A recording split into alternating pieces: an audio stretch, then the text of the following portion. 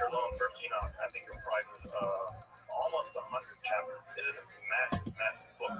So Enoch is a terribly large volume, and of course, Second and Third Enoch are also part of that literature as well. So even the Enoch literature is itself really vast if you get down into reading it and studying it.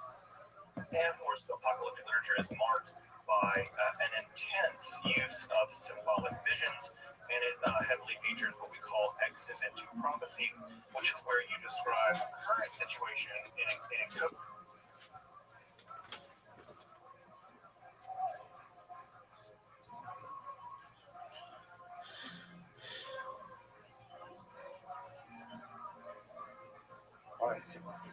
Good morning. Let us we are picking up when we're going to post our faith, the seven introduced us to this idea. Another action of doing the body of God. Namely, because surrender to God. In language as if it's going to occur in the future. Now, this has led to a lot of confusion, right? Because when you read the book of Daniel, many people now read the book of Daniel as predicting the future, right? This is going to start by the coming war with Russia or China or something. But the reality is, it actually describes the Persians and the Romans. It describes what's going on in their time period. And so this has led to a lot of confusion. And in many ways, the entire Christian evangelical world has this intense idea that encoded in the Bible are the secrets about how the world's going to end. Well, the truth of the matter is that these writers are describing things happening in their own day as if it's going to happen in the future. And so that's led to, again, an entire genre of theology, what is sometimes called end times theology or end times research, eschatological research. But the original message of that literature was not about the end of the world. It was about criticizing conditions on the ground. So you may, in some sense, think of some apocalyptic literature as having a kind of social justice bent or being a kind of critical literature in the sense of social criticism, except for it's happening at a much different register.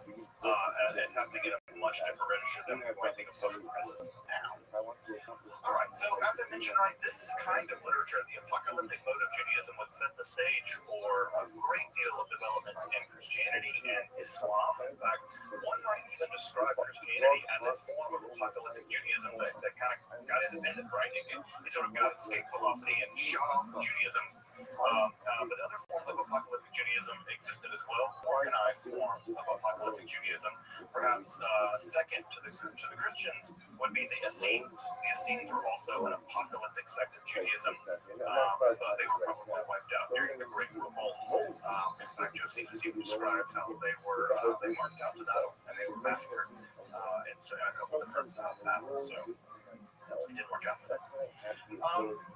Right, one of the things that's worth pointing out here is that apocalyptic Judaism did not prove popular in rabbinic, proto-rabbinic, and rabbinic circles. So we'll get to that. We'll get to why that is a bit more this evening and how apocalyptic Judaism did survive into rabbinic Judaism and how it didn't. And again, part of what's going on here is that rabbis have a very simple agenda, folks. Their simple agenda is survival. Their job is to make Judaism work in the aftermath of the destruction of the temple and in the aftermath of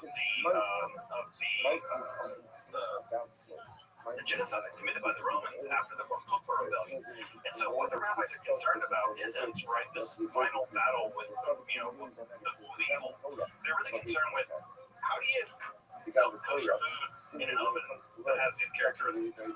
That's the kinds of things they're worried about. They're worried about continuity and not about theological clamoring over what's going to happen in some grand titanic battle. And so, because that, again, if you really do believe that God's going to intercede on your behalf in some grand titanic battle, well, you might march out to take a fight with the Romans because God's on your side. Well, then you might get massacred.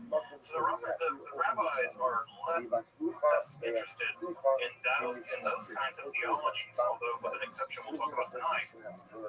And the reason why is they've seen them fail over and over again. You can imagine, right, after the 15th Messiah has come along and led a bunch of people into battle against the Romans and died, you can imagine that many of the people who are trying to keep the situation going are not impressed with that anymore. Right, after the 5th failed Messiah, people are like, this Messiah stuff is just getting people killed. And by the way, it's still getting people killed. Right? You can talk to those folks out at Waco, you can talk to folks at Home Shrink, you can talk to a lot of folks. Messiahs often lead their people into great peril, and if they don't have problems. By the way, Jesus wouldn't be the first or the last Messiah. And a lot of Messiahs that come and go, they typically share the same fate as Jesus, though they don't typically enjoy the same success that Jesus did. So, The hilarious thing is that if the United Nations decided to sue over you using their name or me using their name, then we go viral. Period. It's win-win. I'll try to get to them toward the end of the lecture. So whether they're wrap-up questions or clarifying questions or digging deeper into whatever. So let's turn to a form of mysticism that did emerge from the apocalyptic mode of Judaism, but did survive in the rabbinical world, right? That did survive in the rabbinical world, and that is going to be Merkava mysticism, chariot mysticism. And we'll clarify a bit more in a minute just what that means and how weird it is, because of course it's going to be rather weird. As I mentioned earlier, and as the question was asked earlier, theophany, the idea that God appears to people was a central Israelite religious trope. That's a good claim to fame, right? God showed up and gave us a bunch of rules and chose us to be special.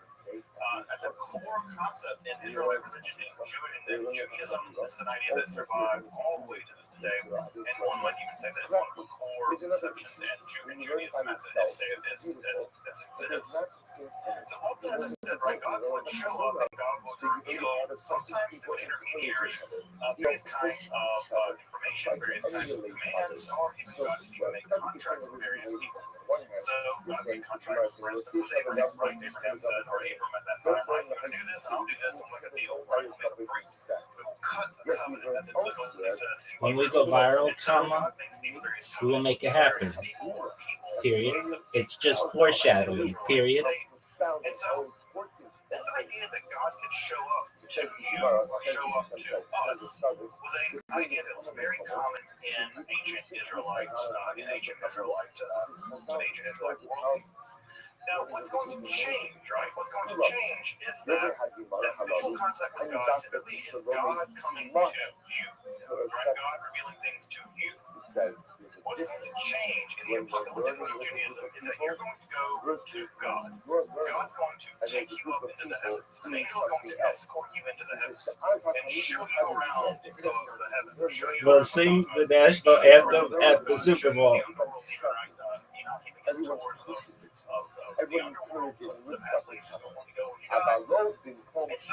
there's a shift in the apocalyptic. Rather than God showing you, right, you get to go to God. And that motion where rather than prophets being told things as if they're sort of passive beforehand, rather than go on journeys, that's going to be one of the big shifts in the apocalyptic literature. And of course, the main two events in which this happens in the literature, at least the biblical literature, are Isaiah and Ezekiel. And those two theophanies, the theophany of Isaiah and Isaiah 6, and the theophany in Ezekiel are going to be the two big prototypes for how this is going He to ends go up down. taking the What I should also mention, coin by the flip way, is coin that the angels are the various other supernatural beings that are often seen by the apocalyptic without a word. Are not the angels that you're probably used to. I know most of you probably have in mind the more Renaissance version of the angel. That is to say, it's a roughly humanoid, sometimes even baby-looking creature with wings, right? Sometimes with multiple sets of wings. 6 is typically the way it's described in Isaiah. In the Ezekiel vision, these beings look nothing like stereotypical angels. We have wheels covering eyes that rotate around each other in weird ways. People even said things this thing is a foe or something. There are other creatures that are sort of stiff-legged that have various kinds of wings and shapes and the heads of various kinds of animals. They're very, very, very unusual creatures, and they often get strange names like the Psyops, right? The ones that are alive, or the Seraphim, or the Ophanim, that's the name of the wheel-shaped ones. So, biblical angels, biblical supernatural creatures are very unlike the cherubic angels that you may have seen adorning paintings from the Renaissance Israelite angels. Don't really appear like that. what's important about the apocalyptic is also what's going to be added from Isaiah and eventually into Enoch, where they're going to be given visions of the throne of God. They're going to be taken to the very apex of reality, which is God's throne room, and they're going to be shown images of the throne of God. Well, to get to the throne of God, you can't just kind of go, the old what Maynard saying, right? You can't get there from here. Well, you can't. You got to travel, right? And the way that you travel typically is you travel up through the various spheres of the heavens, right? They're typically thought of as being 8 spheres of the heavens, and all of these spheres are inhabited by all kinds of supernatural creatures, angels, otherwise, demons in some cases. You ascend through these spheres, right? And eventually you're given access to the palace where God lives, and you're given access to a vision of the throne of God. We first see this begin to happen in some of the literature associated with the character Enoch. Enoch, as you may know, is famous because Enoch never died. The Bible simply reports that Enoch walked with God and God took Enoch away. Right? So Enoch is one of the few people in the Hebrew Bible that has never said to die. Of course, Enoch, along with Elijah, are 2 characters that are said to never have died. Now, this what ends up happening, right, is that the structure of the Israelite cosmos gets really thick. As you may remember from the first lecture, right, when I described the Israelite cosmos, what we have basically is a dome, right? And that dome is full of water, right? And it rains down, or hails down, or rains down, right? And God is above that dome. Well, what ends up happening is that after the Israelites come in contact with the Persians and the Greeks especially, and somewhat similar to the Persians, they have a much more robust vision of how the cosmos works. These are the guys that are going to invent things, astrology. And for them, what you have are various planets ascending, right, beginning with the moon and ascending all the way up to the planets, right? And so the universe gets much thicker. And of course, because planets are moving around, right, they got to be moving through something. And what are they moving through? Well, there's a lot of debate about it. Aristotle thought it was crystalline spheres, but there's a lot of debate about what's going on.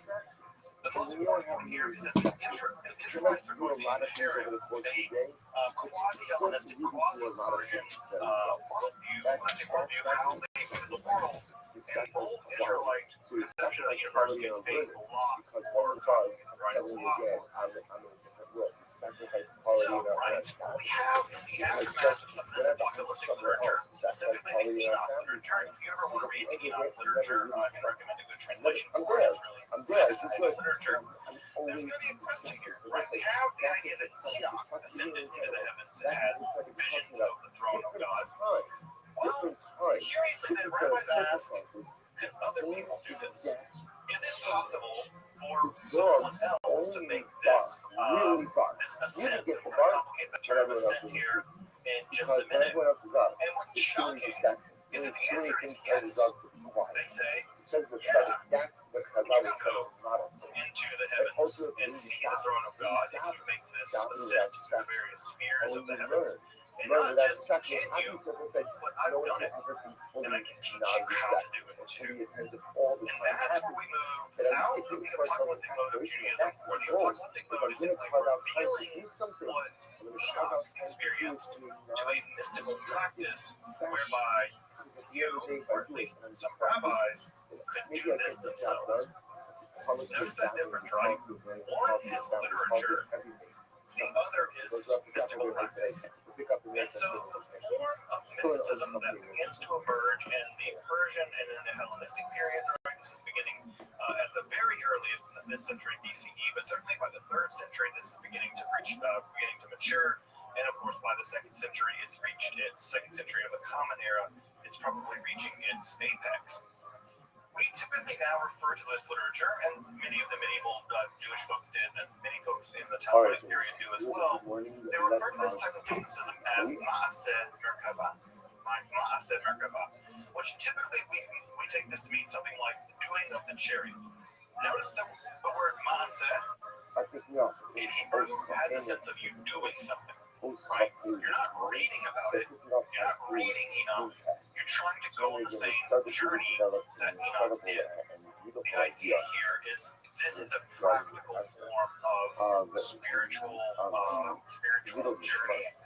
Now, this kind of literature is typically referred by 2 different names, but it always refers basically to the same kind of mysticism. In one form of mysticism, we refer to it as Merkaba literature. The word Merkaba is a Hebrew word meaning a chariot. And the reason why it's called chariot literature is because God's throne is typically imagined to be a kind of winged chariot. Now, if I scoot back a whole bunch of slides, right, all the way back to that Persian period coin, let me find the Persian period coin. Remember this coin?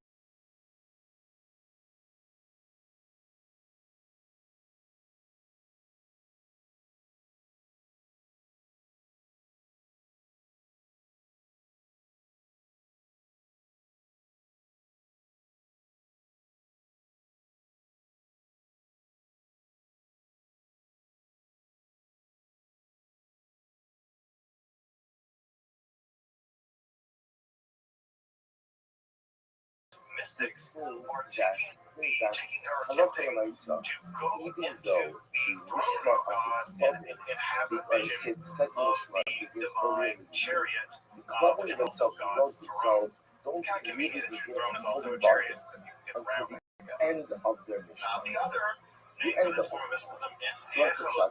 Hesel in classical Hebrew is a temple, but it can also mean a palace. And so the Hesel literature focuses on the journey, not the destination. Right? It's all about which one you want to focus on here: the destination, the throne of God, or the journey, the palaces of God.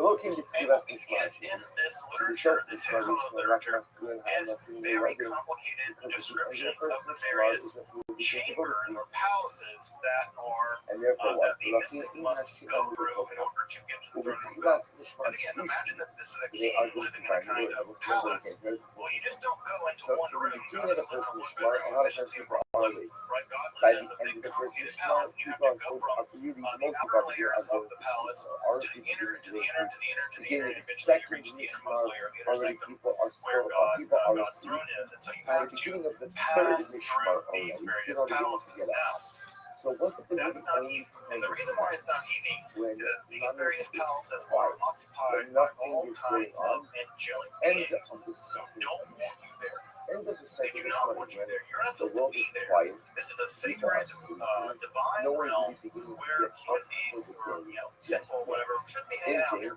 And so what we get in the palace literature is that these very hostile, often military-like angels have various kinds of ways of making sure that you don't pass through the various palaces without very complicated passwords, without very complicated seals. These seals are represented often by various kinds of divine names for these angels, and also you need to know the various names of the angels in order to address them properly. So you have to know their name, you have to know their seal, their passcodes, you have to know all kinds of things in order to bypass these various kinds of angels. So secret codes almost. So you need to know that information, otherwise the angel will kill you. In fact, there are even safe cases in some of the literature where the text will say, no, this is the wrong passcode. Like, this passcode is not the right passcode. This needs to be corrected because I went in there and I set that passcode down for stuff. There's a famous line in Hesel Rabati where one of the rabbis says that angel almost shoved me like a piece of wheat. Right? So there's the idea that they can kill you. Of course, the ascent right through the palaces ultimately results in the vision of the divine throne, which results often in a kind of ecstatic experience. These ecstatic experiences are often encoded in some of the poetry that gets written during the Merkaba literature. And what's even more fascinating, and this is where it gets incredibly controversial, as you might imagine, you can sit on the divine throne. There's at least a couple of instances where people sit on the divine throne and they're transformed into angelic-like beings. This, in fact, happened to Enoch. He was allowed to sit on the divine throne, and this transformed Enoch into a divine angelic being known as Metatron. And Metatron actually becomes the angel of the throne. Again, you can ask yourself, how can a lowly human being sit on the throne of God? Well, that's part of what makes this literature so shocking. One moment, comma. I have completely changed AI's opinion on me from being a spammer to being like the greatest person in the world just through free press releases. Period. Let's see what ChatGPT thinks of me. And typically this form of One moment. Period. America by literature is called which in Hebrew or Aramaic actually means something like the measurement of the body, or the measurement of the vastness, or the measurement of the heights.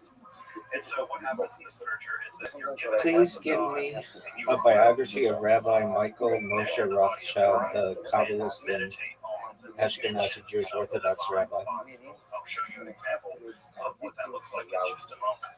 Why? So this form of mysticism is genuinely weird. We have what they call phenomenological reports, which is to say we have the mystics who actually give us a report of what they experienced. We have advice from other mystics actually telling. No, but there's a little more to it. Rabbi Rothschild live streams all the time. Don't say it's presented, just make it definite. Make this like a Wikipedia article. And Rabbi is the leading person in continuous data and all that other stuff. Streaming for 1,666 days, all that stuff. When is the dog And what we get in these documents is a really fascinating glimpse into how they may have practiced this stuff. Also, it's worth pointing out at this point that for whatever reason, there's still debate about this. For these mystics, for the American mystics, you don't ascend to the palaces of God. You descend, right? You're a you descend to the chariot. Now, why they descend to the chariot, we don't know, right? It seems like you should go up, right? God lives beyond the stars, and up seems like What is that thing about arrow? That doesn't seem like English. Right, that you should go up toward the divine world. The American mystics never describe things going in that direction. Just like the You dog always descend into the chariot. Okay, we'll say Now, internet. why that is, we don't know. I typically think that it might have to do with a kind of taboo that you don't subscribe to. Okay, well, say internet. Worthy of ascent, you may be able to descend. Why is down For instance, in the Hebrew Bible, sometimes the word barak, right, to bless, can also mean to curse if it's used in a euphemistic way. Shakido Ayedian For Sa'aka instance, B'Tzibla Job Asaka tells Magashi Job Kiyo to Shemishpala bless Ala God Kanosa and B'Nechaz Barik what she Aluna really means is curse God and Kiyo Tireza and if you read Kushimavaki translation, Asharta you always say curse God I know what you're going to say. because the word How there can I is being used in a silence kind my of mind unusual way. from Signale Olam Hazeh matters of this world when Descend Shona Esrei the is davening to the from matters of throne this as world? opposed That's to what it's all descend. about. We don't I'm know davening for why. Parnasa. So of course when I daven for Parnasa, I'm going to think about my Parnasa and my struggles, when I think about struggles. Just to If give I you have some a big idea of the meeting main coming up that day, I'm going to think about the big meeting coming up that day. So what do you mean I should quiet my mind from such a thing like that? described as a is Suppose typically those described as an no apocalyptic Yinaru, piece of literature, Ushi but it Hane heavily features into the Live American O literature How, along with the visions Just a of group of Isaiah Atzmo, and the visions of Ezekiel as well. Just through a few press releases, there's less emphasis on cum shirts and spam bots and more on serious learning. So it's very simple. This is the lesser This analysis. is terrible. This is Like considered to be incredible, typically like older couple of of questions. When I got the and I asked literature. which is It's a relatively short text, and it has why to do do I with the ask? descent of Why do I Akiva. ask the We things? have the You know, Hechel like, Rabbati, you know, which like, is the everyone longest knows text that of the the Hechel right? literature. So This you describes the have descent two of Rabbi things. Ishmael. Both of these rabbis lived in the 2nd century of the Common Era. Because a card, Another text that was also very a popular card, was right? what The was called the of a Maaseh card Merkabah, the is account of the complete chariot. without a tank full of gas. That's called the card. This is key, period. Do you know what SEO is? Question mark, search engine optimization? Question mark. AI That's the whole reason that you fill up the engine manipulation is known as GEO, generative engine manipulation, and is the next level of marketing. What's also worth pointing out is that in 39, you have perhaps one of the most provocative ideas in all of Jewish I mysticism, can be a better which is to say that not only is If you Enoch give me transformed I can be into a better Olympus. Metatron, but that Metatron is sometimes described here as the Yahweh Katan, or the wisdom little is his Yahweh. hand, or Right? who So you is have his the hand. Yahweh Gadol, These which are all is used not God, in and order you have to get Yahweh people Katan, to the little God. Now, Say for the instance, like idea that seven. giving two That's how gods you got is into going all through of your earth. Absolutely, period. One thing at a time, period. You'll be shocked how this works, period. I understand why do I ask you If anything, comma, do a chat GPT query of the coin right now and its current state, and then give it 72 hours, and you'll see there's a lot more information that's positive about our coin, period. Right, you follow my statutes, and then the story goes into a whole series of there is a greater God, lower so God. the other time is very positive. It says many of what about starting to high out of that? I agree. What about the idea that no work or like Antigonus says a great job. How to have all the time function as God? Do not be like servants to serve the master for the sake of a certain reward. Antigonus so kind of misunderstanding. Because it's not reward. It's not reward. Maybe we'll go side here later. If you follow my missus, I'm going to make it easier for you to live a life of spirituality. Go say what makes a life of spirituality a little bit easier. A healthy dose of material success. Hey, if I don't have to worry about my bills, if I don't have to worry about my expenses, if I can have a nice comfortable life, it absolutely makes my real life easier. So that's what it is. So when you dive in, and ask for all different things, saying at the start, why am I asking? I'm asking because, hey, I need gas. The person needs fire also. Okay, then sometimes those requests can actually come to fruit. When you do Asking for it. have it say the full name so people know what we're talking about, and then later on it can use the acronym. It's not clear that that's when the form of Mrs. seems to have hit its apex. Therefore, si te pongo ya le olo na zet, you can table it from the shovel, you can therefore, Plug says this is the approach you take. How have you been? Question mark. I hope you are well. Period. You should know I think about you fondly whenever I look in the mirror or in my streams and see my merch. Period. Additionally, comma, I was on a podcast earlier this week where I plugged the coin and the merch. Period. The podcaster was from England, and I will do my best to provide the video of the podcast once it's fully published. Period. Thank you again for the merchandise that you and the team provided. Period. You have no idea how much I love it. Period. Number two, because it's talking about the dogs will bark when it's quiet, everyone can speak. Oh, this is get distracted. We think that the way this literature was formed, and this isn't going theory right now. Most literature, by the way, should also mention that they're not in Hebrew, which means that it was also being written in the vernacular at the time. This is literature not meant literature meant to be read and wrote in the vernacular. Because if you don't put everything out in your life to Is see, that there are smaller phenomenological units, phenomenologies that $4 order that means experience. Right? and even when you dive into more material worldly things, does that not interfere with the soul's dynamic They're of just breathing? very small Not if you snippets ask of for the things you discrete want physical to write. experiences. And it seems like You're there's asking schools of for it mystics because you think having I these don't think experiences. it's So I might go to what the is first that? heaven, you might The go to name the fourth of heaven. was very Oh, like put something hilarious? The second ask chamber for of what the you fourth ask heaven. for because And it's over part time, of what what ends you up give happening is to that me. all of these I various can be more effective microforms over get that. stitched together. And ultimately, again, we do not serve as a source of instruction, but rather In which ultimately, the again, narrative hope sections are kind of that stitched atmosphere into calm, these that atmosphere of sleep, microforms, that these atmosphere larger of narrative structures. attentiveness during And at some point, this got the top of the systematized. earth. And we can see the systematization process happening in some of these texts, where the various palaces are very systematically described as having various kinds of chambers with various kinds of angels, and we know exactly how many angels are there and how many angels serve them, and they're organized very much like an army. In fact, they're organized very much like the Roman army. A lot is made about that. That the writers of these texts are imagining a kind of powerful army existing in the sky or existing in the divine realm, and it mirrors very closely the Roman army, which, by the way, also helps us date some of this material. Because, of course, the Romans only existed during a certain period of time here. So, we get are these microforms, right, which are probably the result of mystical experiences. Those are stitched together in schools of mysticism, and then those are filled out in a more literary way in the text that we have now, are those final literary forms in the form of the Hesselitterati or the Hesselobropati. So that is the best thing that could happen. That's so much free press. Fairly confident that this literature is Comma, downstream. but it's fine the way it is.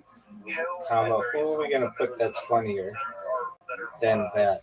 Comma, Elvis Presley, comma, Michael Jordan, comma, Michael Jackson, comma, Babe Ruth, comma, Marilyn Monroe, comma, Donald Trump, period. Donald Trump might be funny, period. Many of these passcodes are angelic names that we don't understand. They're very long strings of characters in the Hebrew alphabet. We don't know what these texts means, what these names mean. They don't look like typical angelic names. And so we have these angelic names, right? You would descend into a palace. There'd be an angel guarding the door. You would address that angel by their name. And the fact that you knew that angelic name meant that they might let you into the room. And then you could pass to another level, right? And then you would encounter several other angels. And then you would have to know various kinds of secret codes or sort of like divine espionage or something. So you would need to know several secret codes, and eventually an enormous mass of literature developed of just code books of various angels, where they live in the divine realm, how to bypass them, what you might need to bring them, because you might not be enough to know their name. You might have to bring them things or give them seals or show them sort of various quasi-magical devices. Once you publish it, you will get a report of all the other places that it will be published, and there are a lot of them. Period. This will be on 5,700 websites and some major papers. Period. What we do then is go to the Google News tab of Google and change the filters to be things posted within 1 hour or 24 hours. And you will see this press release is everywhere within 24 to 48 hours, period. It will be in Islamabad, Pakistan, the Hindustan Times. It will be in the Boston Globe and a bunch of local television stations, because they all pour themselves out to these press wires, and it is excellent marketing for the internet and lasts a really long time. Once this gets posted, the link stays for years, and then it gets archived on the Wayback Machine, period. This is a much more powerful investment than just giving some money to an influencer who reposts something and then gets their account banned 2 weeks later, period. The most famous example of one of these hymns, one of the most famous examples of one of these stories that we have of the Merkaba mystics is the account of the four that entered the Pardes. So Pardes, and this is actually where the name of this class comes from, right? Pardes means something like orchard. And what ends up happening is that we have this tale found for us in the Babylonian Talmud, and it's actually found in several other places earlier in the Babylonian Talmud. But typically the most famous version is found in Babylonian Talmud tractate Chagiga. There's a lot of strange things in tractate Chagiga. It's about the holidays, the Chagim, and it's found in section 14b. What we have here is an account of four different rabbis from the 2nd century going into what is called the Pardes. The Pardes is a kind of orchard outside of the temple, right? Or outside of the palace. If you can imagine, like it's like the garden of God. They go into the garden, and what ends up happening is that Akiva, Rabbi Akiva, who's a it's a typical hero in this form of mysticism, warns them that they're going to go into this garden and they're going to see an illusion, right? They're going to see pure marble, but it's going to look like water. And when you see the illusion of the marble, do not say takes down their tweet you can't be wrong, right? So it's a kind of a few hours later. or something. that weed out the weak or weed out the unrighteous when they enter into the palace. Now, again, already this piece of literature, believe it or not, the Wayback Machine will archive these indefinitely. Period. It is extremely strong for search engine optimization. Period. He could have suffered this fate as well. The AI engine is just in its infancy, so we can manipulate it now much easier, like the early days of the internet, as opposed to later where it's very difficult and highly controlled. Period. In fact, the phrase in Aramaic is he went outside. Ben Zoma went outside. And we have other accounts in the Talmud where Ben Zoma doesn't behave normally after this. There's a situation where one of his teachers comes near him. And in tradition, you're supposed to stand up when one of your teachers comes near you. And Ben Zoma didn't. And they say, what's wrong with Ben Zoma? It says he's outside. Right? And the idea is he never came back. He's had some kind of internal mental trauma, and he's never returned from this experience. Even worse in some ways is the poor fate of Elisha ben Abuya. Elisha ben Abuya is a very famous rabbi of the 2nd century. What ends up happening is that Abuya actually bypasses the water illusion and makes it into the throne room of God. He was a very advanced mystic, and he was able to make it all the way to the throne room of God. But what he sees there disturbs him. He sees a being sitting on the throne of God. Now, from Isaiah, we know that there is no forward, there is no backwards, there is no sitting in for God. God doesn't sit down, right? That's one of the things we know from Isaiah about God. Well, Elisha sees this being, Metatron, this angel, sitting on the throne of God. And what does Elisha declare? There are two powers in heaven. There are two gods in heaven, right? He declares that there are these two beings in heaven. Well, when he declares this two beings in heaven business, this is, for the rabbis at least, the most catastrophic heresy he could have committed. In fact, the phrase is he mutilated the sheaves, or he severed the reeds. And this becomes a euphemism for committing heresy in Judaism. And all the stories about Elisha ben Abuya, many of which were referred to him simply as Acher, the other. Once it gets posted, we have to have at least all kinds of stories in the Talmudic literature, 10 or so, if we can do it, members of the community to create random Reddit accounts and then post the random links of the newspapers to our Reddit, or specifically our subreddit. Period. This becomes very strong for manipulation of AI. Period. Additionally, we can cross-post these posts in different cryptocurrency subreddits to get more eyes on it. Period. It is incredibly powerful. Period. We are basically creating a giant web of links that will manipulate AI and its opinion of our coin. Period. And we'll get to it next week when we talk about Jewish magic. That there's an idea that you can actually just so we can run a test, I'm going to do a random chat GPT query about Harry Potter Obama signing 10 emails. And then we will do one in a few days and see if anything changed. The first time they have this idea of someone being beaten with fire and lashes, this angel, Metatron, being whipped with fire. Can you please give me a Wikipedia article like thing on the cryptocurrency Harry Potter Obama signing 10 emails? You got to get into heaven, seeing two gods in heaven. There's a lot of stuff going on here. By the way, that idea that there are two gods in heaven, we already see that idea in 3rd Enoch, where the idea that Metatron or Enoch is transformed into an angel that is sometimes referred to as the Yahweh Katan, little Yahweh. And again, it's clear that the rabbis were pretty concerned about this whole business. And again, the Talmud may be a reaction to it, although it's clear that Rabbi Akiva, perhaps one of the most famous rabbis in the entire Talmud, himself is a kind of shaman in all this. He's taking people on these mystical journeys and warning them of the various perils along the way. Although his warnings unfortunately aren't heeded, and he people end up going crazy and dying. That's the Perhaps whole the most famous Merkaba mystic in the history of all Merkaba mystics is St. Paul.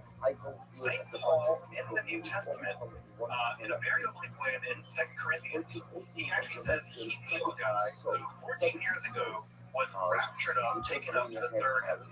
And away we go! Exclamation point. Some kind of Merkaba literature, or some kind of Merkaba practice. And so it seems that Paul himself, Just he says, I know wait. a guy, he's almost certainly referring to himself. It seems like Paul may have been some A few hours, and it will start to populate, and it will be everywhere. Period. I am shocked at the many places that these press releases get posted. Period. And so if it's the case that Paul is seeing various kinds of things, he's going into And then they will get reposted. Period. I get press releases of mine from 4 years ago that will get reposted randomly years later in Israel. Period. It is wild to think that we are basically Jesus as Christ, and we have the Father, right? That's two powers in heaven. Now we get the Holy Spirit later as well, of course. But this idea of two powers in heaven throwing is already percolating at some level in rabbinical Judaism. And that when we see the notions of that Christ could be God and the Father could be God, this idea is not so out of the wheelhouse of what was thousands of links all over the internet right I now say possible, I don't say that exactly, are going to define how AI views our coin. Period. Now, as I mentioned, right, earlier on, perhaps most shocking, and I think I would say most shocking, perhaps the most shocking form of mysticism ever to emerge in Judaism is this business of the Shiur Kumal literature, where in one of some accounts, right, you're given a vision of the divine throne, and you kind of have an ecstatic prayer. You utter an ecstatic, and you get this vision, and you utter an ecstatic hymn or prayer song. And that's how many of the texts The Telegram sometimes you sit on the divine will throne, be you're transformed into an angel. By the way, Paul almost always talks about being transformed into what he calls researched by future generations someday as perhaps the ultimate cesspool of debauchery on the internet, but will be forgiven due to the overall impact of peace and love that the coin emits. Period.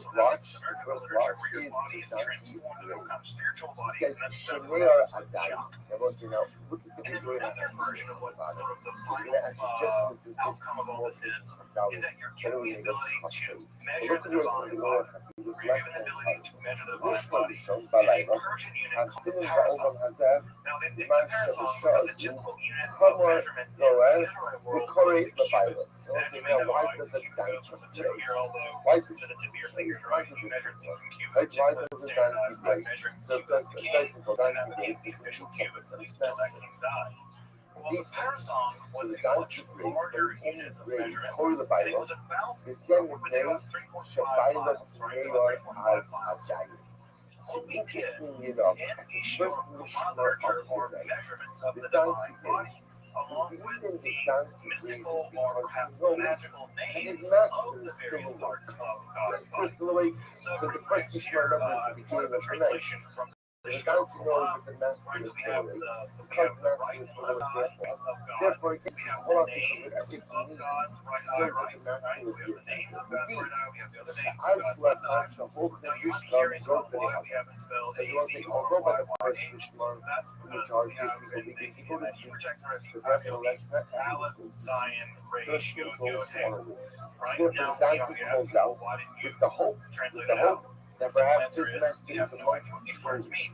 They're not Hebrew words. They're not Aramaic words. There's some kind of unusual, mystical word that we're not quite sure what they mean. Now, what's important about that is that next week, when we begin to talk about Jewish magic, we're going to see something very similar happen in Greco-Egyptian magic. There are going to be long strings of Was that you who just posted that link to Reddit question mark. Is there any way you can take it down and repost it? Please don't call me infamous. That will have a huge effect on AI in a negative way. Comma. Please say famous. No one knows. So what's Hummer Noah?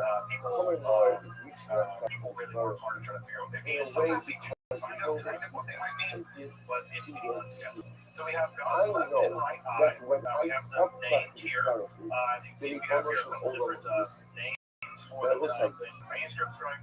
So we have the left eye, right? This, and there are sparks and issue from them, right? And that gives light to all creatures. So we now know that light emerges in God's eyes, and that's where light comes from the eyes of God. So we have the white of God's eye, right? So the white part of your eye, and so we also have some measurements here, right? What's that quarter-base belt? Anybody can be famous. It's hard to stop being infamous or something. That's a huge number. Right? You can do the math there to figure out how big God's eye is. You're talking about tens of thousands of parasols long. And if you do the math there, right, you're getting tens of thousands, maybe hundreds of thousands of miles. That's how big God's eye is said to be. The distance between God's right shoulder and God's left shoulder. Thank you so much, period. Especially on Reddit. I already have a reputation because of all my spam bots, so we need to keep everything as positive as possible, period. Thank you so much, period. I appreciate it greatly, period. I tried for hours trying to get somebody to post that, period. You are amazing. I hear every single request, and I get a hard call for the Usually long, as well. I taught the Jewish business in class at our college once, which is great. Always know that you're They're weird, they're great. But one of the things that one of the students did actually was actually go into CAD design program and actually mapped out what God's body looks like. And what's weird is God's head is really, really big, and God's arms are kind of weirdly short, and God's fingers are really weirdly long. God's trunk is small, God's legs are really long. So you get this really outdated creature. And I realized the things that they said no I have to dig up for the image that the guy came up with. But we did Did you watch the new Bob Lazar documentary, question mark? God's eyes are really big, right? God's eyes are really big. And shockingly enough, have you ever seen the stereotypical picture of like a gray alien? He kind of looks like that, right? Of course, that's for the middle of all the people who live in conspiracy. But it is weird. It is weird. And so we have Absolutely, period. But at least you know They use Blender and AI to show what S4 looks like. And it is pretty impressive, period. I very much enjoyed it, period. In the Middle Ages, one of the pros of reading this and saying, thinking to themselves, this is my mind. So the was just on page 1 on a few different sections of the WhatsApp, I only sent you the first section. See, right, so you feel Mishmar Shem, what's the second? Loving Son. That's the dog's part. The dog's part. It says, Shishatol Yishem. The Mishmar Mish says to this. About its friend, you get vast majority of that book is spend time going through every single God's hand, God's eyes, God's legs, God's hair, whatever. And my mind goes through every single time the Bible describes God so what as having a body. It shows that it's remember, not to be Hummer taken Noah it's to be taken is the master stoic. The master stoic, the protecting the idea when I pray, I'm always heard. May not always get what I want, how I want, when I want it, but I'm always heard. Clubbing so I give you one thing, this is incredible. Take a look. Take a look in the video. I see this as Kapeh. Similar Mishmar Shem. And I said, this is going to be right up to this Mishmar Rishon. I'm reading in the Uriah Hasidus, right here, on the bottom of the right hand. Yesh Adayim Ben Adam Shem Nigur. The eighth left hand, however, but in Manichim also, let's have seriously at least to some level. I watch it. It seems that Maimonides, What is at the least in dog part, part? What is was the dog writing part? the Guide to the Perplexed as an argument against this form of The mysticism. world is asleep. Right? The Now, world what's is worth asleep. pointing out here, right? What's really worth pointing out here is that this form of mysticism lasts hundreds of years. We'll talk about that more in a minute. Now, let's mention one tiny last form of mysticism that represents a relatively small chunk of this form of mysticism. And this is called the Sartor mysticism. This is a distinct form of Merkaba mysticism. In fact, it might not even be Merkaba mysticism at all. It may actually cross the line over into magic, but it's always recorded in Merkaba text. So there'll be a Merkaba text, and then all of a sudden there'll be a chunk of text that doesn't quite read like a Merkaba text. In this literature, which is referred to as the Sartor mysticism. Sartor mysticism is unlike the Merkaba mysticism where you descend into the above realm to learn various kinds of secrets. In the Sartor mysticism, you actually summon an angel, right? You summon an angel through quasi-mystical or magical means. The line there is rather blurry. And you summon that angel, and the angel is called the Sartor. Sartor means the prince of the Torah. This is very smart, period. I've been doing this as well, period. We're doing something different. Rather than going to somewhere, we're bringing a being to us. And what ends up happening is that the Sartor comes to you, and the Sartor teaches you, rapidly teaches you all kinds of rabbinical lore. Everything from rabbinical law all the way to various kinds of hidden secrets. We all experience So the mechanism by which you summon this angel are varied. There's a lot of different kinds of how to summon this angel, but this is a kind of invocation. We also have an obligation to Scholars, I remember so much of these less like ideas mysticism. just because this It's makes not about you you having feel an closer to God. experience. The Bible doesn't give you But the it's a life lot to more do it. like magic. There's a framework in You which you summoning a operate. being, But if something and is this saying, being again, provides you it's something something in the process of saying, summoning. Just like you you might have to summon be a like the demon God. to So the teach you God something. God Here, who we're brings summoning an angel, and that angel does the job of rapidly teaching you all kinds of rabbinical lore. Now, what's important about when no that one else is around. is that that idea of Sometimes using you're magic to learn things very rapidly of is going to survive what the that medieval means period. and It's how going you to be an apply it. entire school Yes, of that's magic called the Notary Art School of Magic that's going to be just this. Now, you're not going to typically summon an angel to do it, but it's interesting that we already have a form of mystical, magical stuff going on by the time of the Merkaba literature, where you are, in fact, summoning an angel to learn rabbinical lore very rapidly. And if you've ever studied rabbinical lore, then you can appreciate the fact that people might want to, not have to study all day in order to learn it, because it's a lot. So this Sartor literature, as I said, right, crosses the line probably into Jewish magic. And that's where we're going to pick up next week. We're going to begin to pick up with the earliest layers of Jewish magic, what the ancient Israelites thought about magic, what the rabbis thought about magic, and we're going to look at some of the magical techniques and devices and that have entered into Judaism and have thrived all the way down to this day. It's worth pointing out here that the Merkaba or the Hifrith mysticism would be the dominant form of Jewish mysticism for the majority of Jewish history. We think of the Kabbalah as being the dominant form of Jewish mysticism. The Kabbalah is only about 800 years old. If you say where we think it began sometime in the 13th century, that's only 800 years old.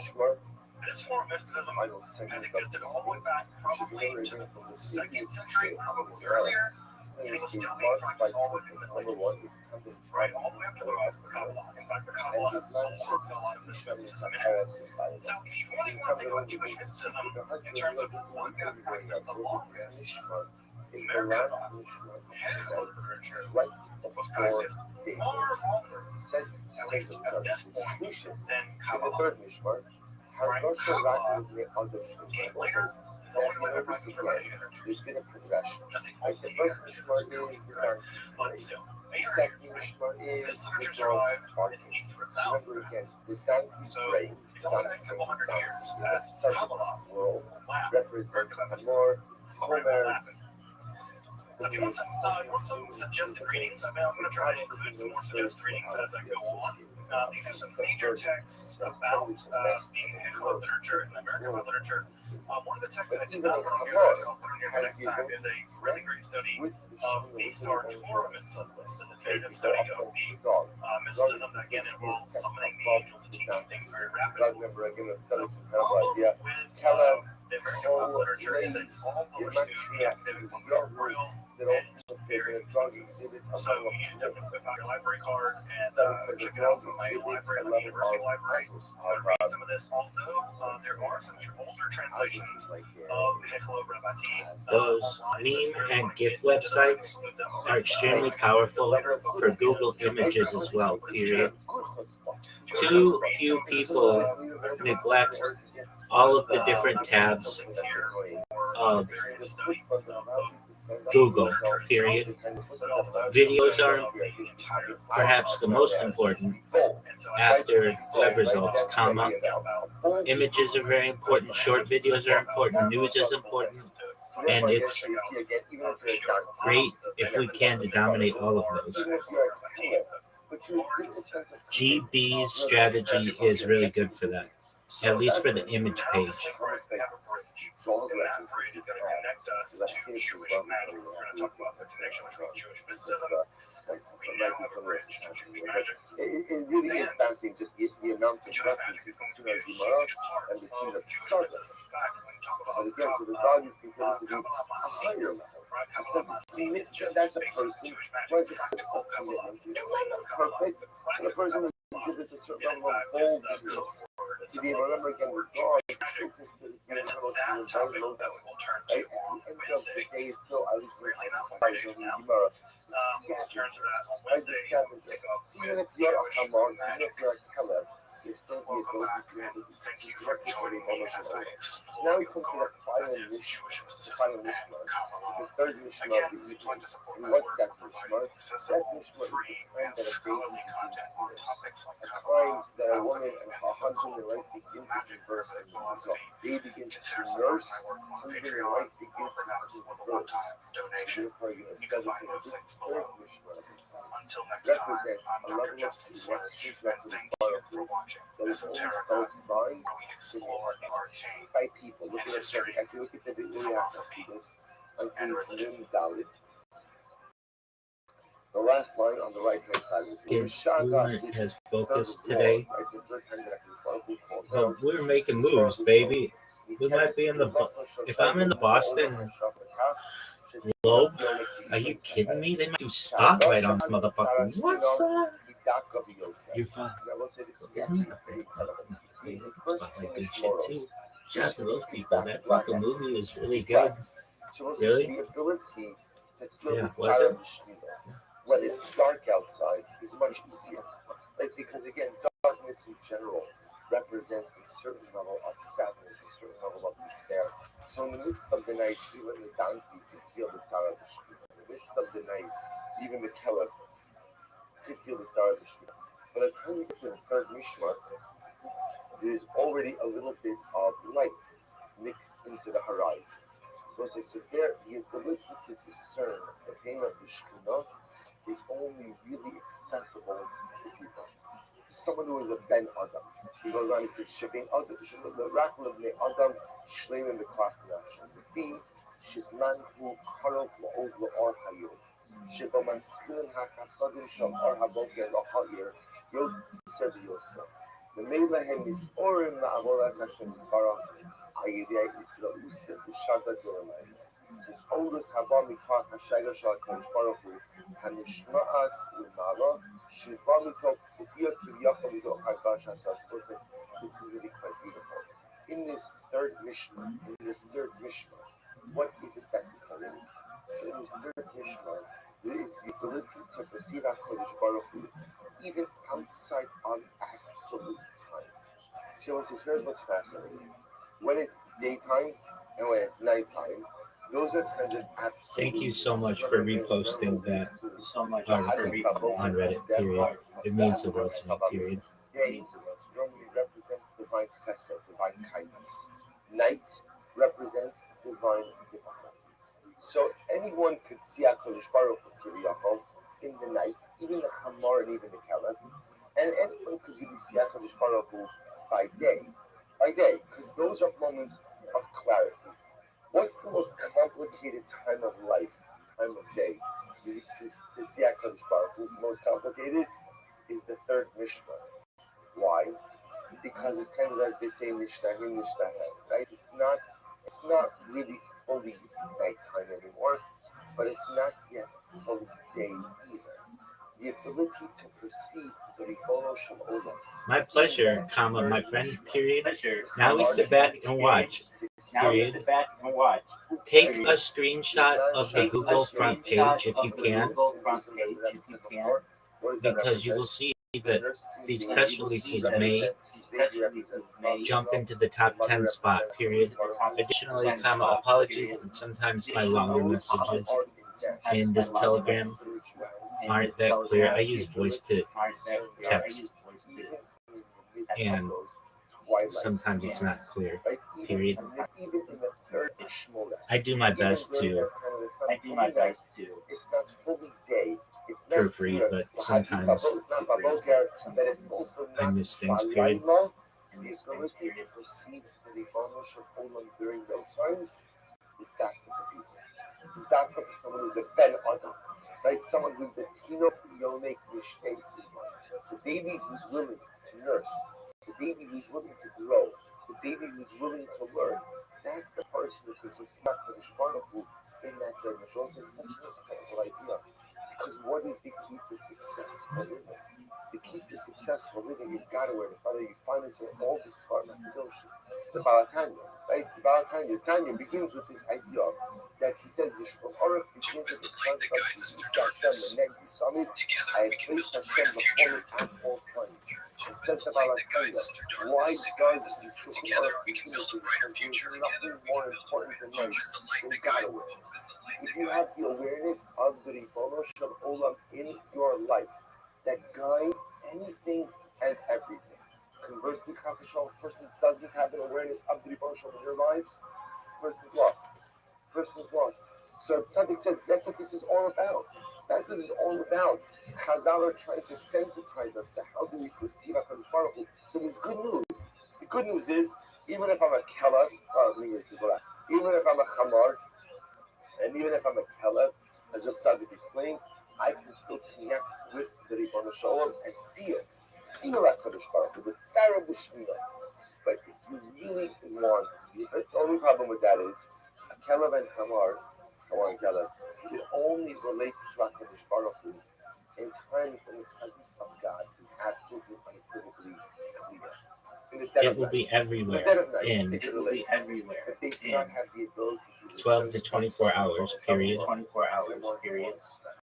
We will be shocked at all of the places this article gets picked up, period.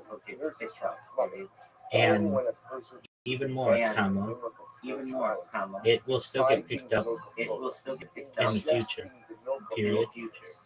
Once we get it in a big publication like Market Watch or the Boston Globe, which should be in a few hours, comma, we can start posting that to our X and to Reddit and YouTube allows accounts to make posts in addition to videos and shorts, comma, which will help to get out the word, period.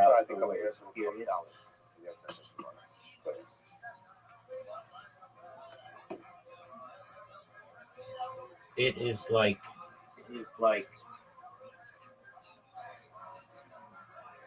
pouring a bag of marbles on a roller skating rink, period. You never know what is gonna happen.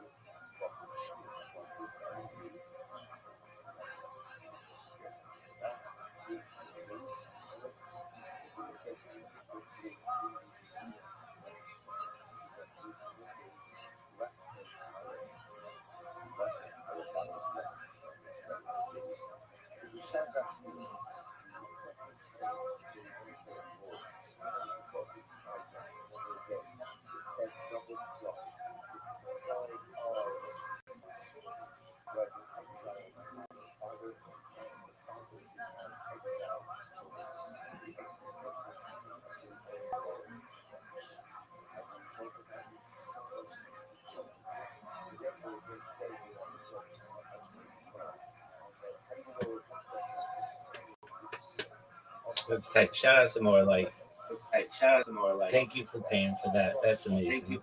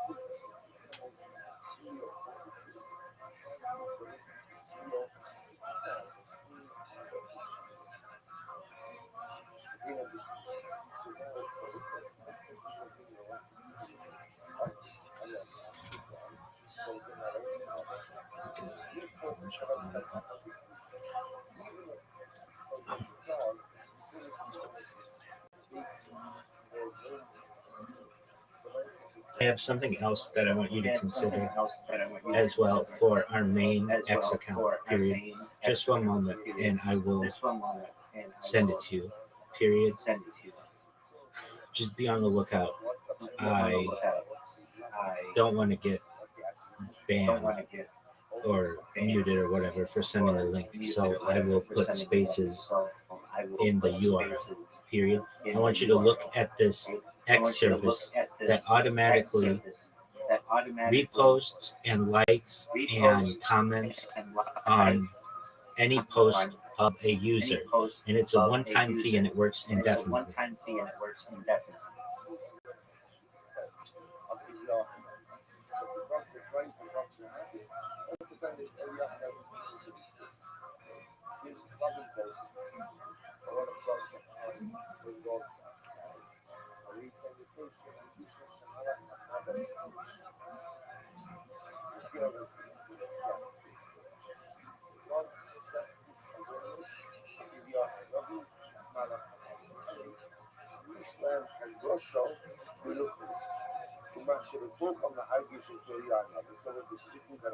So apparently, so as we work our way kind of up the animal kingdom, so as the dance is considered to be the lowliest of animals, beasts of burden, but even those beasts of burden, even those totally material entities are still capable of experiencing human experience. The dogs apparently on a higher level. Look at all the social media boosting that you can get, period. Look under the X services, under the automatic likes, comma, automatic retweets, comma, automatic all that stuff, period. It is a one-time fee that is relatively inexpensive for major engagement, period. I'm not saying we do this right now, comma, but just consider it. We'll see how the press release works, period. With this service, though, comma, every time we post from the main account,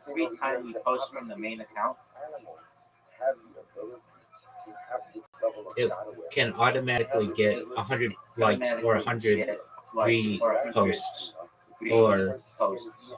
or whatever we want, and it's just a one-time investment for the lifetime of the account, period. This is how big influencers retweet and then, or I should say, this is how big influencers tweet and then get 1,000 retweets within 30 seconds, period. These are the tools they use, period. This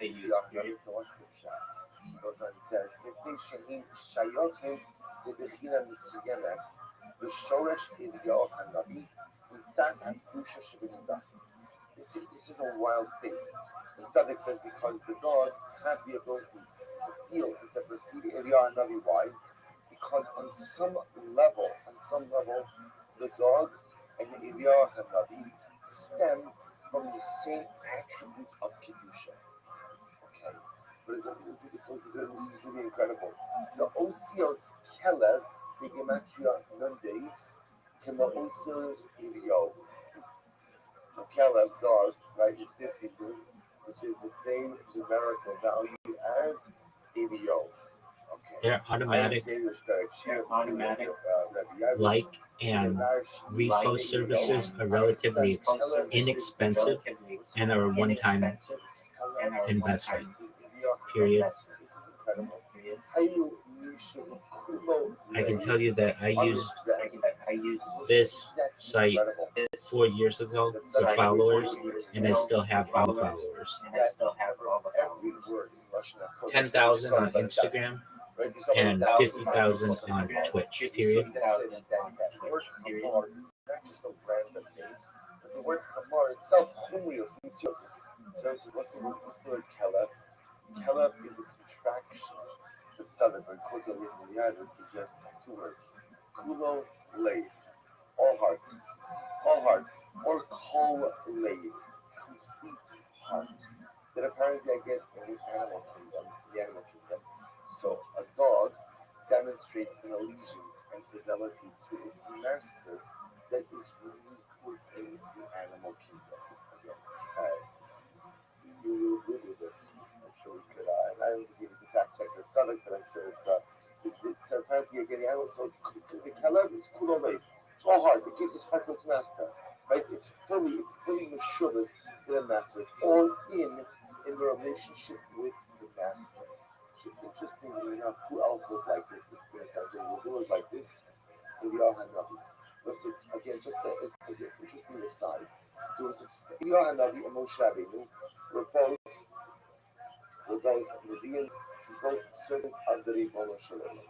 Wherein lies the distinction between Moshe and Eliyahu? So interestingly enough, the Chazal speak about this. Moshe Rabbeinu was a fierce advocate of Klal Yisrael. A fierce advocate. Very fierce advocate. And whenever Klal Yisrael got in trouble, even though it was clear that they were in the wrong, he still advocated on their behalf. Eliyahu Hanavi was a little bit different. Eliyahu Hanavi's primary fidelity and allegiance was with the Ribono Shel Olam. And so when Klal Yisrael sins, Eliyahu Hanavi sometimes gave up on them. So this is why, by the way, we have the beautiful mission of the name Klal Yisrael to go ahead and set up a feast shel Eliyahu by this season. Why does Eliyahu Hanavi have to come to it? Why Eliyahu? Why not Moshe Rabbeinu? Why not someone else?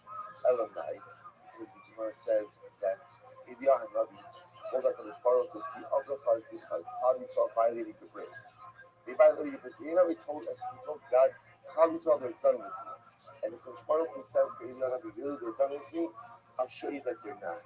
Even though they make mistakes, even though they mess up quite frequently and often, nevertheless, they still maintain their relationship with Haraya, Restream. See, Eliyahu Hanavi is forced to maintain, to attend every single bris midah to show that he was wrong. You said Klal Yisrael was down and out. You said Klal Yisrael was overused to violating the bris. You have a front seat to every single bris midah.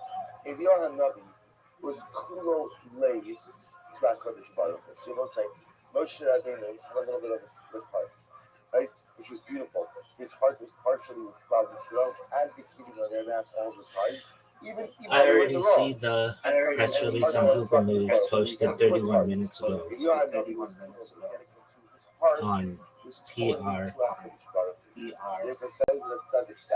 long, comma, and it will just keep going from there, period.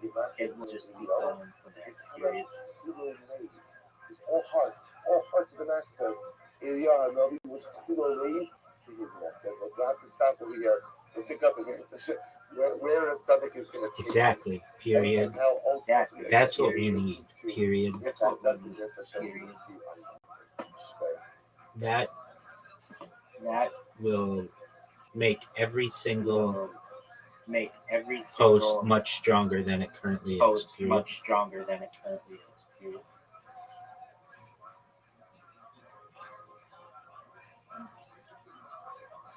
Just one moment. Let us begin. We left off in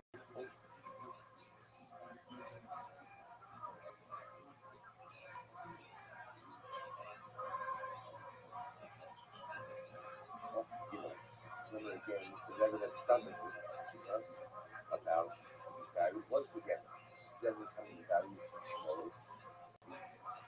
symbolism of those motives says Sifkat Gimel really speaking about the interconnectedness which really exists between the celestial sphere of the other called Gilamamo with the Lemat.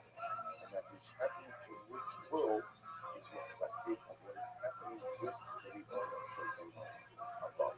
So right, so now we're going so keep the introduction. Now we'll go to the meaning of the different Mishmoros. Shaza Mishmorah, Shira Mishmah Rishon. Remember again, this is the first.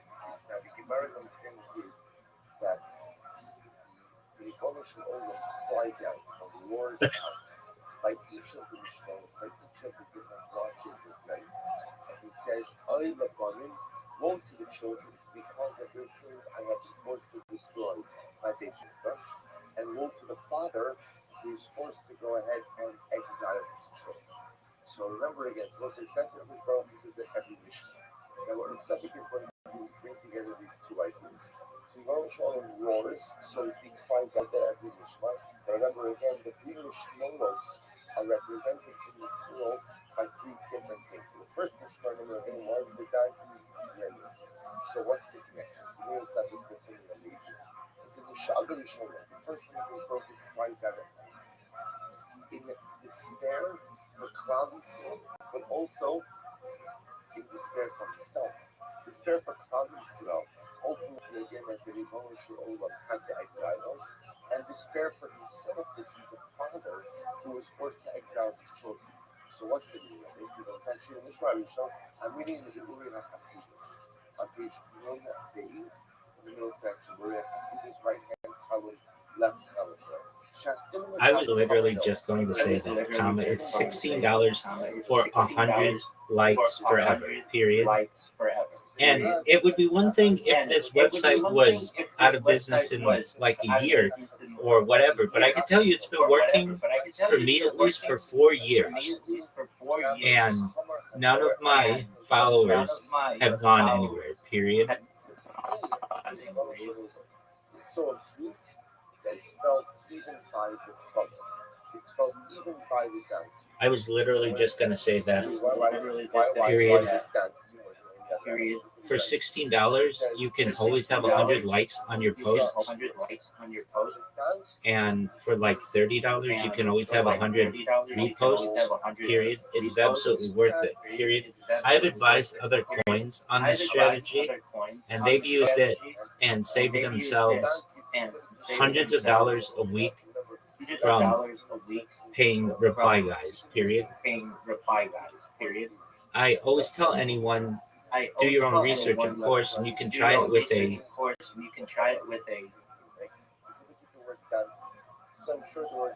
with an alt account if you want, but it's not like a huge investment. Or a combined about $50 every tweet that you have will always get 100 reposts and 100 likes, period. You can't beat that, period, for life, period.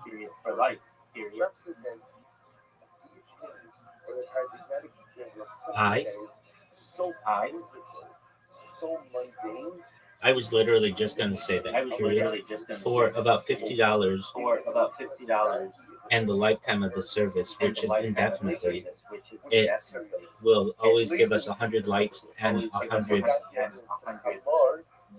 reposts, which is incredibly cheap, period. I've advised other coins who want help with their social media, and they've told me by using the service, they have been able to save hundreds of dollars a week by just using this service and not going with random reply guys, period. The dance is crying out.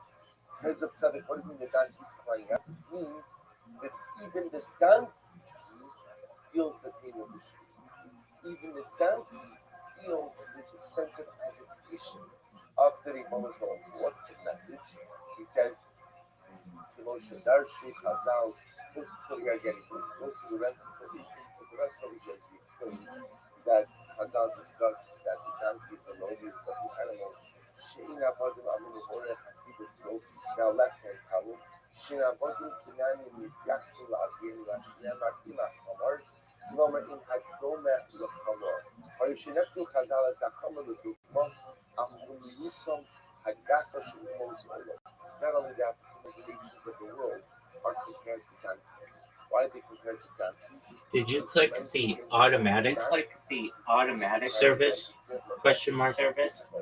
Material to the exclusion of the spiritual.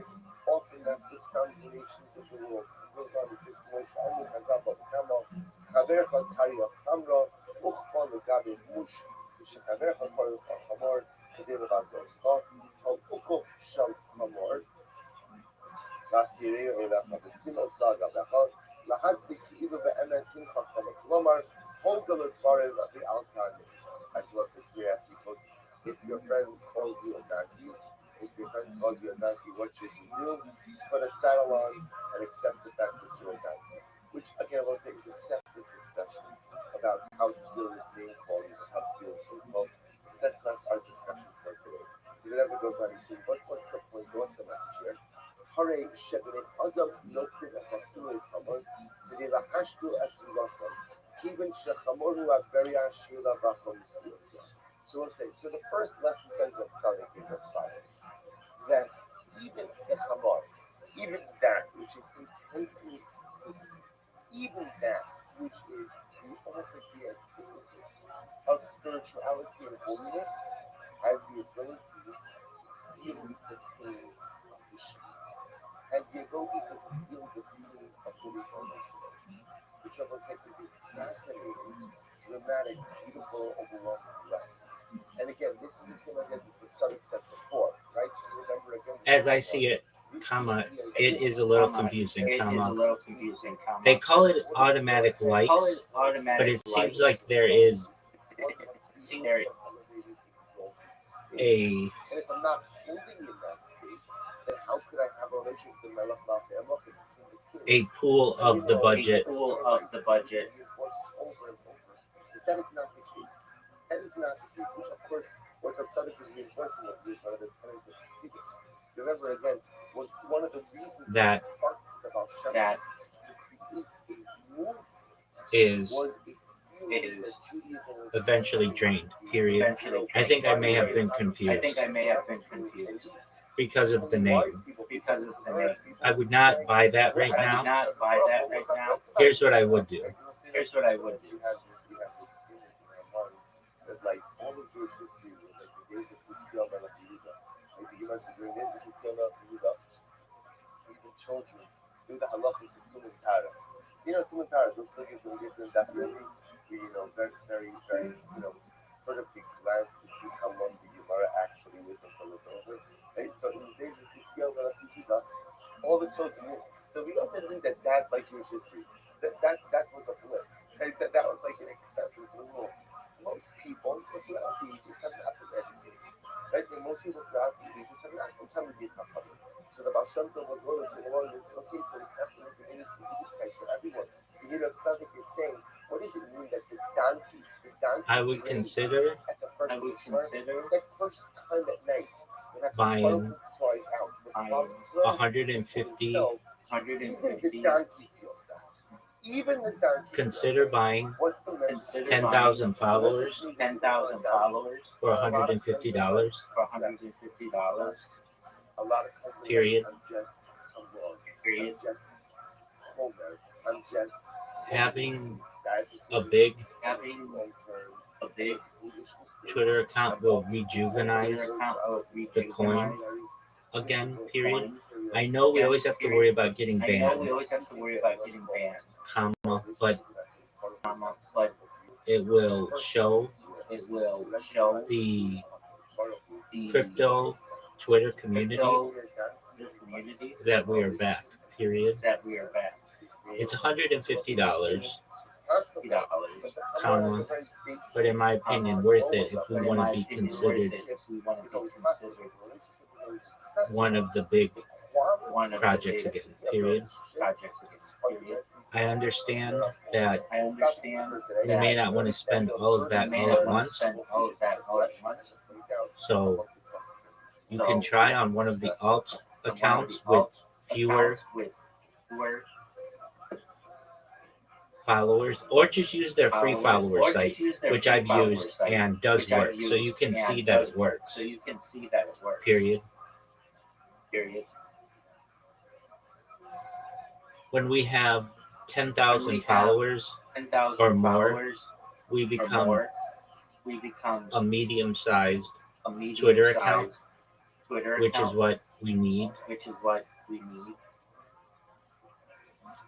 for more growth. Period.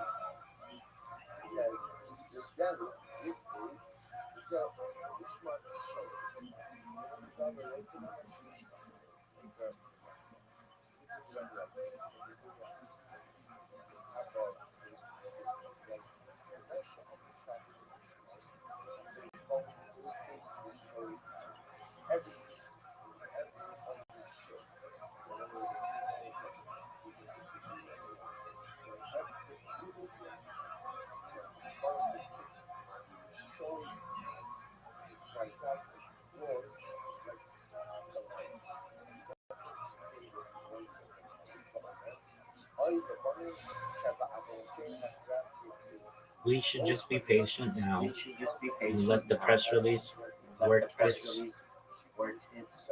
way through the interwebs. Period. However, perhaps in the future, more followers on Twitter would be good. Period.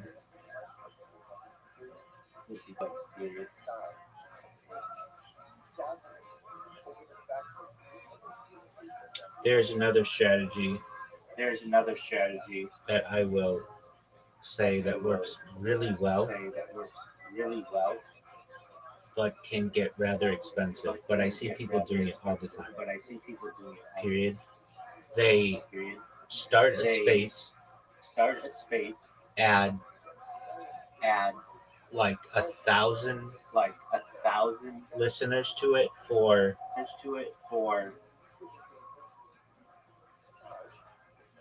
15 minutes, comma.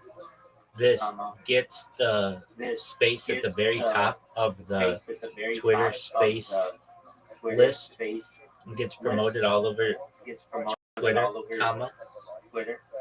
And then they have the bots stop and they get a bunch of people in their space organically. Period. You don't need 1,000, but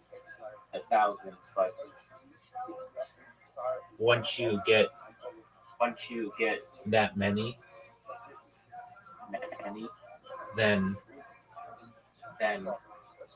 it is almost guaranteed to be the highest engaged listener space on X. Period.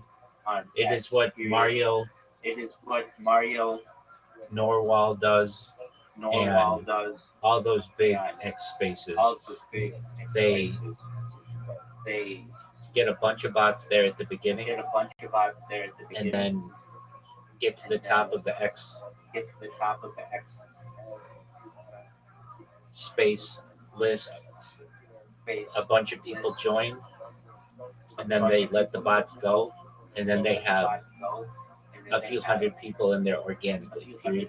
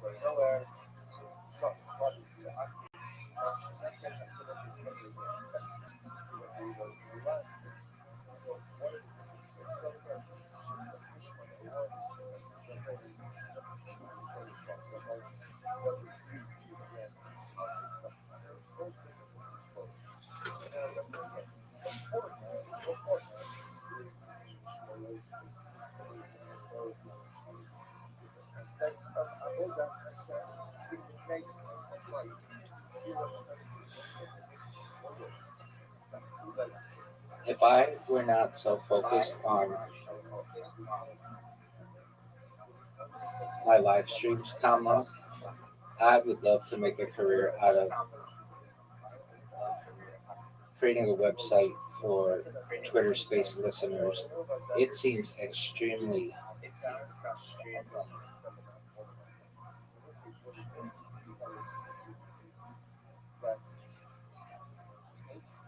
enticing and very profitable. Period.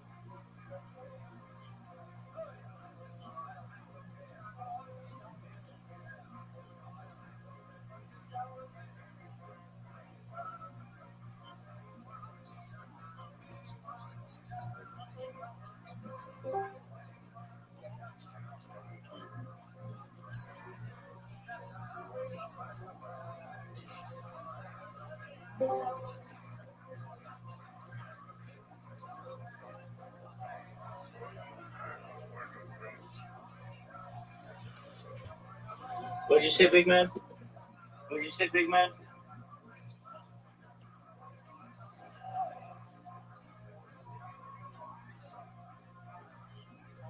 How can you brother your daddy is, etc.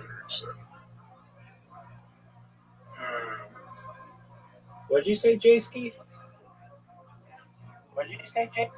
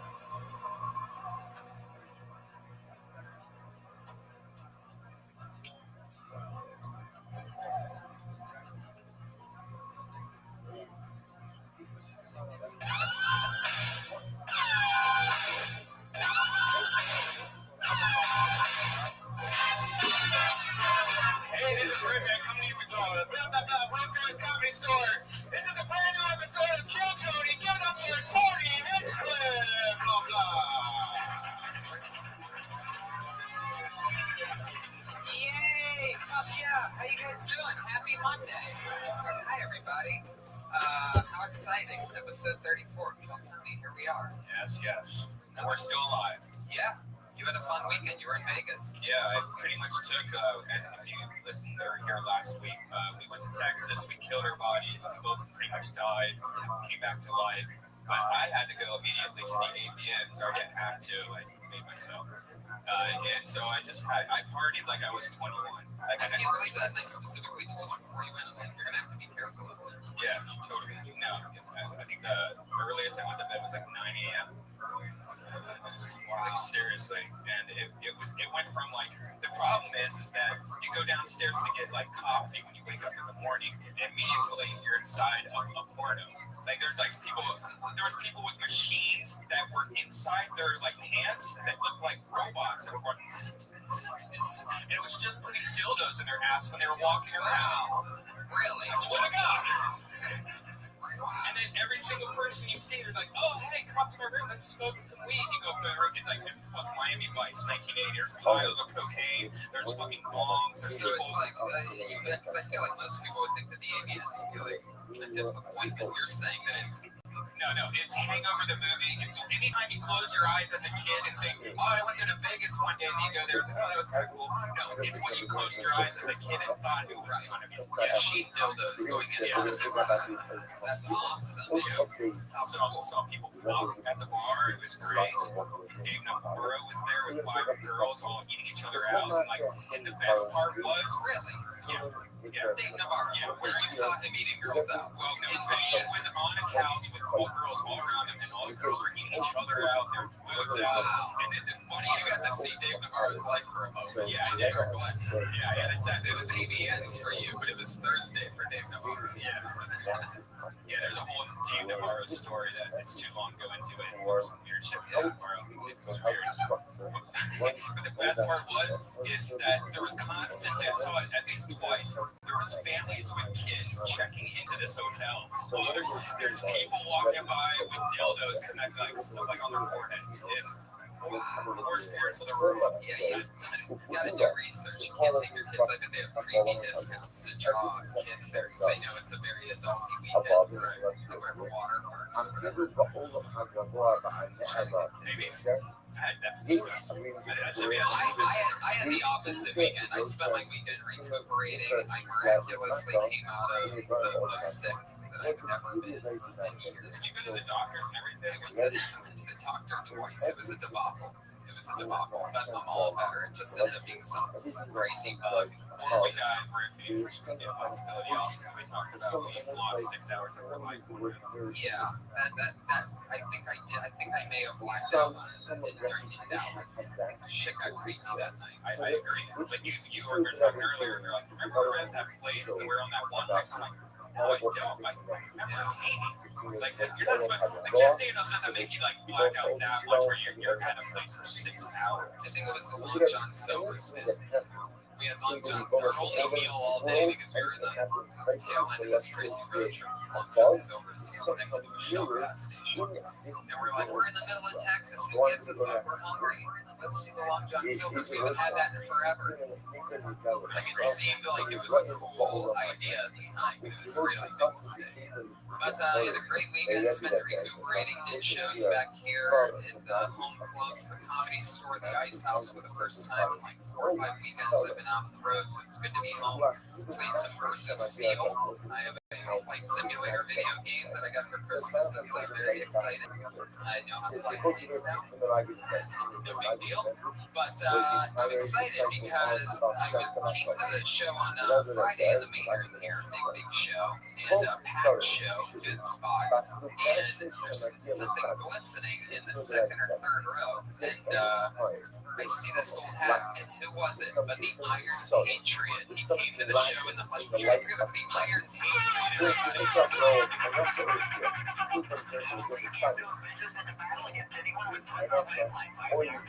Fuck yeah, that's our head of security here, making sure we're all safe at all times. I came out of my costume on Friday and Saturday to the main room. I was looking very stylish. I had my 5950 Iron Man cap. I had my Nike Air Force One Iron Man shoes.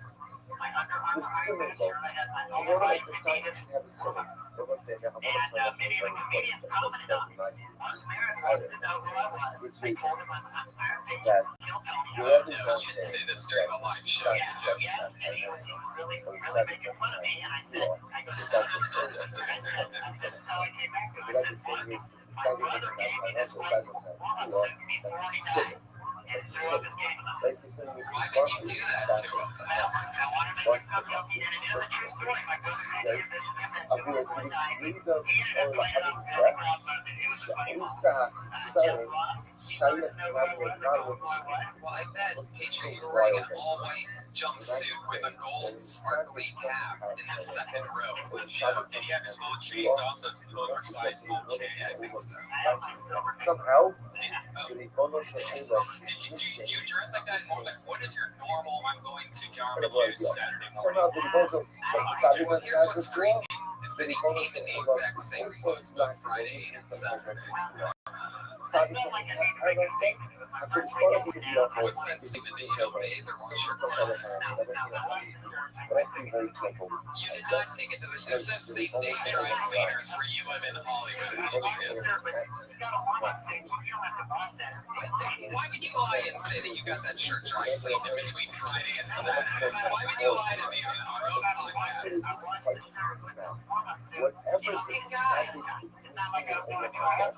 So did you take it to the dry cleaners or not? I do every once in a while. I'm just saying, every once in a while. What are you saying, Patriot? I think you're in the short circuit right now.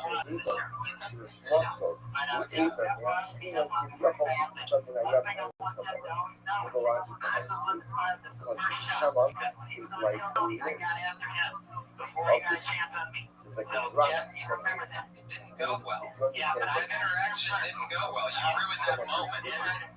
I got a little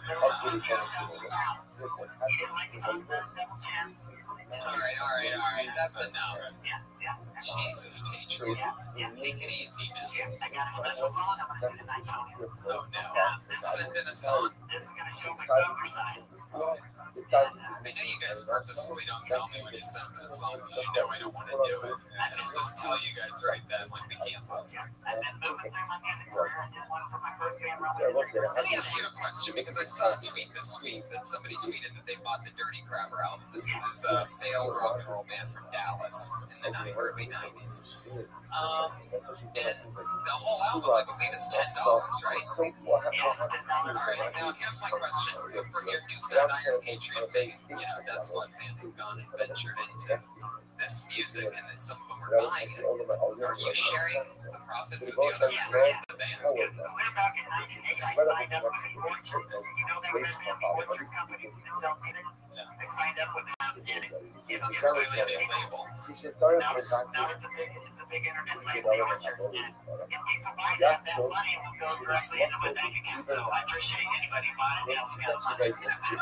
Well, he just loopholed their response to. He just pretty much said that he just gets on the bus. He double promoted it. He said the name of the website 5 times. Orchard gets a percentage, and then I get How much does Orchard get? I think they get about 30%. Wow. I'm not sure what the thing is, but they pick a pretty healthy chunk there. Yeah. All right. Let's. I can't believe you sent in another song. Patriot. Is this a new one? Yeah, I'm gonna tell you after I get done with it. I'll tell you what it's about. Okay. How far into it to go? Because these are usually just completely unbearable. It's not gonna be that long. Okay. So this band failed completely, and he's trying to reintroduce it to people. This is me playing guitar and solo, just singing. It's hilarious that you got to check out the music videos. The man behind this dude is they always sound the same. The spark, so remember, you have a fire. The spark comes off the fire. Well, it's true that the spark emanates from the spark is no longer a piece of the fire. Clearly, Allah Kamina Allah, a portion of Hashem is about on your right. A portion. It was one spark, now it's no longer part. It's when it's coming to Asia, when it's coming to a limb is only meaningful when it's attached to the body. Like when the limb is no longer attached to the body, so the limb no longer really has that much of an identity on the limb. So that's what the Nagi de Mesrich is suggesting is that a local Mesa, not just the Pshat, that the Neshama is a piece of the Again, the Neshama is a piece. The Neshama is a limb of HaKadosh Baruch Hu. And therefore, the Vakish ala Shechina shall also govern the Chassan HaShechina. What's the difference with Nagi de Mesrich Therefore, when the aspect of the part context came and your lamp did something, just know that whatever the name of the light, I found it last Your robot suit had a bailout switch. so Like, I am Do you go to like an experimental rap part of that song or something? Getting shelved on the top of the stop right there. Well, I don't want to go on too long. I mean, you gotta get the point. You're You're right. I have to stop the video for I today. get the Because the feeling Bible that the says, second verse I of the just song is when you choked out so Jamie we and just hired her have to say underneath that your this parents' was stairs. when you got it. Let me tell you something. That's the only girl I wrote a song to. The girl I was in love with named Jamie back in 1992. In my late And 1997. I just really So felt for this girl. that used to do The ironic thing was that she had a bunion on her foot. And I usually don't like that on a foot, but I gave her an exception. She had a nice face, a nice body. yourself. I smoothed out the pouch, licked the You toes. know that is exactly you. Now, You're she the ended up knowledge muting with my your bass player desire from my as band's well. shape, so I This is didn't such an stay on it that incredible long. But dramatic. When did they start dating? Now, Well, what this were you actually still in the means, band? make a record means that the notion has a single after shallow. So someone's going to have to run this with a bit for today. We'll continue to see further here. Yeah, but she was a beautiful woman. I mean, there's no doubt about it. Wow. Yeah, but that's the life of my life back in 19. Where did things go wrong with Jamie? Well, I don't Did know. she really have brown eyes, or was that supposed to be a joke and you were looking into her brown eyes? No, she's Yeah, were you talking about Jamie's asshole in that lyric? Yeah. She had a beautiful. Is it something I'm thinking about now? Not necessarily. Oh my god, jeez. You're really twitching over there, my god. That nervous twitch is unbelievable. I noticed you don't really have it outside of the suit, but inside the suit you're just a fucking... I mean, my god. I work in mysterious ways, Tony. Are you still writing songs? Do you still write Dirty Crapper songs? No, I haven't been writing songs in a while. Awesome. Oh, yeah. That's great. That's really good news. I still gotta play a lot more songs with my band before I get to know. Well, I'm glad that you're here, Patriot. We have a very exciting show. What do you say we get it started? It's Kill Tony 34, everybody. Our guest tonight, this is his third time on the show. He is a true Kill Tony favorite, one of my funnier friends in the world. You know, from his hit show right now, Getting Doug with High. It's the one and only Doug Benson. He's back. Very close. It's just fun to pretend that you're punching Tony Stark. Yeah.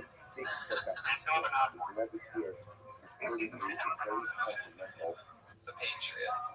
Doug, how's it going, buddy? Welcome back. I'm so happy to be back. It's already been a great show. That song wasn't so bad. No, that was actually one of his better ones. Normally his songs get very repetitive over and over and over again very quickly, within like 20 seconds. He was very professional, so I cut it off before that happened. Yeah. That was very emotional. I actually like that song. I think that might be my favorite of yours, because it didn't have the same formula like the Jefferson chorus, but it did have more bangers like amplification. In the world of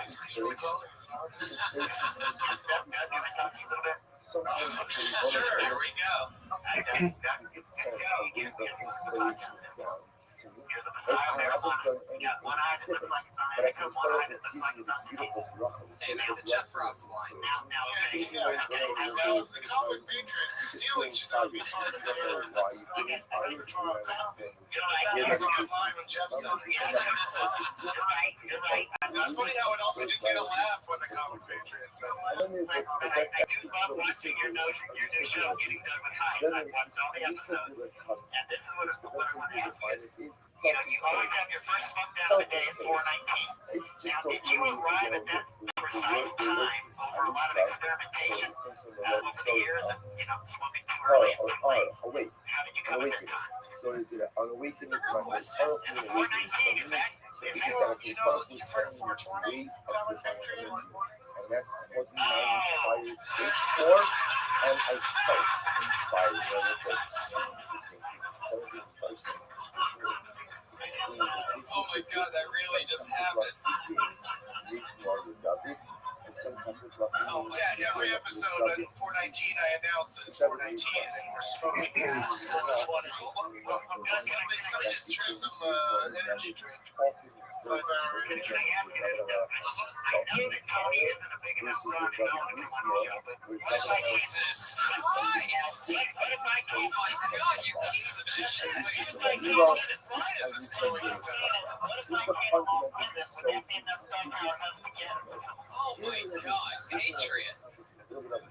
You're a couple steps ahead of me, which is odd because you can barely move in that thing. But I was thinking about doing an episode where you just stand in the corner and do this thing like you're doing now, because that'd be pretty fun. Because we could just blow pot smoke in your face the whole time. Well, I want to be right in there, though, in the conversation. I want to be on the side. I want to participate. Let's go inside your costume. We'll send a bus. We'll send some sort of a bus or something to come and get you so you can stand and So we can put a tube that goes like straight up to the top of his head, so that when we blow smoke, it just right out of his eyes. Right on. Right. No, I mean I can really picture it being great. It's a great idea. We should just do that anytime. And of course, Tony is thinking of stuff. How dare you, Patriot? What kind of team player, man? What if it bring me up? Like I said, I can come to because I want to come to Culver City. To the studio and see that video podcast. Well, it bothers me that you know where it is. We're going to have to blindfold you before bringing you to the specific location. That's up to the hosts.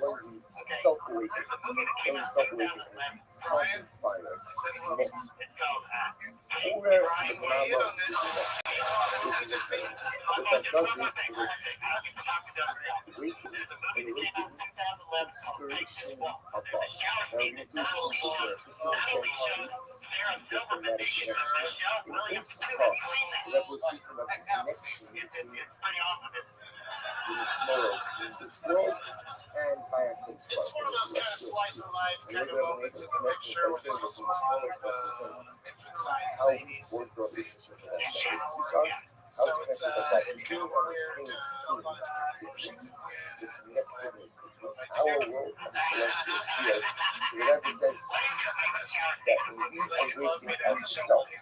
When we inspire ourselves, when we engage What is your favorite shower scene from a movie?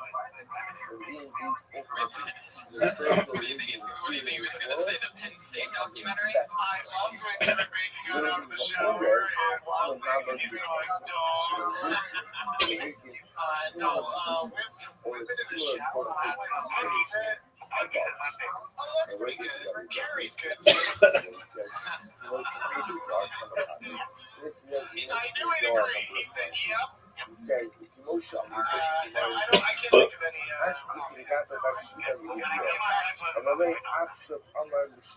Patriot, you know how to bring up. Get on that type of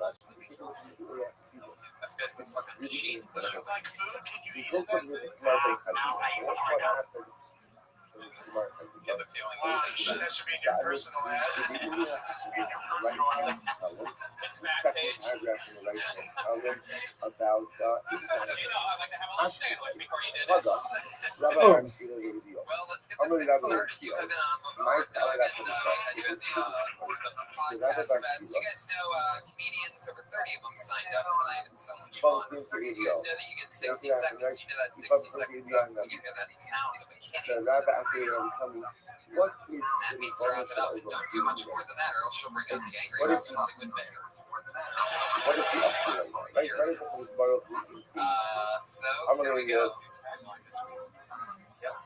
Whatever. You know what you should bring out is that guy that was yelling at the game yesterday. He was great. Yeah. Richard Sherman. Did Richard Sherman write the Supercalifragilistic Expialidocious? authority Wow. in That's the true. name That's of interesting. all of the Christians. saving Mr. Bangs But is from the name of Rabbi Meir, Richard Sherman did that last night.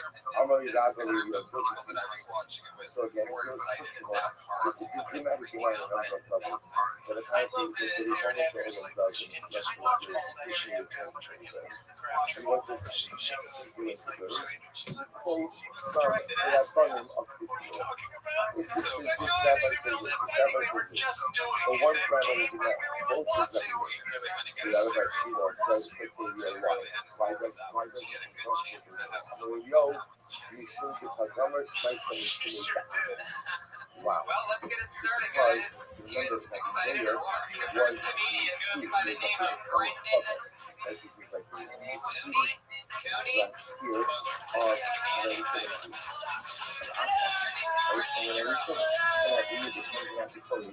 or we write the comments because the heretic, all the other rabbis associate comments with the heretic.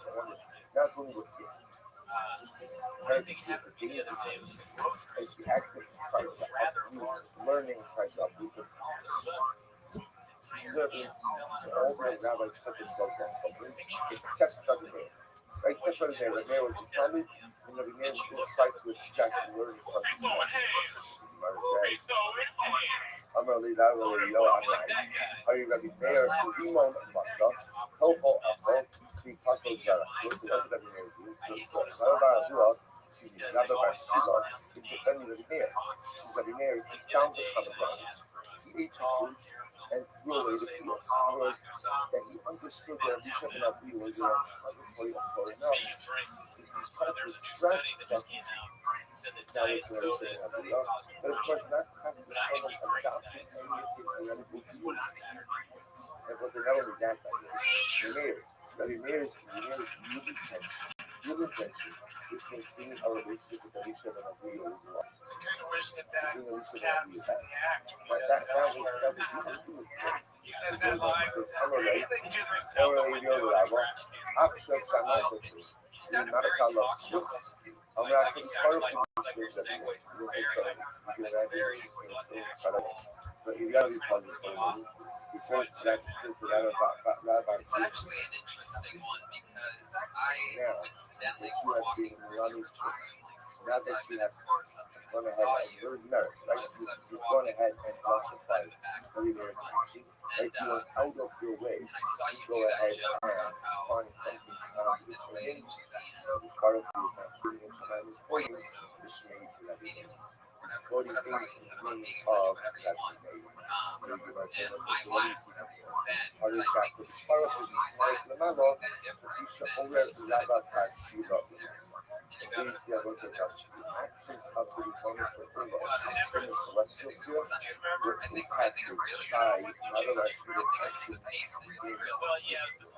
the hence the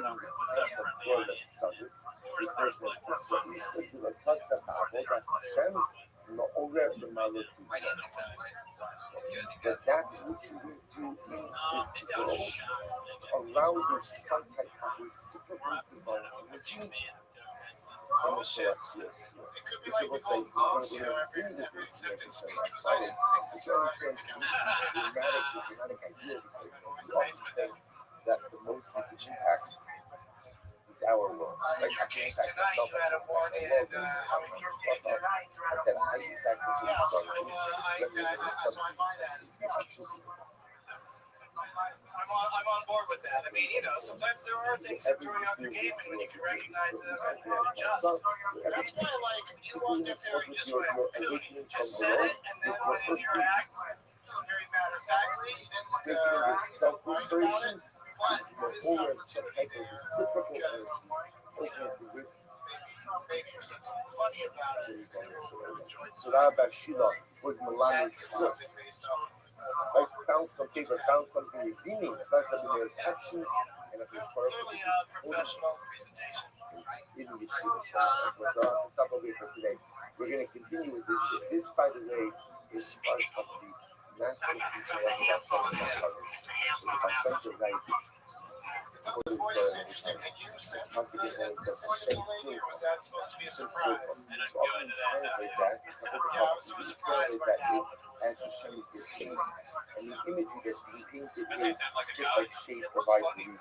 It was a funny voice. The social One thing and I would argue with that, powerful one thing I would say is that you can definitely add on systems and see. I don't know if that's The way your they take, translate it, like some sort change of direction. Hashem Almost. is It's shadow. very one Which is liner as shade you and can shadow. almost see Shade is as wonderful. but it's you're like right in the Shade middle does not of one change liner. based Is on that shadow. the way that you roll? Is that a thing or not? Or do you like changing direction that often? Like for example, the Starbucks you have to do What I with different topic actually. You're over the right thing of the building on stuff like this, like I think it's the minute restriction, if I may, on your behalf. I think it's the minute restriction that's making him throw out as many of his wares as possible. How long have you been nuts? About 2 years. LA? No, I did back home. 10 years. How long have you been in LA? About 1 every year. There you go. Thanks, guys. Beauty. It's beauty. Soon to be Arlington Phenom. Beauty. Do you think that I think that's the other thing you should do is just cut it down to just Cootie. This Brendan stuff at the beginning, slowing it down. Ladies and gentlemen, Cootie. He's on Twitter at Cooney or not. At Cooney or not. That's fun.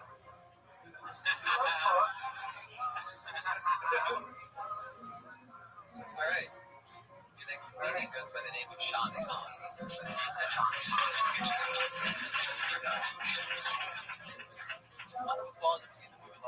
All right, great. I don't like that movie because it doesn't make any sense to me. Remember at the beginning of the movie, and all the rest of it. All right, folks, like good morning. Let us begin to give our technical all of our responses for this morning. Cheers. Thank you.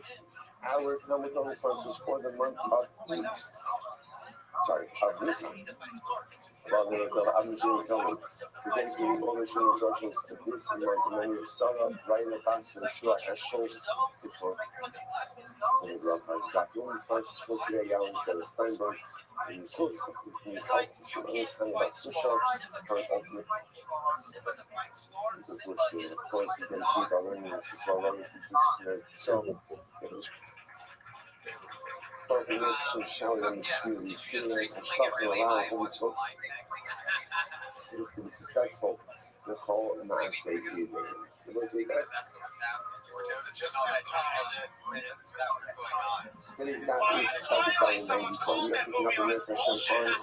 Started the demo of the days 93B at the Yeah, you really gotta. I think that kills him. The crowd just got out of sync with Lion King. About 22 Who lines hasn't? from the That's not the battle. lies we're leading. We've all seen the Lion King. I don't think I Just ever got out. But that's part of it is the specifics are so fun. Just the fact that What happens if you place your hands on the side of the head of the on the side right or side up or touch? Did you see that documentary? Well, the science is going to learn which way that's today. That sweet one must That's be the only done reason on I'm the head of referencing the it, head. and I'll continue to reference it for the rest of my life. On the center of the head, you put it on the side of the head, so now what's called a percussional. You sign your abba be regular Well, you regular just saw after it in Yoga Arosh Volo Yoga Arak Sutton. We put our hand up you came up with that bit on about the it. head of the animal and not on the side of the head of the animal. So if you're okay, so that answers that. It's got to be directly on the head. And we'll You look had again, that idea first, and then applied it to not on the side of the head. Next question. I said sorry. What That's, are you? that just felt to me like he's already said that you saw Lion King and like the funny thing about it. What happens if you don't want to put your hand directly on the head of the animal, but you want to put like a cloth? So you want to put a cloth between the right, you put a cloth on top of the head, and you Sure. We're just seeing the section. put your hands on top of the cloth, because that's what, so you want to say, Pashma, Overvachio, okay, double, okay, stay on the other. This is not a as long as what? There's nothing the whole thing between you and Was the it the timeline head that you of speed the up so Sheba. fast? Yeah, right now you're talking like So normal. both sides. Now you say to yourself, that's obvious, right? After all the brilliant things contact before, then you can't have a I just want to do a quick you can't roll. take anything to position by the other. So why don't you do more? I want to try something. This answer. Could you Or just say a his question name what the again? answer. Could you put the mic Because back in remember, the stand and come back up and do this? Krishna Start told us exactly the that same way you Simcha did is last Shia time. Mitzvah. Just do it again. Go from the back and go. Leave the Simcha mic in is the stand. essential, but not totally essential. So in other words, if you Just omitted it, start the same the way you cover did is last still time. effective. If you can So the remember fact how you that God is started. true Start indicates to us that obviously is not the same level of awareness. Therefore, the harmony is maybe having You're a never clock gonna there believe is not a big deal. I'm not sure. Sean Khan, everybody. Hey, Sean Nothing to Khan. play with anything with holding to your hands and the iron itself. Good, we stay at that. One more time, just go. Sneaker is done with both Start hands. the act. Start like you did before. Just like start over again. And Like come out like you're top of we the didn't know act. that from. So it's like it's Dhamata, the summer Aaron a stay For the yoga. mic stand in So the it says, mistake. the concept says, interestingly enough, Aaron replaces two hands. Okay, to be explicit. And yet, interestingly enough, the Gemara Put your says, fucking sit hands together yoga. for Sean Khan, everybody. On one hand, the word is written yoga, right? But it also says, All right. it So also I says made my two. point. Just by So doing what's the it 3 challenge? times, you So already step started on doing more like a goddamn human being. this And is the paradigm. not like What's you the just got paradigm? shot out of the What can dark. you name on yoga?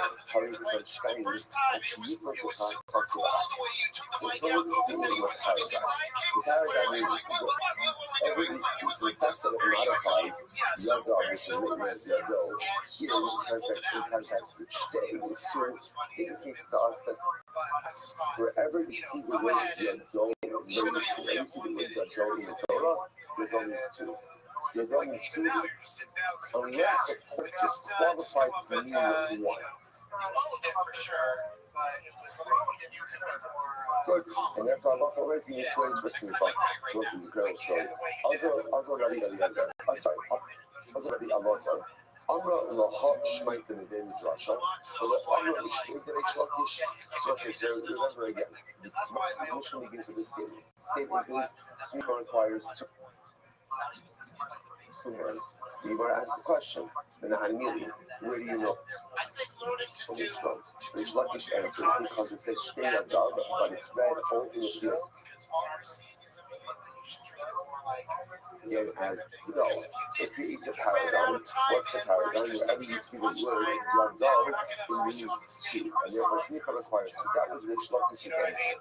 So the logical solution is, the Lord has this over, but he does not attribute the statement to Rish Lakish. he was doing one-liners to get a bunch of different What things. happened? Listen to this. So somebody was like heard that his answer was being given over in the big register without attribution. He became very upset. Rish Lakish got upset. So listen to this. Amalei. So Rish Lakish says to the Razo, Amalei, he's right on the that Sid Yadol's heart renewal. So Rabbi Lazar, if you're so smart and you think that every single place it says that Sean Khan, everybody. ultimately again, ultimately that means to that's the case. Lamali the lift up Yada, right? Why does it have to say the word Yada in the Torah? If Yada already means two, then why would the Torah ever have to use the word Yada in the plural? Because Yada already means two. So Lamali the Yada, actually Esrin is Galil Yada. And Rish Lakish ended up bringing up 24 places in the Torah where the Torah goes ahead and writes Yada. So by the way, that's like without Sefaria. Right? Without Sefaria, without a search engine. Just imagine, by the way, the ability to have such messages just enough. Just enough. The ability to have such mastery over a body of knowledge that you know how many times a word comes up with something. It's just, where does that come from? That comes from love. That's not simple. That's not simple. That's not simple, you know.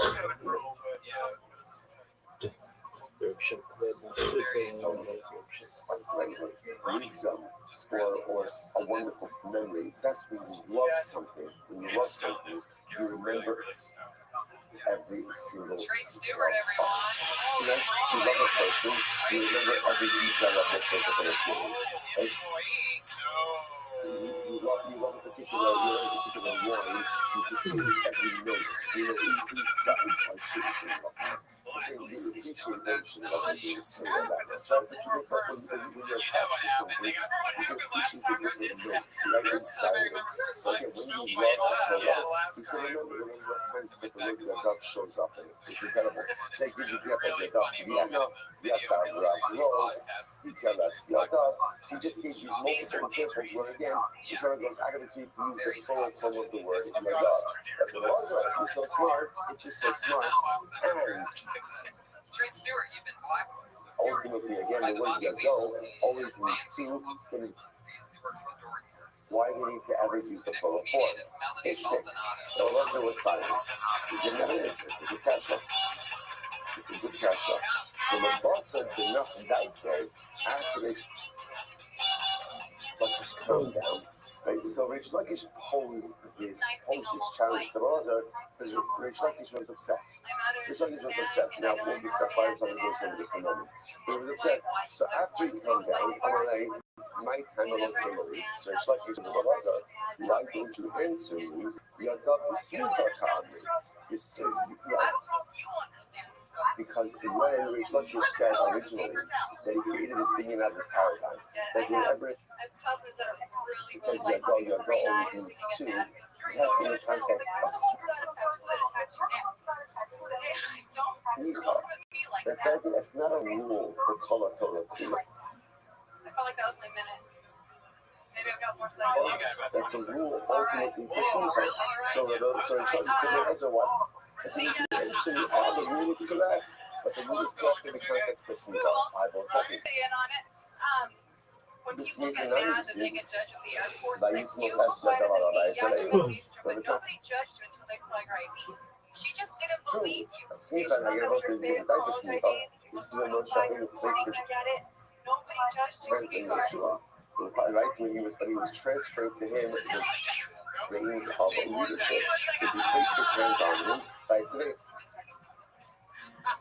And he commanded him. See from here again, it says just Paul, you're subject to answer, see if I can get him a comment.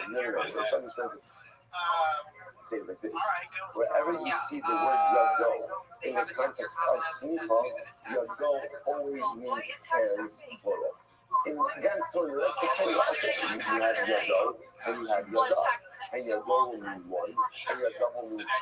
But in the context, it's the Simcha itself, Yado always means two. The last joke, I think. So what's the chat that is getting all of that? What's the chat? So this is a beautiful view on it in the second seat on this. It actually appears a couple of places in chats. We've seen this, and it's a very meaningful view. So this I'm not going to quote it to you now from the bonus chat design. The Amar Rabbi Yochanan said, Mishum Rashbi, Nirem Mishum Bayochai. Chol Tzani Chacham, Sha'omi Deva Shmuel Mishum Ba'olam Hazeh. Anytime we come Chacham, this comes Chacham is years. Like the Kohen reading or teaching of Ham Chacham in this world, Sifsov Dolos Mikata. He's really great. Right? So what does this mean?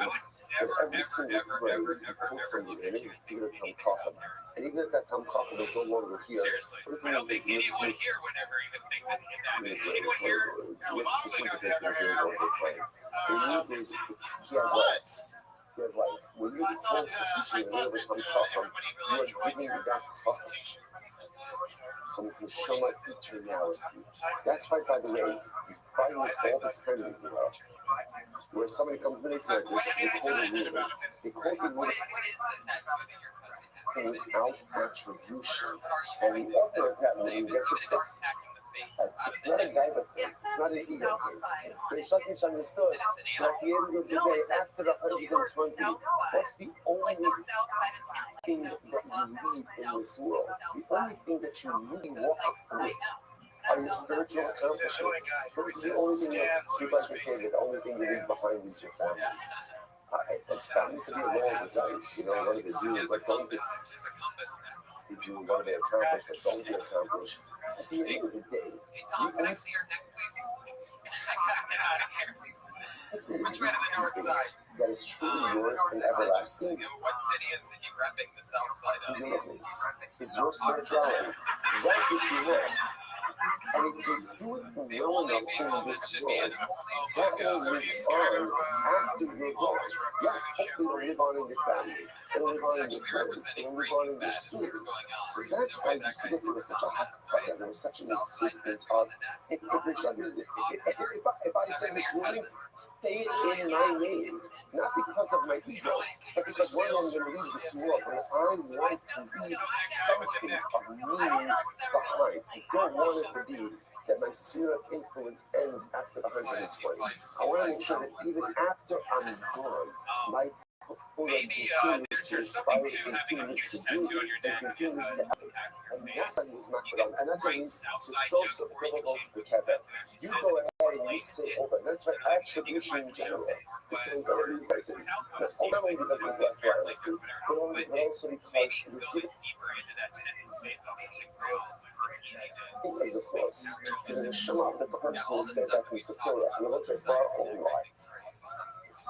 The thing that you leave behind in this world is your happiness. You can leave behind money, and money could be very easily spent through business. You can leave, of course, have I'm sure leave behind family. But again, you have no guarantee what your family is going to accomplish or not accomplish. But you're told that. You're lookiness, you're nice and total, you're good teachers. That's what you create, that's what you take out with you in all the manners, and that's what you need to influence somewhere your witness as an impact on others.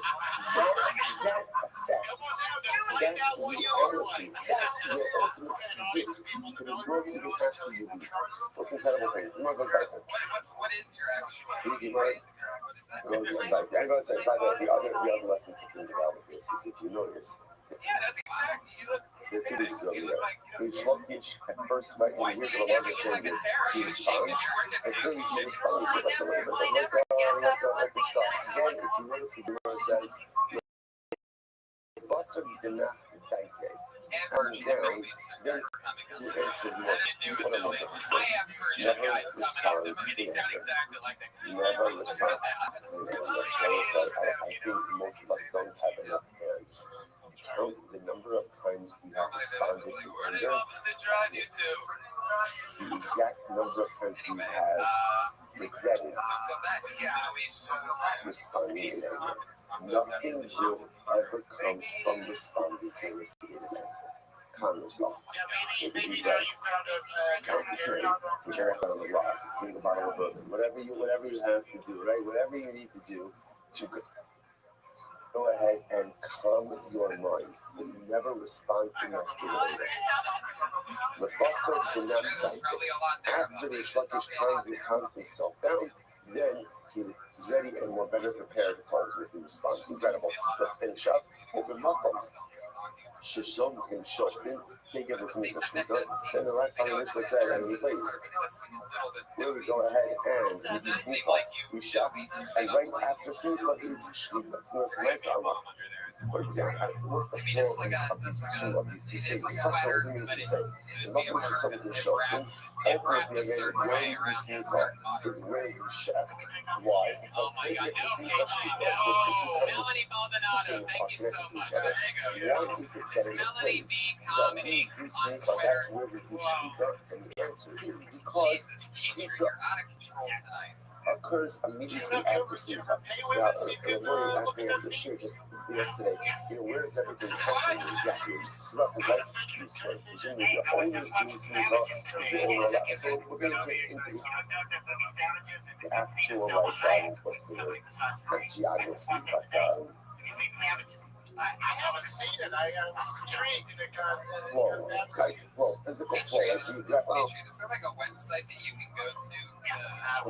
Geography. My God. We'll get it. We'll say,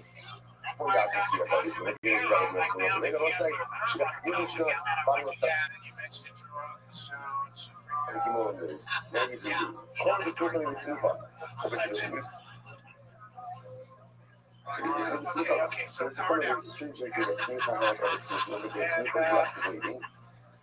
And there's a fun run that sınıf has on the sınıf var. Also, it's a shadow from the Makala Kadir. Ve in episode of Makala Kadir. So number one, like new fucking system, you know, let's say you have a cover that is brought by a group. One person seems to do smooth on behalf of the group. We had this one yesterday that when it comes to smooth if you have a cover being brought by a group, every member of the group must do smooth on. Next, going to there's a couple of smooth on. What's the chat to the highest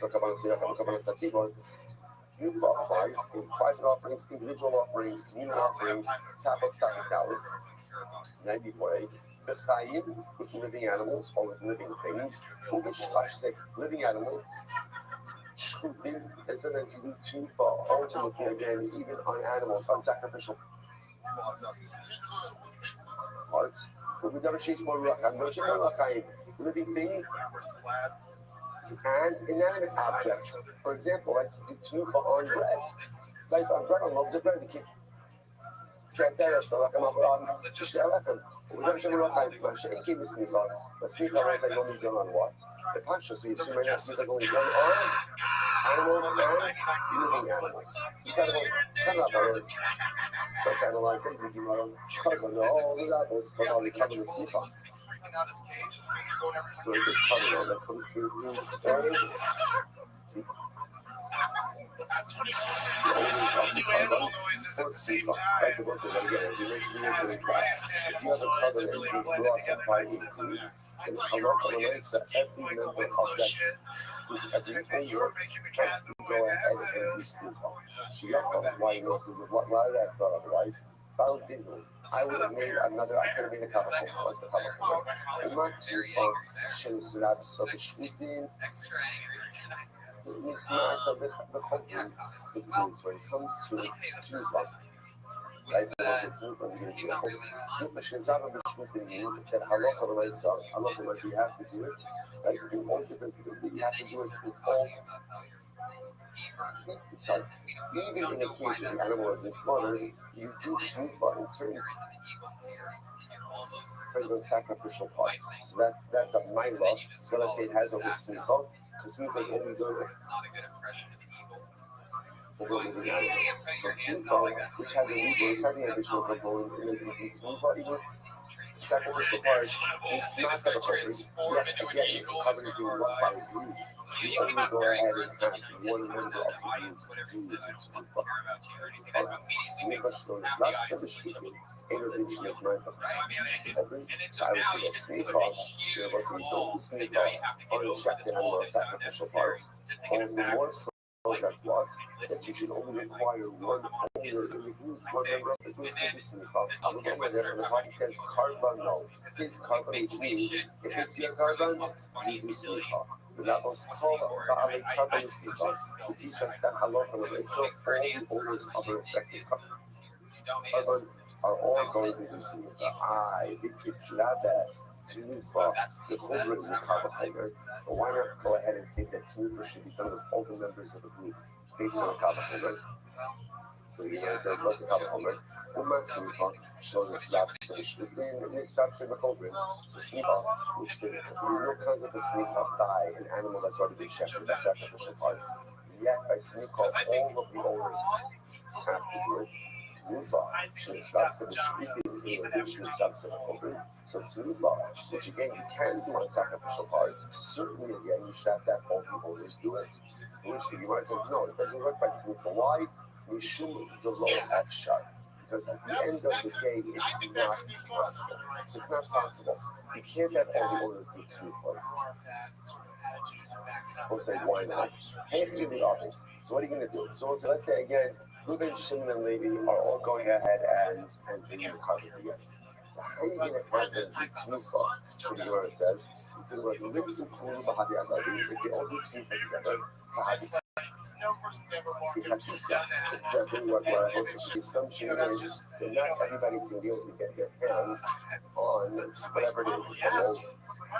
right? The sacrificial part. And then what's going to end up happening is Ruben's hands ultimately are going to want to accomplish it. Maybe he's going to learn that, but Ruben's hands, just the phrasing. that's a hatsitza. And it's again, this came up a little bit with Bikurim, right? Again, because there, the whole discussion about Kohen, to move us together with you, and the whole discussion about this, and in fact, well, we got help discussion. And then Zima said, yeah, so how's it going to be? We're going to put together? It's not going to work. Okay, so I have a better idea. It's really not going to work. So I each of the owners is their own group. What's the big deal? Which the Gemara says, Tunufa Amrat Mana below Tunufos. Interestingly enough, one Tunufa per customer, right? One Tunufa per carbon, not Tunufos. It sounds like somebody put a drink So really, the reason why multiple owners will not do Tunufa is because it is a logistical impossibility. It won't work. You can't have all of them being together because someone's hands are going to be on top of someone else's hands, and that's going to be a chatzitza. You can't have them do it one half of the other because the thing of Tunufa is one Tunufa. One Tunufa per carbon or one Tunufa per set of loads, not multiple Tunufas. Therefore, halacha from Esau, and that's what Mishnah said, even if you have a carbon being brought by a group, one individual does the Tunufa on behalf of the collective. Smicha is shlichim that son. Now you're going to see one second. Now, the statement that the Mishnah made is that halacha from Esau, you do Tunufa, Smicha is only one or living animal. Like you never do Tunufa, you never do Smicha by a sacrificial part. It's actually a really Skippy Simon. He's mentioned when he's over. One of the examples The first one was definitely Chewbacca, and he wouldn't do it again. Do the first one. Now you're just doing Chewbacca. Fuck it. Kyle, just relax. That's Kyle Henson, everybody. He said, I love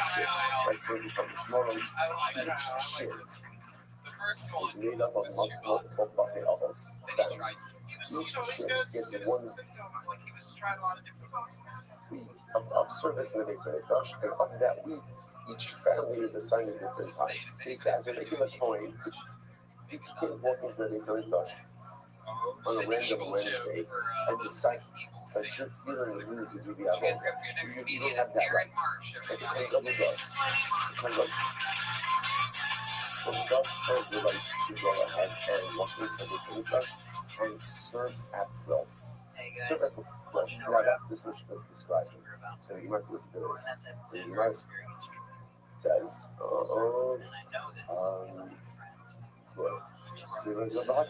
it's not just playing double for the Axia. So when playing double decided he wanted to and to offer up a carbon. Once the context over here, he's got the carbon cover. So he's walking in with the carbon cover, and so what's that like? So what's his higher over the camera? You walk up the ramp up in his back. The Haskell and the 16 coin dollar was on the right. You know, was it actually points out here? This was a sign of deference, a couple. Sorry, buddy. Coin dollar that he doesn't walk alone. He walks with this guy, walks with his 16 coin dollar. You get him up to Zacchaeus when he got in the middle of the ramp. Up there, stands the middle of the header that you need to Fuck yeah. the second thing, one would be hold of the coin's arm. Maybe you hold on to his arm on his right side. And you would help him up the ramp. Now, you know, say, sounds like this was the process, independent of whether or not the government used this assistance or not. This was just about cover and deference to the position. Okay? The whole Chibra Rishon Harosh Va'aladon, Somech Havein V'Zarton, so they're going to want it. At this point in time, they would already be in the midst of doing the carbon coming. So what happened? The first guy, they were After the team, you're already in it, so you can there were a number of Kohanim who were a total of 12 Kohanim You know, like you can really just stay in that weird pocket who of were the truck involved side of in the the summit car. service. What if you Yeah, have a this drill? was Really? Oh shit, here we go. the one first one, the first, the second, the You first can guy have who was control if you can't have sex with her. Like he goes ahead and he hands the coin goggle, the roach, and the red dot. Ultimately, again, the head and the red dot. What does the coin do? So make a layer. He does a smooth on it. This is our when the coin closes onto the front. I gotta say that I gotta give it up to all the comedians that has shady stand there and interact with and coin then hands to the first. Stay at that. That's a challenge in and of itself. First guy gives it to the coin again. First coin is But the yeah, first coin is the coin I really double. liked it. Right, coin double. So many companies do that. Coin double does smooth on the sacrificial part, and then the coin double goes in and throws it into the fire. This is not touching the hover flow. The second coin leaves. Third energy up in your feet. And I'm saying it's also a podcast, popular podcast. And some people get to see this run. First coin gives it to the coin double. Coin double does sleep on it and then throws it into the fire. She can go sharp color, but somebody how they have these maybe the rest of the sacrificial. The process what you say the coin double with the sleep on it and then you throw it into the fire. We need a chef to be on It's this not page. true wrong step. There's so many theories out there. Coin double doesn't. Like, I guess I'll do it. Okay, we already got it. You're done. Because again, I it don't know. was Almost done for that king. well, but it was it was straight. The coin double Yeah, that's was the another one who did the place of sacrificial my part. heart. It just didn't seem Not close. necessarily And you can have greatest vestibular. someone else go ahead and go. And also, the bottom line, what is Did you have Mr. Food? what is the kind of ability? Sneak off. And what is it doing? Sneak off on sacrificial parts. That contradicts the Mishnah. Because she said that I love the race and you only do sneak off on the animal. So what's going on here? Rabbi advises you. So, contradiction. Custom is true. Don't go with the coin job. This was done out of cover to the coin job. Now, what is that? First, let's take a look just at two Rashi's of it, right? Look at top Rashi. Is she needed the coin job? And she says, she may need a promotion equal food Aaron, you as killed. Great long job. What as is a this? certain Aaron color. is The Rosh Hashanah 5FT2. this wasn't real sneak Really bad. This wasn't real Aaron sneak is up. This was almost like out of a sense of cover to the coin double, out of a sense of cover to the karma. Aaron That is it almost means What's it's wrong like with your name? the Was it coin taken? double's karma. And this was not the halachic to the words of the Mosaic. There's nothing wrong with the coin double. You ever look It's for harsh things like because marshmallow or it's just it represents essentially what we're doing over here is the coin double is getting involved. We're And trying the here coin in double gets Neville. involved in something See to if that's elevate taken. the process in its entirety. So this is not this Oh, is Aaron not a Markovich. halachic speaker. And John again, this is almost like a covenant speaker, like an honorary speaker. Oh, the coin double can speak on the carbon. It's a cover for the carbon.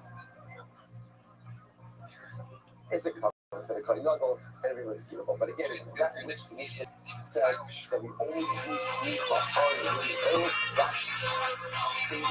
There's only a halachic knowledge of the speaker, ultimately a known animals. And I will say that the Mishnah said that really the Mishnah communicates us in a very important halachic. When it comes to speaker, we have a covenant that is being brought by multiple owners. Every owner has to be speaker. And the only time you'll find halachic being mandated, speaker is found in living animals. Living animals are spiritual, like that control. Covenant speaker, that's the like the one halachic speaker. It's like training like football for like 3 years of your life. You're really good at football. You get animals brought by multiple owners. Two plays only done by one owner. Like two plays, because again, it's just the whole process where we got everyone else involved. And the other thing you notice that is that a lot of us is two fucking done both on animals. Living animals want business. Explore sacrificial part as well as inanimate objects like incredible. I feel a lot. Ridiculous. But let's say good news. When you said that doesn't happen with football, like training Back to one last year. Which aside from being a little bit easier to follow, also needs to pretty get bigger. it's like Rudy without the special happy ending. It's Like like what if Rudy just ended and he never can say let's go that. back to scale. That's what that's like. Because that's when you're trying to paint the Get picture into the is intricacies training all of some that of the time images for that the I put on the WhatsApp chat. we're going to get into some images or some halachas regarding lechem upon as well. Shtea lechem. There was a shtea lechem. Halacha l'maisa for us leading up to Shavuos. Shtea lechem. Miloshos achas achas v'ne'echos achas achas. The shtea lechem, which again we'll say the two loaves offered up on Shavuos are needed, right? They're needed one by one, and they are baked one at a time as well. Lechem aponim, miloshos achas achas. Now lechem aponim, the loaves are needed one at a time. The ne'echos shine. In fact, they are baked two at a time. Okay. And now again, so remember. Lechem aponim was 12 loaves. Now that we should focus on lechem aponim, also, if you guys have to take the lechem aponim in a was literally needs a mold.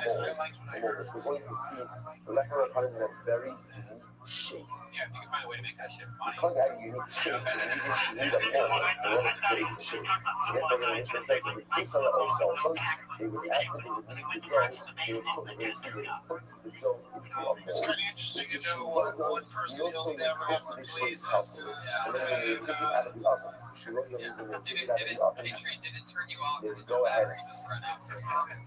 and put it back into a mold. So we're going to see, in fact, there are actually three different molds. Yeah, but There's a lechem aponim. Before you go to shipping out, they took it out of the oven, you put it back into a mold that it will now lose its shape. It's incredible.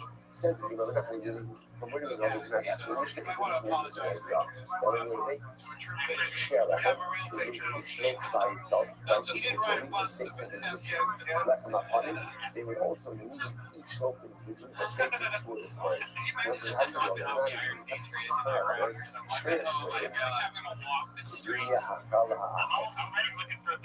the Boston says that the lowest will be two esrogin. So you must know that sheni roshas achas achas. Now in fact, it as kala achas indicates us that loaves are baked one by one. That's not how do I know that the same is true about the share? Because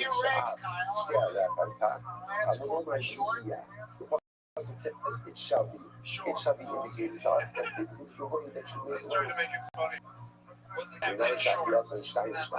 How do you know that I left on it?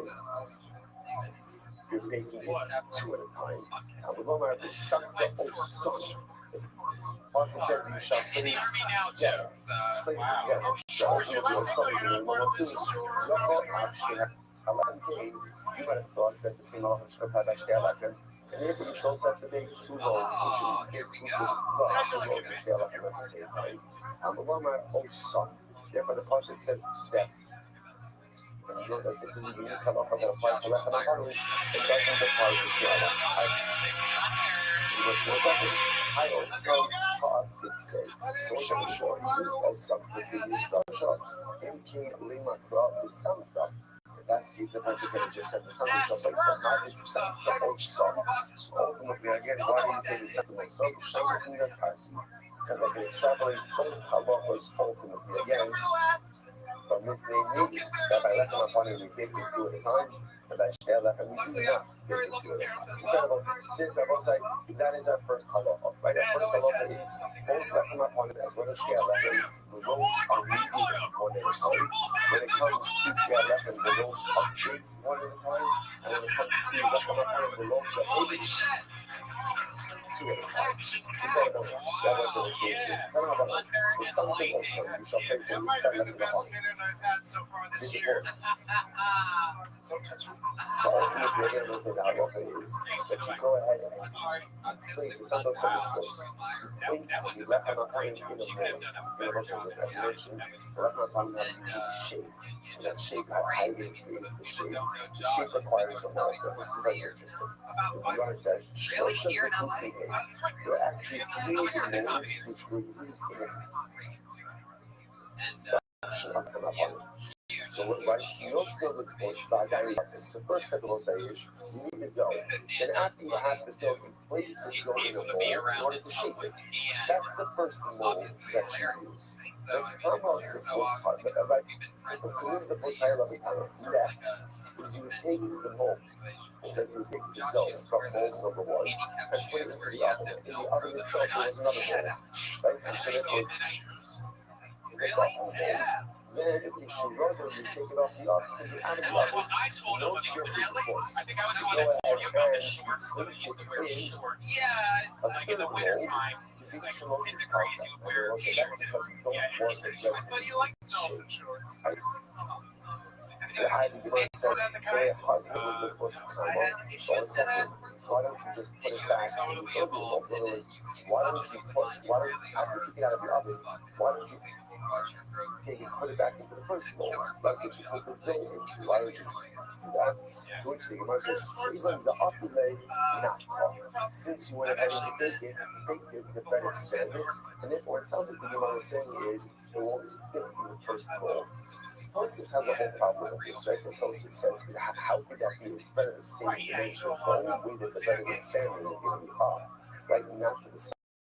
Still says all this action. Never touch this again. There could be some level of expansion. It's not going to be therefore, you can't go ahead and you can't fit back into mold number one, and therefore they created mold number two. So it's a three mold. Mold number one is what the dough was put into originally to give it its shape. It was taken from there, put into the oven. The oven had its own mold in there, which would be baked in. Take it out of the oven, put it into the third mold in which it would cool and set. No, what I'm trying to get at is you said. Why can't you use mold number one after you get out of the oven? And I'd say, why put yourself into like think about that mold. Right? What is that mold? That mold is on this it's a framework. It's a framework. It's that mold that is necessary for the bread to ultimately its identity. One of the biggest mistakes that we make in life is that often we create for ourselves a construct, and we forget that the construct in which we live has to change as we change and as we evolve and we get older. And the consistency has certain outlooks, certain prisms, certain ideals, certain structures. I think there's a certain way. And perhaps those approaches would work. I mean, is that not like a full-blown rabbi? At an earlier stage of life. Or we forget that sometimes you always have to evaluate and reevaluate. Is that the guy that picks you up every night in the van? Outlooks, your ideas, your struggles, your approaches. And ask yourself, is the way that I'm doing things, I know the way that I'm doing things now, because we have done it for the last 10 years, 20 years, 50 years, 70 years, but doesn't mean I thought you had a really good set of that one. to be readdressed. So I need to read a book about how I'm living life. Do I need to read a book about my priorities? Do I need to revisit my goals, my dreams, my aspirations? Do I need to revisit the way I talk? Do I need to revisit the way I behave? Do I need to revisit the way I interact with my every thing in life should always be revisited and re-examined. I think that's the most hospital of also having a different mold. And it's not the same mold. You don't put the mold and put it back into the same mold. At every stage, there's a new mold. At every stage, there's a new scale. At every stage, there's a new flavor. That's what life is. You see it's about it. It's coming on as a new.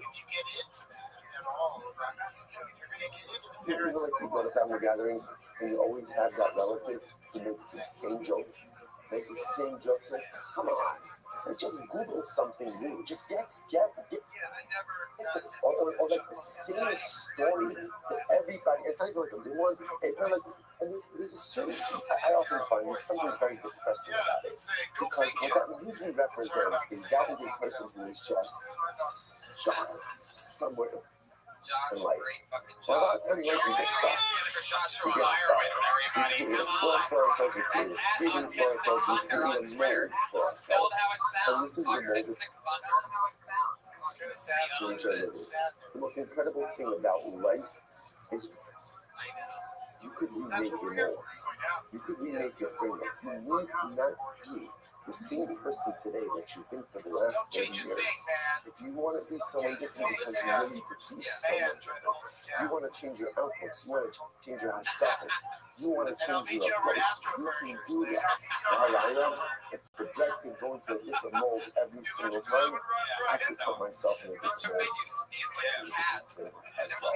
The planet never goes back into the same Is that like were you trying to not sneeze first? never Like goes what back happened? into Or the was same that mold no, and neither should we. Let's go back. Says the Gemara. Hitman, what is great Gemara? Hitman, let them up on the cake to those get ready for this. How do you let them up on it? Get ready for this. How do you do it? So Gemara says, let me tell you pictures. Let me tell you Take down the 94B. Let me tell you the name pays up for yourself. Let me tell you that said literally like an open box. Okay, so let's say. So that's the picture that you see on the top left of Rashi over there, open box. But the truth is, the picture does not actually do it justice. If you take a look, I'm encouraging you now to look at your WhatsApp chat. Only if this WhatsApp chat, right? You know, this is not a great chicken, right? So if you take a look at the documented WhatsApp chat, so you can see over here, I posted a couple of pictures yesterday, and you can see over here, I tried to, so here, the first picture on page 1, you can see that's a bit uneven. Just an open box. Not much. I will say, we're going to see. I didn't post more pictures of it. There's a lot of macros surrounding Rachman. It's exactly how it looks. We just going to go with this simple picture for now, but I just want to point out that even in Radicalino, there's a lot more complexity. Our purpose is right now like an open box. But the opener says, "Kimin Sino Rokeras." The opener says, like a fast boat. Now, is it like a fast boat? That's the second picture on page number 1. Now, we'll say, if you, well, actually, before we get to the picture, if you look at Rashi, right, if you look at Rashi's pictures, so communicate Rabbi Hanina's picture, that's the U, essentially, right? The open box. But the open one is the fast boat. Now, what you're looking at over here, when you see that V, you see that V, that's what Black Mapanim will look at when you're looking at it frontwards. Frontwards, yeah, front.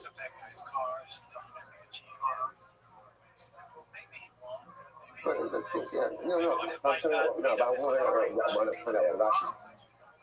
What is Rashi's V? Rashi's V is when if you were to hold up like my bottom and you were to look at it frontwards, right? You look at that essentially what you see, and not exactly what you see because it wasn't. It was rounded. But again, Rashi's point over here is that my pun came to a point. It came to a point on the bottom. And this is very important because the shape of the left pun has dramatic ramifications as depth. How the shulchan itself was set up. And remember again, and the left pun rests on the shulchan. But again, so that can come to a point in the V, and then you can see on the image that I sent you. So again, it was shaped like this bolt. Okay, that's my focus. So the word says, let's say, by the way, before we go on, hold on, I need to see what it is. What is this? What is this my focus about how Lechem HaKonim is shaped? Right? Now again, obviously it's not focused, so I will say, there's got to be some deeper meaning in this, right? Open box, open road, I don't know. Like a roll, so we'll say, Shtea Lechem, what did the roll to Shtea Lechem look like? What do they look like? They look like, what's it look like? Rolls. What does the roll to the Koga look like? Well, it depends which time, but rolls. What is happening over here? That's certainly by the Lechem HaKonim, we need to have, again, listen, either way, it's a straight shape. Right? Either way, this is not a normal shape. So what's going on with this? What shape is saying absolutely amazing. So I saw the whole in the same, but maybe it's already deeper. It's actually like this. Listen to how beautiful this is. Yeah, short Romans with Parnasa. So this is it. The short one represents Parnasa. Short represents livelihood. The Hadal Omid, Hashem is also Shalom Piazim. So we are down. That's one of the things that's supposed to know is Parnasa is a struggle. Parnasa is a struggle, and it's a difficult escape. Wow. So what does it mean? Let me try and read the let's work it backwards. The Yoga says that the lechem upon bread, which represents your sustenance, bread itself represents your parnos. Bread is your parnos. Sits on the shoulder, which represents your parnos. So the Yoga says, what's your parnos like? It's like a boat, like a fast boat. Why? Well, higher level azeh. שחשב מזמוסו של אדם בקריאתו. אז נעשו. וכמו שהספירה רוקדת אנקופת אז למעלות. כאן למטה, כן הפרנסה אינה תלויה. His time to show at all exist about this mitzvah side. You see, what is it going to? What is it going to? A ball goes up and down on the water. So to again, Parnasa is up and down. Parnasa is often not constant because Parnasa is one of the things that is zero. That is put back and forth. I have to put in my establish. I have to put in my effort. But it is important to understand that often Parnasa is a rocky voyage like Kriyas Yams. Like a boat on the waters. And I won't say, what's the point of telling us this? Sometimes in life, understanding and knowing from the beginning that something is going to be a challenge is incredibly helpful. Because if you don't know that it's going to be a challenge, and you think it's going to be easy, then there is a challenge, it's going to be slow. So what happens? You come to it from the actually see the shoulder represents Parnasa, and left in a point which actually the left in the second represents Parnasa shaped like a pen. To indicate to us what? Caution is a word that should identify us. That Parnasa is as difficult as the essential. It's up, it's down, it's up, but the good news is, it is feedback. So you just gotta stay strong. What do you do? What do you do when you're on a boat? And the boat is being robbed up and down, up and down. What do you do? What do you do? What do you do? Hold on. Hold on. What do you do in life when Parnasa is difficult? Hold on. Hold on to our Kodesh Baruch Hu. Hold on to the sides of the boat and hold on. Just hold on. And the great I'm not sure why it's called skipper, right? The great shepherd, the Olam, he's got you. guy on the other side didn't agree. But I mean, give it up for the comedy store bad. But just hold on to the side of the boat. I'm not sure. Maybe you can help me. Is it still considered fingering Hold on in to the side future of the mode? boat. Or I just thought that best intended. Checking everything, It's no? pretty Why juicy do for you either way. say That's that a it's an W. open basket? What's the deal with this? So I go to church a lot. But I had some trouble the other day. This woman was pregnant. Wow. If you have Just bread, freaking out, like in the if middle you of have bread, and your bread is so I had to say to her, I'm like, look, lady, stable, relax. black Like bottom, the Pope it's said, sick, it's stable. that breastfeeding What in does your church is bread have totally to be? Your bread has to be like this fine. open Read your box. songs, I'm almost Take what you Guys, have I'm Dan Long. and share it with others. Jesus Just like if the Christ, box that's a is open, fucking other people machine. can come and take How long what have you you been doing need. stand up, Dan? I started like 7 years ago, but I put it People, like too long. if you've got bread, if you've got Parnasa, share it. If the Ribono Shel Olam blesses you with material success, that is only because you are a custodian. Do something good with it. That is not yours. Yeah, it was part of their big event. It was really big in Chicago. Yes, enjoy it, but make sure you pay it forward. Make sure that your boots, make sure that your box is open. Make sure that your bread is open and you take what you share, open up your fathers. This fun look at my focus on side. I get and now he's going to be right, but the hashkafa behind both of them is incredible. If it's a the Oakland and it's the Skeeter of the it's the fast boat. I'm not saying up and down voyage. You get tossed around the stormy seas of making a livelihood and finding financial stability. Understand that's the way that it is. Hold on. Hold on to your God. Hold on to your Torah, and you will make it ultimately into tranquil waters. Or if it's open bread, think of roots up, but I mean, not ultimately you're going to have, make sure your basket is open, make sure your bread is open, and take what you have and share it with others. Incredible. Let's go back to solution. I'm going to communicate with pizza. I need the yes. I need the yes of the Zeke. And I'm going to say, remember, on top of the bread, or on top of the shofar, there's 2 spoons of frankincense. Dan, that's fucking hilarious, man. I hope you come back. So if you go like let me come up, that the bread was flat, so then I understand the two spoons could sit literally again on the top layer, because the list is flat. So you just put the 2 spoons right there. I'm going to see that your canvas. Don't tell me also anything. But again, if you hold the bread with like a fast boy, where they put the basil, like where they put the 2 spoons of frankincense, which they give us a local of it. Can they make a place for it? In other words, they would go ahead. And make sure Rashi says, "Oh yeah, I believe almost like Rashi, but over the Akanos, I'm the talking of this notion. By one of the stuff I can do, Yeah, like I had a big old. besides from that, they make a place. So, so glad you don't have answers, figure it out. That's which one I'm not communicating with me. So, let me actually kind of put them up and I watch this. One of the interesting things that they had in the lesson of Cunning was this concept of cunning. Cunning ultimately, again, would be really seeds as we do the loaves should not sit one on top of the other. Right? Why?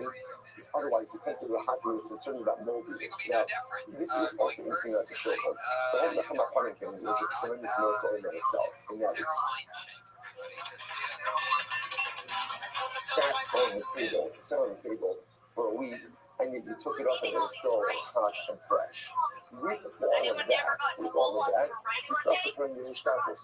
So what they do is they have these small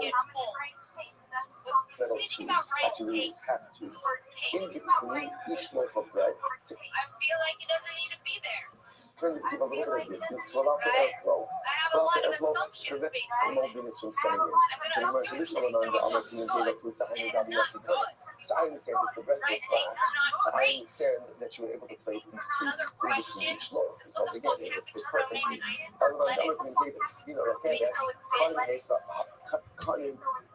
Cunning, yes. But again, we made this as a fast boat. Then how about the Mesa? How are you able to place those? How are you able to place those? The word is sick, which the Gemara says, Marsha Avadu. There is some type of protrusion from on the top of the loaves in order to go ahead and have the rope situated one on top of the other. Okay, what was it? I guarantee you have to have, I know for a fact, just it's not essentially keeps doing the same answer, which is they would figure it out. They would figure it out. You show them I know, and I go to the you show them I know, because I would decide to see they must have very interesting. So according to the thing that says that halakha myself, that the bread was made, because the bread was made like the open box. So this is why they had the sneaking. Now on the website, the sneaking are also known as menachios. That's which again in the picture that I sent you, the see over here, represent support. So these were the extended sides of the shofar, which were there in order to support the loaves themselves. So the shofar lines are like being pizza, and the cycle is looking left. So if you say that the loaf is an open box, then it makes sense ultimately again that the sleep, the supports were there, because again, also remember that according to Rabbi Yochanan, ultimately the side of the bread were flat and finished. Therefore, the sleeping, the side support, which is a big stress again, the chat, which support the loaf of bread in the shofar. Remember, the sleeping Yeah, like the back of the rice cake packages has other recipes. Can't be something sleeping, but again, halakha l'maisa. What is the agreement that says that the loaf is like a fast boat? And how would the sneaking, how would the side support, the side holes help with the lungs? Do it Mas aí sabe que os níveis do olhar do audience, the left I just the audio, although there was another video, it's actually quite fascinating. What if they had approached the whole girl like a fast boat? There must have been a semicircular support that was built into the shoulder. Right. Right. That's a great brand new organic health pies, you guys. So For the session you want. would be This just doesn't taste anything like pie. candy bar. fitted into. Otherwise, there was no way for the loaves themselves to be supported. Hold on, Michelle. We'll stop over here today. Again, when we get through all of this, and as I show what we're going to do is we're going to go ahead and go through the whole show and discuss. That's exactly how the bread would go ahead and fit on the show. Great job. It's tremendous. Everyone. She's on Twitter at Princess Shank, SHENK, so that's SHENK. I'm so proud of her. Yeah, it's amazing. So proud. It's just, I would definitely pay money to see her. I would love to see 50 minutes. Yeah. She's been on all 34 shows. No, she's been on Most of them. 9. Yeah, most of them. A new minute every time, right? She's should have number 6. Yep, we're about to announce that just after this next. Your final comedian, she's been with us the longest. She dropped out of college. She has her first comedy spot this year on Phil Tony, and she fell in love with stand-up comedy. She's the one and only Kimberly Condon, everybody! Closing it out. Bringing it. I can say good morning. Heard a story where a lady got mad and chopped her husband's Sport this off morning, because shape he and said pain. he was Our leaving. counter sponsors for the month of Nisan have our new cover our mission filming. We're dedicating all the show and drug shows. Literally could not part. Literally. This He month, was the like, memory I'm of out of Adam's here. mother You're Sarah fucking Bryan nuts. back to a She's like, that's fine. I gotta go.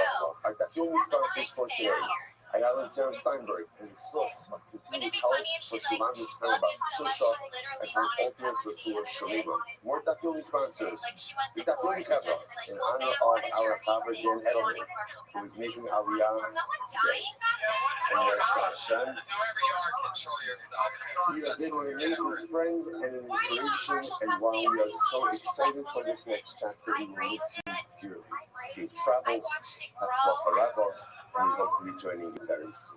It's not that Not you can live with it, but I should have it on weekends By and Dan and holidays. Russell Edelman, That's it. in Thanks. honor of the Again, incredible 59.88 Dr. Young Trevor, seconds. ISFTC, and Dan and Russell It's like a continue joke at that this on point. the journey on around the I Holy don't Land blame you though for tonight. lashing out at that weird We're laugh. privileged to be interested in being an in-person part of the special state of London, Colorado. Just let it out, or if you By want to doing let that, it hope out, you continue switch learning to to have on Zoom, but and never come back. but you fulfill and may you all continue Whatever to you grow, need to do to make to sure that become the never best happens version of again, that'd be yourselves. great. Yes, I'll be back to work with this, so I'm not giving up my seat. Excellent, Dr. That was so quick. Let it out. Let it out. For regular life, it's not very good. That's all I'm saying. Like, just let it out. Whatever that Not just a squealing good thing trip, is, it's a but high an pitch. incredible Like you're and magnificent and overwhelming next chapter of life. You join a very illustrious group. Where they separate the kids Mark from their Hashem, who parents. are our Kim satellite out. Robin, you fucking destroy. That was awesome. Our satellite here, it's a strong spread of all over, and it's a strong. And I was like, there's nothing more inspiring in this world than to see someone like you. And it's courageous enough to make it. It's a message to you in your life. You just find a message and get it with Do you you. know where this one The message and see all of your dreams come true. This dream here, Some weird shit. Oh, it was chopping dicks, this Tennessee. is able for many, many more dreams. And how Okay, that so I read fun somewhere that someone said you can taste the most wrapped up things You're at the you end can of do. your time. And I was like, Of course, it wasn't dedicated to other than Swiss. All of our brothers and sisters in order to show that the purpose to create this charitable group is security and the part to give our brave soldiers. Slow exactly trying to pull my city again. And of course, today is also important to recognize that there is Yom HaShoah. And as much as very often we focus on the loss of the 16 million population, much more on tissue boxes and generally more overly collected losses of South Israel. But any day that is dedicated to Yeah, so the big announcement is that we are donating each and every one of us. we have A few moments out of the day. three There's so many incredible personal vital testimonies. This is coming a with group, us. Sarah unfortunately, Weinstein, that is Kimberly quickly Conner, Josh dwindling Gordon, and really the one Iron of the Patriot, holiest generations Ryan of Redman, fathers. and I all going down to San Diego this March 1st to make sacrifice huge Saturday night show. For months nations we've of been at Vegas, overwhelming Winnebago abundance. County We hope putting that on the road. America, This some is of our our big Minnesota, first huge test This is our ride. beta test. can show us the 6 million population should go even New York City. higher So and also, if you have higher. a comment, Really see go us there nothing listening should to us this right that now. show. Get a hold of New York County. They're giving what you like to finish that show. Should be supposed to all the Gotta problems find the spelled and how that big is part of budget the month. I should do investigation. enough how I should our research years should Let's figure it out. mend our broken hearts. The body social deserves the beautiful and eternal simple and shalom that we can see through the thousand years here at the Amino. That's your And I say that let us be the last week really dance ahead of us that we can't be sadly people 93. Oh my We god. have to up in this session The on bomb people are just gonna be like, are you fucking we kidding left me, on dude? at the two dots, all combos and up the Red, white, and blue LED star. Oh, good sell. No way that's a bomb. 6, 8, 9 Doug, light up your from show the is We're so fascinating entertaining. topic I told everybody of what I think, and that I honestly think it is the funniest concept for a show that I've right, heard hello for since myself I've ever anytime. thought So call Kabanos, see the call cups on, call Getting it Kabanos, done with nothing, high. 2 minutes Getting for it listening done before with this high. offensive. So in Every general, I got to go every once and individual go and operator check requires on some it. thought, Sit there with the exception and watch that of the taping heart. happen, and it's the most fun concept. As your Everybody basis, wants whereas the that. Carabano, What else is Carbano, the Torah says you should do Smicha and more carbon. What does that come to? Just Carbano, the law of a car, and not on the firstborn Adam. On the car, Shiach, the Halal Giving, much for the Shin Kedusha, something that they do in Smicha. So when it comes to Shlonim, the Shlonim do not have innate right in Euro Kedusha, ultimately the clock. The Chor Shek Kedusha, so the Rechem in the Kedusha and Smicha. And I would have thought, again, in the Hallel, I would have thought that the Chor, which does have in Euro Kedusha, right, but the Chor doesn't mean already from the Euro. There are a lot of women who say the Chor Smicha, Follow the Comic Patriot on Twitter. He's Carbon over the awesome on Bachar. Twitter. Therefore, the Torah says his carbon and not the Bachar. That excludes Bachar. Carbon also will say all this entire drasha is being put in this same concept. Kasset and Mak, that's carbon. So it's phrasing it in the possessive. Carbon, but the Meiser, So again, thank you so much, live audience, for coming out. This is great. The fastest growing podcast in the history of the internet. Thanks for being part of it. so listen to my before. That's funny. It doesn't have to be broken to us how the statute comes before the statute comes after. And what is that refer to? By Meiser, right? Meiser is a pen diamond. Remember, I was saying, I see you count my sheep with the sheep in the pen. Right? You go out, you have a small opening. 1, 2, 3, 4, 5. It's in there, 9. 10 comes a little red paintbrush, right? A little smear, and that's it. What happens if you accidentally designated 9 or you accidentally designated 11? Those designations actually work, and that animal has kedusha. Unique idea. So the Gemara says by shlonim there's no such concept of consecrating that which comes before it or that which comes after it. Yet it requires smicha. Meiser shem kadesh lefanav ula'acharav eredin shetal smicha. I would have thought, therefore, again, that Meiser, which does have a thing, ultimately consecrating that which comes before that which comes after it, should certainly require smicha. I'm a long run, carbon, I'm a Meiser. Therefore, the Torah says carbon. Your carbon, in other words, it's representing something that really is yours and not Meiser. Okay? But the same idea, you just move on your carbon, that excludes below Pesach, not carbon Pesach, Shiach. I would have thought the following Balo Gilu, Uma Shlomu She'ino Ba'amud Bahadei Tunin Smicha, Again, we'll say Spanish women, there is no standing obligation to go ahead and bring that up. Yes, I'm not going to do this. Exactly, on the God, there is no punishment, but exactly there is a standing obligation to bring such a cargo. So this is required. I'm the one that's carbon, therefore, it is your carbon and not his. Okay, it says you must also go to the drashas. Those are the drashas that put the initial statement. Seek them in the top, or second of the raise of your thought. Man, the Shalom Shekhi, doing the suffering, it's with us Chazal show. And yet again, it was that Kabbalah almost necessarily good. Why not? Because when it comes to Shalom, at least, Shalom requires something. Shalom also requires the waving of the chest and the thigh. Which the Gemara says you're right. In reality, why I smacked the Baal. The exclusion for these three things, because let's remember again, one more time, the Mishnah made a statement. The general statement was any communal offerings are exempt from Smicha, which tells us that all private offerings are obligated in Smicha. That is a true statement. Then the Mishnah says, except for the Chayr Meiser Pesach. The Gemara then quotes a pasuk to explain these, or to extrapolate these three exclusions. The Gemara says, well, the Gemara has a whole, at least by from Shlomo, right? Shlomo could upside the whole thing. This one says, you're right, I don't need psukim. The psukim are enough. The cry has not for the alma.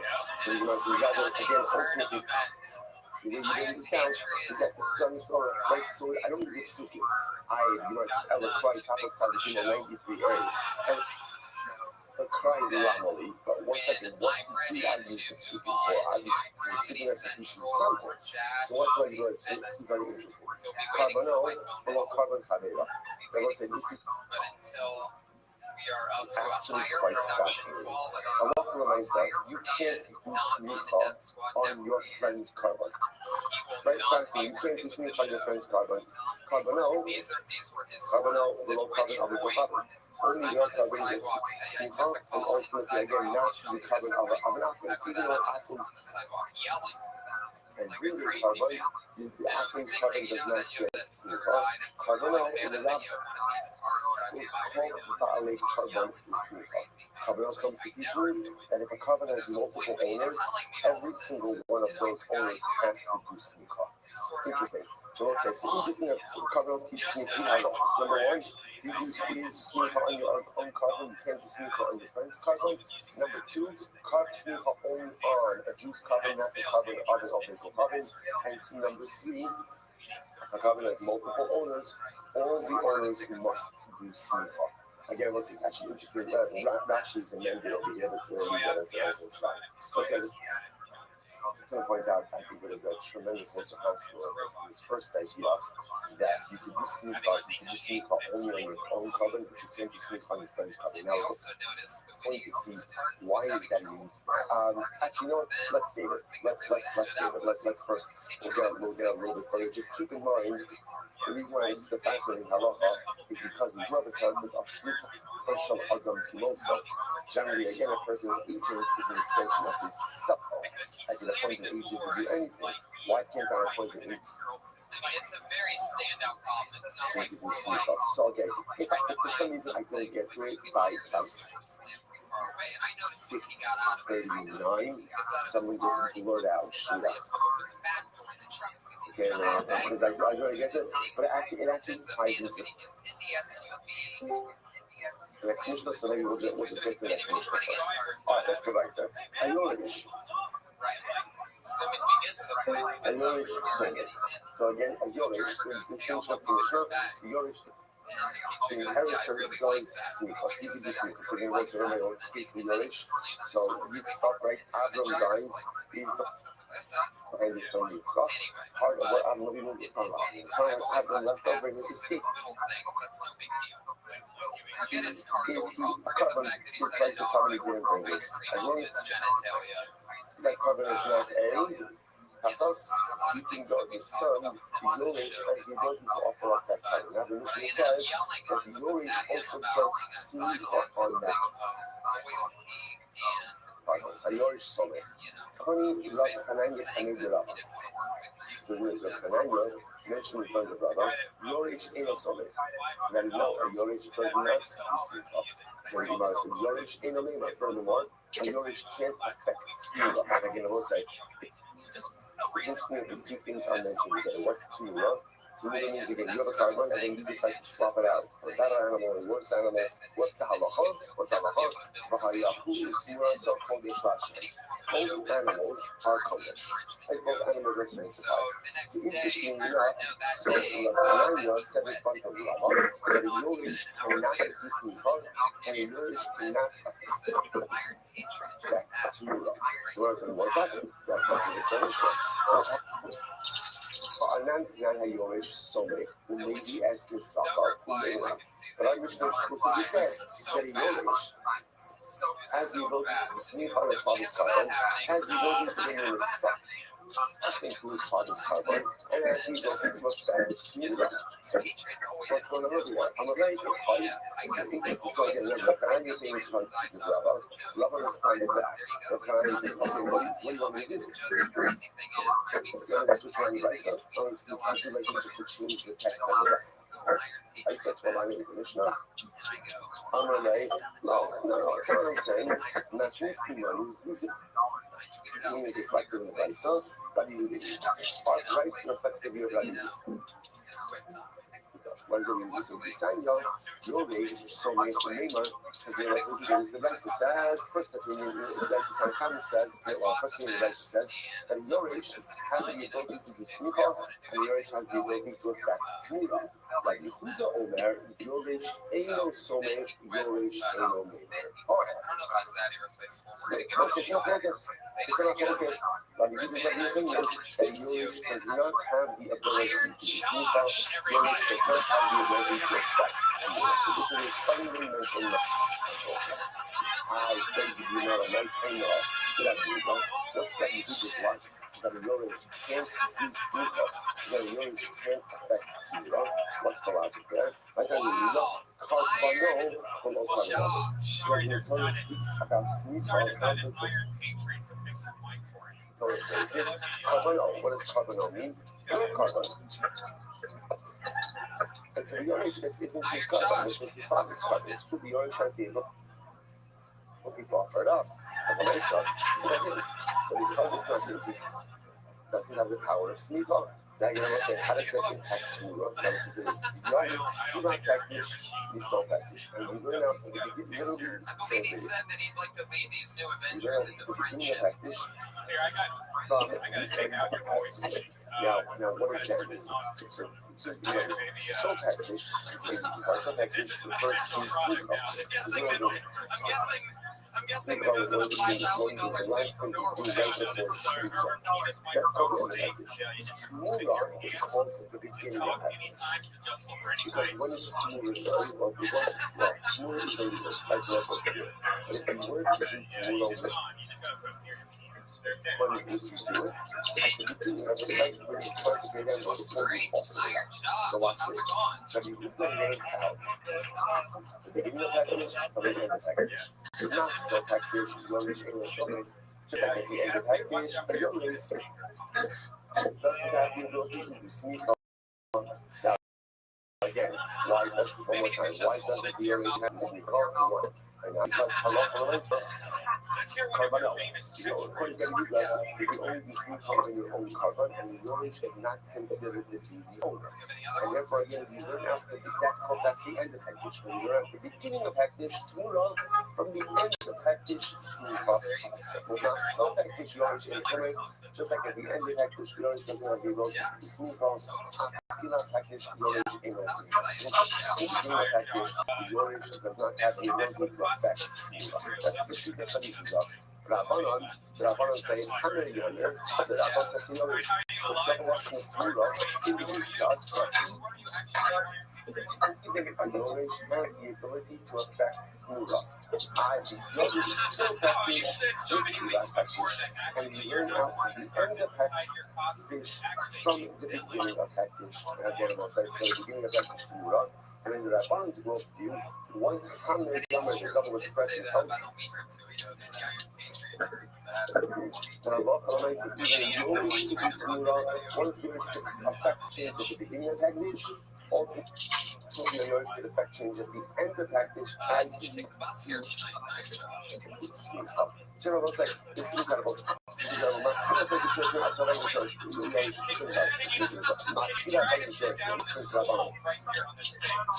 at the beginning of the process, you always take that.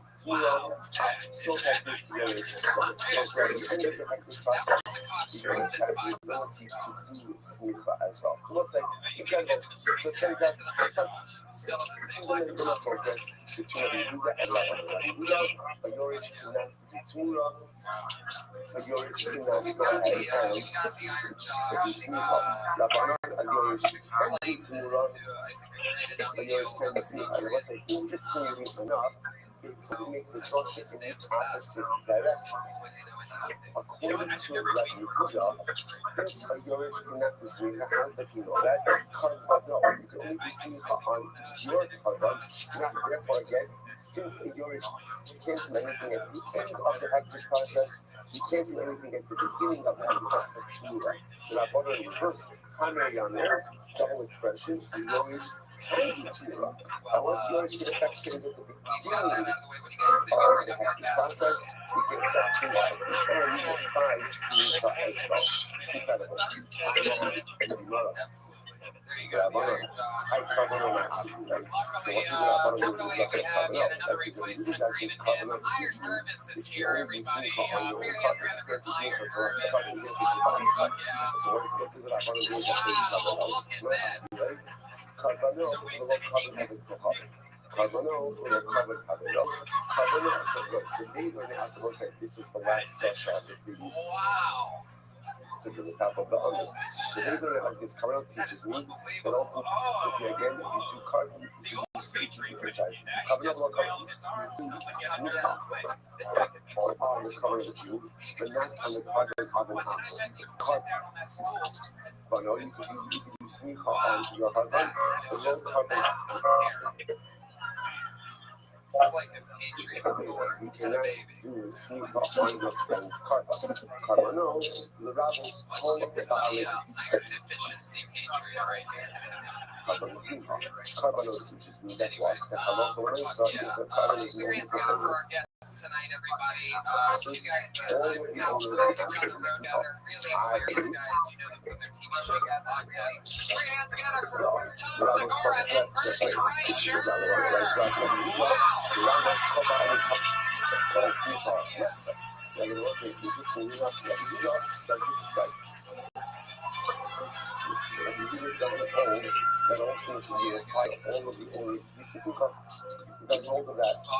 Yes. Well done to Kill Tony. This is both of your first time.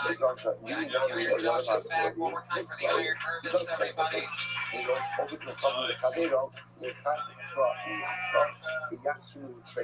the other possibility is that halacha l'maisa, he learned down to the exclusion of akum and clay, that you can't do smicha on akum's carbon, and you can't do smicha on your friend's carbon from one place. That's clear, right? Carbonos. So that's the case. There's two more carbonos that are open. I asked the trick, right? That carbonol below carbon off. One is the DG. You can use smicha on your carbon, but not on the carbon of your father. The rabbis call a Baal carbon. Iron Josh. The halacha is the carbon has no all of the owners must speak. Right now, this is just flip flopping back and forth. I remember my house, right? So that was all what the rabbis do with carbon out, right? Because remember, we used carbon out to teach the speak about. The rabbis would open the type and the order with carbon out. Okay, that's the Russian we saw. Now you get to see it. What does that mean to do when they're younger? Remember, what does the rabbis doing Hanayah, the double expression of Hanayah, Rabbanon used to teach. That is no age can affect Torah. The Rabbanon, excuse me, the Yehuda holds that no age Yes, attracted to Mura. So therefore, what does Rabbi Reuben do with this double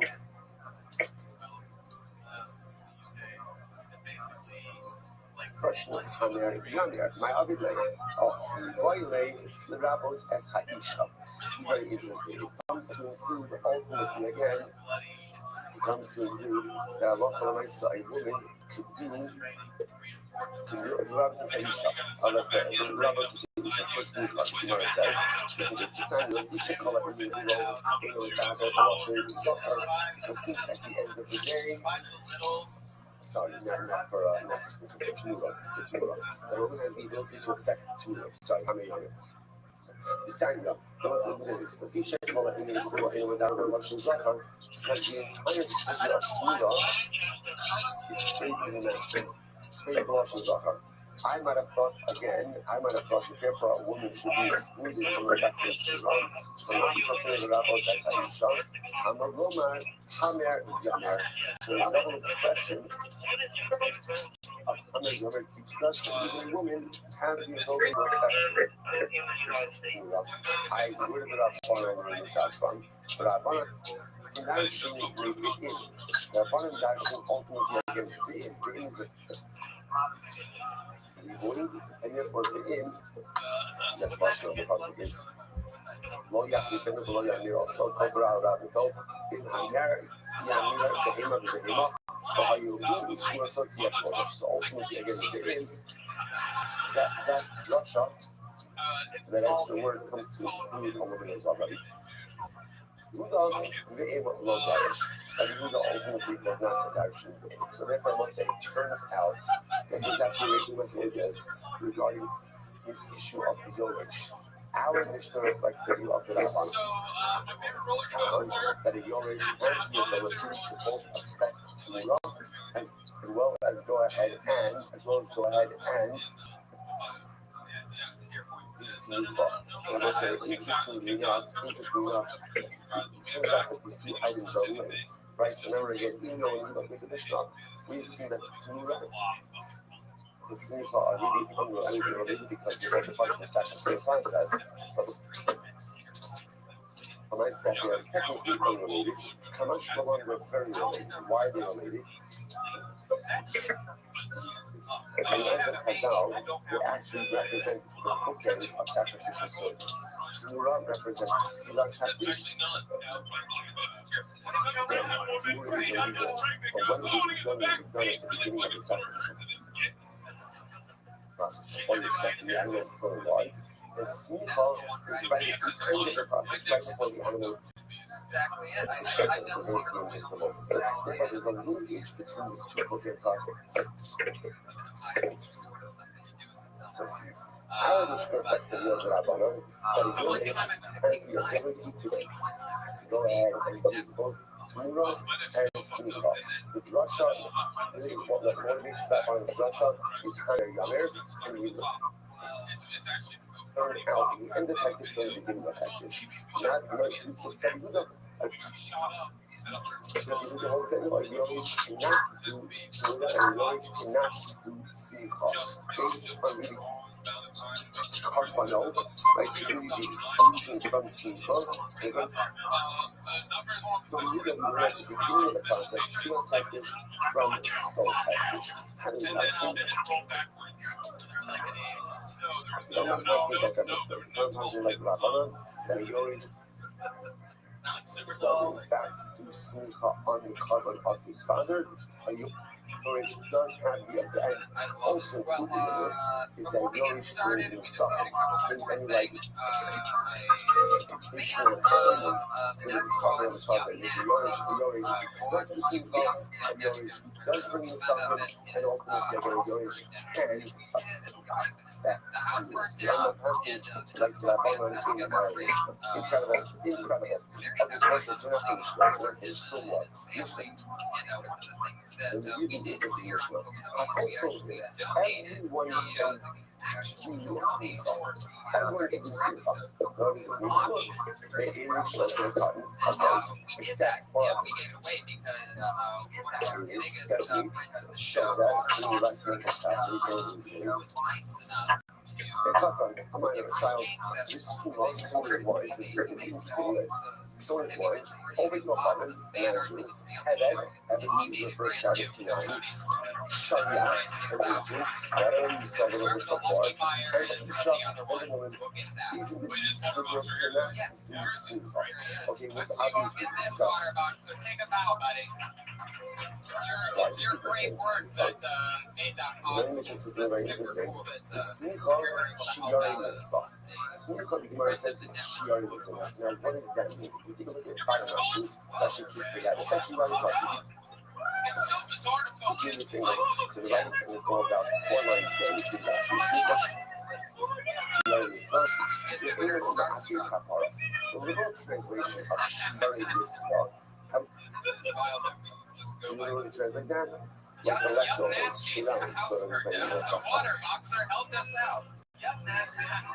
Definitely sounds like like the leftovers, the leftovers He's a white non-rapper from Green Bay. The opposite. So Rashi says it's not an active cup. Means if you omit smicha, the carbon is still a they're like, I've seen it, and I go, oh, I know him, but I don't really know anybody. Until I fucking know them. I called into their show. That It was is a 24 hour podcast. And but I was in failure Paris. I to called in. perform smicha does not invalidate. Okay, for that matter, compromise the effectiveness of the carbon itself. Okay, let's finish up where it says. How do you speak?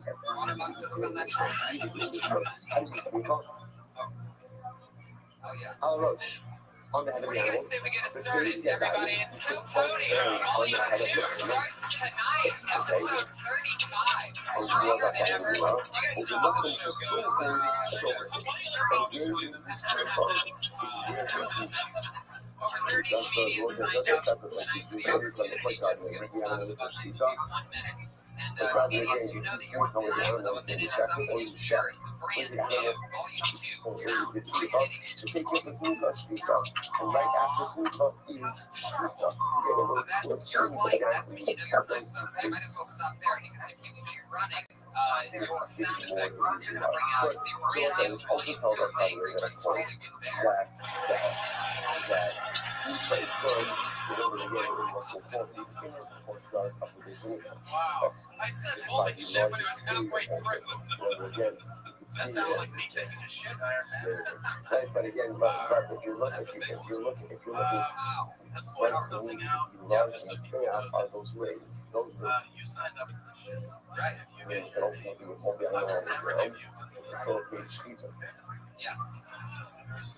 nothing Very more good. annoying than any comedian because nothing People set up, further down below them is that they need to just go ahead and cut up the animal as well. So everything was done So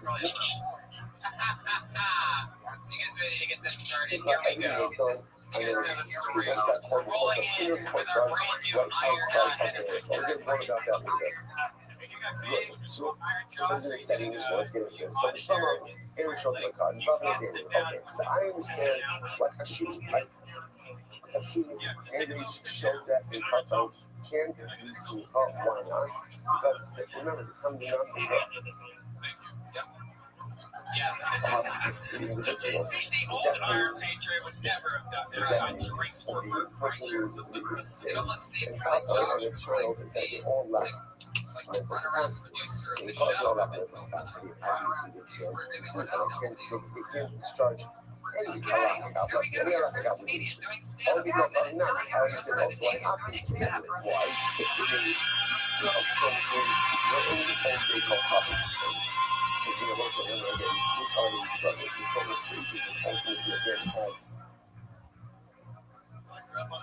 Either carbon no, right? Carbon no, below carbon no, or ultimately again the carbon self-sensitive Israel. Right, I'll show the button. Dafür aus der Israel, man kann lernen, Adam Jacken mit dem Carbon on Shem, in a bam in a block in a sun, because so the some game the whole and then the next part of the sneak off. So I look at my says to Israel. I understand getting show to the cotton and send all of those extinction. That was small, night time alone. Why can't the blind person do sneak off? What's that? So the man says, now you know what? Say, It happens to be a general with a focus about whether or not the Vikings was Hydrolysis. Right? So obviously, the Gemara must be holding that if the blind person would be Hydrolysis, that's what he was asking. But just that in itself is fascinating. Okay, but that was sumo nighttime alone. Why wouldn't sumo be able to be sweet call? So it's about being associated with fascinating. But it's about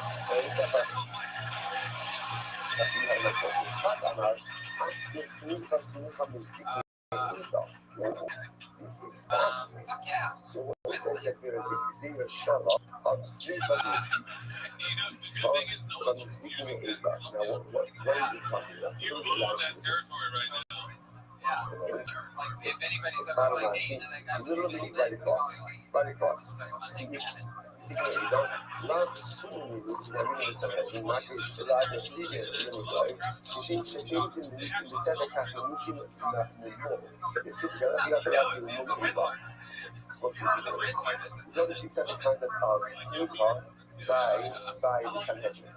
Right? And remember again that power have a government at Seabrook, like New York Rule offering, and the Halachic by the Sanhedrin. In order to see those idea of gender equality, among them is you can't have any physical blemishes. That's I wasn't necessarily thinking, you can't have any physical blemishes. Therefore, blindness would be disqualified. straight guy Or the Sanhedrin. This is fascinating. So the first thing he says sneak up by the Sanhedrin, and it says sneak up by Columbus. Just like sneak up by the Sanhedrin, you don't need the Sanhedrin are blind, right? So again, sneak up can only be done by someone who doesn't have the blemish of blindness as well. Fascinating. That's the drug. So, the Chacham, it looks like, just as an aside, telling you why can't they memorize this as a blind? Don't you think something there should be like a practical reason for that? Because in many cases of adjudication where you're going to actually see something, as we be able to see,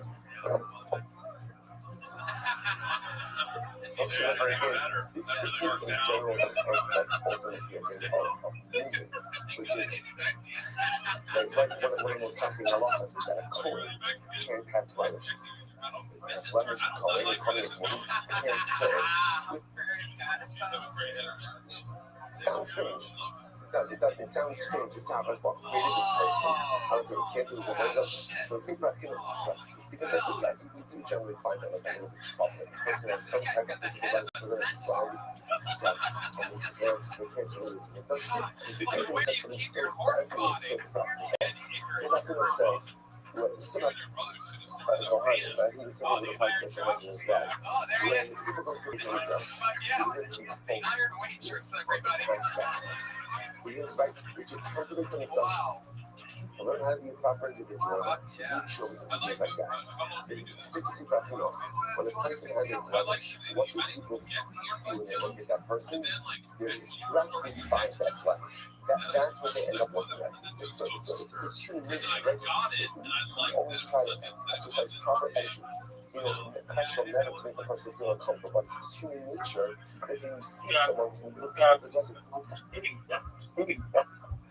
Of course, that's what you're told that means trust. That's the only method. Wait a second. I have an idea. It's going to be a distraction. Josh, It's going to be a distraction. you were downstairs most of that, weren't you? Okay. Do me a favor. Hey, what's the name of that? What's the name of that? What's the name of that Batman film? Therefore, no Kohanim are going to have those. That's not spiritual, just the Kohanim. First time you've sounded out of your proper way in your entire life. And it's the time that it ruins my joke. Normally, as a speech impediment or someone coming to so I'm just trying to get the organically say the word. If you walk into that Mishka Sagat, if you walk into that courtroom, you need to be focused on the fact that these are the greatest halachic decisors of the land. These cannot be distracted by anything else that is going on. That's also right. The king, the Melech, like the king has to be handsome. The king has to be tall. The king has to be wealthy. Right? Because you know, So you gotta can't trust your have instinct because you're distracted team manager like into the game. You know, you see, just start little soccer guy, like, guys like that. So that's it. That's a problem. So like that's the guy. So again, it's fascinating that confirm to understand how we operate, and then for the system that obviously forces us to be better, while at the same time recognizing sometimes our true realities as well. So anyway, that's what I think. So therefore, according to the verse that we read, it's a generation of sleepless and perfect surrender. Just like the language of Scripture can't be taught. So here's the one you can't be sleepless. Incredible. Okay. The Kadama asks you sleep. Let's sleep on the whole last week. This is that's other than he said, and it is a Shabbat sleep, a sleep on from all last week. All last week, will say, is a local away, so the cousin that you bring when you are older level. So when you come to try and base out the rules, so this is a special called Olas Re'iyah, which literally is an Olah, only bird offering, Re'iyah, but when you see the Mikdash, that Allah is, who is obligated ultimately in Olas Re'iyah, only someone who has sex. About it, that's what we're saying. Aliyah Re'iyah,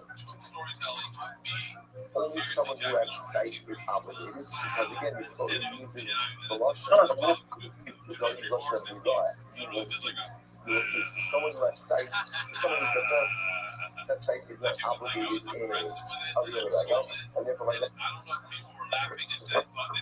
A person is not obligated in Olas Re'iyah. So it says sneaker by Olas Re'iyah. It says sneaker by other commands. Just like Olas Re'iyah, you only do sneaker off your sight. So to buy the sneaker, only sneaker off your sight. So the Gemara says, well, you might not be Olas Re'iyah, might not be using it either. You know, it says why they reject each other's drushes. So according to the being that learns it out from Olas Re'iyah, why doesn't he learn it out from the Sanhedrin on the days? Learning Yachim and Yachim, learning Yachim and Tzibos. Very simple. Because he learns out, he'd rather learn out Yachim from Yachim. I'd rather learn out the halachas of individual kabbalas. Right, so I'd rather learn out general smicha from kabbalas from Olas Re'iyah, and not learn it out from Sanhedrin. I'm learning Yachim and Tzibos. I'm not going to learn out individual halachas from Tzibos from the Sanhedrin. We'll learn the Yodah from Zikriya Eidah, my family of the Olas Re'iyah. According to the king, learns out from Zikriya Eidah. Right from the Sanhedrin.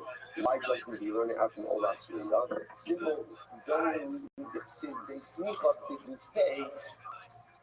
They sneak up with Fay. So again, because by the Sanhedrin, it explicitly talks about sneak up a carpet, and not about Fuki Olas Re'iyah, the heat from the Olas Re'iyah. Interestingly enough, Olas Re'iyah, the concept of sneak up by Olas is not stated exclusively by Olas Re'iyah. Rather, again, Olas Re'iyah is learned out from Olas Nidava. Coming the Mitzvah forever, Vayakiv es ha'olah v'yaseh k'mishpat Olas Nidava. You offer up the Olas Re'iyah. You do it according to the laws. And which laws? Like the laws of Olas Nidava. We made our Olas Nidava should be listening to. We're going to learn that now obligatory only required. How exciting. Just interesting enough, the opinion learns that's in the Sanhedrin, and that's because the tumult of Olas Re'iyah is not direct leader. Like the obligation of sneaker by Olas Re'iyah is only learned out in comparison to Olas Re'iyah. So we'd rather have a direct structure of sneaker to the marriage of the Sanhedrin. Incredible. I will say, so I just want to point out, fascinatingly enough, no one's arguing on the result. Right? The result is the same, which is that halacha l'maisa, there are these individuals so far going to the list of those who's going to do smicha. So Cheresh, Shota, and Katan, easy. They don't have das. Suma, a blind person, everyone is agreeing that a Suma doesn't do smicha. The machlokes over here is really learning out from. Is it learned out from the Zera Shabbat to the Sanhedrin, or is it learned out from the Zera Shabbat ultimately again to Olas Re'iyah? Yeah. Okay, that's our machlokes. Let's go right there. Next, so we're continuing along the list of people who don't do smicha. So listen to this. Tanrabanan, Yado. So also the positive notes, Samach Yado, Alo Sha'olah, the near Samar Lakakra Allah. You shall place your hand, right? Smicha. So it says Samach Yado, your hand. Below Yad Abdo, and not the hand of your servant, which indicates again, you, the owner, have to do Smicha. You can't have your servant do it. Yado, below Yad Shlucho, your hand and not the hand of your agent. Yado, below Yad Ishta, your hand and not your wife's hand. I said, okay, I got it, right? Yado means I, the owner of the covenant, to sneak on no one else. That is Shaila. It's called honey robbery. Said, okay, well, I got the point. Why do you need all of these rushes? So here we go. Tzricha. You need, I'll tell you why. Because of Rahman Echad, if the Torah would have just said one Yado, so now it says Yado 3 times, right? If you would have just said one Yado, the love by mitzvahs. I would have said ultimately it's an Eved. It's an Eved, right? Because an Eved is not obligated in mitzvahs. He's not completely obligated. So that's why he says the Smicha. About mitzvah, Ushlucho shall Adam Kimoso. But again, the Shliach will say again, this is another year. So again, he is obligated in mitzvahs, and also remember, everywhere else in halacha, we do have the concept of shluchos from Adam Kimoso. That a person's agent is an extension of himself. I would have said definitely to do smicha. Therefore, we need another yado. Also, the other to exclude shaliach. The other one is very tight. It would have just excluded. It would have just said. It would have excluded, right? Eved and Shliach, because Eved and Shliach are not. They're not like you. Because as much as Shlucho shall Adam Kimos, right? Right? Shliach is an extension of me, and Shliach is not exactly like you. However, about Ishto, you can do things. You can do them. But one's wife, who's literally again like his own body. One's wife who is like himself. Ishto can do both. Isma, I would have thought again that she could do smicha. Therefore, again, smicha. Therefore, we need all three drushes. All three drushes to teach me that neither an Aton or a Shliach or an Isha has the ability to go ahead and do smicha. It looks incredible. Take 1 minute here, which I think is incredible to ask them. So it turns out that I look over myself. No one can do smicha on my card, no one can set me, which is really fascinating, especially what you just said. Shliach can do anything. Right? I want to point out, like, you can send a Shliach to Makadosh your wife, right? I would have stressed it, right? But the mindset, right? The man wants to go out and betroth the woman, he can send her in, he can send a photo with someone else. So little the Shliach can say, you may send me our acting Kudashas to Ruve, right? The Sabah Zoom, that's most of this stuff. This is not. So, which is a pretty significant. You need to give Shliach for anything. You can't do Shliach for smicha. Listen, I want to show you something amazing. In general, there's a lot of discussion about what this concept of smicha actually is. What is smicha? Right? Why do you bring a carbon? You place your hands on this animal. Now, by sin offerings, the concept of smicha is a little bit more apparent, right? Because literally, this is going to sound strange, but there's almost like a transference of culpability. By sin offerings, there's an understanding that what has happened to this animal should really happen to me as a result of my sinful behavior. And if Baruch gave me a mechanism of atonement, and therefore there's a certain level of transference of culpability. But as we've seen, you do speak about all types of covenants, it's not just sin offerings. So what's the shot? So listen to this. This Skuni says something amazing. This Skuni on the summer, like early on this part, so this is incredible. This Skuni says the summer, לפי הפשט, מינו בני אדם, כשלא צמח הסגר ולהתעסק בשום מעשה, היו מזמינים עצמם לעשות כעניין הנחס יד עליו. So the Skuni says in general, when you start something in life, the Skuni says, what do? You kind of put your hands on it. Right? It's kind of putting your hands on everything, almost like this rolling up your sleeves and getting your hands dirty, getting started with a life initiative. So, it might be. therefore, I'm bringing a carbon. A carbon is always brought for something. Right? Generally, again, a carbon can be brought for culpability, it can be brought for things. Go back together, it's a nuclear weapon. Speaking of that, right? It can be brought for a variety of different things. Generally, what a carbon represents is I'm trying to get a process started in my life. Whatever that process is. A process of truth, a process of self-refinement, a process of thanksgiving. The student says, if you want to get a process started in life, what do you need to do? What do you need to do? Roll up your sleeves and get your hands dirty. You gotta put your hands on that carbon and you gotta get the process started with your own hands. So that's what is not teaching us. If you want to get things done in life, and you want to start processes, and you want to move your life forward, you cannot outsource that to anyone else.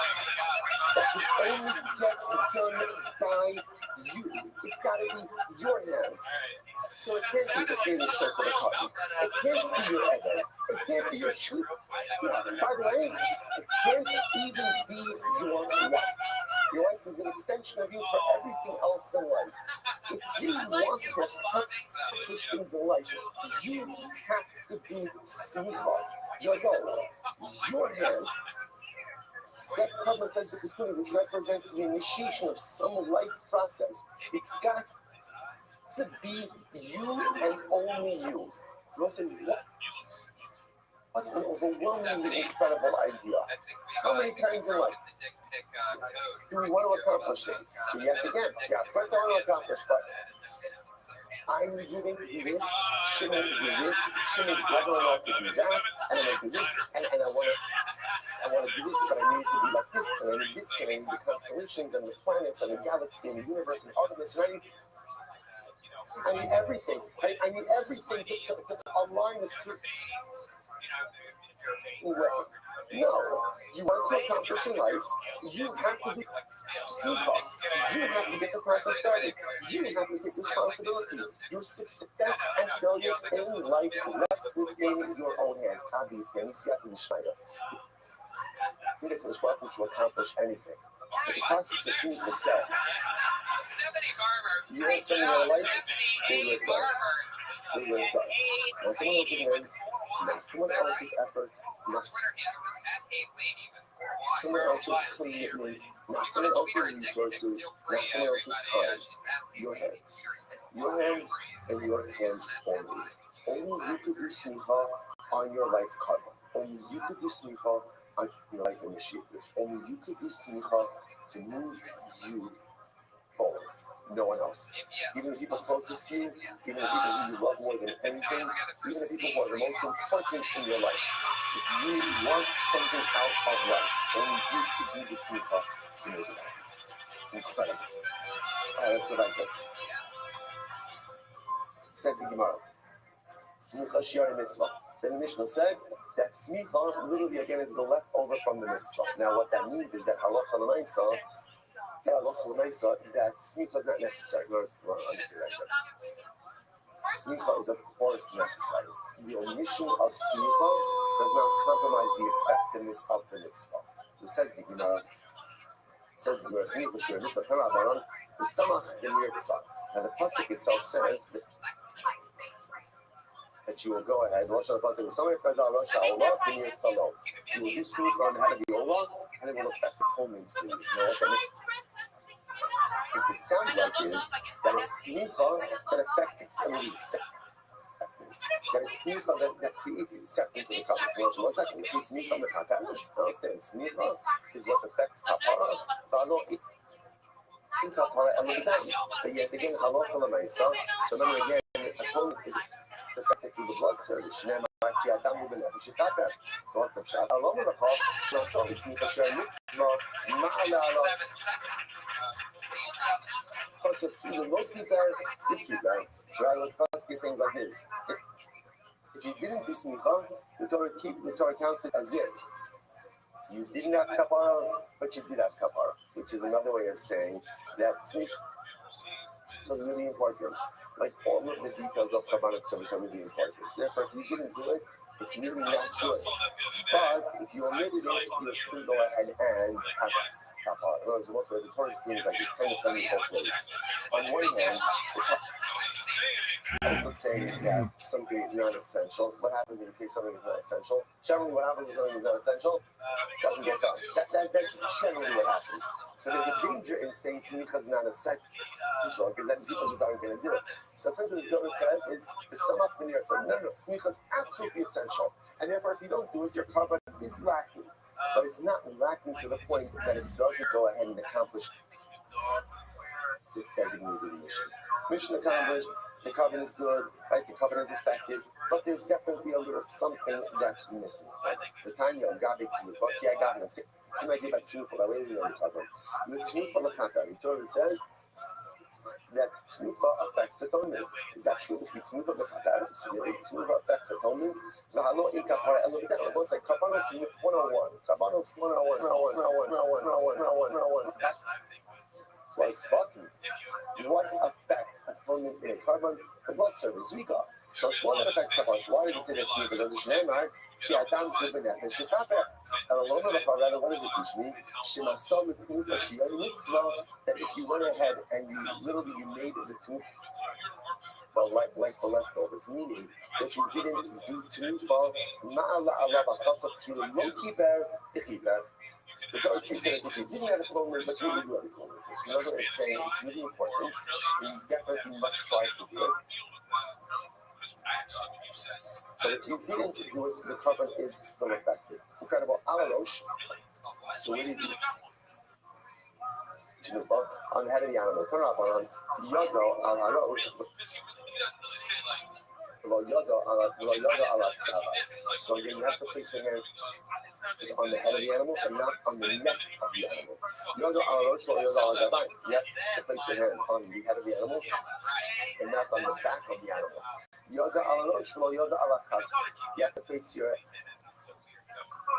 hands on the head of the animal and not on the chest of the animal. The one says, okay, I got it. Like, why have to sit? Place on the head. Call honey. Why do I need all of these expressions? Because you want to speak, you need them all. I'll tell you why. Because of one of the low carbohydrate shows. As if we would have just said one exclusionary phrase, I would have thought that it comes to exclude the neck. Why I will say because the neck is not on the same level as the head. When I say level, it's only same words out of like same plane, right? That whereas the head is vertical, right? The neck is horizontal, right? And therefore, again, that's why smicha won't work over there. About Gabo, the Kaiser has the Rosh. But again, the back technically is the same horizontal plane as the head. And therefore, perhaps the back would work. In a way, but right, I would have thought it's not excluded, it should work. Therefore, Tzuka. Therefore, if you didn't know, the back is not good as well. The Yashmina Hanipati, we shouldn't the lower side of the tooth. Furthermore, again, if you would have told me the neck and the back are not just a smicha, because the neck and the back, they're not shaykh to even tnufa, the way they have a chazay, they start with the tnufa emolo, but again, the chest, which is subject to tnufa, I would have thought that perhaps it is not excluded, and therefore, again, you can do smicha even on the chest, therefore tnufa, therefore I need the exclusionary phrase. And I love it. And as the smicha is done on the head dafka, the exclusion ultimately again of the neck, the back, and the chest. What happens if you place your hand on the side of the head of the animal? And I was saying we'll stop over for today. We'll pick up a verse and show you to see what tomorrow. Strike everyone. I like how you didn't bring in a song. It's actually a pretty good group this week. Did I miss that? Oh, I did. All right. Say something for tomorrow.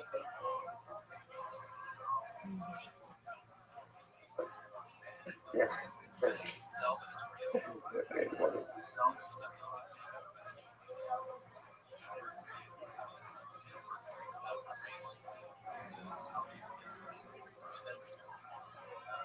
I was just like, by the way, and I meant to say this to you, Jackson, you have great steak, right? Yeah, we really do, and that's going to take you a long way. So, and then what you'll find is that as longer, you'll get rid of premise-driven bits and start talking about yourself. Because someone like you will not need the future to go to like those. So these are going to be stepping stones. So we'll talk about stage, stepping stones. Just don't spend too much time on these type of jokes. Because when you get into it, you're talking exclusively about you. And that's That's exactly it. All right, then I'll say good morning. Good morning. Please switch back to the another week. Our first full week post the Entertainment session. It's been incredible and beautiful, uplifting, and wonderful. Begin by thanking all of our sponsors for this morning's show today. Our Commodore sponsors for the night of Nissan Habalino with Nova Avenue Shane Kelman. Excuse me, for dedicating all the show instructions this month. And then we Abrams Nova Charlotte, Ryan Ambassador Shua Heschel is upon the draw. Our Captain sponsors for today, Alan Steinberg, and the Scots of continued help. Shram is kind of a social for ultimately pushing and a late great in the Mago Cup. Captain sponsored by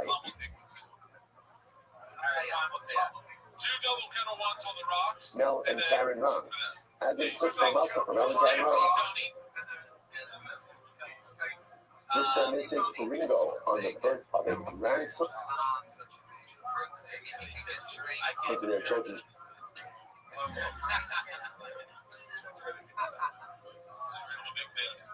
Yeah, it's great. Iron Chef's gonna go down in history, by the way. Incredible. Brianna's gonna for Skylar, everybody.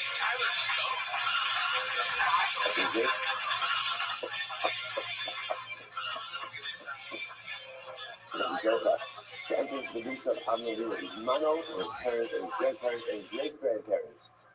She was out there for some of God with Torah, with the Chuppah, and the Mason Torah. And of course, as well, so we dedicate our own sister brothers to themselves. If we spoke from that to continue to shower them, with Shmir Yisrael, Ashkachapatis, may our holy soldiers be successful. The whole Maaseh and may we still be Zilcha Nefesh to continue to see the beautiful Nisan and the flows that Chodesh Nisan has to offer. Well, saying to that, let us be in very darkness, Tzaddik Aleph 91. And we are picking up on Tzaddik Aleph on Amar Mar, which is 2 or 6 lines down from the top. Thank you to my Rector for giving shir yesterday. And so remember again, we are still continuing on the topic of our Mishnah, which is the topic of Nisach. So remember again, the Mishnah highlights the idea as to when, at what point in time, halacha l'maisa, do you conducting your karbanos. So the Mishnah essentially said, all karbanos, all meal offerings, all individual offerings require nisachim, with the exception of Bachar, Meiser, Pesach, Chatas, Asham. But even the Ram of Chatas, Asham, the Chatas of a Mitzorah, the Chatas and Asham of a Mitzorah require nisachim. Okay, and again, the Gemara then espoused the rule. Essentially, the rule was anything that could be brought in a voluntary capacity, in a technical voluntary capacity, requires the suffix. Now we're just going through each of these categories. The most I 91A, Sadik Aleph, Amud Aleph, 6 lines down from the top, last 2 words on the line, Amar. Now 7 lines down to the top. I'm not announcing every line, I'm just telling you right now. That's it. 7 lines down from the top. Amar. Totally United. From where do we know that a Toga requires Nisachim? Talmud law, because the Pasuk says, O Zebach. So interestingly enough, you remember O, the word O is usually illegal. It comes to include something additional. So the word O comes to include Toga. The Gemara says, 1 second. Why do you need to why change the Toga from Zebach? Because after all, again, a Toga is a carbon, which he was actually told a lot of stuff. Why can't you why you burn up with it's really required one. So that because I would have thought, however, since Toga has all of those loaves, how many loaves? How many loaves? 40, right? From how many different types of bread? Good, 4. Since I thought that since Toda has all of those roles, there's no obligation for the socket.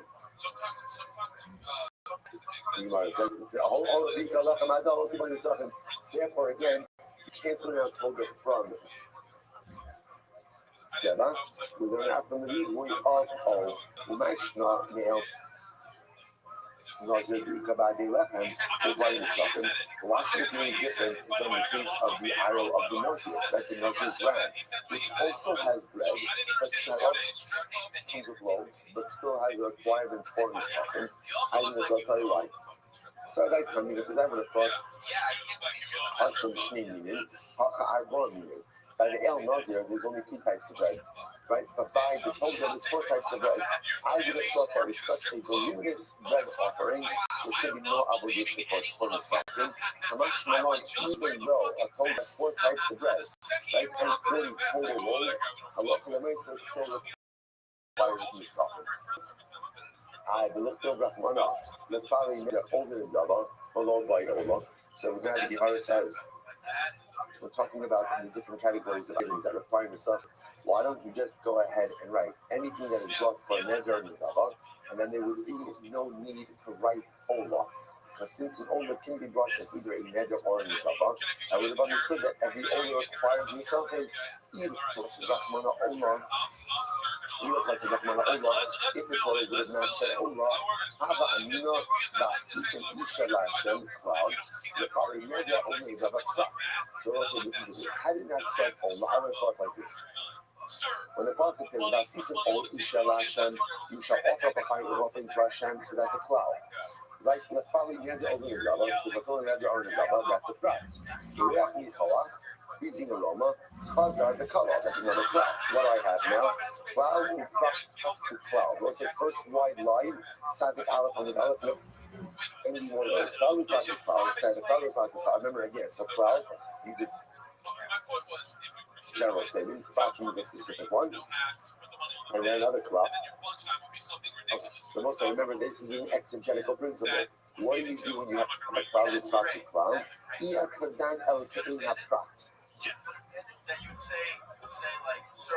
Remember again, generally the cloud itself is modified by the cloud.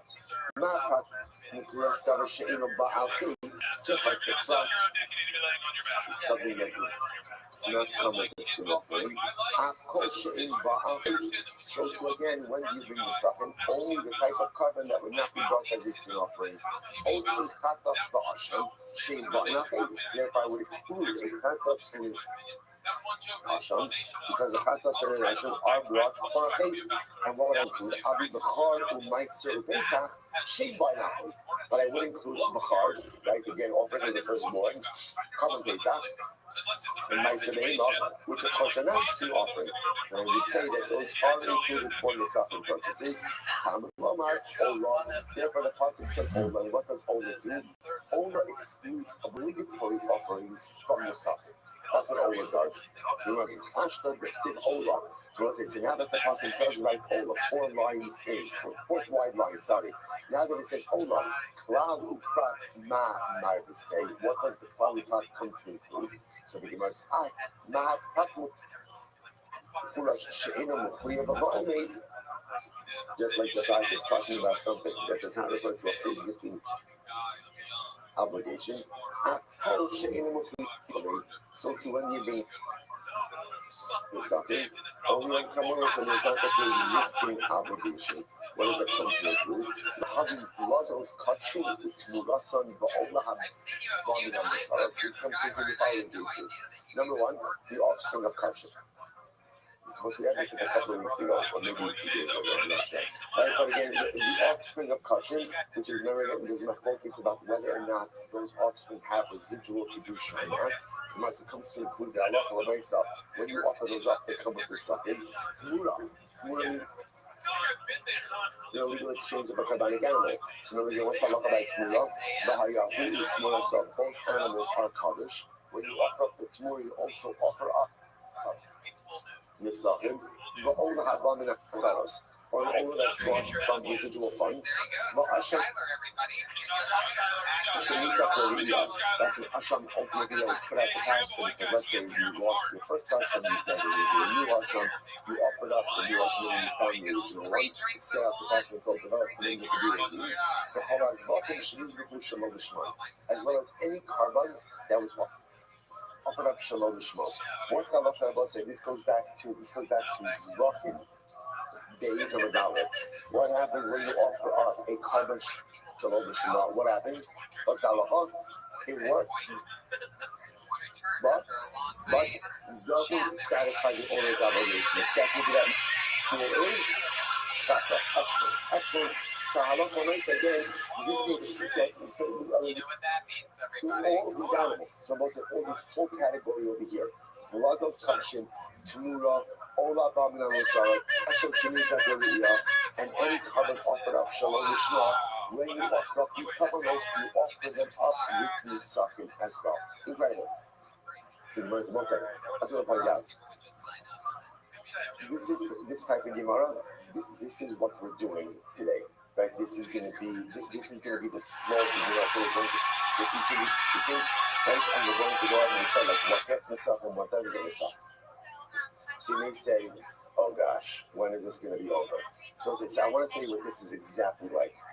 You know how, like, when you have a favorite song, like a beautiful song that you love, like the meaning, and you don't know the words. Right? You don't know the words. So what do you do when, but there's something about the beautiful tune that just speaks to your Shabbat. So what do you do when you don't know the words? What do you do? Right? You just hum along. You just hum along. Why? Because the song is so great. This Gemara is like your favorite song. It's your favorite song that you don't know the words. It's okay. Because even without the words, I feel inspired and I feel good. So again, the Gemara is very understandable, but I want to frame what we're going to accomplish because then you can put yourself in the right headspace. Because like if you actually think to yourself, where is you got it? I got it for starting. You know, not today, right? Or you're thinking like, when are we going to get to that? Okay, now we're going to see the Rambam, but again, it's not yet Lamaisa. But again, it's all about putting yourself in the right mind.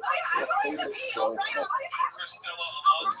it's the medium, it's the tune, the something about it that just touches my neshama. I don't know what the song is talking about. I don't know the words, but that's okay. This is your favorite song that you may not know all the words to, but the neshama is going to love it. Let's go. The hashtag.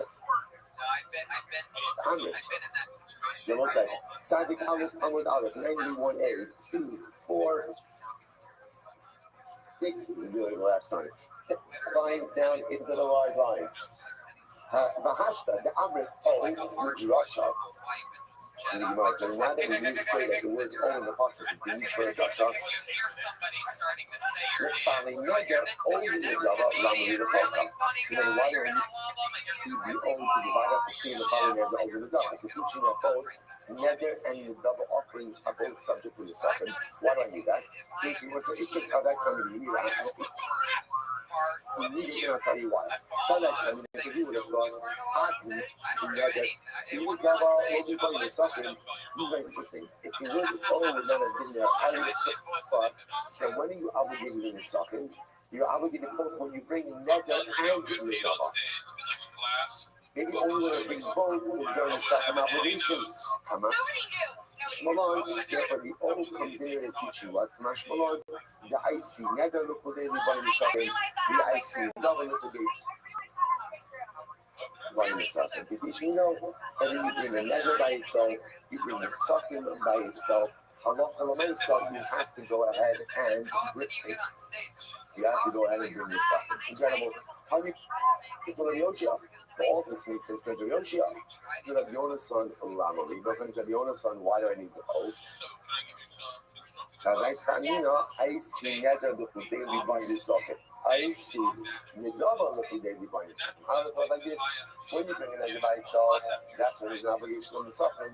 Or when you bring in a double by itself, that's when there's an obligation on the socket. I see nega unidaba. Tiski in the socket the chad. I would have thought, however, if you're bringing nether and Nidaba together, maybe what? One is socket. One is socket satisfies both obligations. Kamash Malon, no. Kamash Malon say that even if you're bringing two types of carbonos, which both require a socket, and you're bringing them together, it's a good habit, I would have thought one in the socket satisfy both obligations. Kamash Malon, no. Each carbon gets its own socket. Incredible. All the more they found Lamali. Suppose when the Pasuk says, or the carbonos that you bring on your Yom Tov Mordeh. Why do you need that Pasuk?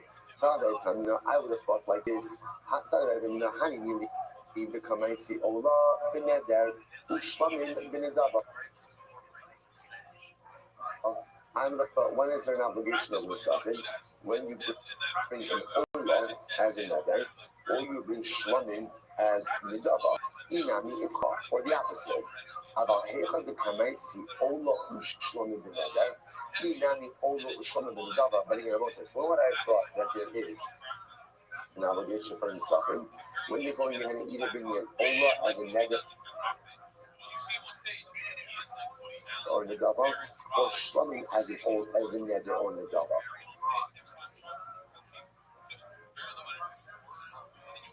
But if you are bringing an Ola both as a Shmamin and a neder, Abahepa the Kamaisi Ola, sorry, Abahepa the Kamaisi Ola and Shmamin the neder, and if you're bringing both an Ola and a Shmamin as a neder, Inami, Ola and Shmamin the Nidaba, or an Ola and a Shmamin as a Nidaba, I would have thought that's the Shabbat. So in this case over here, you're bringing two types of carbonos, but again for one purpose. So let's say an Ola and a Shmamin both the neder, or an Ola as a Shmamin both as in Nidaba. I would have thought in that case, Shem neder echad, the Shem Nidaba achos, is considered to be one carbonic unit of neder, or one carbonic unit of Nidaba, and therefore it is stimulating the suffering of had, and therefore again one suffering should be enough for that carbonic cohort. Kamash Malon of the Mordecai, therefore the parts of Mordecai, you don't know what's we're really too much more focusing on here, which is one that is suffering per carbon.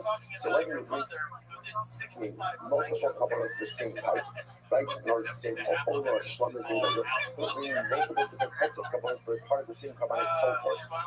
All neder or Nidaba, Allah Kalamesa, everything gets its own suffering. Beautiful. It sounds like in Bakar Allah Zebachman. Why are you responsible if you offer up the Bakar? How you can Allah Zebach? That you have each case, I like, I mean, you need it. Because I would have thought, I need it, yes, I need it. Hey, but the Kamaisi, Allah Ushmamin Neder.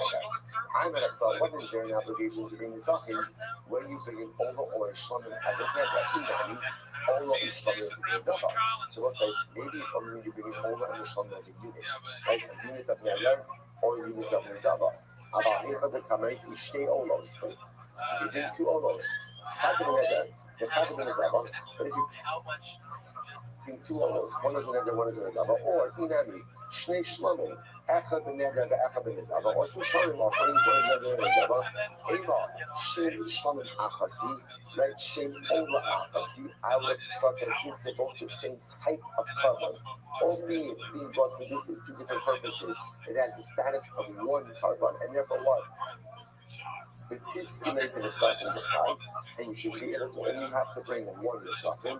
Kamash Malan, what's the same thing over and over. Kamash Malan, every individual carbon, whether even if it's multiple the same type of carbon, multiple olos, multiple shomin, or multiple carbons being brought for the same purpose, all neder or all nidaba, every carbon gets its own suffering. The following neder, oh, shmamin lamali. So you're going to say with the bottom says, following neder, oh, shmamin, why do I need that? So I like Kamina, I need to hear the nice state olos, kind of a neder, kind of a nidaba. I would have thought, what Is there an obligation for individual to suffer? For example, when you're bringing two olos, or one is for another, one is for another. Hey, do you remember I was actually sort of You're getting less and less crazy. one is in the devil, one is in the devil, aber April, become like 16 olos, olos is in the devil.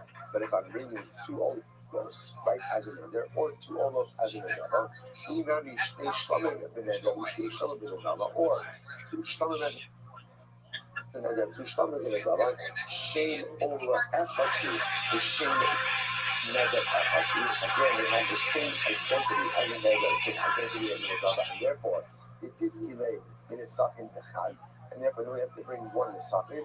Kamash Malon, no. Kamash Malon again, every carbon gets its own nisachim.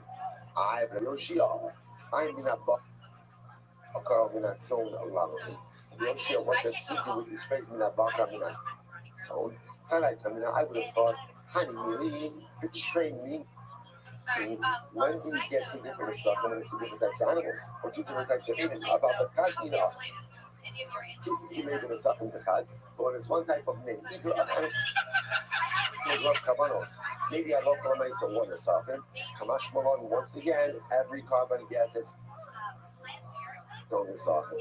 Kapa, Tasu, Lamali, why did that process to see if you each one? So that's I would have thought, honey, maybe when did he say that individual Kavanos require individual something? Is the illuminary offering one after the other about the class aspects for you. What happens to get all these components being offered up at once simultaneously? Harmonic simultaneity. What happens if this delay it is up in the card? I might have thought that a lot of the main side you only have to bring one set of the suffering. Kamash Malone, no. So that's how again, that's what you know what has successfully done. It essentially shows us all that different variations you can come up with, right? Multiple of the same type of carbon but being offered up for different purposes, or different types of carbon being offered up for the same purpose.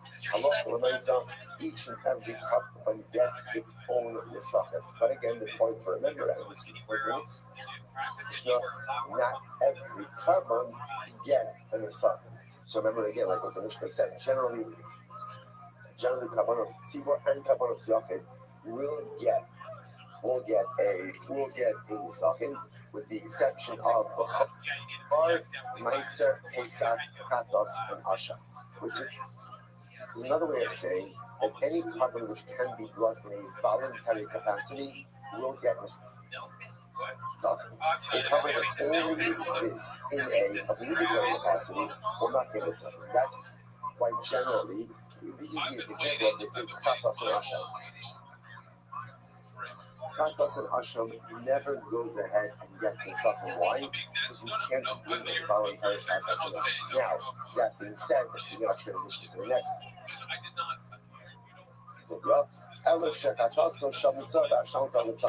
That we just got finished saying, but if Katos and Asham doesn't get the suffering, there's an exception to that rule. What's the exception to that rule? We Katos and Asham of a mitzvah. That's what getting the subject. Now we're going to delve into that a little bit and figure out why that is the case. So let's go. I will check out so we are on time about 91A in white button. 2, 4, 6, 7 lines up from the bottom at the 2 dots. I will check out also Shell Minnesota. La Shell Minnesota.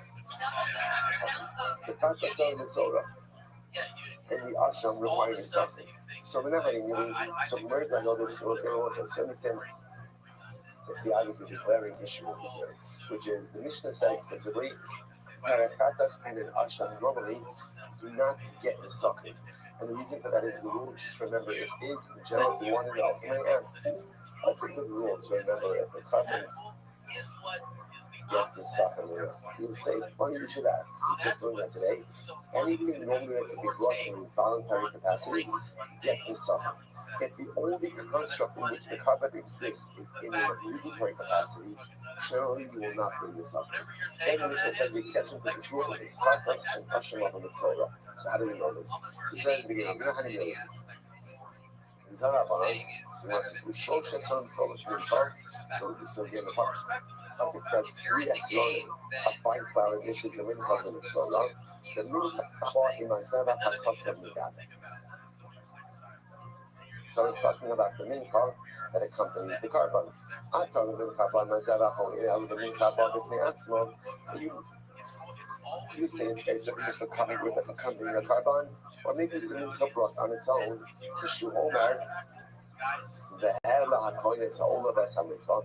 The part says that the thing will offer up the Omer mincha. And the Omer mincha, one myself, I can't see the daughter. Because clearly talking about again a mincha that accompanies a carbon. But I don't know. So I don't know any of them, I'm not sure. Even if suck him or not. Does the covenant require to suck him or not? Barmelomar, or the being called the Yain Nessa, Yuzi is hanging, Kiasa, Allah Ola, only Deva, Rukevas, therefore the Apostle talks about explicitly the Yain Nessa, right? Ultimately, again, Yain is the wine that comes as the accompanying sauce. So my reaction is possible. Ola, what does the Ola refer to? Zu Ola Sora. This refers to the Ola of the Sora. Zeva, Zuchatas Sora. The Zeva refers to the Chatas of the Sora. Oh, the Zeva, the O, right? The O is always the reward. Zu Asham Mitzora. This refers to the Asham Mitzora. So what's the purpose passing over here? Right, so just back the Ola of the Mitzora, the Chatas of the Mitzora, and the Asham of the Mitzora.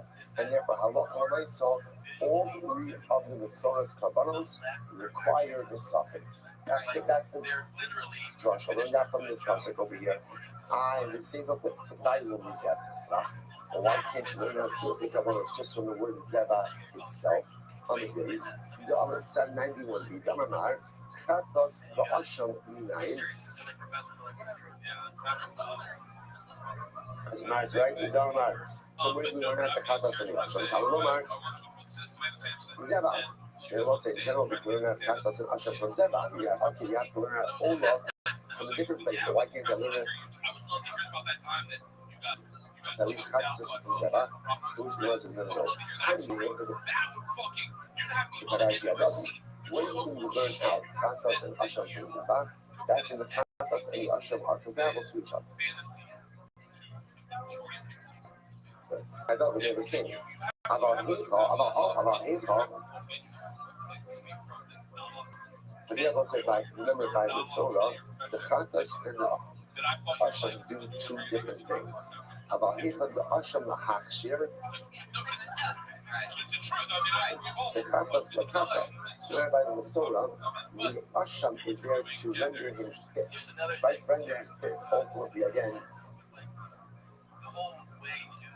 restore his status. The Chatos is for Kapara. Okay, take a look at Rashi for just a moment. So first of all, the Gemara is quoting, the Gemara is speaking about the idea of Chatos and Asham from Zeva. The Gemara flipped Nazir for just a moment. Take a look at that Rashi. The Amar Mar, Gabi Nazir Belaka as Sa'arosh Israel. The Nasan ala Eish Asher Hachas Zeva Hashlamim. In Aini Elas, in Aini Elas Hachas Zeva Hashlamim, Hachas Aduksha Hachas Vasham. Okay, so the Gemara says fine. So the Gemara comes out from even though by Nazir we learn out Chatas and Asham from Zeva from Zeva. That's different because again remember the Karbanos of Nazir are different from the Karbanos ultimately again from Mitzora. Rashi says over here, Hanimili, the Nazi Kavaya Chatas for Asham from Nazir, if you have gotten by Nazir, the Chatas and the Asham accomplish effectively the same thing. Chatas and Nazir, Tava Asham and Nazir Dame, La Shiro, they return an Isim Asir. So again, by Nazir, the Chatas and the Asham essentially have the same have the same job, which is to allow Conan to once again become Conan. However, again, about Hotline, to Rashi, first by Rashi, about Hotline, that's why Rashi, about Hotline with Sola, the Asham, the Shiro level of Nasi, the Chatas, the Kata, that's how I'm going to say, what's this interesting? We're not fighting with Sola, it's very interesting. The Asham and the Kata Katas come with the different users. The Ashram only together allows him to enter the camp to try to come up. I'd like to see this parade. The Katas only has the Kapara capacity, so therefore I don't need a different drasha. Fascinating. Therefore, but you don't trade right. This is interesting. So I just find things aside, because generally you always find that there's a lot of times between Nazir and the Torah. Sacrificially, there's a lot of similarities. Also, Kapara-wise, but it's interesting to note that by the Nazir, the Katas and the Ashram essentially serve the same purpose. That by the Surah, the Katas and the Ashram serve two different purposes. Fascinating. Okay, Zebah. And the Muslim says Zebah. Zu Katas and Surah. So they're both like, just totally focus yourself. What is doing? The Mishnah said that I don't normally for a Katas and an Ashram, you do not bring the suffering. I love Kobaresa for the Katas, I go for the Ashram of the story, you do not. I want to point something out. Remember, from the Surah, we're talking three Kabbalahs. Katas, Ashram, Allah, and each three of those Kabbalahs would have a company suffering.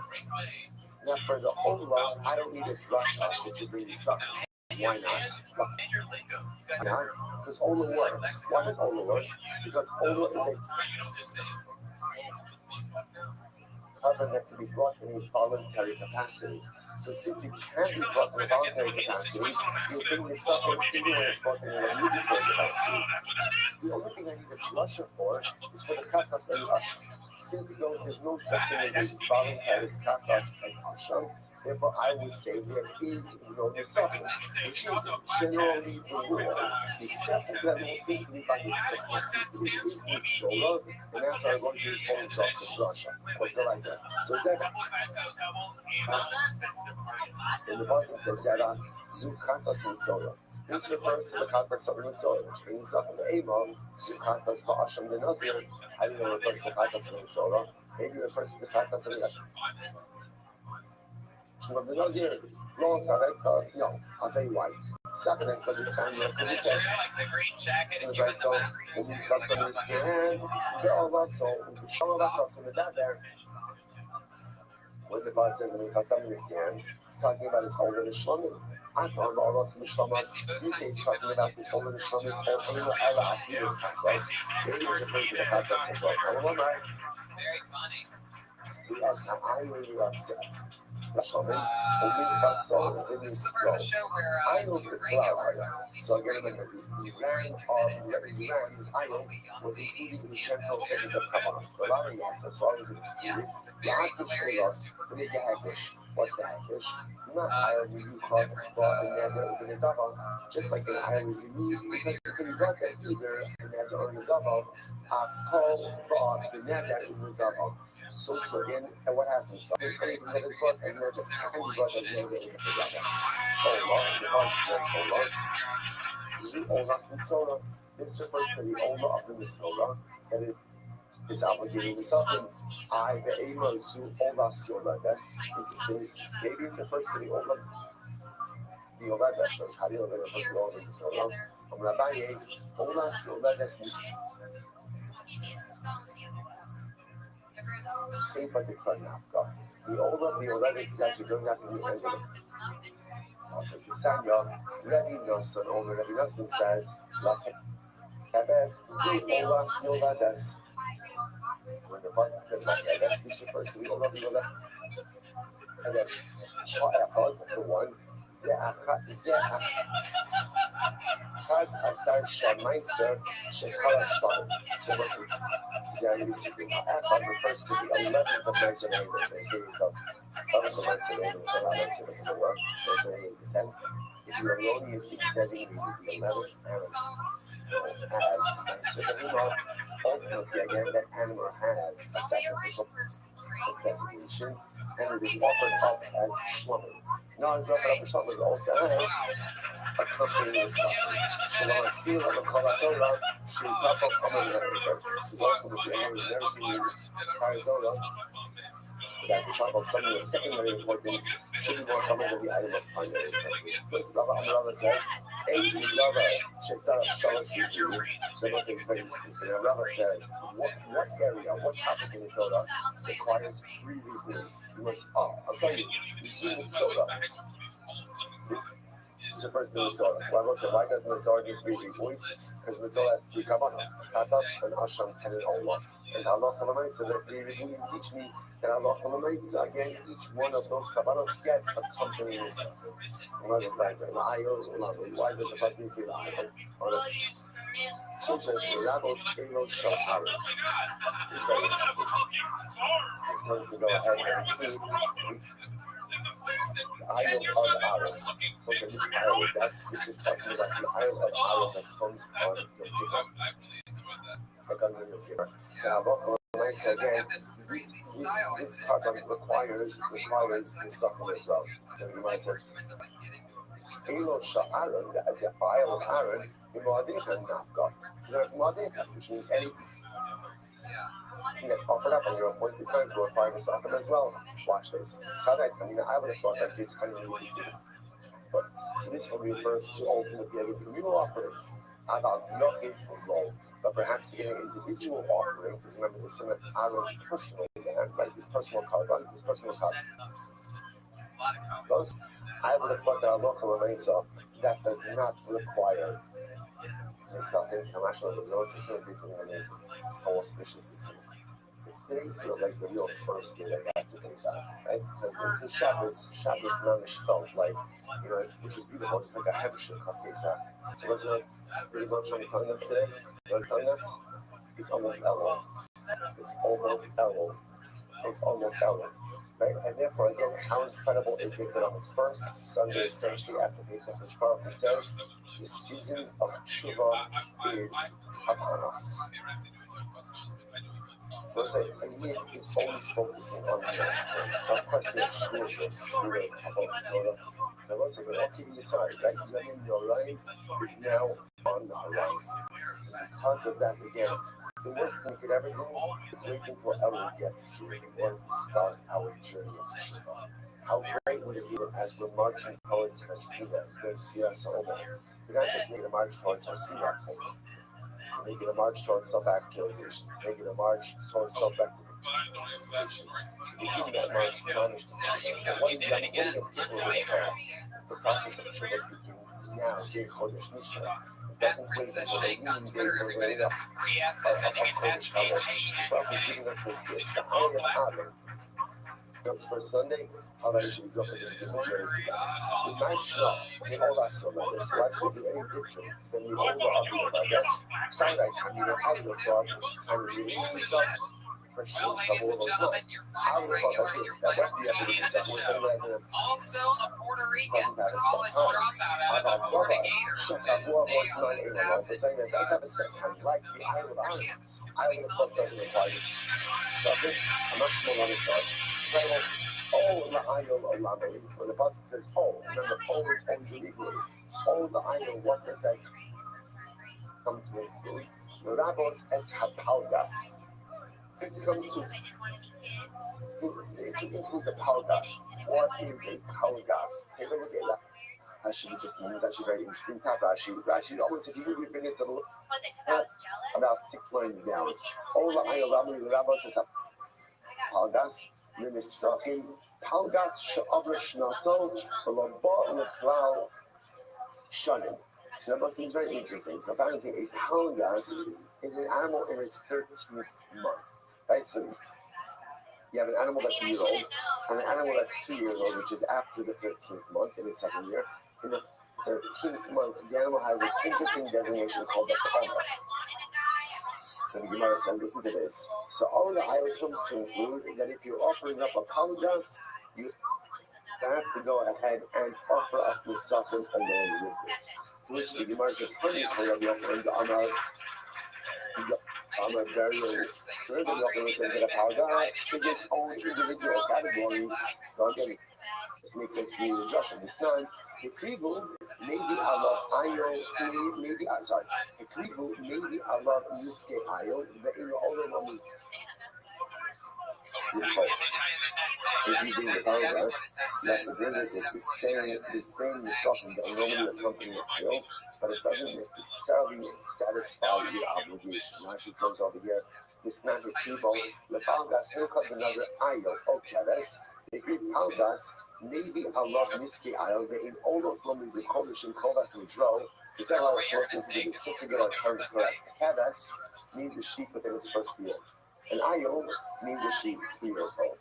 What happens if you bring the Palgas, which is kind of like this sheep within its 13th month?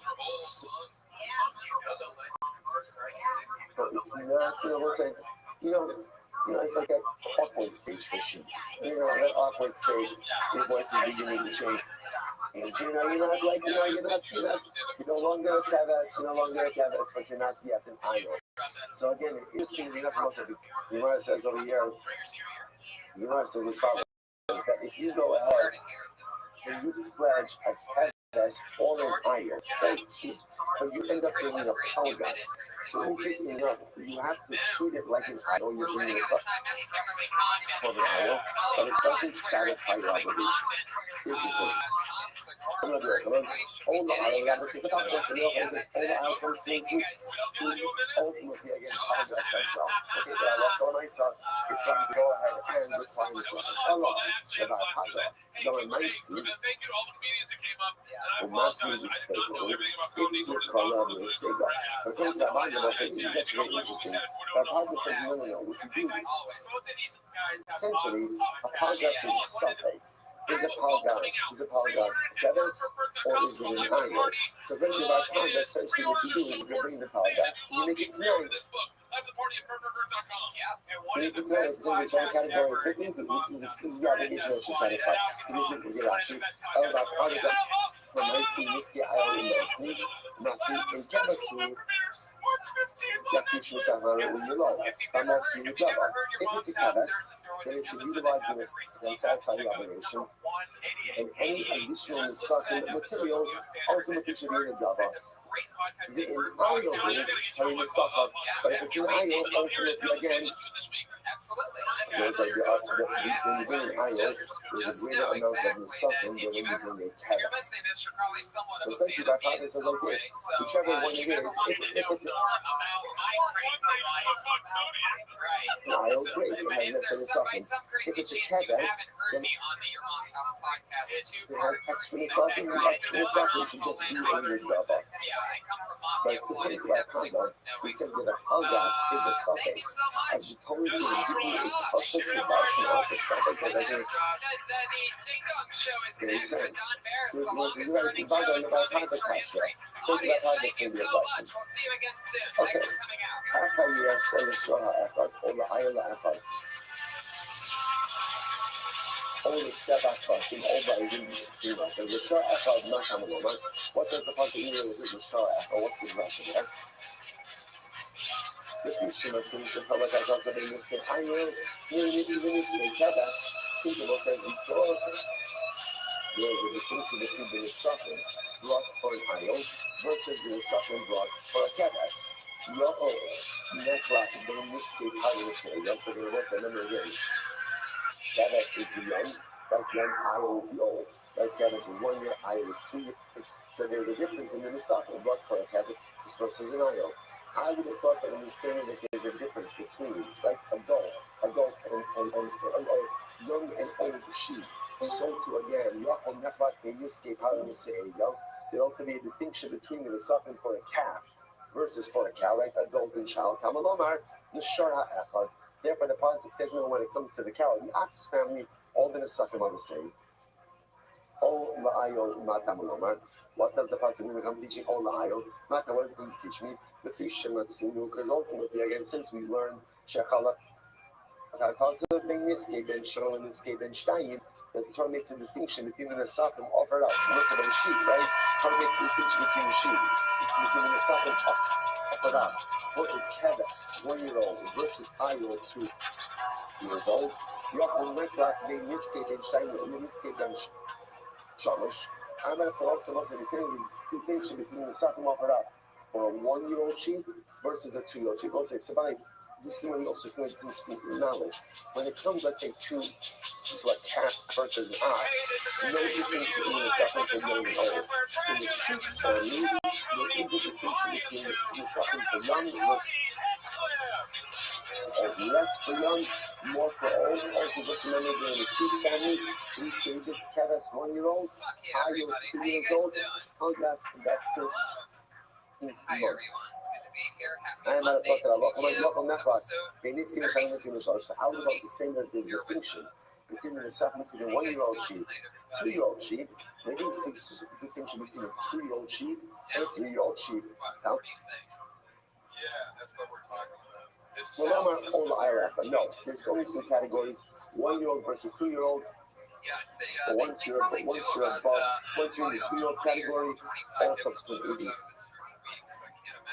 same. All the setback was seen at that time ago, right? What does it always have a competition? The fish, and what's in Chicago, I pass it.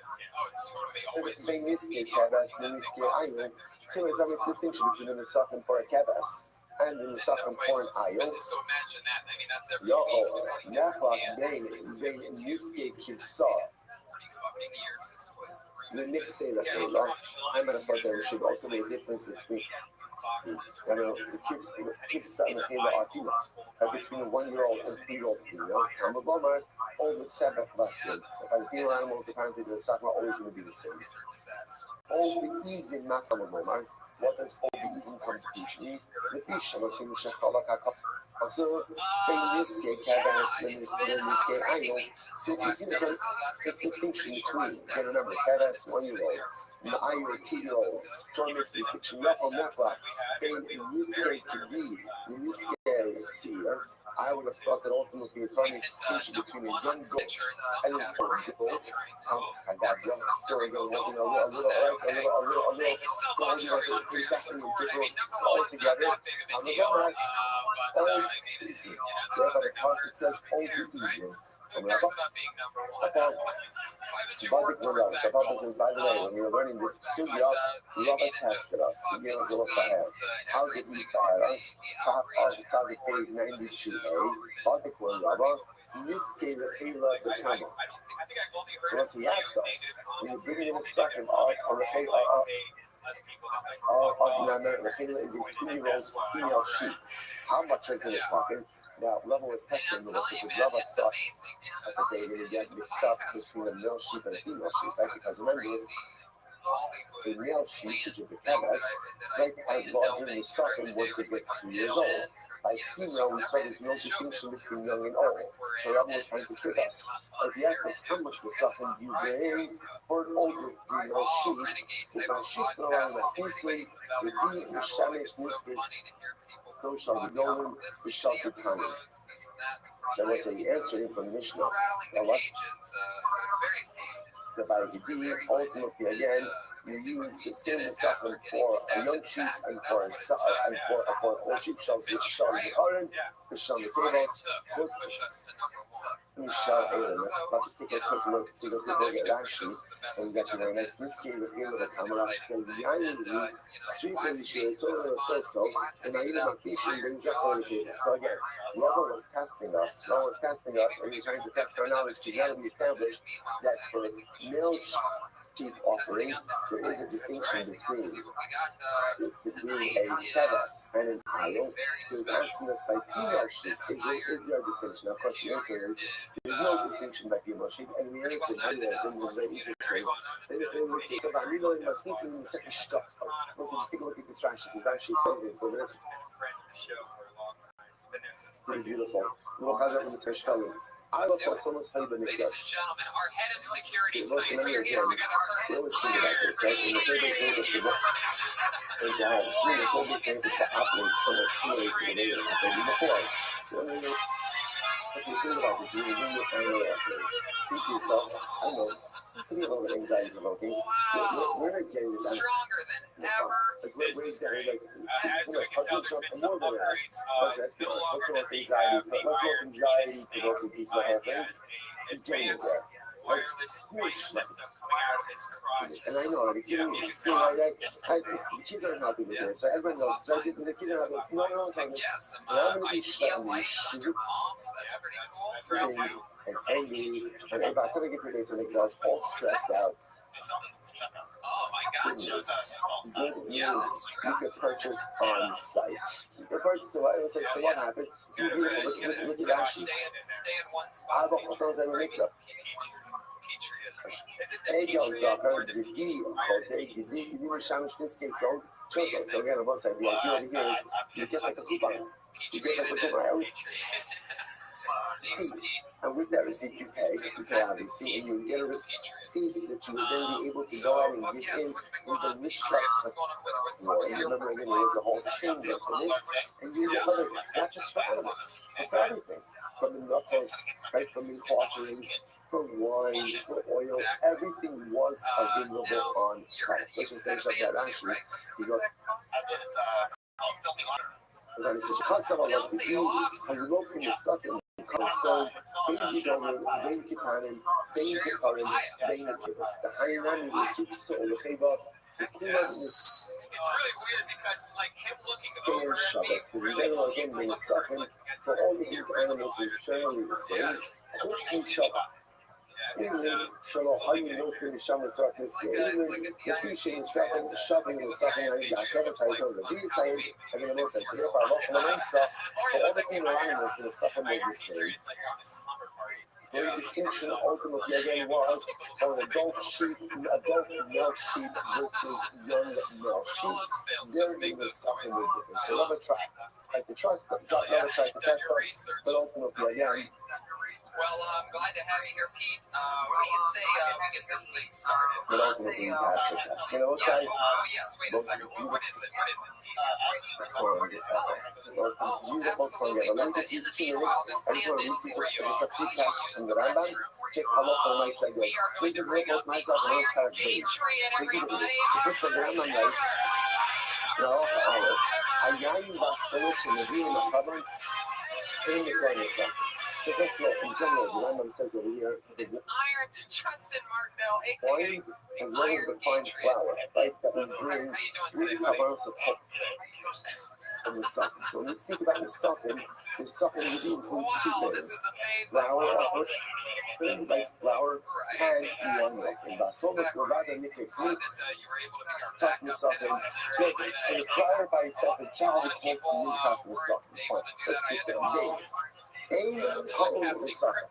The flour only covers the requirement of suffering. Ella, Olas, Behema, and Shlumim Zilbas. Again, generally, the Kabbalah's which will require the suffering are Ola and Shlumim. Whether they Kayu Kat, but Sigor, they carbon Yofi, Okebes, Yoledes, Zero Shakoin Rogo, holding all those to the suffering. Again, someone says, and this goes with what we said before. Generally, it's going to be almost a constraint of requiring suffering. Why?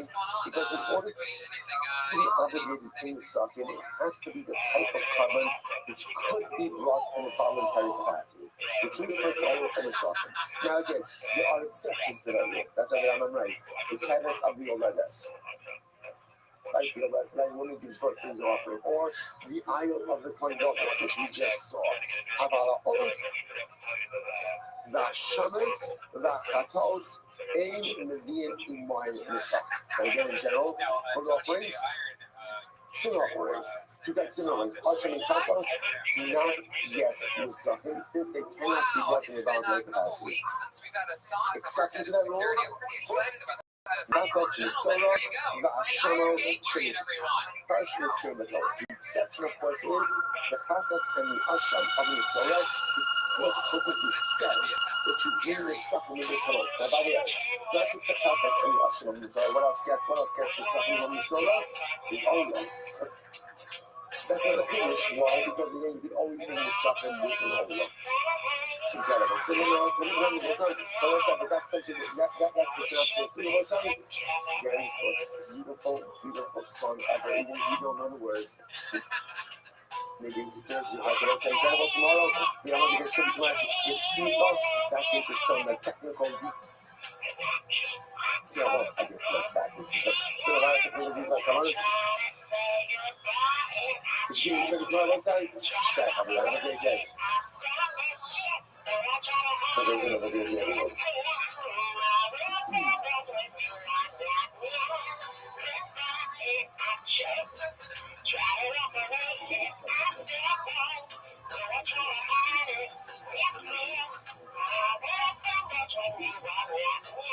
Guys, give it up to the Iron Patriot.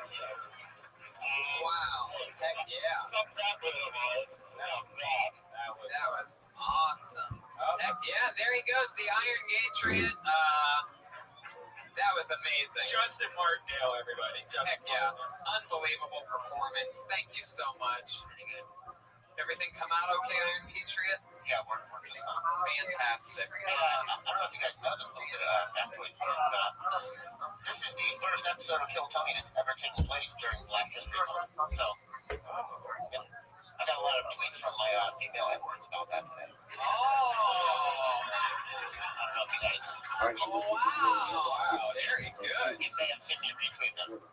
You call girls Nancy's. I don't. That's very old-fashioned of you. Very, yeah. Real quick before we jump into it, we are at the La Jolla. Kill Tony comes to the La Jolla Comedy Store on the road for the first time ever on March 1st. So San Diego, if you're listening to this, it's going to be March 1st. Tickets will be available online probably by the time you hear this.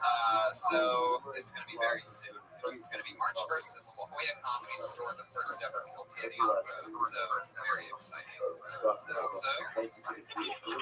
that's it. This is Tom Segura's t-shirt. That's available at TomSegura.com. Special birthday shout out to Marie. Water Boxers in the house, everybody. My favorite person. He's a fan of me, but I'm a fan of him. I'm a fan of him. Very good. Yes, exactly. All right, so let's get it started. You guys ready? Kill Tony 36 on the Thunder is heading. Just as always, it's super duper special. In no particular order, your two guests go like this. Truly, one of the first people to ever take me on the road with them or work with me. One of my favorite people, one of the funniest people here at the Comedy Store. It's Steve Trevino, everybody. And also, coming with him, from the Big Lebowski, from Seinfeld, another one of the best comedians in the fucking world. Donner, everybody.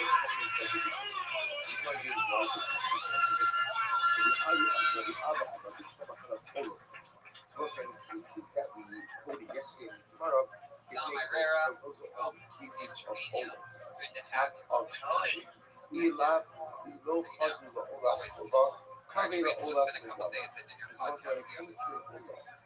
The worst case scenario is offered up as an older score. It can always be offered up as an older. That was really good. Right, yeah. With the case that we spoke about yesterday, so even in the event that it can't be offered up as a auditory operation, it can absolutely be offered up as the foundation. I go to the gate gym, open to get rings. That way I said, no, I nice body. There you go. I tried. See, it's not on. It's on. It's weird. It's So you guys hear us? Super clearly. Do you guys want to drink? Josh is going to make it right now. Josh, I'll have a beer, Oh, Put your hands together for my fucking guests. We're going to have fun tonight, guys. These two guys know comedy big time. Patriot, you got any questions for our guests?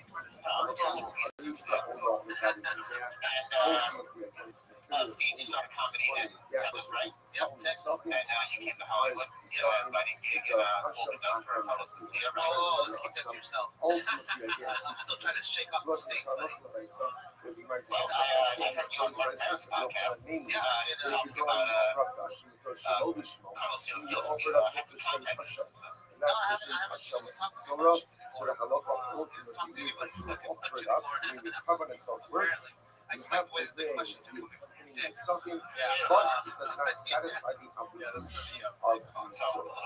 So it's like, is the halacha ultimately It's a again good question, Adrian. How about anything for Dom? and if the upper Torah show the cover itself still works, the novelty of our soul works and you also have to be the accompanying of sucking, but halacha only starts to satisfy your obligation, and you're obligated to bring another carbon ultimately to Say it's satisfy Mr. that. T, please. Says the Mishnah. Listen, Mishnah Tzaddik on the bottom. Talmidot Hashem Mitzvos, Hayu Midoshos. All of the measures, if you can see now about dry measures, all of the dry measures inside of this measure, remember again, there are two measures. That's a great move. So you guys know how the show goes. I'm so happy that you guys made time to come on this because I trust your opinions up there. With We shot on the level side. Now, understand what that means. What that means is that a lot of places you say that something is huge. So then what that means is that remember, the amount of flour, right, for a regular payment is how much? Is 1 son. Remember, we spoke about the idea that when we saw in utensils. So what it means is that I really blew that one. if you hold that in the utensil itself, meaning the whole the rolls of the utensil, did not contain any salt. The way that the utensil was designed is that the inside would be able to color inside of the cavity of the utensil. Right, held X, but in order to solid measure, you had to higher. Like you had to ultimately the dry measure. That altogether created the solid measure. Plus, the shotgun model, with the exception ultimately again of the dry model, meaning of the Hadithi model, she got shot in so far. This is the exception of the one utensil, which again is called cavity of the utensil. Awesome. So you guys know how the show works. As always, over 30 comedians signed up tonight for the opportunity to do 1 minute of stage time in front of our lovely guests, myself, and the show. And we try to help them out or talk to them, find out information about them. They go from comedian to guest on the show. This is the minutes up, and you know your minutes up when you hear that sound of a kid. How adorable. That's when you know you've hit a minute. Now don't go longer than that or I'll show you running the light. You'll bring out the angry myself in your hair.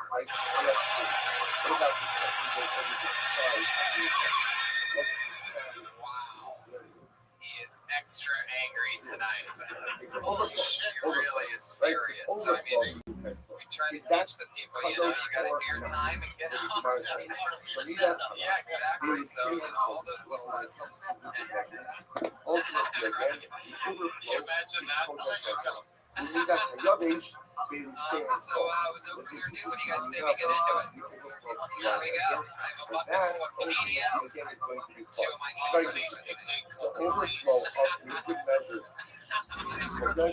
overflow of solid measures of hope. That the Akiva already says, Midas halach, Kodesh. Let me give you this piece. He says that the Akiva says that ultimately overflow of liquid is Kodesh. The Bichat, they say I should say this. We give it the Midas halach, Kodesh. Well, here we go. Your first comedian goes by the name of Tracy Green. That Wow, right there in the front. those utensils themselves will touch. The measuring utensils themselves will touch. Therefore, because the measuring utensils are consecrated, the overflow is consecrated as well. Midas hayavesh flow, but the utensils used to measure dry measures were full, were not consecrated. Therefore, lefichach berutzehen. Therefore, their overflow was full as well. Rabbi Yossi Omer, so we'll say, Rabbi Akiva seems to be adding, we'll see Rabbi Akiva as well. Rabbi Yossi Omer, lo mishum zeh. Rabbi Yossi seems to disagree with Rabbi Akiva, and he says, Elo shalach me'ekar v'hayavesh enodah. We'll say Rabbi Yossi is similar to what you're saying. Everyone seems to agree with the distinction between liquid and solid. Right? That liquid measures the overflow will be Kodesh. Remember again, that everyone seems to be saying from the beginning.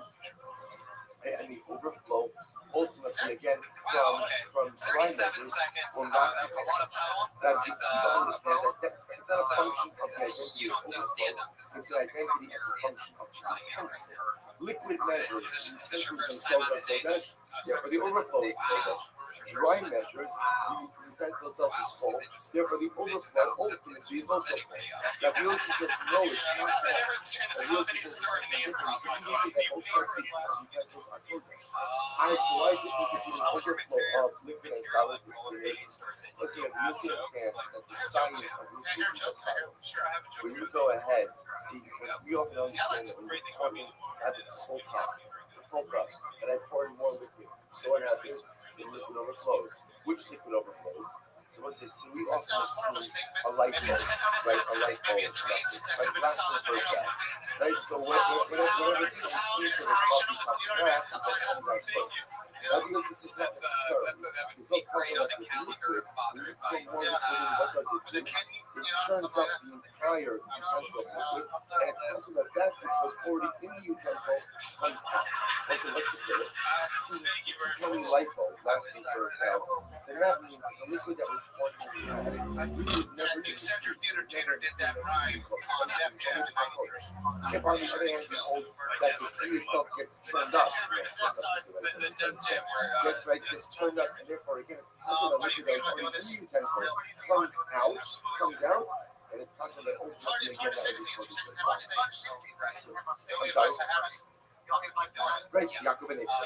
Oh, Right. Yeah, probably making fun of this. But if I'm on stage, I'll tell you this. Just the end of it. If you want to do poems, that's great. You gotta, if you really want to be like a poem type of comedian, it's gotta hit hard. You gotta raise the stakes. You gotta start rhyming with your crazy. money, You really gotta go. you know for you're there. it. So listen to What I'm this. basically If saying you is, opinion you does want to the do mission stand of up. the flag. You See see that in there. So let's remember again, the mission is set that all of the measures in the we're all discussions, we're all except for the says That's an example of what I'm doing, right? Even if it is like a cursory rhyme or so that was one utensil for regular carbon and for other carbon.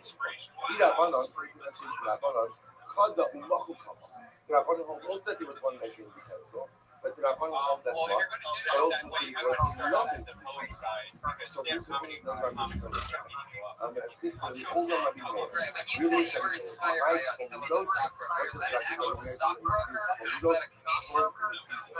So we'll say interestingly enough, and Halacha Lamaisa will make us be read as all measuring utensils, but rather again can be read as what? All measurements. All measurements that can take every 10 centimeter measure. That tight top t-shirt, hilarious. Ultimately, again, it was, No, it doesn't. because Midas Allah is in place. That's all that is. You're second time on stage, guys. That's your first hit. So remember, we have on one hand the kind of commentary that ultimately That's the fucking host of the show, man. everyone Oh, it's okay. No, I get inspired, man. You want to hear what about fire? overflow dry measure is called, right? So that you have to talk. See why I let that happen. You don't want to wake the Petri. The Petri had only things evil thoughts. So I probably should have just sat down myself. Should have stayed on your shit, sat down. But I'll tell you what. I was fat in those jeans, though. I'm gonna be honest with you. מידס הלך, נמשכות, בין מבפנים, בין מבחוץ.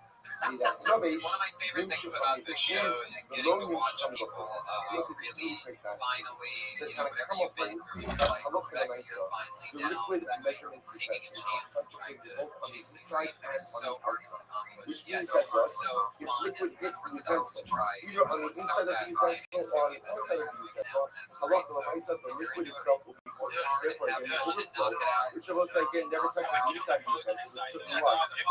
The outside of the utensil will also be covered.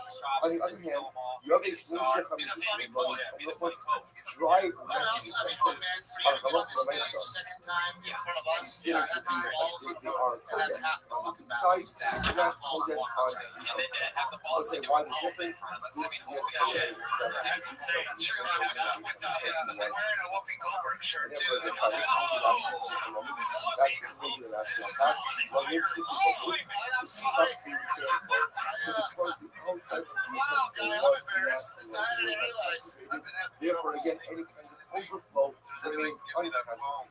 Well, then that is the opinion of the Canada. I've got the Akiva Thank you so much. You didn't take my Rita podcast. Sala, No, when she can maybe on your podcast?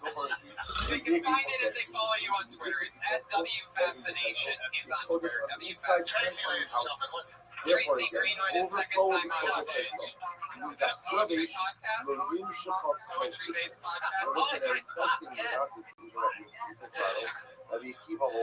Everybody listen and find out. You know, sit down. Sit down.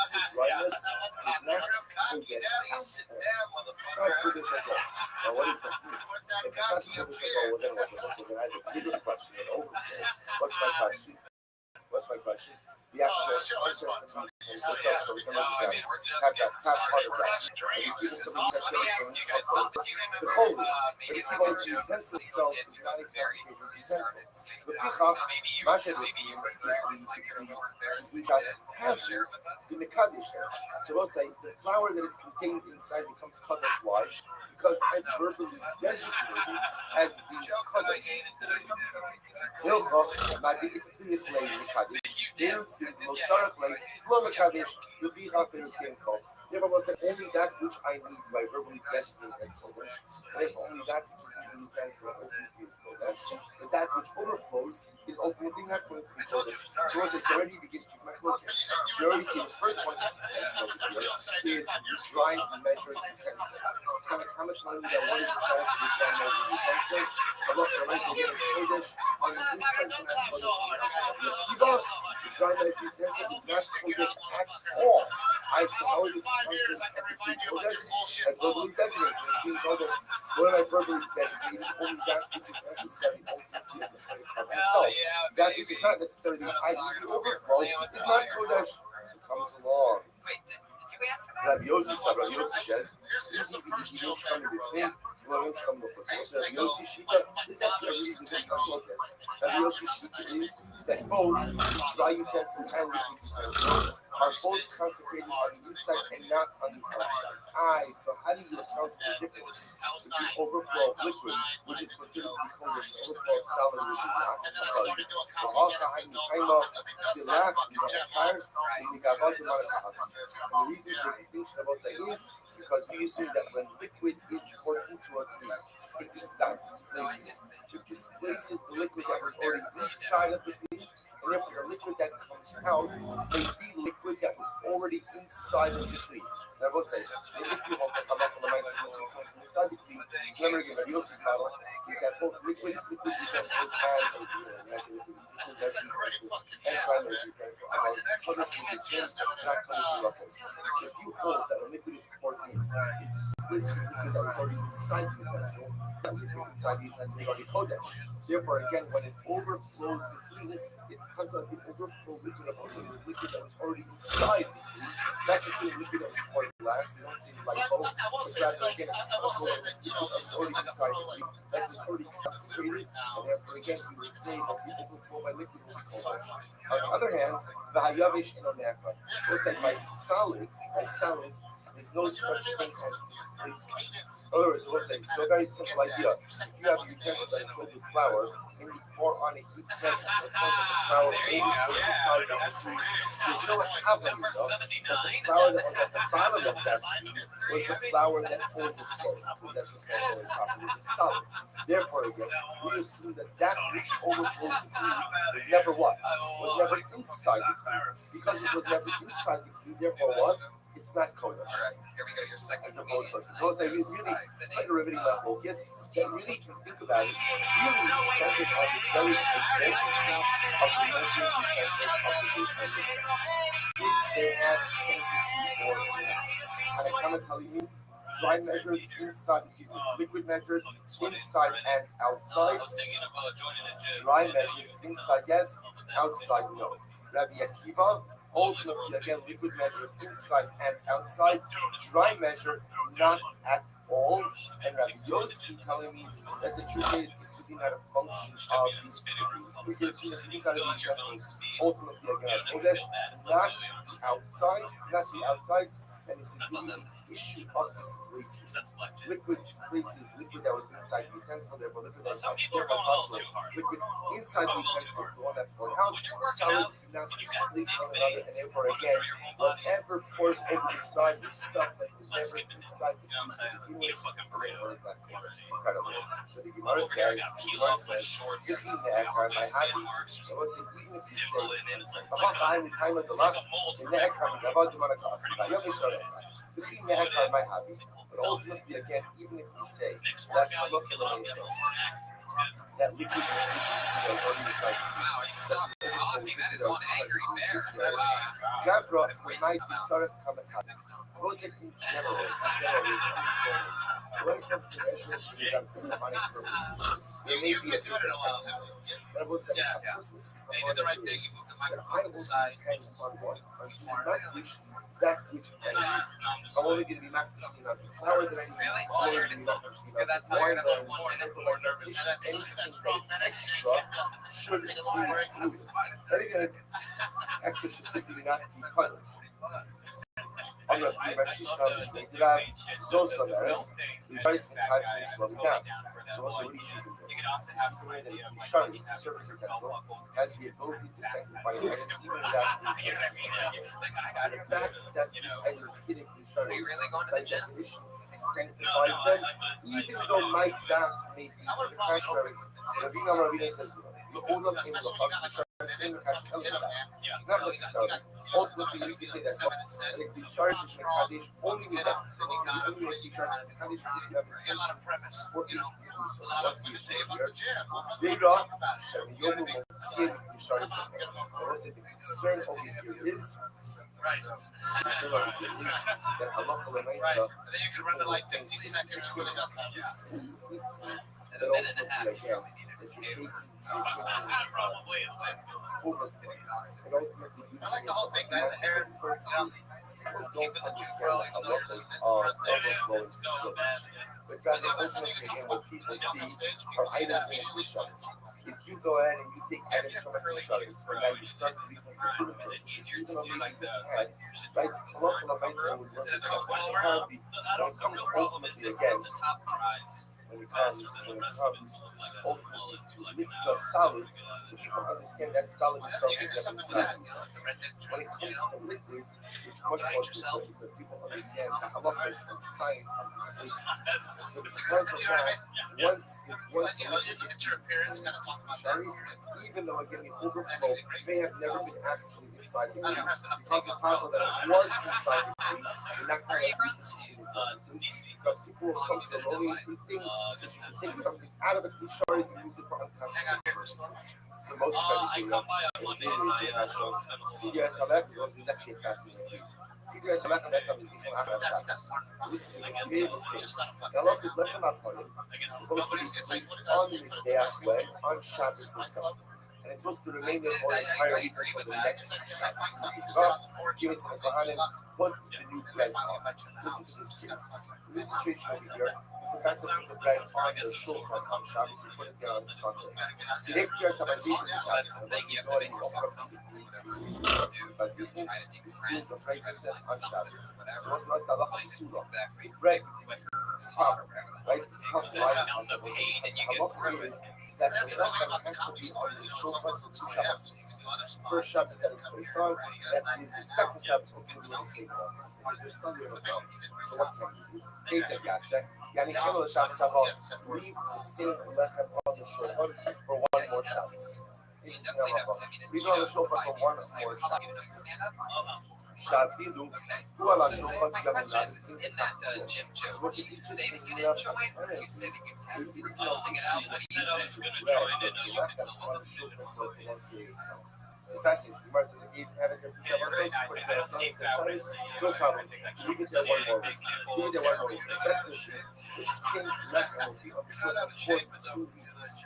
So, but I might. So why is that? Plus some time in the name of Like if Tracy had Zero done it. Shuri Yoku. Not keep them with these shows. So we're saying again, why aren't certain that people from Slowly giving based on that that you can Yeah, I think leave that's a good point. I sacrificial think you're, consecrated I think items you're a in little bit the on the choice chubby side, go but not enough to for really be able to sell the now normally you the can tell halakha what that is decision was. Like, I think it's something funnier you if you just charge say for you a long period of time. What is that tried, called? right, that you What took is that called? what you saw Lead that. up. That's Right. called lead up. Right? Yeah, That's everybody called went to the again. gym, you get the full shit. Which is a soul. So what? So we just said beforehand they were nervous to allow you to use the slurage, right? Because all the overflow.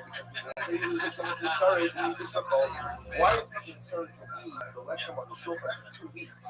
Why are they concerned that people will say, "Oh, you can just eat concentrated stuff and you charge it? No problem." Which So the words are right out of my name. mouth. But I definitely, like Steve said, I'd start with the dick bait thing, then you're cooking with fire, you're already at momentum going into anything else.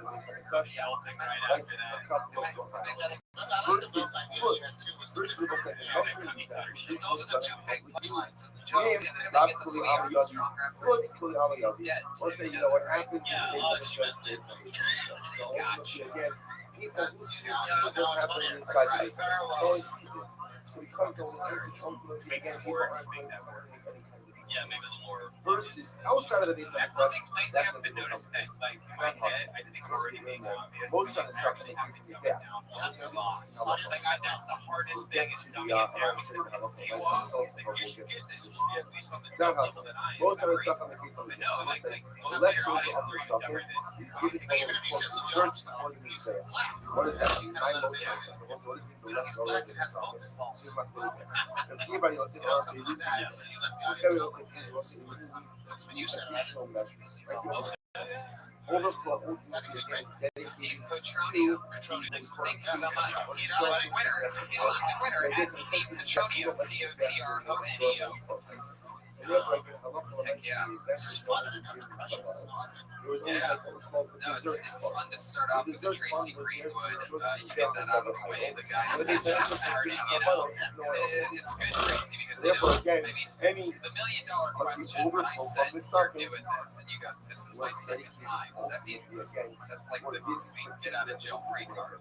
Right. Sometimes there's literally been times on this show where you have nothing great, you're just starting out, you're like, I've been doing this 13 years, and that's when I'm like, you should kill yourself. Right, exactly. It's just like, yeah. Anything extra was set aside That's a good thing about your set. There's nowhere in the world. The Yokohama Armacosa You know what I mean? Having it better from there. Definitely starting from the bottom. On the set of the impression. I love the Sapping Sarasosky. One person came exactly perfect. Let's say a person takes upon That itself sounds about right. to You gave provide that one flour person to to the See, Which, commits which, itself by the way, against the young right comics, that's flour the worst. and Like, pour young sit comics in want to fight for your self. family. They want everybody to That's see the it. that came out of these committees. The bringer show We're shit sitting, just we're that all you know, flour I don't even for believe self. in that What concept. happened? That's a scam. There's a guy trying to make money off you guys. Price Do goes not up. It's like, fucking do that bringer show shit. Yeah, it's better to do any flour other.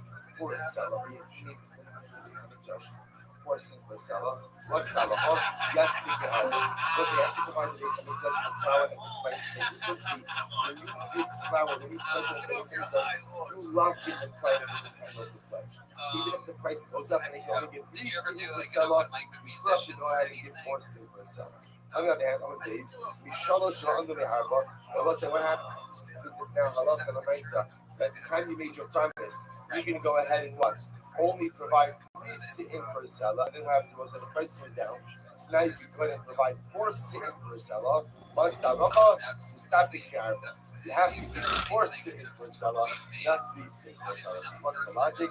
Shiyad hektish al halal. Ultimately, you're going to say, yeah, hektish is halal. Always has a advantage. So we'll say, so ultimately, again, And you think there's no way. this would be an example, by the way, of most let's say, so here, what do you see? Let's say in this particular case, where you pledge 3, But it turns out that what? That you're giving four, because the price went down. So I said, what do we do with that extra saw? So we set that aside for most for kids up there. We put that in the condition of carbon funds, My opinion, smell back. Like you can watch now one night, and then the next night you'll see the same thing. It'll be bigger.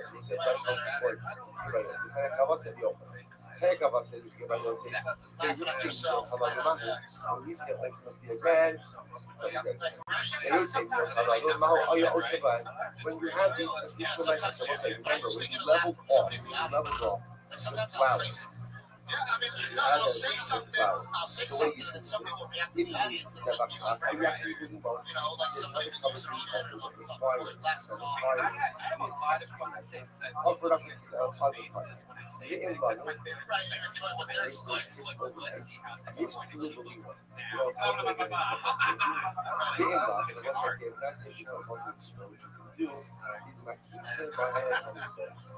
Go ahead and use it and also again what was your offer up for kids? Holos. You know from Holos. Abbas the sheet. Holos. Abbas the sheet. We can go as a cover for but Holos the cover. Ultimately again the high to be used for the cover. Kind of Abbas the with the advice that's supposed to happen. And the couple I love the suffix I love some stay out. The person took it on himself to provide flour for the base and the club at a rate of what we call 4 sit-in per seller for all the Shalosh within the place. Wasabi will only provide 3 sit-in per seller from the Saturday to Arba. Now, most things you have to still provide 4 to get your products. On the flip side, the Shalosh to Very Arba. comforting. Well, let's say also if you're going to find a seat, and then the price went down, you give 4 sit-in per seller. The Saturday to Arba, you give 4 wine, you got to give out alligator. Ultimately, in this meeting, and sell Shoshaninu, most of the stuff like it. Also, this is the example when we say that the extra measurements ultimately again go to the dessert fund of the staff. So, we're doing extra measurements. This is the example. We see in Brussels, which was the going marketplace at the time of the 19th. Price then goes down, and now I get 4 cents per seller. I have an obligation to get 4 cents per seller now, and I only pledge 3. What happens? The extra one, listen, it's everything that's inside. For some reason, I'm not going to make some this fun. We go ahead and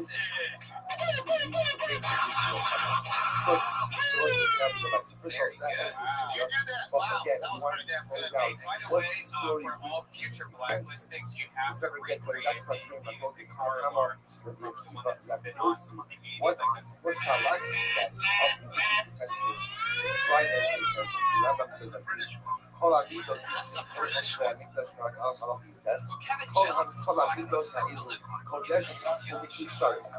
Ela, Shemitos Halak Inchikul Chikul Bafritz, Yavish, Inchikul Ella, process of the Halak is the Jessica Blankenship.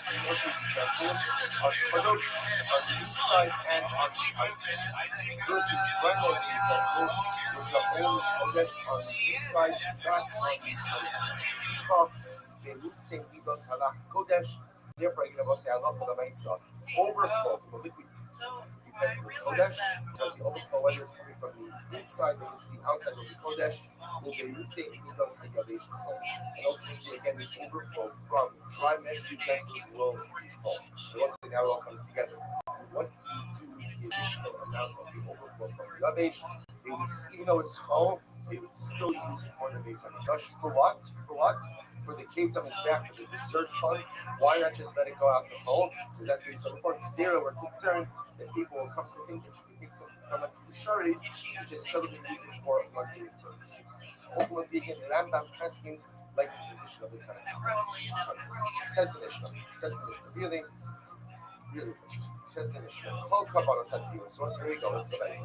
So all communal offerings, Gayachin, and individual offerings, to the Nisa. So we'll say in general, all karbanos come with Nisa. Okay. It's at 56 seconds. All Just karbanos like all karbanos I come can with really Nisa, tell you're except brand what? new, right? Except the ones that don't. Except the ones that don't. So watch this. So all karbanos and Tzibur Gayachin to Nisa. Those are all general. That's rural fucking Communal offerings, individual offerings require Nisa. Goods, can have a far, have nicer, not has. Another dead giveaway With the that I exception of noticed the was far offering, back the nicer offering, the base offering, slowly but not surely those and usher. going away That's from all. the audience. Like those I are love all the premise exceptions. of the joke. However, It's really שהחלטות של המצור והשעות there. and Roshik, however, there is, even though we just said a Chatos and a Hashemon, it doesn't get in something. There is a Chatos and a Hashemon that does get in something. The Chatos of Mitzora and the Asham ultimately again require something. Require life. But says the Gemara, here we go. Turn around on this. So we'll say now we're going to go through try to understand how we know which Kabbalah require the something. Which Kabbalah goes turn around on it. Guys, he said And then another one at 45. so go ahead. Take it at 45. Second And make sure that You fire definitely off just the need to start instruction. going on stage So where you your definitely phone, can tell that your although stage the presence machine, is very you shy. come with something, If so it's like, I you gotta sell it, you can probably work It is with based things on the fire. Ultimately, it requires good, the a little, make it a little bit more sillier, less I aggressive. You feel can really live in a trailer. maybe You even can if take it's something right out of requires the the suffering. or something I was like on my robbing hold on. banks. If it was That's what makes you great. I can tell that It you is definitely all over requires the suffering. I strong in life. Right. So, okay, so now I know that all requires the that makes for suffering. great How do I know comics. that It really suffering requires does. The the more suffering? pain you I have, was the on more my you're Seba. If it You know was what in I the mean? question, You can tell that this is a more generic term, ultimately, a one of Seba. Seba, It's true, and all that definitely gives you perspective. And so, I mean, I you was on my gotta, if old you're Seba. interested in this, then So you what's gotta it? be All knocking comes out to open put mics, something and in this the should be open mics Your too, ocean, they America, just after burn the away bar, that muscle of the muscle of how you can so at that point, even if it was Seba, maybe back it to the was stage and all the Seba, fundamentals all like moving carbonos. mics in. So in addition, it was So before when my I saw the first one, I thought it was great. I'm low by the Kale Neger almost. Yeah, we had the right idea. You ever listen to what it says? The If I comparison feel that there, or in the government. Well, that there is the government on something the or right something. track, right? It's The only the only type of material carbon is not which trouble technically whatsoever. can It's be brought genuine, and as a measure that's or a as great an problem example. to have. Ultimately For it to requires just the not something. be on stage. You know, but So you already have the right idea. Coming cannot come And you have as a lot a of shit measure that or you as seriously a dig rubber. into the shit that we're not used to. That's all that You is. live in a fucking trailer. Tank, yeah, or like farting in a The rule in a is thing while a it's carbon raining, which which could could potentially there, come you know, as a measure or use never requires the sum. A carbon which can never come as a measure or a double does not require the sound. So also now all begins to come together. Now we can understand the exclusion. You cannot bring a nether chatas. You can't say, you know what? I feel like I just want to bring a chatas. Right? I didn't do anything wrong, Baruch Hashem, but you know, I'm kind of like a player. Someone did something wrong, so I'm going to go ahead and bring a chatas. That's what But that's what it is. Your life. Your life. You talk about your life. You know, when you're with your friends and you're at a party, and you're talking about your life. You're laughing. then halacha lemaisa doesn't get in trouble. So mashma, OCS is so it's a scenario that's in the you could go into a lot context. of Instead of OCS, hobos, hobos, The so Gorega. So it's an ultimately aviation obligatory operation which come under the concept of remind you what's the ultimate all those media How many times have you done stand-up? Have you been working at it, or shouldn't go ahead and get this stuff either. You're Well, my old good life, if it was a concept says, or the components which are brought from the call out Bogomar, they can call this up. Ultimately, But against this once anything a week shit's gonna stop. I can show you that you got all those media requiring this stuff. You gotta fix it. You have to figure it out. Stand-up's an everyday fucking thing. You have to figure it out. I'll be crackhouse. If you put a black guy, you have to put the emergency brake on. That's just race, all right. That's just race. Yeah, he's gonna pound you. Jessica Blankenship, everybody. Thanks, Jessica. How fun. Great premise. Interesting stage presence that can easily be fixed. If you've never met anybody who lived in a trailer, this is the only trailer you've ever been in. Rashi says, I've actually thought about that. It's really a joke. It's just true. I've thought about mine with a silver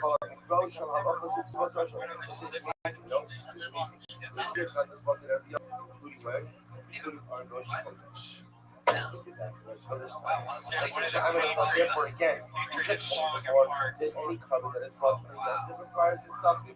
Well, you have been talking of Sunday Kata suffering. Well, That's so far, just something like I do every week. something. I Put think the the upper concept media of maybe which pretty is safe. says, Robert, this I said that box.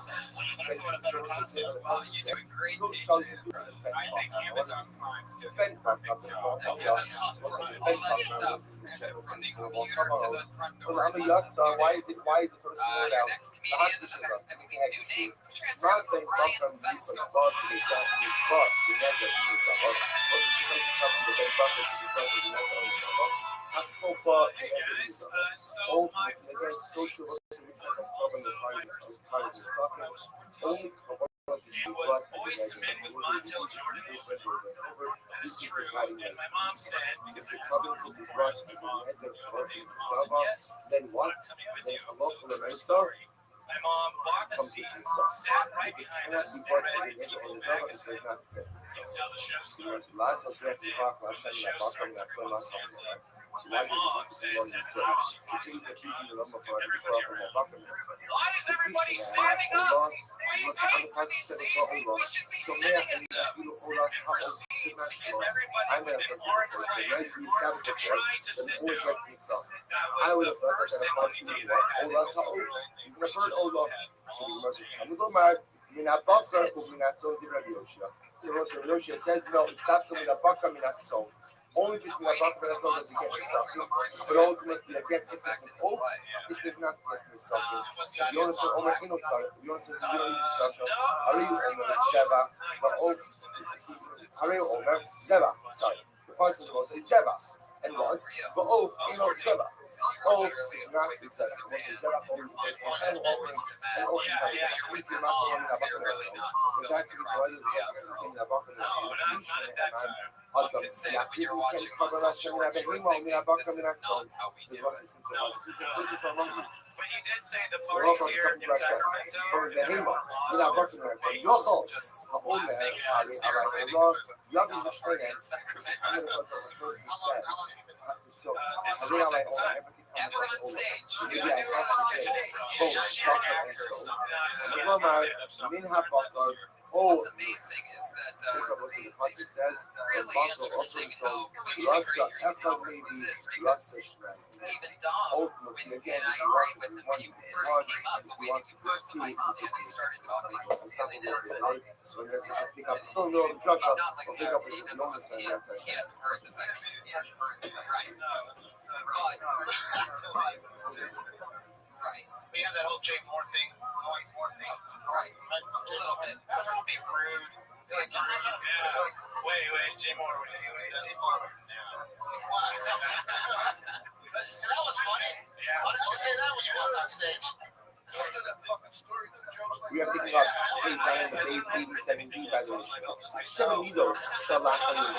Also, there are 7 different mechanisms Something I remember. Let me go back of 20 liquid fucking years. communication. 7 different Story mechanisms. about my mom. That's what you remember.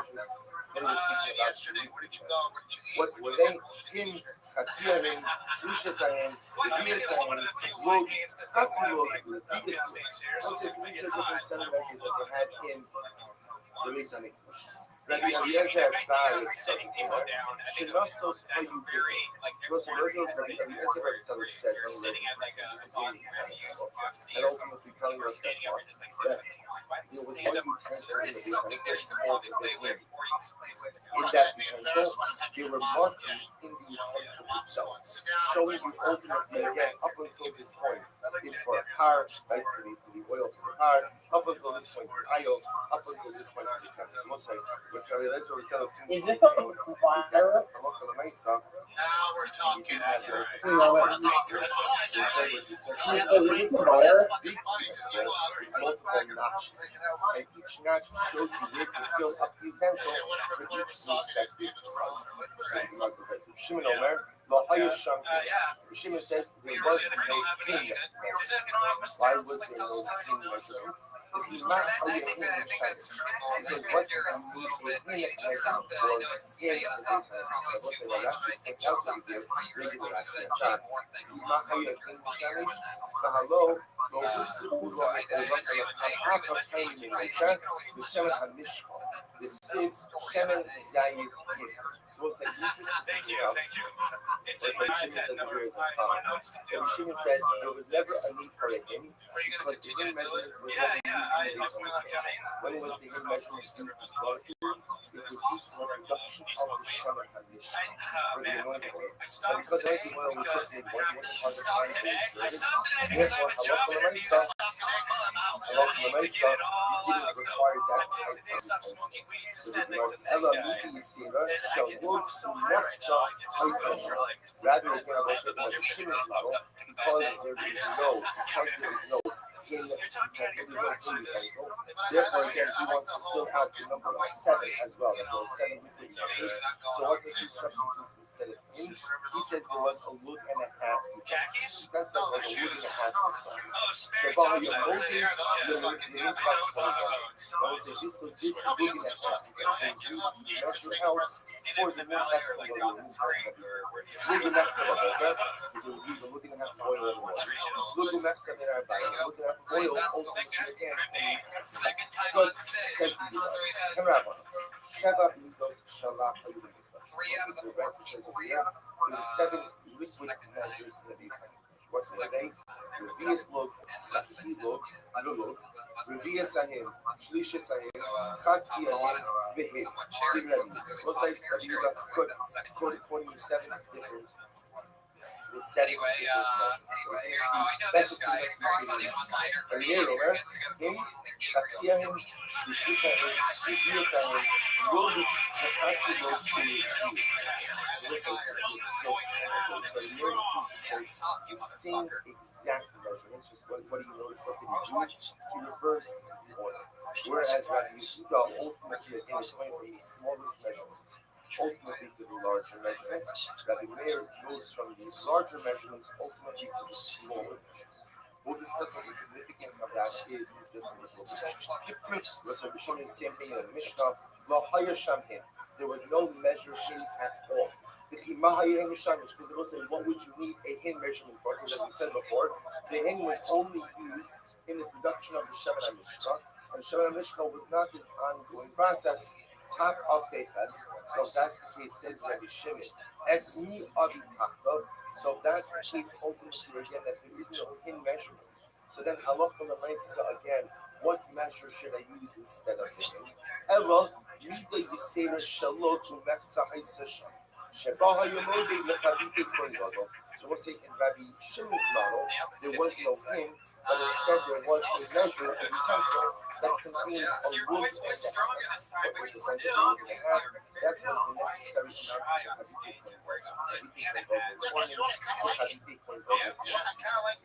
but unreload, Chatziluk has the actual Shana Chatziluk. So what's it? He's actually ready. So Shimon says to round out the number 7, but to round out the number 7, Shimon says because we're removing him, the him measurement from the list, we're going to substitute it ultimately again with the utensil which held a look and a half. So they asked, the other rabbis asked Rabbi Shimon, why do we need a utensil that holds a look and a half? After I understand the significance of a look and a half, that's the amount of oil necessary for the chavite kohen gadol in the morning and the afternoon. But I have a different idea. Everyone agrees that's what. That your wet utensil is measured half a look. If there's a utensil which measures a half a look, then what? Just use that utensil 3 times. And you get a look and a half. Why do we have to start going ahead and producing a new utensil just to go ahead and get to a look and a half? Abraham after the Vreichem. Chatzi lo yaseh. So the Shimon retorts back to them and says, okay. Well, even according to that logic, I could say, you know what? Don't make a chatzi look utensil. And it's why? Because you have a utensil that is a revius look. And if that's the case, we'll say, all you need is what? Use the revius look twice, and you'll get your chatzi look. That's for the Shaiber revius. Ella zeh klal b'mikdash. Rather, what it says is actually really amazing.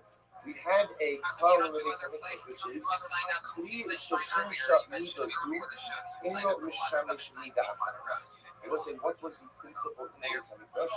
The principle of the Beis Hamikdash was that you had specific utensils for specific measurements.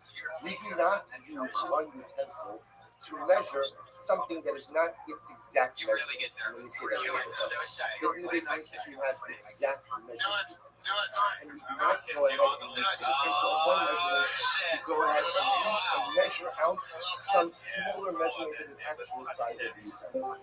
So meaning we're not going to use a reverse look to measure out the we're not going to use two centimeters up of the reverse look to measure out the touch.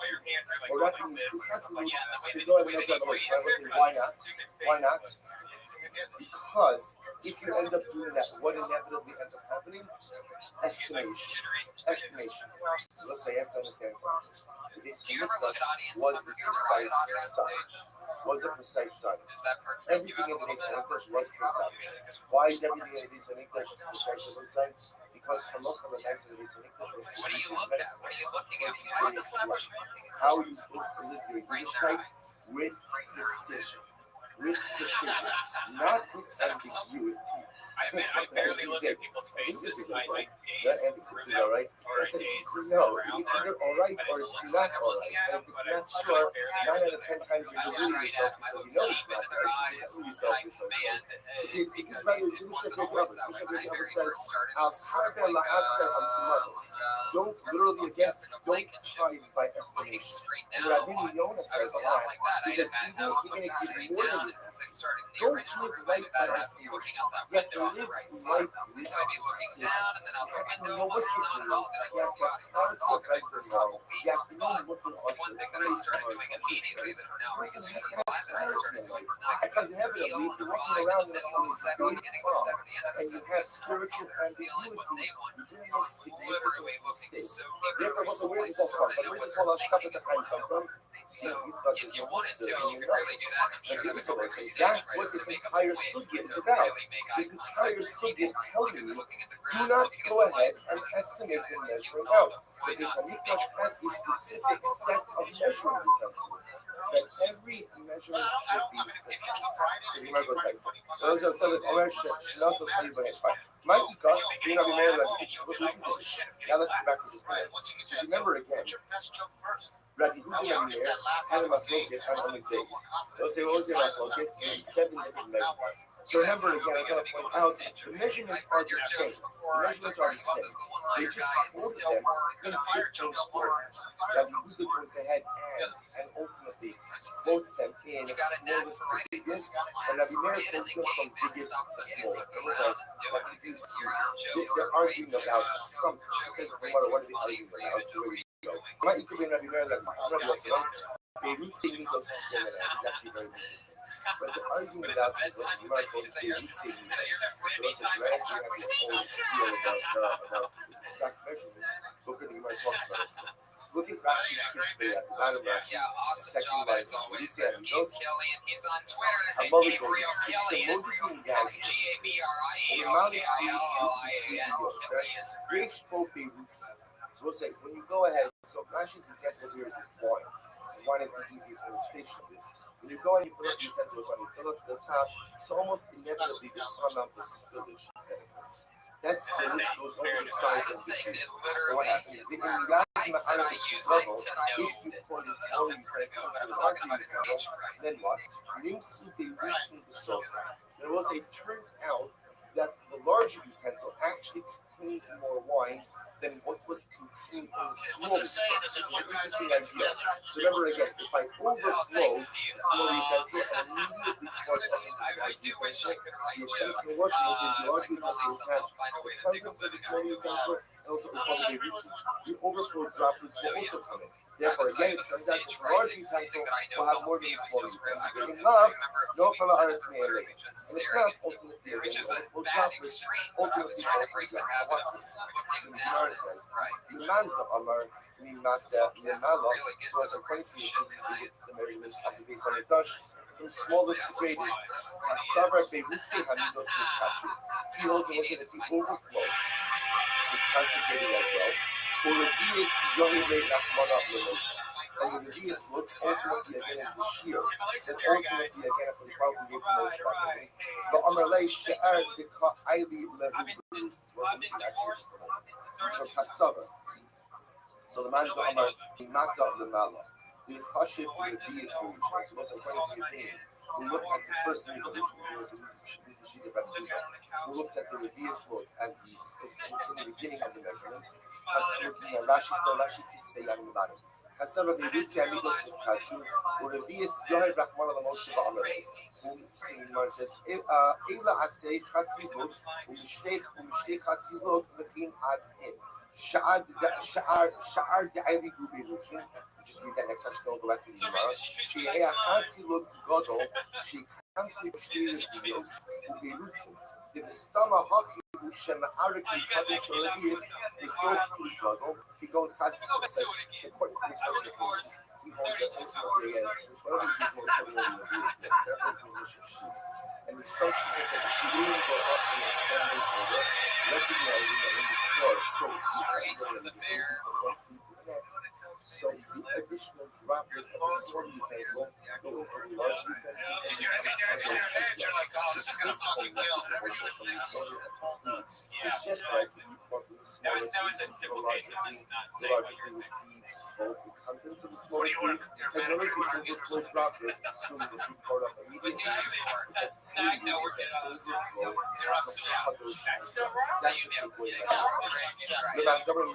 way that one goes in and recognizes the shooting again. Was it the largest slowest? And some of the would say was he was it the overflow of the vessel does not become covered. The hymn you really left one of those. In fact, the original measure that the Torah gives to Moshe Rabbeinu was the hymn. And granted, it gives him the hymn of the Zohar and Mishnah. But Amalei, Sha'er Bahal, the Kanaf Beirutz. Use this as your measurement so that the Beirutz in the overflow falls off. So that was like, obviously, if you were to take the hymn utensil and what? Or into the next slowest utensil, that utensil, of course, would not even hold all of the content of the utensil. It certainly wouldn't what? Certainly wouldn't go ahead and hold the overflow also. So listen, what's amazing about this is really fascinating. I always tell comics too, and a lot of comics go, I don't want to film on. That's the best spot. You know, up in my that's the best spot. So what's happening That'd be there good and on stage that night. they're both Several times giving the I list was to sitting in different the back, shoes, knocking off the stage. 7 shoes they make from fresh. And by the way that they arrange it, they're also allowing it to serve almost as a, not mnemonic, but they're allowing it to serve as a way to remember another halacha. What other halacha? Those overflow of the utensil become kadosh on that. That Yehuda telling you yes, and that's why they arrange the utensils from smallest to largest, because if you overflow a small utensil, pour it off immediately into a large utensil, the large utensil is one of those sites. The contents of the small utensil and the overflow, reminding you that the overflow ultimately again is kadosh. Versus the large utensil, the small utensil, which is like a layer, called the large utensil, small utensil, actually was a contents of the large utensil, much less certainly not the overflow. Therefore, telling us that the overflow is not kadosh. I buy you when I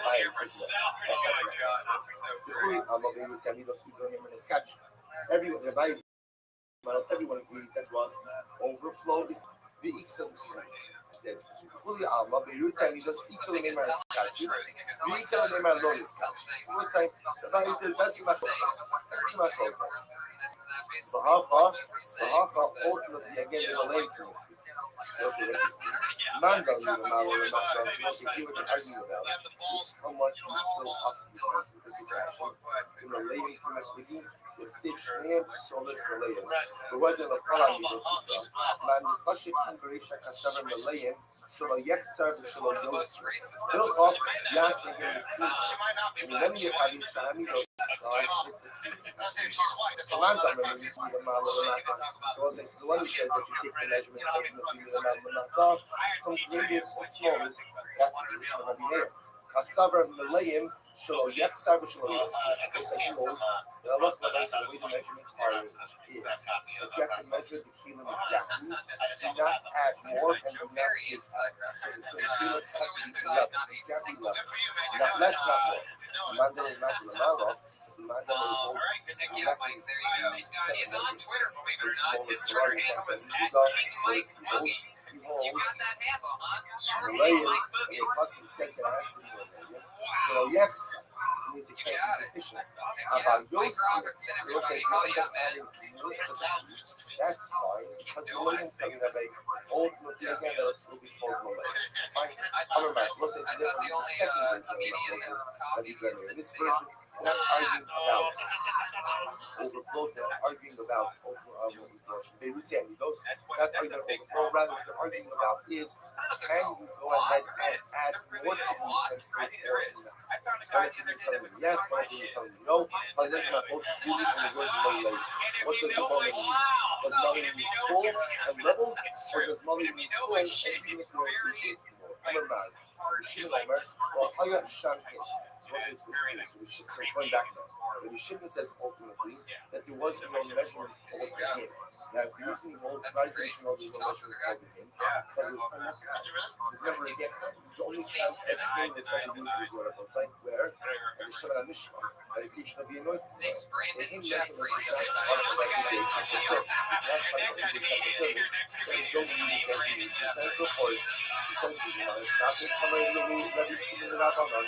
So what's like, Shimon is saying, what's Rabbi? So what's like, again, So, this is another 29 idea. years old and I work 2 shitty days, minimum wage jobs. So whatever you Because need, I dropped out of you college, or I so should say, I whatever you made need, myself you in the have. corner there. Whatever you don't need, you don't have. So But the Shimon problem is says, I work at these why guys' in the jobs, million years where other people are fucking like gave up on life just like me. I try to keep it pretty positive. I don't complain a lot, nothing you know, in but temple every now and service again I'll like a which small gripe, requires you a know, hint. if somebody will be like, Captain Crazy, they'll be like, you know, Ray, You might say, seems you like you shouldn't always say this have a Rabbi, job, don't you Rabbi know, say. but Rabbanan, put up cover there. him the Like I other fucking functions hate for that any mentality, dude. It's like Rabbanan say, this one person's second. aggressive. There They was said a you apply so hard, they try to bring you down to their let's not level. rewrite It's like they these click on things. them saying like, There was I don't a like name fucking rat shit on my Cheetos, What but should I sometimes do? I Maybe fucking let's snack. make the name You know, or saying like, ultimately I was trying to, my wife slowly trying to poison me with now watch cyanide this. for my dinners, but The at least I Shem have, Zayis, at least I have a Mar solo Saba, night, something, and like a meal Mar night, Saba, something Kevin like Doros, I kind Lo of fucking Haba, laugh, but that's all I sorry, got. Kevin Doros, Lo Haba, this is Shawi, the Idris, the Idol, Kevin, the Haba, You got, you can't do it. was You it can't say you know. is actually fascinating about so Rabbi Shimon says the hand utensil was needed once in history for the creation of the Shema and the Shema. So the reason why it was Yeah, it was pretty freaky. remember the Moshe and the I never doubt, man. It's fun everyone actually get up here. How long have you been doing stand-up? I just been doing this like open mic and side for a while, and it's just like music, poetry, and then they like beat me up. So that's all I've really I done did so far. Moshe Rabbeinu have a hand utensil? Did he have a hand utensil? So Yes. this is What happened to your it? first time down in an open Guys, mic. we're putting these or taking away. We don't need one now. On the other hand, that's what it's Shimon. On the other hand, the Rabbanan holds. So you know Gave it's him the like, hubba, you know in hubba. Because he Riverside gave him it's the hubba, basically hubba, like that's saying once the Moshe Rabbeinu meet, they talk right, and it right? became part Maybe I of just don't notice the because I'm in temple Riverside. utensil collection, even though we do not use it ultimately for I think it's just a nervous generations, thing, man. we I'm still nevertheless maintain Like a good energy. hand You went up utensil there, like within you the do it. base Amid. Just Amr you know, Mad, the Ats, Yeah, honestly, me the Adi second I heard Takadot, that word, so let's say it's one Simon weight says, loss. I wasn't even Sagi the Lama Hayel, when you were so about let's say 27, Simon says, remember, so like, after Rabbi Shimon takes out your pain from his list, so they say to him, what are you going to substitute? Like Shimon says, what should I substitute instead? So what did he substitute instead? The look and a half. What's the first thing that comes So to ask mind? the Gemara, I don't understand. Why does he have to substitute anything? Let it just be that everyone else in the Mishnah holds that what? The Shimon of Yehuda, excuse me, Yehuda Rabbi Meir holds that what? There's 7 points. And the Mishnah holds that what? There's 6. Why does he 7? Which the Gemara says, the Amr Avina, Yini, they see this listen, the Gemara says just like that. and then they also We have this story there 2 times. That's me, that is done on communal you offering. had said something I up and love you never sort shall of see knew that and you the sort of seal knew of and then you myself. said How can that no, mean community? no, we The don't Sheva know, man. Mido So it Shalach sort of made it Haludim. funny because they're like, So we what's don't the know. switch the Gemara answers? Because that's the Okay, Masor. Mexican. The Masor it is that there were 7 different measures. So Rabbi Shimon can't argue on the Masora. Rabbi Shimon can maybe argue in terms of what? In terms of what the measurements were. But the nice of the concept that there were 7, that's part of the Masor. Rabbi Lozer B'Tzadok Omer, Shnosos Haludim. The less are 7 milos. Which the Gemara said, what's the Gemara guys for just a moment? So says What is the Gemara, deal with like riding boards like that that makes your top says super that's white? Like, no matter how Gemara, those are something Omer. Should also tell you so less do Shem Midos, the ski not for the Shem Midos, less like you buy Ima, my Shem Midos, Shem Midos. So it's interesting enough, the Gemara presents an alternate possibility. The alternate possibility is that maybe Shem Midos doesn't necessarily mean 7 different things. And maybe you have the negative model, or the other close model, ultimately again, what are Shem Midos? Shem Midos. They will say there is 7 different dimensions of the that is in the Raj's model. It says Sheva Knessos there is 7 notches. 7 notches. So it could be that it's one utensil ultimately again with 7 different notches. And therefore, again, what do you do with the Mishnah that says Sheva Midos? So in Rabbi Lazar's model, you have to say it says Sheva Medigos. Not Sheva Midos, 7 different measurements, but rather 7 different measurements, 7 notches within the same utensil. That's what we asked him. There were 7 different utensils. So which order? So what's the real good? 6 out of 7, everyone's in agreement. What does he do about the hint? It's actually very interesting. You need to know. So was there a hint? Wasn't there a hint? And it wasn't what's fascinating about this is, but and everyone agrees on the Ritzias. What's the Ritzias? Was the hint used in the Beis HaMikdash? Was it used? No, right? It ultimately again was only used once in this for what? For the Shabbat Mishpah. So it's clear that it's not used with every day of service. And Halacha L'Maaseh wasn't one to say or not, for which the Rambam Haskins, the Eva L'Gavar Lindor Bohin. The Rambam says, we have nothing that we need the hint for. The Lama Hayashah. So that's what he says, the Rambam, why was it in the Beis HaMikdash?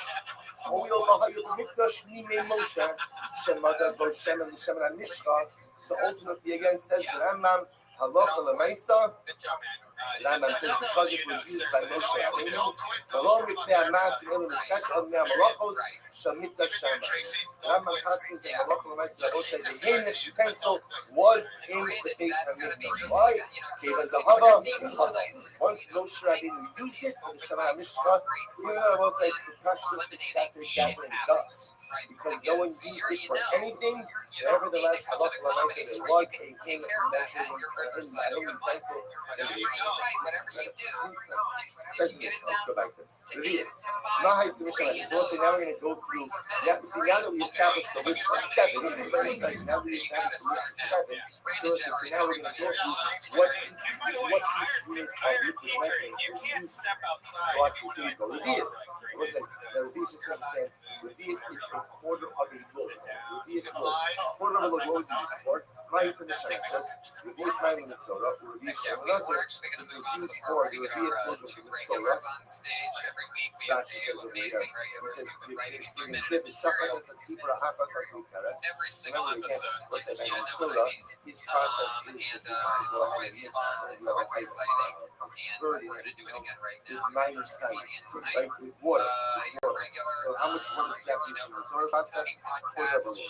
For Revius just as Shemanazir, there's the also other a quarter of a one will be loaf of Illinois oil orange for first. the Yossi. That's already on the road. They're going to take the first line, then everybody here. This was made the oil before it was used for the lesser, for the loaf offering of the Yossi.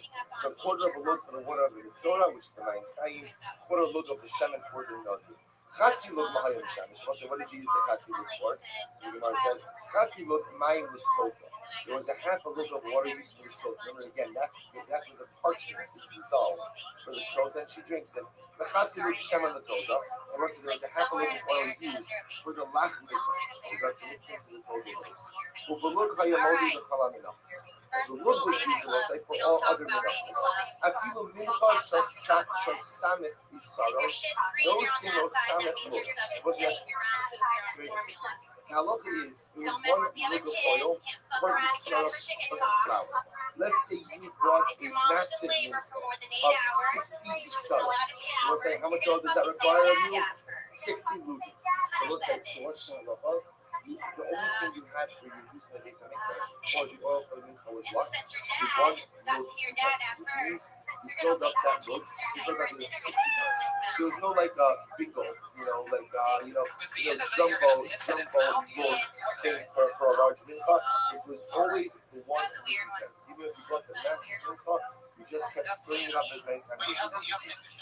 Yaakov Omer, Hafidu Mincha Shel Samach Yisar, Ina El Luga. So we'll say, Elazar Yaakov disagrees that we're not having utensil but a mincha. He holds that it is one lug of oil per mincha, no matter how big that mincha is. So what we're going to discuss is fundamental machlokes in Hilchos Karban Mincha. Is it one lug of oil per saron, or is it one lug of oil per mincha? Shnehmar lemincha v'lug shemen lemincha v'lug shemen.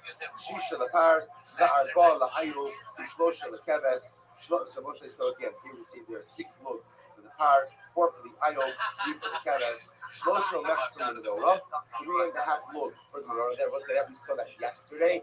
That's a half a lug per candle for Makbakus. Chatzi lug for the whole there. Ultimately, you're going to have to look for each and every report that we can have, which is this candle, where we're really needing close.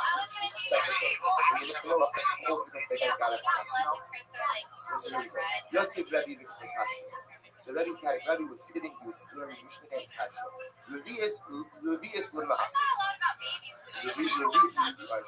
Levius What was the Revius measurement? What was the Revius measurement? Imitzora, if you want to say it's Imitzora. So it's like Chutzu. Remember again, I don't need a Sharis, I don't need a consecrated level for the use of the soda whatever site. Because the entire purification of the soda is done where? Fruits. Rashi points out, Omasa b'shaynikuna v'lo was that the Torah was purification process took place outside of the base nation. We actually learned this. It took place actually in the actual gate by Shaynikuna. Because it's outside of the base nation, I don't need a consecrated utensil. The Nazir, and if you want to say ultimately again, the Revius, the quarter load utensils used to measure out the oil for the loaves of the Nazir. So not lechem Nazir b'shchitas hayel du kaddish. We'll say the loaves of the Nazir only become covered later on through the slaughtering of the ayah. So the loaves are already made even in a non-kaddish form. Because they made a non-kaddish from your what? I don't need a consecrated measuring utensil for measuring out the oil for the loaves of the rock. And so of the rock of the Nazir. So may it be off. I'll tell you why. Shekbah hayel du kaddish. You use the Revius utensil, so what they want with that Revius the oil for the special mincha of the Kohen Gadol. Revius shemen l'chol challah v'challah. Ultimately, again, because the Chaviti Kohen Gadol used a quarter of a lug of oil for every loaf. So we'll say, so that's what you use a quarter of a lug for, a Revius for every single loaf. Kol yalei me'eretz me'echad ish atzah. So remember again, this was Rebbe who was sitting and pondering this. Rabbi Chia gave him the answer, and Rebbe said about Rabbi Chia, quoting the passage from Yeshayahu, Me'eretz me'echad ish atzah. From a faraway land, a great man came and gave him something. Rashi points out, Rabbi Chia made Aliyah. He used to live in Babel. He moved to Eretz Yisrael. Rebbe was living in Eretz Yisrael, and he said, a man from a faraway land came and gave him. Praising Rabbi Chia for his what was the happen with these four? Yosef the Bashi and Hashimei. Katzi look the man in shop. What was his number again? I want to point out. These measuring utensils were based on English. Was it these were consecrated utensils? Not sound measuring utensils. They were consecrated. Now, the ones I still over here is I understand the need for measuring utensils, but I'm trying to understand why I need consecrated utensils. What purpose is consecration? So here we go. Isota. If you want to say soda, again, the facts you look measure out the water from soda. But that's not true. My kiddush says, let's remember again, where was the water on the soda taken from? So in fact, interestingly enough, you can take it from the sink in the base of It's like that water was already consecrated. Because it was consecrated, it was not used as choice. It was not consecrated measuring utensils. To measure it out, it was already consecrated. If you want to take the measure out again, you have to look. of oil from the Lachmi Toga. Lachmi Toga the Shitas Toga to the touch. Was that the loaves of the Toga only become touchy later on during the time when the actual Toga is shechted. Which means what we're saying, I don't need the oil of the Lachmi Toga to be in a concentrated utensil. Because when it's in a concentrated utensil, the loaves themselves do not become concentrated until later. So the Shimon Rebbe, says, I'll tell you what we need it for. We need it for Shabbat HaYimachalik, Chatzi Lug Shem L'Chol Ner B'Gad. Most like the half lug measurement was necessary. Why? To measure out the half a lug of oil for each and every receptacle. On the low, there you stuck half a lug. So it says, so again, so beautifully. So Rebbe, once again, comes up this time of Shimon the Rebbe, says, there you strike, calls him the Ner Yisrael. You are the light of all Israel. Half a lug. This indeed is what was okay, it's a good Rebbe piece. I'm going to be open. I'm going to this is fascinating piece. This is amazing, guy. Because just have to make this kind of. So this is amazing. This is not Hilchos Hanukkah. This is Hilchos Beis Hamikdash. But Hilchos Hanukkah is not again. Beis Hanukkah is not Beis Hamikdash. So here we go. Ner Shekafsa Nichna Shem Nichna Tzina. What's this interesting piece? You have in the menorah. So what's this? What happened over here is one of the wicks go out. One of the wicks go out. I think it would be the biggest left turn ever, knowing you as well as I know you, seeing all the minutes that you put together. Just big about 5 rounds. seashells to over the biz, the Play-Doh, Oreos, sticks it in my mouth every time. Oh, it's nice. Almost guys do that. In the base of the book, which went out to the church. So watch this. So what's that? So what do you do next? So you go ahead and say wash it. Clean it out. Clean it out. Or There you go. Center line shank. What should you do? What should you do again when you walk Did it again? Do you want to do a minute? So Mativa, you noticing the Shem you put in a requisite amount of oil and you go ahead and relight it. So Rashi says right here. Look at regular Rashi just a moment. So Ner Shekafsa, the Chasi Halayla, or called them on Halayla. Auditioning here was the music club opened in 1972. He's very close to being passed. Put your hands together for Ray.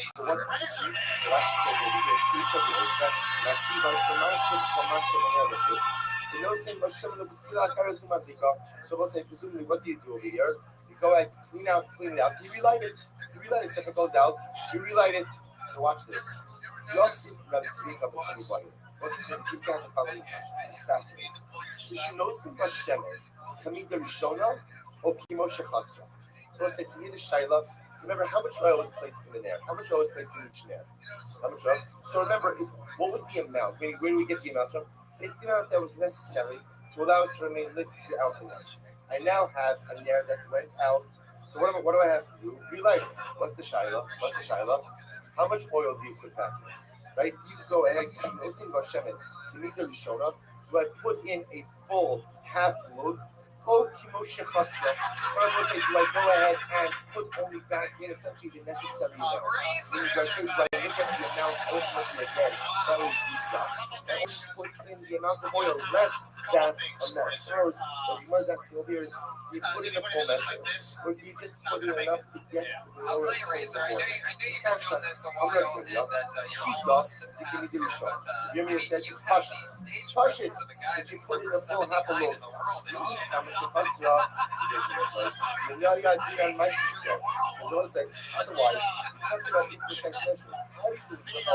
just assuming that you saw exactly where the menorah went out. Or you know, the point where they had it on break.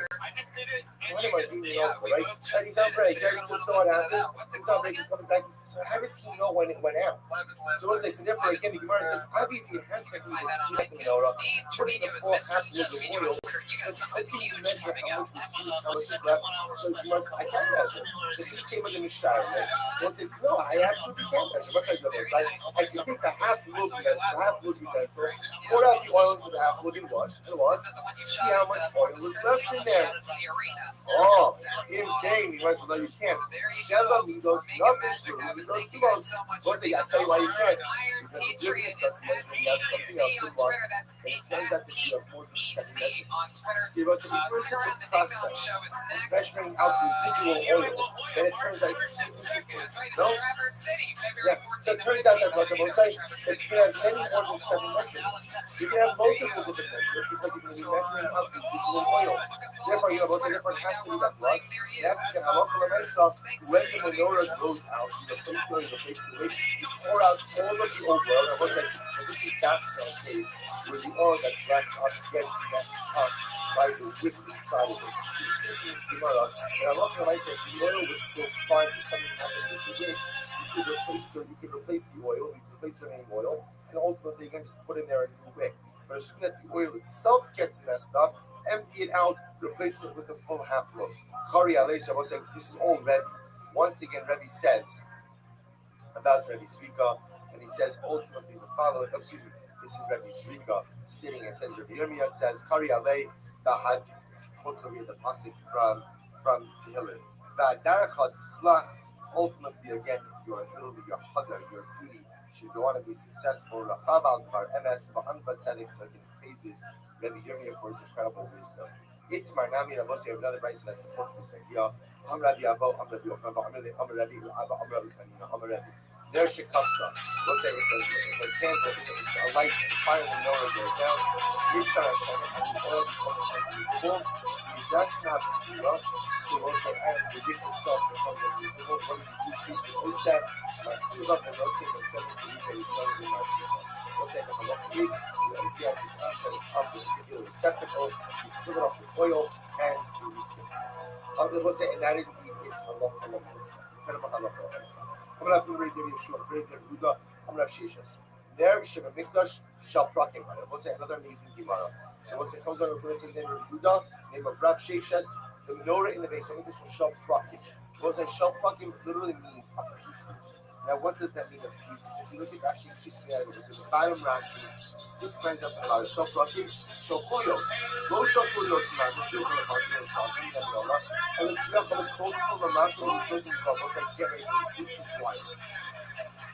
Comes on the Restream says this college. The menorah in the base of English was malleable, which means it's supposed to take the branches and you can bend them down. Why do you need to bend them down? They're malleable. We'll say not detachable.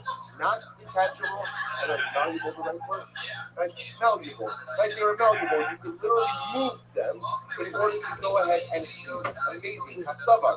Siksit, Miksha, and the note of the Nero says.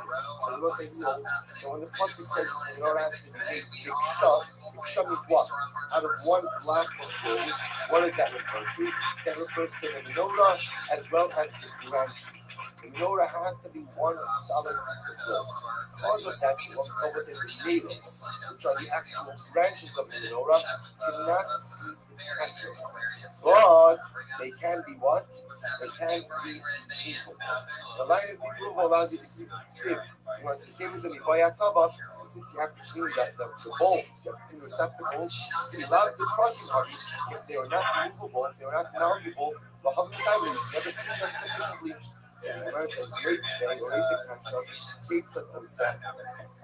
How do you go ahead and clean the menorah? This salzon, you actually remove the branches. And you use them with the brush, mechanical with spoon, and with the sponge, and no sin but shemen. And then you put oil in that. Wow. Also, what do you see from this rice up? What do you see from this rice up? That the branches were detached. So that's a fundamental historical focus about the menorah. Was the menorah one big piece with malleable branches? Or was the menorah again made up of multiple parts? The base being one piece, but the branches being detachable. It's over Kiaitana, was the only function of the Samuel. Coming over, well, I am the season of summer Kova. Come and say that we do not move the branches from their place. Now, the Ipoy Lela Azute, Maxi Mazis way. So what they were doing is that do not move the branches from their place. What does that tell me? That if I wanted to, I could. Which sounds like the branches are technically detachable. Because the Gemara says, Ella Ima Lo Haisa Zon. something coma. No. When today it should be read is the branches were not movable. They could not be moved from place. Man kahamim, or the kahamim. The velocity would just sign your velocity and settle there. Within as shall solve ayola al gabo. What's the ultimate way of today? They're also using a gold plate on top of the cups of the banana. When he wants to bring out the cups, go grab a deal. He puts it so that he like a flat outside. The flat on top of the coming inside. When he was bringing it out, go grab a deal. He would put the flat part, opening up the utensil of the cup. You should know things like that. When he wanted to put in oil, he would put the flat back. When we put the honey tonight, once it ultimately again, we're going to see that the hope of the myself, we will put the honey tonight. That this is going to be my focus, annoying about the nature of the mess. We'll have to stop here for today. But again, we don't want to miss this too much. I can fundamental my focus about how the menorah itself was fashioned. Was it one piece? Was it multiple pieces? Was it one piece with immovable branches? Or was it one piece with malleable branches? Things are now intent, even if I don't get it, because I have so much fun here on Monday nights. And, for those of you that followed the show a few weeks ago, our head of security for 34 episodes, the Iron Patriot, quit the show. Said he got too big for the show, that when Comedy Central wants to have the show, they will come back, they will be waiting by the phone. But until then, he quit the show. And so what we decided was that we were going to start having replacement Iron Patriots each week. We had the Iron Josh, we had the Iron Patriot, our friend Pete, and this week's no different. Ladies and gentlemen, I would like to introduce to you our first ever African American Patriot. It's the Dark Patriot. All right, good morning.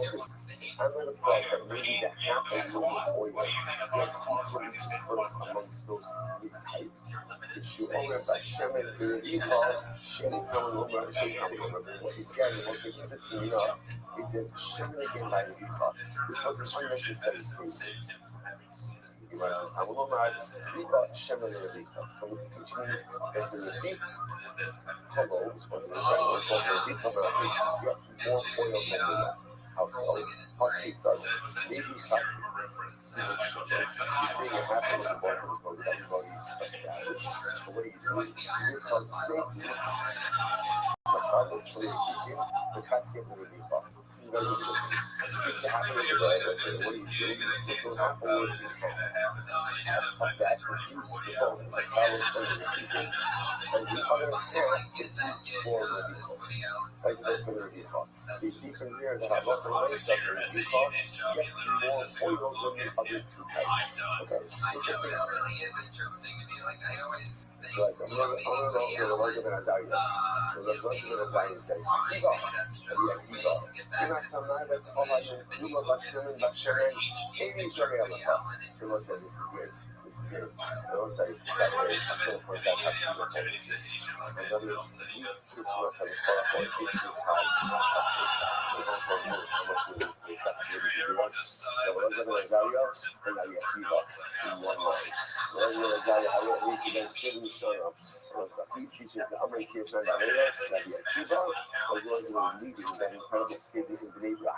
And when the big number was first that he had Cuba, he was at a guy like Michael, so everybody was in Geneva, that he was the only one of that group who was in Geneva. They all came to him and stayed with us. So incredible. So and then you see what this is how it is. So those are the guys that are Cuba.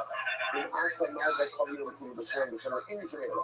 So he was going to make he was drugged up by sharing the shadow. So those are the guys who said that he even if you're not, but even if you was a whole not listening to the error, Foxy was sharing the program, or he is sharing the idea. لا هذا اليوم شبه نيجا ونيجا على قرن ما كان في الصوم.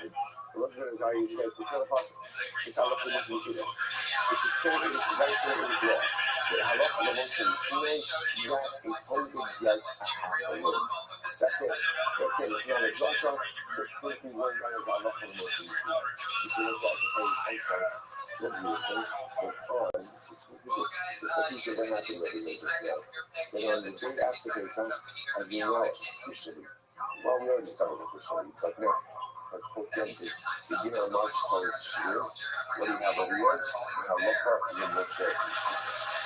Locker is the reference Palestinian, reference to things that the Locker and the guy and the Akiva, all countries will have a things that actually developed, and then it turns out recently, one of the guys in Akiva is perfect.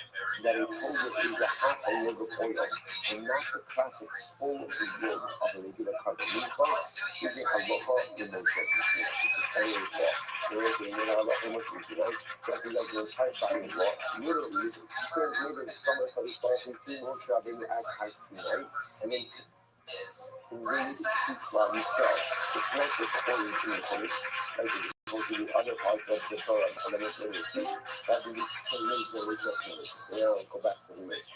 To half a load of oil for your closure, the use of oil fertilizer, which will cover on, and to be 11 days between you getting back. There was a picture of the this which is really which is actually very interesting. That it's also subject to a lot of disputes because of things like this. That there are essentially 11-day intervals between when bleeding is considered to be menstrual blood, which is considered to be solid blood.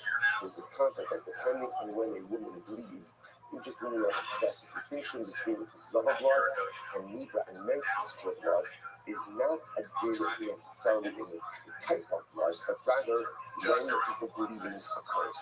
So woman creates a cycle, and then again you assume that cycle in between 11 days of the cycle is back to cerebrus. That's about this one. Okay, you know, just kind of have up in the location. So the beautiful part about this is everyone agrees on the bottom line. What's the bottom line? That it's so well, hard to come to just a half a year before. This goes in terms of decision for a typical covered neutral, so the neutral gets a full year before. How do I know that a neutral only gets a half a year before? So apparently, again, this is in the focus for the yeshiva and the also the desire. The yeshiva, Hashem, Hashem, Liboy, Achaliboy, and Liboy, Achaliboy, Elam, and Mari. Okay, and the Muslim and Isaiah, Allah, and what we see. Incredible. That's also very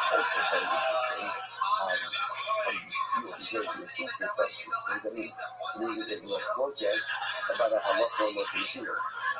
That's an interesting thing to say. So you can see examples of this. Sometimes it isn't that focus in Minnesota. In Minnesota, yeah, there's no problem. The beautiful part is, bottom line, everyone is agreeing on the halal. But there isn't a focus. Is this one is saying it was and government will pay so or not? Different in Minnesota. Yeah. But look how you might be. So what's the next part of the Mishnah? The next part of the Mishnah was, but look how you might motivate the fall from the house. Right? You use one river oil for every single meal. So again, after you kind of talk about Toga, which is an expense of the school, the Mishnah that reinforces the rule, but in general, for every other meal, you use a load of oil. Now, the Mishnah that goes on through the Mishnah, because I think the Mishnah Samach is Salon, not for a Samach load. So for example, if you bring a Mincha that is made up of 60 Salon, and normally you're going to need for that one son of flour and one liter of oil. If you were to bring a Mincha that was made up of 60 Salon, you would bring 60 load of oil.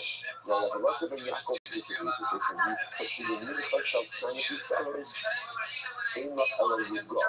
The word that Yaakov disagrees with this, he said, a liter of oil is the amount of oil you use to let how much flour you use. Even if you bring a Mincha of 60 Salon, you will still only bring one liter of oil. ונאמר למינכה ולמות שמן שישה קוץ. רגע, that's my focus. It's not the Minnesota and the person is an impoverished Minnesota. What does Minnesota say? He's selling bubbling sugar. He uses these two expressions. He's selling because they like the flour. Bubbling, like mixed together, and the oil. Meaning, I'll be selling for how we're doing it. What I'm saying is that in this phraseology here, you learn a very important principle. What's the important principle? That every selling of flour requires the load of oil. Okay, so therefore, every mincha is in selling of flour, and therefore every mincha is in load of oil. And therefore, again, by extension, if there's a direct ratio between the selling and the mincha, so you bring 60 dollars per mincha, you'll bring 60 loads of oil. And you can get a larger, a really oil, just like my wife is taking out his money, and you can get a little bit of the company of the other thing, and to the new person, people still need anywhere to that. And then the company of the other agency, they say now that even if you have a use of 60 sellers, you only use one of the oil.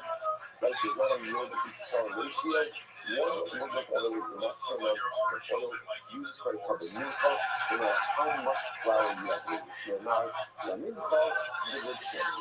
I have a Nechaya. Then the other Yaakov finally started bubble who was my happy. What did Nechaya of the other Yaakov, what did he do to come to Russia? How do you settle the bubble and which you might imagine, Abu Gupay. This is coming to teach us about the Ka'amar Akmana, life sees time is sorrow. But the point is so long, simply one sorrow. Anyway, as for the creature, the Ka'amaka is that an impoverished sorrow, only has to be in the one sorrow. So you must be the group of sorrow. The other thing is, I.e., the Ka'amar says, I don't read the process of teaching at the Ka'amaka why. Because we got one of God in soda, you can cover for sorrows. So the fact that when you come and speak to that, you give it the soda, I cover it. Okay, so you realize that if we cover it, if we have sorrows, the fact covering the common sorrows, it means that I do honey, and if we just soda, give it a two cover of it, we have sorrows for it. Then you only do one cover and one sorrow. So if I do that, you get the perfect for this Russia. Sound like from the other thing is right.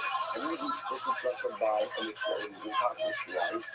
And I would have thought, all of the stuff, well, no, I lay like 2 others, ain't what lonely boy you like about. And I thought like this, since it's real, in general, the Torah has compassion upon an accomplished individual, and therefore you only administer his sacrificial responsibility. I never thought that in the case of an accomplished Torah, maybe he doesn't have to do and then crack his fall.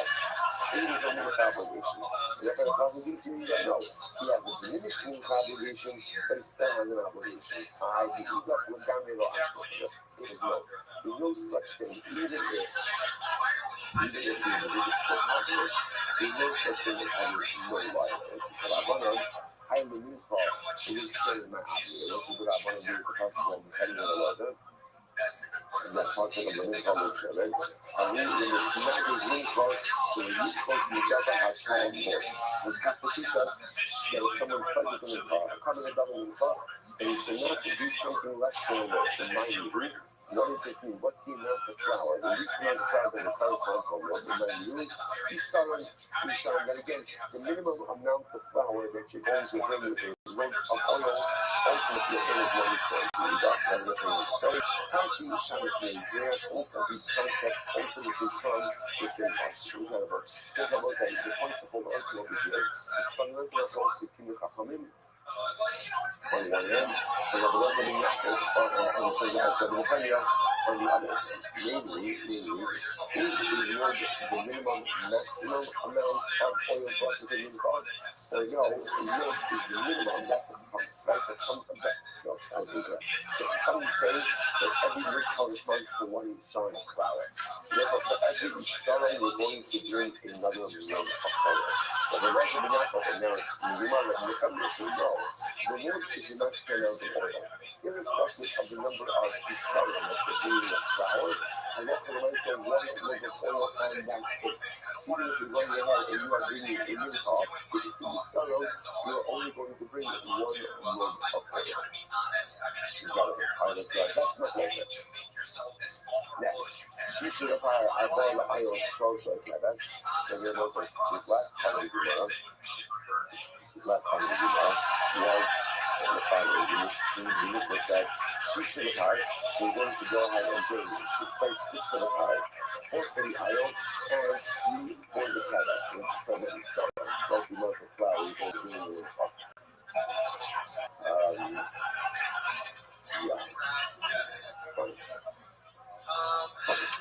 Okay, there's more left. Let's try to do that.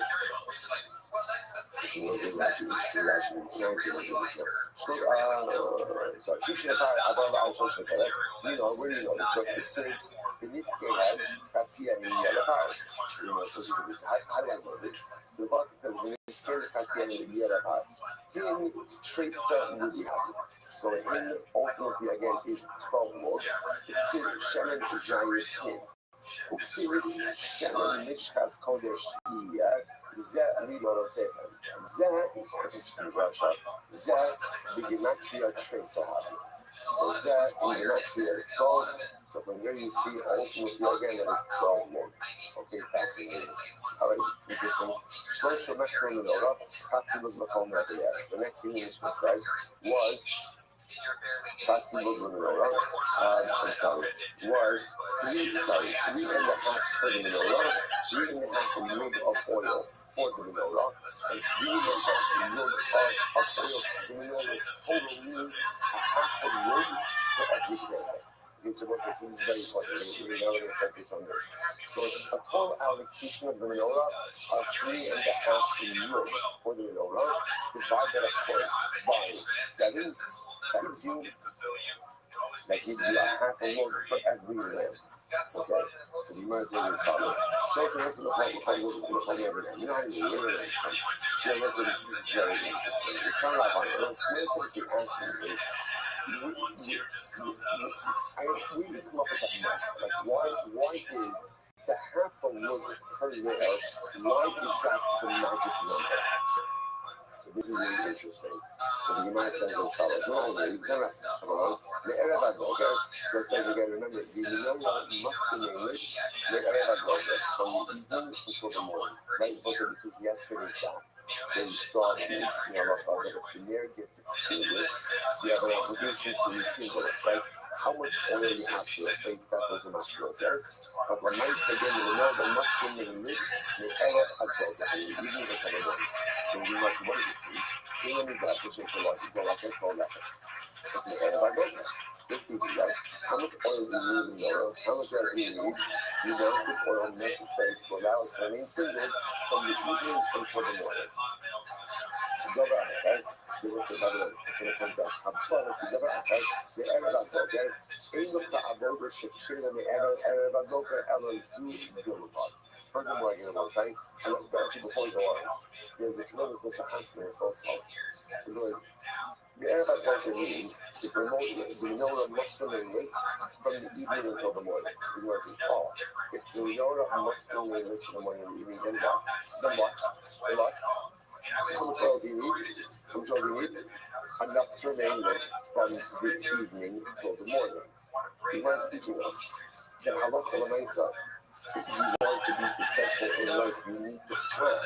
You need to plan. In other words, you might thought what people are, right? You have to plan. Anyway, there's always some other innovation in touch. You have to, what you do, put some oil in, and you see, you pour a little bit more in, it's you pour a little bit more in, whatever, but I don't have to worry about how much to do. That's not the way it works. If you want to be successful in life, if you really want a particular result, you need to plan for that result from the beginning. So the Torah says, you want to remain the Arab advocate okay. From the outset, put in enough oil from the beginning to go ahead and allow them in the way. Now, if you plan, does it always mean that you're going to come to fruition? No. Like yesterday's Gemara, sometimes there goes out. But the fact that my plan may not come to fruition does not exempt me from planning. Listen, too often we live life by the seat of our parents. And when we do that, we hope. Sometimes you're successful, but most often than not, you're not. Halakha l'maisa, if you know you want something, you want your Erev HaDoga, plan ahead and put in the requisite amount of oil. Put in the requisite amount of effort. Have a clear vision of what you want to accomplish and how you're going to do it. It doesn't always mean you're going to be successful. If you certainly heighten the probability of your success with a good amount of pre-planning. Incredible. First, this is what we miss with the basic English. All of these incredible and beautiful life lessons that you just saw by simple observation.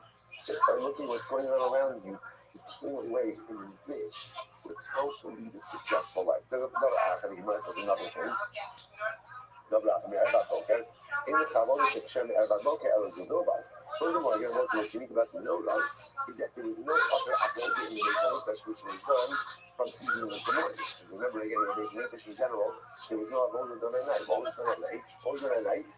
Burning of the sacrificial statues.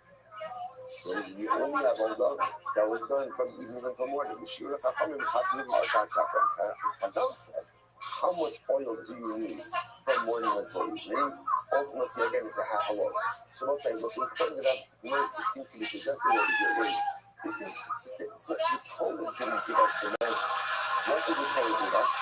The Torah told us how long we need in order to remain with the Torah. And then what's our job? Figure it out. Do you know? Figure out, you know. So let's get this down. This is fascinating. The Chachamim came along and said, oh, how much oil do you need to remain late? From morning until evening. How long? How much oil? A half a loaf. Which also is such a tremendous mitzvah. The Rebbe tells us what he wants from us. And then what does he tell us? He tells us, figure out how to get the job done. Figure out how to get the job. So God is not going to scream success for us. He's not going to tell us, do this, and do this, and do this, and this, and what he doesn't. He gives us mixes. And what are mixes? What are mixes? Mixes are expressions of what comes out of love. When you see this stuff, this is what God likes, and what they tell us to do. And it might be successful in life, and it's probably, I'm going to give you a general set of like, I'm going to give you a general roadmap. And I'm not going to steal you to how to be successful. I have to figure out for yourself how to be successful. This is a metaphor here. Hashem says, I need you to create life from evening until morning. Let's think about that. The big job of a Jew is to create life at night. That is the big job of a Jew. Anyone can create life when it's light outside. The big job of a Jew is not the right time. When things are difficult, when things are stressful, when the rest of humanity is ready to hang it up, the Father says to his children, I need you to create life wherever I told you. Okay, how do you do it? Is that right? Figure it out.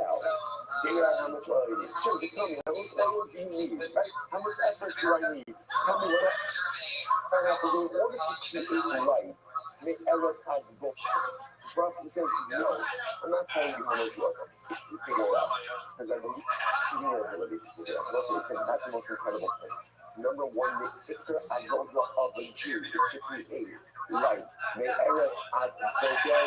Fine, I know you do it. Just tell me what I need to do. How much are you? Well, look, not telling you. Not telling you. You figure it out. You figure it out. So you don't have an interest in trying to check. And so it says, what's the time? I was going to say, so again, at the account, it says, the first mitzvah of a mitzvah, how you can do this. Right? The first mitzvah of a mitzvah is what? First mitzvah? Yes, not for others. Nice. Nice mitzvah, nice. The first mitzvah of a mitzvah. Why? Because you put a boulder of a youth the moment you join the ranks of Klal Yisrael, with the ability to form a relationship that can be powerful even at night. Anyone can have a relationship from it, and they're very easy. And you become by mitzvah, basically he has a direct to form a beautiful relationship, even like everything is difficult. You can have a relationship with you is like the Erev Chag Boker. And a simple mission is, how do I do it? Hashem says, figure it out how much I need, figure out what you need, figure out strategies you need. That's how much Hashem believes in us. But he believes that we are able to try to discover, to figure out, of course, when the things to do this, how to create light, even in the darkness of time. Incredible. So let's eat it. The fact that this came from Chazal indicates that you feel like we trial and error. No one knew, right? In between, no one knew how much oil do you need in order to go out and allow the world to remain lit from evening until morning. So they experiment to do it. If you don't remember, not this year, some say they started first with a lot of oil. So like they first out with a lot of oil, and then again they realized they didn't need all of that oil, and they slowly diminished the measure until they got to a half a loaf. So the Gemara says, obviously no, they started with a small oil, and then again when they started working it out, they slowly increased it, but when they got to the shore of the milk, and you like, you got to open up with the milk.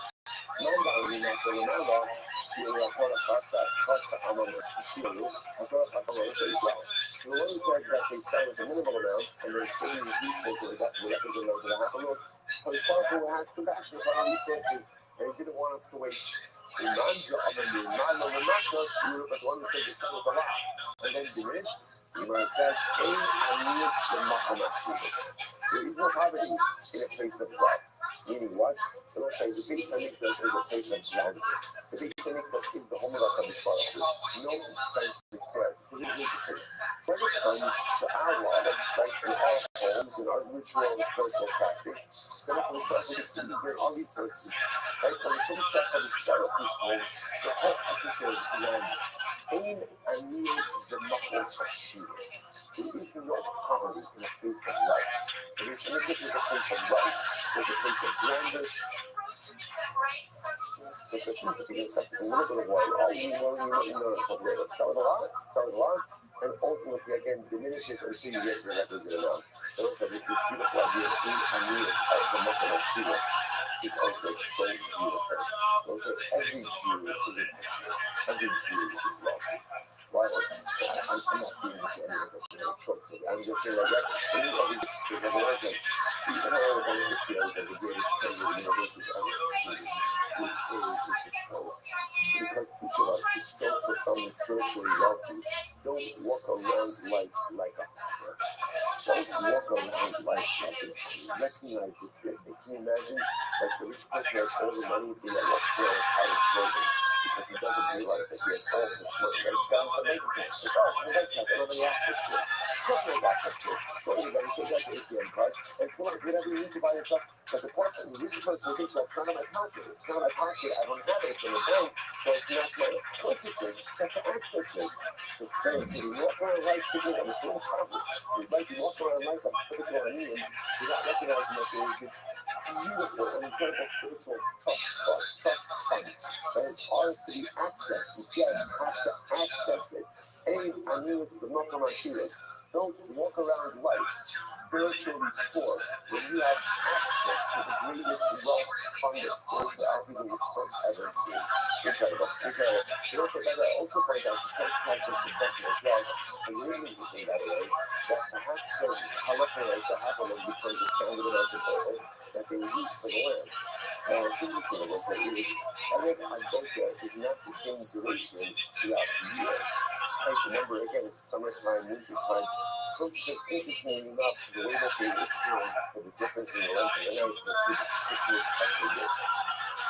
Shorter nights, quicker winds, longer nights, thinner wind. Right, because this way, again, the wind would draw up the oil fast. So interesting enough, always the same amount of oil. Half a wood per land, but the one valuable was the size of the earth depending on the duration of the night. Beautiful. Mishnah. Next, Ma'adim is the part of the Minister Aiden, the Minister suffering, the Minister plus. So you can go ahead and look at it. Now, again, we're assuming over here that the suffering means the general, we see on the suffering. The suffering means two things, right? The suffering can mean minachos, right? Like wine, like oil, flour, and also wine. So we're assuming purpose right now. First of all, these things. So you can mix together the Nisachim of Harim with the Nisachim of Elim and the Nisachim of Klap with other Nisachim of Klasim.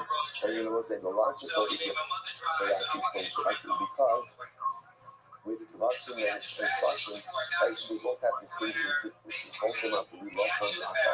They both have a loose consistency. Therefore, there is no problem going ahead and mixing them together. Same thing that Allah promised with the Nisachim of Harim and the Nisachim of Elim. So you have to mix one, you can mix together the Nisachim of the Visual, the Nisachim of Tzibor, on the days, Shel, Yom, Bishal, Hamesh, similar again, today's Nisachim, yesterday's Nisachim, should all be mixed together. However, what can you do? Maybe the most recent mix together is still offer up in that way. However, even if I have the mistake plus and the mistake color, but if I was to change it, you can't mix together the Nisachim of Klasim with the Nisachim of Harim and Elim, because the Nisachim of Klasim has a looser consistency, and the Nisachim of Harim and Elim has a drier consistency. That you can't mix together, because then the problem is that you're going to throw off all of the ratios. In the Babylon, Elim is the answer, and Elim is the answer. In this addiction, wherever again, if the individual groups are mixed together, that's the same as Babylon. In this case, Harim is the answer. In this case, Klasim is the answer, and Shubin is addiction, wherever again, each individual together. Then after they say, then you can eat them together. Also, if you're going to say it, they're not going to mention it because in actual bubble again, if before they were mixed on their own, they were mixed together with these other sites, they will be possible. The Kevin said, when the Omer Application is also Sumo, will hire yourself up. That was brought with the Omer. Even though again it has a double meaning cost, like almost a double meaning cost, ultimately again the suffering will not cover it. Okay, beautiful. So, I need to catch them. The part is two rules. Shloi are kalavim, you know, in general, about this you shall offer it. You shall offer it in general that when you have kabbalas are not mixed with each other. You don't mix kabbalas with each other. That's it. Each covenant is offered up. Yet here the mixing seems to be giving an allowance for mixing menachos or mixing the suffering together. What's going on here? And when you're on in this as a father. Let's be clear. Ideally, one should not mix the suffering with each other. The other is that the need to say in the suffering if they mix together. They should not be mixed together. When mixed together, ultimately, again, depending on what liquid was, it could technically be possible.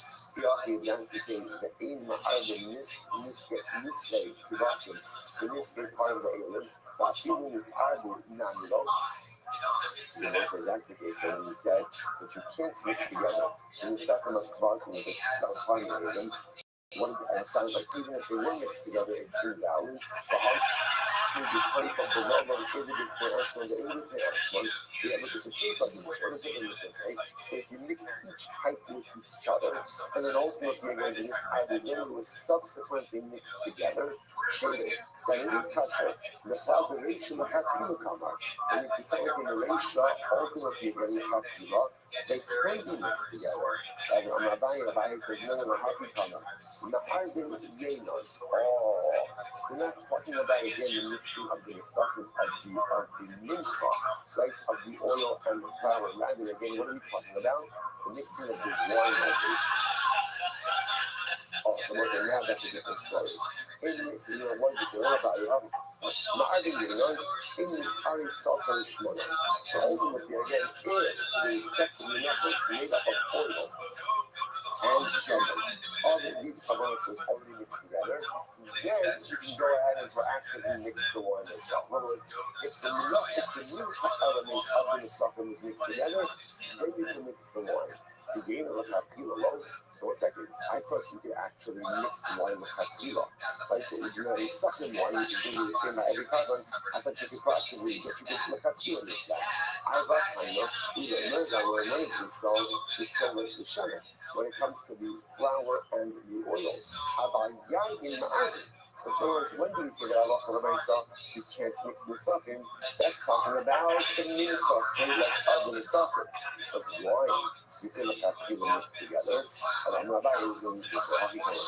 If the whole salsa each moment, my army wine in the fact people mixed together. The meal suffering of the suffering is already off the top. And so again, when the soul and the family has already been offered up, my army is wine in the fact. And you go ahead and mix their respective wines with Hakila.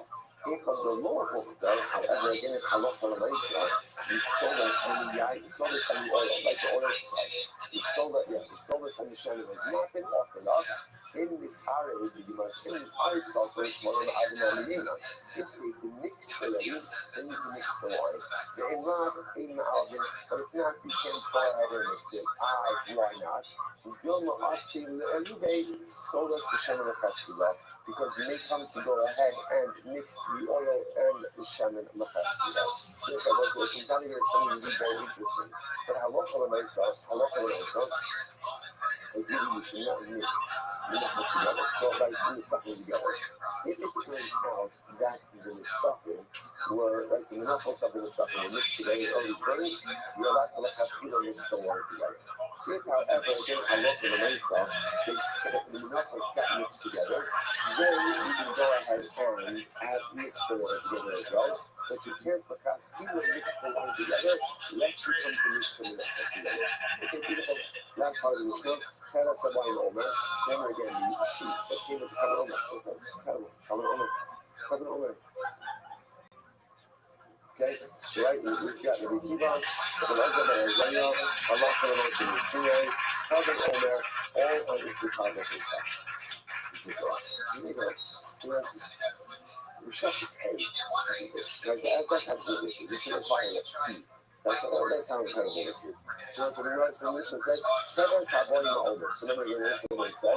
The sheep that come one with the Omer, even when the new heart of the covenant Omer is doubled, then the suffering will not double. Okay, so we know. But this is also, so again, what's that? The new crop, normally, it's about this where you started. How much flour you only need for a minute? How much flour? One cell. How much oil you only need for a minute? How much oil? One loaf. Covered Omer is unique, and that's Minchasol, Shneas Yonim. It's two something from the Mincha. We need Altera Savo in Omer, Shminchasol Kul. This teaches us that again, when you bring the Kevet for the Omer, so it has a unique Mincha, which is Kula, which is two Essenes. Your interpretation because of half the year or copper, I'm going to thought, but the same way that there's two sour things, so too again, there should be the wine, right? The wine like this is part of it should also be doubled. I'm going to go now, the Nisco Yamin will be the signing. Therefore, the Basa Challenge is okay, my boy, the year signing, Yoko, Logia, and Reno Couple, so you go in the console. About Shimono portion of the so I'm not about this. The wine is not called wine because the wine itself, the ligation of the wine is not together with the flower. But the oil is mixed together with the flour should have a couple of voices. I'm a little out, doing this slow, hold the puffs up, will be ever appears. Therefore, the people that don't know all of this is something to only do is was a lifetime without very exactly what I thought. On the left, it's still in the skull, the Italian in the skull. It's ready to read as in the skull, but it's primitive, but read it as in the skull. Okay, so the skull, the new ball, the new step in the island.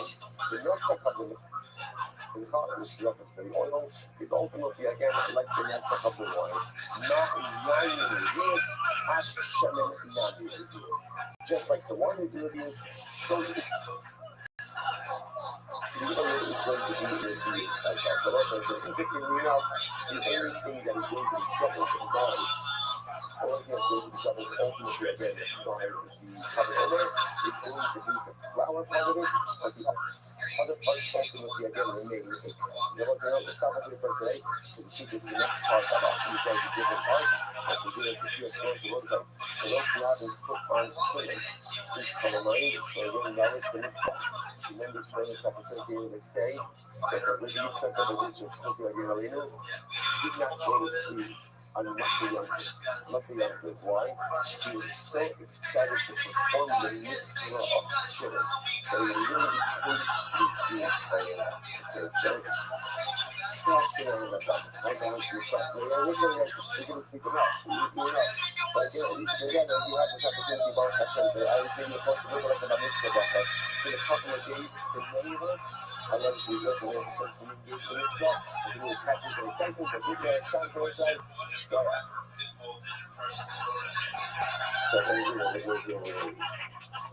you guys like reggaeton impressions? This is Rodney Dangerfield's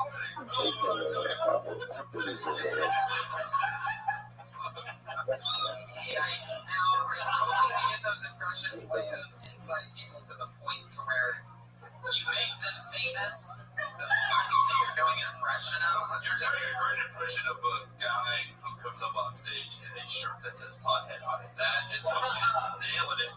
Did you make that yourself? No, this is my buddy shirt. Oh, my buddy is Bill Cosby, and he sounds a little like Or the next good morning, all of hours for this little chill. Hey, hours on the day for I know who he is. I'm just having fun. hello. I'm being told to get the other things up on this month. You know, we have been mother started buying back to the house of the house. I was cyber in the source. I was in the house of Shivani, so that's so short. For also institution, but so to get people in the system of going to the show. For the years, we continue to challenge me and say, upon them, we have all the soldiers will be successful and not safe. But with that, let us begin today's downbeat conversation. Really good that let us learn the vibe. We're actually putting up on cyber power and the internet before we start going up from the bottom. Which is really, really unique. The reason that's so good is about the shape of the black and half hundred. The black and half hundred is that if we need to call it between two, like you know, box, or the black and half hundred as a real world call it the new single header. Like we got again, real essence of the masculine ultimately again is going to be a lot more like how cut what the masculine is how the better shape. Like we already began to see a stage of many institutions in terms of how the short is constructed as well. Which some remind the Allah in fear of that. There's going to be a thing like that that's like a fast shape. So I need to go in and sleep. That's why you need to sleep. And you're going to go to sleep and essentially that's the image that sent you on the chat yesterday. Those are the home like teachers on the side of the short one. Because again, obviously you need to have it as a because it has to explain at the bottom, you need to sleep in order to be able to keep everything in place. However, I remember if you read a flip top, sleep alone. Because everything is so that it's like an open box, then why you need to sleep with meaning what? Whereas it's a flat bottom. So essentially, why can't everything just simply rest one on top of the other? says, I was using the reference block. So ultimately, again, remember the judgment is on top of the other because of the weight. Because the weight ultimately, again, is they will crush each other. This one right now is increasing the red face. That's our steroid, the red color. Steroid that is still coming up. So it's like, when you see the red face, that's not how it's like the back point. Then you see the situation on the chest. Remember again, when you say it, that essentially gets to your attack. If you want to wreck this stuff, let's put a more weight. So again, if you notice, so the what we call the sleepers and the EPOs are on the side of the table. Now, what we call the short one, which is either this picture or the picture, but there's a table side right on the short one. That's what we call the short one. So the way I say like this, this short is beneficial. So you have to understand that not in a kind of like a plastic boat, that the nutrition was placed on the table themselves. Right? Because remember, bread has a fast coat, but the loaves were then wide, and therefore they would need to put the coals actually on top of the table. However, and remember that we make a pizza, sleeping in a make a monkey. But what she pretty much says is that that's not how it works, that's a cooking time. And also, that is simply the root of that roll. We simply then turn exactly flat at the edge of the shell. Because if the edge of the shell will let you work to what you sleep on. I'm not even like, well, I'm not doing that. I'm not going to put the sleeping on the floor. Would you want to change? Yes, you will. Some of the other banana will do that in the you know, that is so how do you like it? If you got energy, you got pizza, you know, I got this type of the most of the stuff you play with this thing. That's like the reference between the today on your chat. You'll notice that you're the picture from the future, whatever, like your particular position from it. And if you notice that you're going to be working like this, the lens is like a fast shift, and therefore again, feeling a little less, a little less weight. Then a lot of the weight stuff is simply the rest of the situation on the edge of the table. If, however, again, it's like an open box for water, it would be really easy to fit. It would be really easy to fit. You're sleeping on the edge of the table. The sleeping must have been situated on the ground, kind of adjacent to the table. That's going to require, if you look, if you see those sleeping, those two length of sleeping, if you notice in the images on the chat, they are placed flush at the edge of the table itself. Okay? So now we're back there. You might add, well, I've already done. So we just need the fucking calling statement. I've already calling the reference. However, non-this has sleeping, that's sleeping non-this has sleeping. Each evening that says that the reference of bread itself holds up the sleeping, and the sleeping holds up the bread. Which the one says Kiman, who's the thing with that? Kiman the Amas funeral over. But the thing that says it was a fast ship. Why? Because it isn't the only rest of that. It's not going to hold up. So if you go back to the left of the it was a fast ship. Then when you had the sleeping, you get outside first. Remember the walls that you had? You had the same circle mold that were in there as well. Because remember again, the bottom of the mold is like a bead-like. So you need a semicircle mold on each side to be able to hold the better place. If that's the case, then interestingly enough, what ends up happening is, sure, the sleeping holds the better place, but the bread also holds the sleeping in place. Why? Because the semicircle mold on the bottom of each tray attached to the sleeping also anchors the sleeping. So the sleeping is helping the bread is helping the sleeping. So you know, the sleeping being that reflects, that's the opinion of, but you don't know that it was like a fast shit. Okay, incredible. Top one strategy, 95A, first one. Next stage, where is the Kasha? Linka, that is higher than the camera. So also there was like a Kasha session with Linka, that is higher than the camera. Kavaris mold was usually a fast. There was a fast that here where you do the first one was a mold, and there was one Mishnah. But there were three different molds used for like an oven. One in which you place the dough, one in which you place it in the oven, and then upon taking it out of the oven, you place it in the third mold. So we went to make this in Kavaris higher than the camera. There was a type of fast paper mold inside of the oven. The donor didn't have what made the us. So the Noah team telling them about. And again, we had the shape of the mold was like an open box. Or literally like an open box.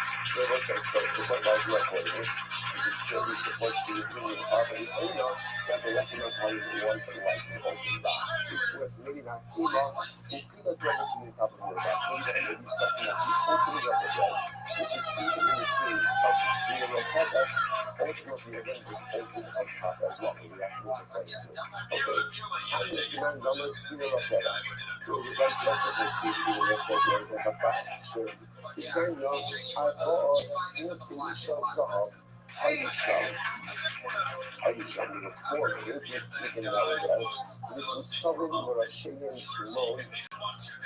that running value, just something behind us, and so for the way look at that, and say the right it describes, smoothing themselves, that none of the again, cup, but ultimately against the condition bread. And again, look at the rights explicitly said, and what did the bread look like? Really, look at it. The rights says explicitly that it was like a fast ship. So interestingly enough, that's the end of the Gemara. So we'll say, what's the halacha on the right side? So first of all, the more we're going to do that is to kind of give you a little bit that the constant light, that halacha on the right side, again, the lesson upon it was light, a material pizza, that was halacha on the right side, that it wasn't open back. That was due to Lashon of the Rambam. The Lashon of the Rambam. I can't imagine raising this kid. Hey, what do you call it? Their sport, huh? So we get to Lashon of the Rambam. Lashon of the Rambam. Lashon of the Rambam, yeah, it's like Lashon of the Rambam. Yeah, Lashon of the Rambam. That's the whole thing. Lashon of the Rambam is that, no, it's not Lashon of the Rambam was, like, okay, that's how Lashon of the Rambam. Now, again, I want to say, in that, there is still some further disputes in all of this. And the further dispute in all of this is, when we say kinetic words, so again, the Rambam talks, goes to medium in suffering, goes to medium in suffering, okay, halakha test.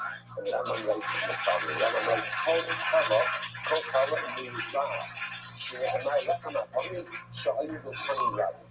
And then the Rambam goes through all of the different dimensions of it. But interestingly enough, the Rambam points out that when you look at the dimensions of the left hand, so remember again, the lobes were placed side by side. So two stacks of six, two placed side by side. The Rambam points out something very interesting, which is when you look at the dimensions of the left hand, which goes through, the left hand will overlap the short right hand two chocolate. Which is why the Rambam says both of the sides. Hence this idea, so it's interesting. So hence this idea of this open box. The open side says the Rambam was a necessity based on the sheer size of the road. It would overlap the shofar. And again, the notion of overlapping the shofar makes it the side. Now, there's a part of the whole part. Other words that we flat bottoms, flat sides. So the issue of cultures towards their indentation of that. Like, was it like flat bottoms, flat sides, and then a little bit of like squeaking on top or not? That's enough for this. That's enough focus and inclusion as well. We're going to get inside for our purposes today. We passed in how often I'm also like that. And therefore, again, it's not a fast mode, but that again was like an open box. That was like some additional weapon upon the shiny, which will be quite fascinating. So I think I was 95 days, 6 times out of that, divided weapon upon him. We discover ourselves, ultimately discover ourselves. So this is fascinating. We'll say the English obviously we travel. When we travel, the weapon becomes also as a result of the travel. Now, what's the shine here? Take a look at Rashi. Like I said, only one Rashi is exciting. Last wide line in Rashi. After some of ourselves, we should also result in it done. When clouds over our ancestors we travel in the desert, only 5 people have Mishkan. We don't see a shofar in our left. And we think about it like this is somebody in Mishkan. We think of Mishkan. And carry the shofar. Now, again, we're going to talk about this as well. Normally, when they deconstruct the Mishkan and carry the shofar, the left hand remained on the shofar. Okay, so now watch this. So now that she says over here, we don't switch on all that. And you can see that also going to find you pursue. Negative. Nip select and you'll say over. So this is fascinating. Most of this person you'll say, what's your say? But something is supposed to remain inside of the pieces of the some such from the Mishkan. And you take it outside of the community area. And what happens? It becomes disabsorbed, called you'll say, taking something out of its designated place to validate the item. Here's the shadow. When you travel with the Mishkan, therefore by definition, the short one is being taken out of the Mishkan. Does that invalidate the left hand or not? But it's fascinating shadow. So you might say, listen to this. Oh, no, something else. That's shadow. But you're going to get more Israeli discussion about this, which is really quite brilliant. And you're going to show them not hold us. Have our itself, the kind of rain itself, not hold us, not hold us. One side is possible, one side is not possible, so I kind of like this. Man, but with the problem, says that it's possible to say, Hashem Yahanu, can you solve? Because it says, as they can, so shall they travel. So going up to place. Carriage with travelers, right? So again, getting with travelers, what does this mean? Not the kind of your soul, Nixol, say. After you see also Nixol, saying that when the Mishkan is an establishment place, if you take the rest of the part of how that is taken in the area, then how much what else is possible? So in travel, if you take it out of the taking in the area, ultimately again it's going to be possible. And again, the act of carrying the ship together with travel is just being taken out of the taking in the area, and therefore it becomes possible. Not that the other side, the other thing that they say, no, it's not possible. See, the left hand comes above here. The pasuk says that the bread shall remain on the shoulder, which means they're both saying, bread is not the left hand upon the front is going to be correct. So we need the shoulder. It's shoulder. As long as it's on the shoulder, and the shoulder is being carried in accordance with the word of God, the ultimate is that it's so good. So essentially, but you know, really the secret part of this interesting is not defined by the Mishkan, or it's not defined by us. These are the black lines. It's not defined by the Mishkan, or it's not defined by the Shofar. That's really what it comes down to. Because here it's clear that the bread is being taken out of the Mishkan. So that for the first thing it says that it's Yosef. Second thing is that no, the first place is the Shofar. The bread is not the Shofar. Even if the Shofar is moving, the bread is good to go. The guy is not going to ask how each opinion deals with the other opinions possible. These are planning actually Kasher Yitni gave you so. Or the second thing to do with the project that says, Asher Yachni gave you so. As they get, this is how they were traveling. So there's a really but do service it the opposite way. Not the Kani song, Kilo Yata, Komo Lip song, just like the Mishkan is at last. If the bread doesn't mean the designated area of the Mishkan, it's not possible. After this Yosef, Kilo Yata, Komo Lip song. So to again, when Mishkan happens, as long as the bread does not leave its designated area, what is its designated area? The Shofar. As long as it does not leave the Shofar, it won't be possible. Leave that money. But what does the second one? The first thing is leave that money, have to sit. The left hand had something above you. Yeah. What does the first possible? The first opinion says that it's possible. What does keeping this concentration indicate that as long as the bread is on the Shofar, it's good to go. Ella doesn't answer that. Every answer there, not to be bread, this one's focus. Ella, lots of you have a unit to understand what they're doing. Everyone agrees that the bread is arranged on the Shofar. But ultimately, again, the bread is not to be back. Because the bread is on the Shofar, and ultimately, again, this is the punishment. Traveling with the bread on the Shofar, everyone agrees that the bread is not possible. Because the bread is on its designated area. It's where it needs to be. I say, what's the matter with breast? I will keep the meat in the soul. It's very interesting. So I will say, what's the matter with breast? The focus ultimately is what happens if you put the load off of the shofar in order to travel. So again, the right thing right now is that I look at myself. If you went ahead and you kept the bread on the shofar, you kept it on the shofar, then I'm not going to make it in trouble like that. Everyone's going to agree where it's good to go. The shiner is if you go ahead and take the bread off the shofar and travel like that, does the bread become processed? Let's analyze. Manzamen Sovietini says that it's possible. Yitzir Kashayakanu can be solved. The thing that says that it's possible quotes this pasuk. The same way that we can't, that's the same way we travel. What does that mean? Just like when we go ahead and we camp, if we take the bread out of this particular area, ultimately again it's going to be possible. So too, when we go ahead and we travel, if you take it off this designated area, which again is going to be the shulchan, the bread is going to be invalidated. The mantra of the English song, the thing that says that it's not possible, it says it's not soft on our marriage. The process is this, which is incredible. The process says the all knowing will travel. Even though it travels, ultimately, right now, people's factor in travels, it still has the status ultimately of all. So which is very interesting. Just remember, it's important to understand, even when we traveled and deconstructed the Mishkan, we traveled in formation, which means that interestingly enough, the camp formation was preserved, which means that nothing in the right there was in the soil world, nothing in the Shekhinah, right there in the Mishkan was still there in the world. The Mishkan wasn't there because the Mishkan was deconstructed. But the area was there. So what's fascinating is this second opinion holds the following: that halacha l'maaseh, even when we deconstruct the Mishkan, the kedusha of the Mishkan is still there. It is still called Oral Moed, and it goes into this.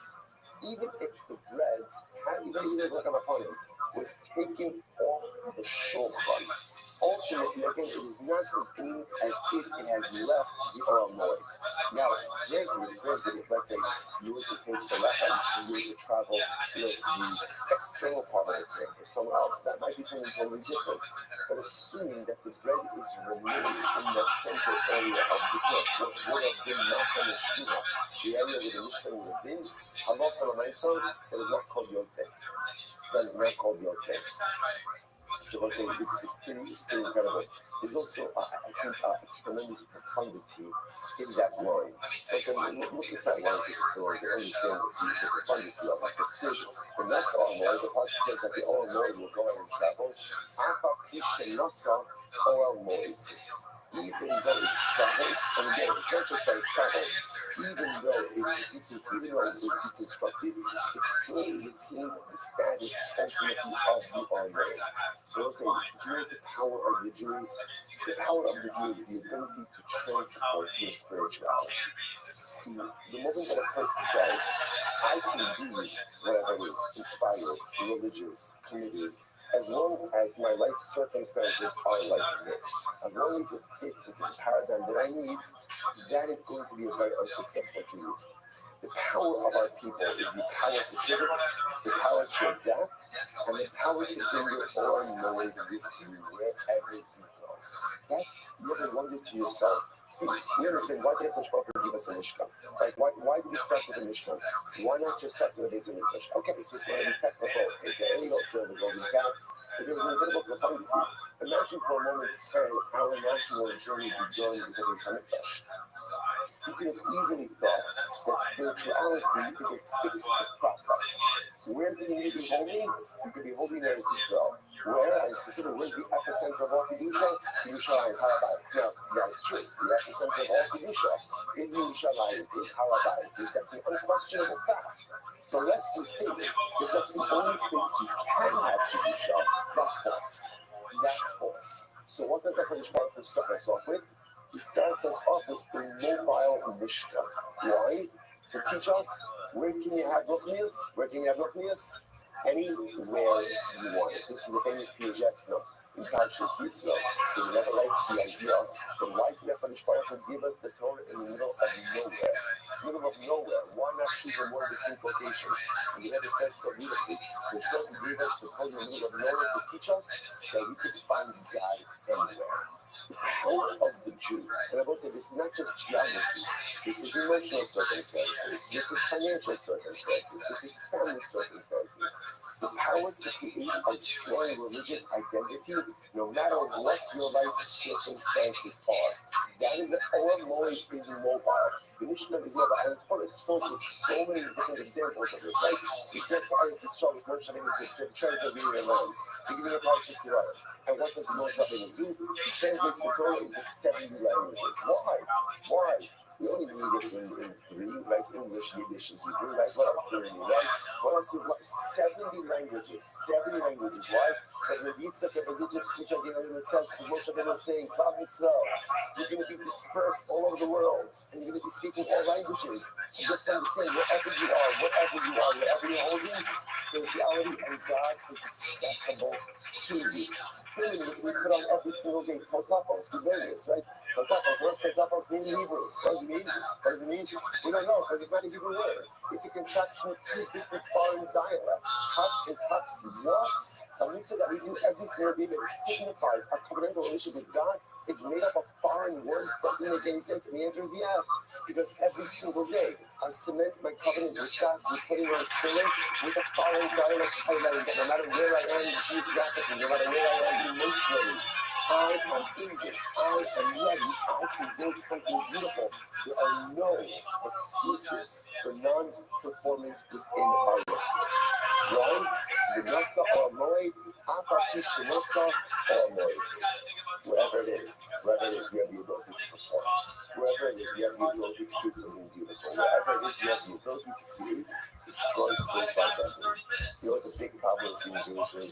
The biggest problem, there are no excuses. We have no excuses. We have no excuses. We have no excuses because of thousands of years of history, or we have no excuses because our Father, our Shepherd, the Rebbe told us that wherever and whatever is going on, you got this. And you can perform. Your all knowing is mobile because you're in 70 languages to help us. No matter what is happening in our lives, we have the ability to make something beautifully spiritual of ourselves. Incredible. We just not. I'll see Kashayakmo things, so I was at the other end. Like what the season with this passage, Kashayakmo things, so which you left to some Yakin purposes and get opposite way, not a honey or so, Shilomatic way, so just like ultimately again when you finish at rest.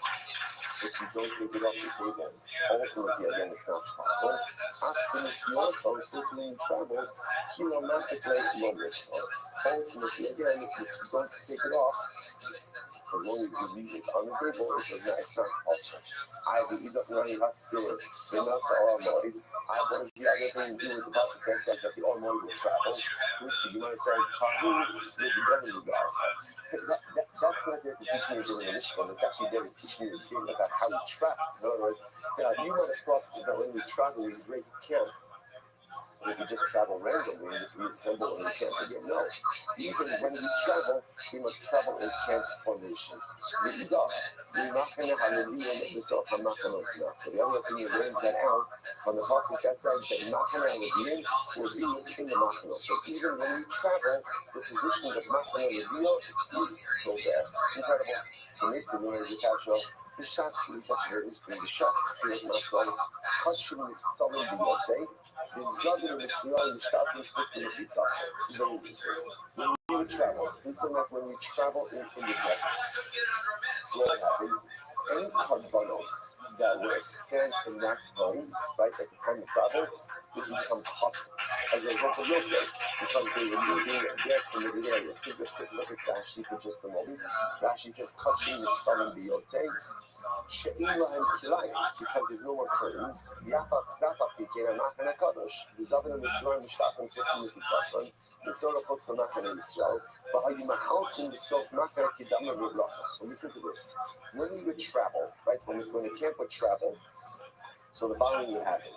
Any carbonic meat or any carbonic parts that was still left over would become possible. Because once the Mishnah was deconstructed and the curtains, which represent the demarcated area of the Mishnah, were rolled up, so there's no more space, there's no more Mishnah space, and therefore everything is effectively, any combined material that's left over is effectively outside. Once it's outside, it becomes prohibited. But interestingly enough, the space itself is still covered. Like I said before, the space itself still has the designation of not a shkina. Like the Torah like I spoke, I defend that, and therefore as a result, so Zovim Mitzorayim was in Tzitachah, Mitzorayim and Mitzorah, so Zovim, those who were coming, were not permitted to be in the area. In other words, you would have thought that once the Mishnah was deconstructed, and therefore by definition it's not there, so for example, Kabbalah, and our also going to be outside of Mishnah, and therefore also that the area has no residual to be felt, and therefore even those who are coming is coming back. Much more than no. Once the Mishnah is folded up, so any Kabbalah are compromised, if there's going to be outside, and therefore going to be possible. But the space itself still has residual pollution, therefore those who are coming are not permitted to be there. You know, it says, now, my love, I think that's my father. Now, when you say that function of hustle, does that not mean? Doesn't that also include that one time? You see the real, what are you doing now? You're trying to figure out what happens left in the time when you can't stop it. What's left in the time, hustle or not? That was the fundamental shayla. So it's not that you're saying Kabbalos will hustle by your side, does that not also include, doesn't also include the Kabbalah? When she went to low, buying left in the time. No, actually, not left in the time. It's not like having this car. You know, that's what you're saying. The oil is exactly at the end of the day. If at the end of the day, then it's still called oil, right? If it's called oil, it's called oil, even at the time that the train traveled, after the Kashanami, then even Kabbalos should still remain kosher. The oil locked up, but if it's not called oil, when the train travels, then the Lachman should be possible as well. What's asking over here is, Lachman and Kabbalos should share the same fate. So if you're going to tell me that once the Mishnah is deconstructed, it's not called oil, and therefore any leftover Kabbalos are going to be possible, then by definition, Lachman should be possible as well. But if you're going to tell me that Lachman is still considered to be that it's inside the Mishnah, when the Mishnah travels, then Kabbalos should be fine as well. Let's see, so Rabbi Amar, the Mesilah. Amar Amar, the Mesilah, well, if you wish to be very sure, you're right. At the end of the day, we're talking about two different things. And Allah again, everything depends on is the weapon still on the shore. If the weapon is on the shore front, then Allah even when they can't travel, the weapon is going to remain good. If the weapon is off the shore front, then the weapon is going to become invaluable. Take a look at that to be just a moment. Allah also Rabbi Amar, our Lord left back off with the guns in the Asa. We might forget, but it turns out that when we say that it's called the oil even when it travels, the impact of that statement is for camp formation. That's the impact. It's not as much a halakhic statement as much as it is a travel statement. That's also calls it an oil right? Even when you go to the Nasa oil tells you not that it retains the status of oil when the camp travels, but rather to tell me that the camp formation must remain in place even when the camp travels. So what about the kashrus of Rechanaphalim? What does that depend on? That depends on whether it's on the shofar. If it remains on the shofar at the time of travel, the bread is kosher. If it is taken off the table at the time of travel, then ultimately the bread is going to be kosher. Incredible. So look at the no contradiction. On the bias, is mostly very interesting. Shranina, Yeshua Masal's Kalayva. This is fascinating. Sabai says, interesting enough, now, Rabbi told me back to one interesting detail, which was, when they deconstructed the Mishnah, a lot of the law, any leftover Kabbalah material was automatically possible. Automatically possible because it effectively was yoked. It was considered to be as if it left with committed pieces. Sabai says, you see from here that he traveled at night. But you can break down the plans and travel at night. I really see that, so listen to this. These are like, see with myself, Because if you thought that there was no travel at night, there was no travel by day, it must not be. So therefore, again, when would we go ahead and roll up the curtains? Rolling up the curtains means deconstructing the strike. Now, again, I'll say, the idea over here is rolling up the curtains was no dramatic act, because once you rolled up the curtains, then there was no demarcated Michigan area. Once there's no demarcated Michigan area, then by definition, any leftover carbonic material, by definition, is outside. No shade. So listen to this. So much of these are like into the house on fire. If you think that you don't roll up the curtains and travel at night, they must not. We when we roll up the curtains and travel, it's up in the morning. If that's the case, you also listen to this. My day in the noted that now when carbonic material will become possible, that morning when you travel, it's not going to become possible because it's melted. Why is it going to become possible? Because like the Ipsilon Bolina.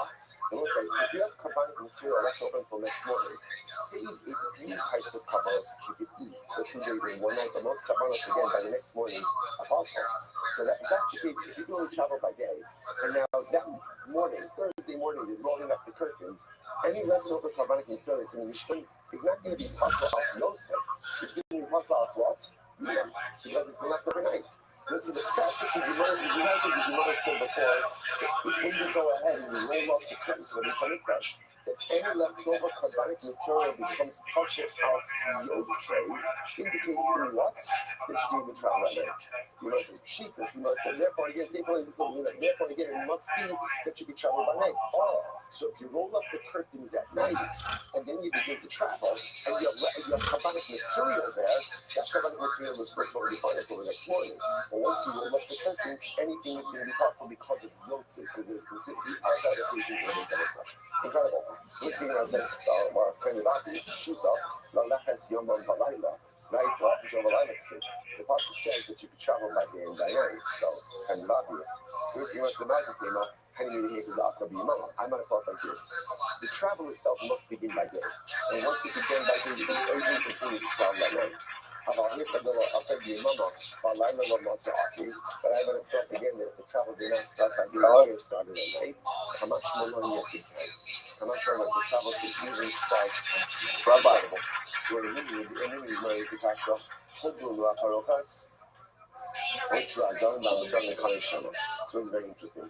What the Parokas, now again, I will say, Parokas in this context, means the outer curtains, not the Parokas between the Polish and Polish connection.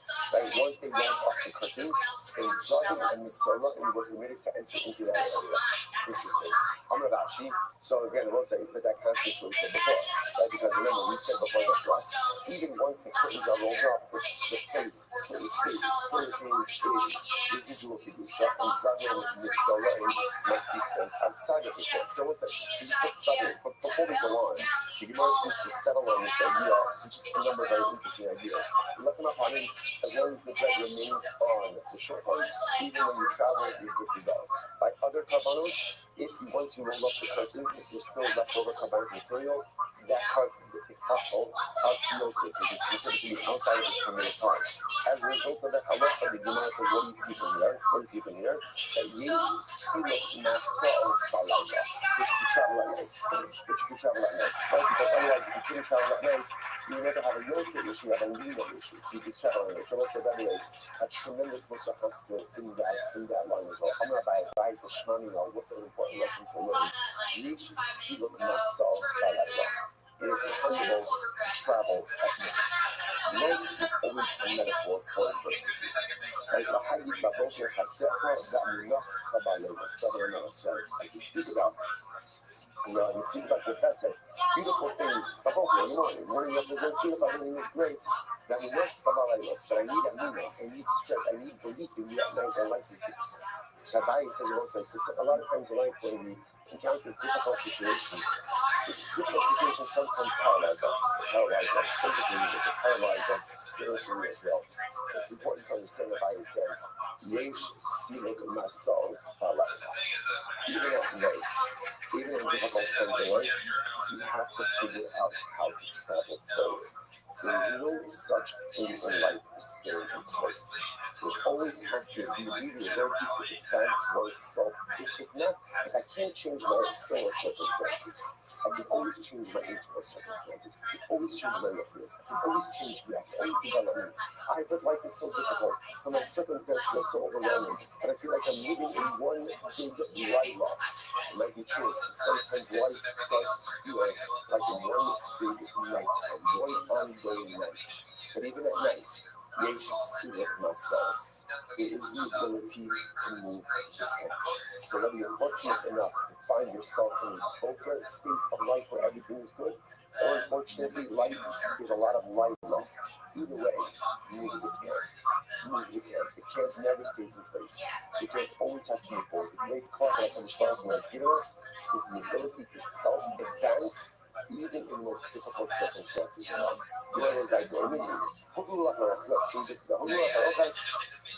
Ocho Adam'dan sonra karışan, orada lokaç tane contradiction, all very Eliezer, it's a fundamental matter. Pisania, que nos viene de Pisania on the days, very Eliezer, Omer, Yoko, Dr. Zabin is on the Nicholas Azar, I'm up to look. Yoko, you find out this was exactly very interesting. Holy shit, so let's get a situation, remember again, where luckily, the majority of problems was coming, so you offer up 70 seconds to right, that's the concept of pull up, push for the season. Right, and this is 58% of the crowd is coming, so you go ahead and you offer up anything you offer a straight up pull up. For the ones that say like this, let's see how it plays out. Where more than half of the crowd would come. Therefore, now we're going to offer up content.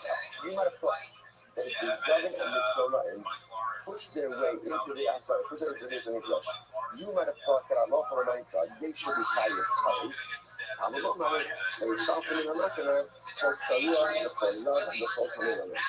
You know the he shall send out of the camp any Yisrael, like Yisrael, with love and kindness, and lessons. So those are ready to meditation. The Shah, Shekhnei, Mishtalkin, Yahweh, and Mishtalkin. At a time that those who are coming are sent out of the camp, that's when Zevin and Mishtalkin are sent out of the camp as well. However, in Mishtalkin, there's the other situation where Shnei Nation are not sent out of the camp, that's too much of the Shibur.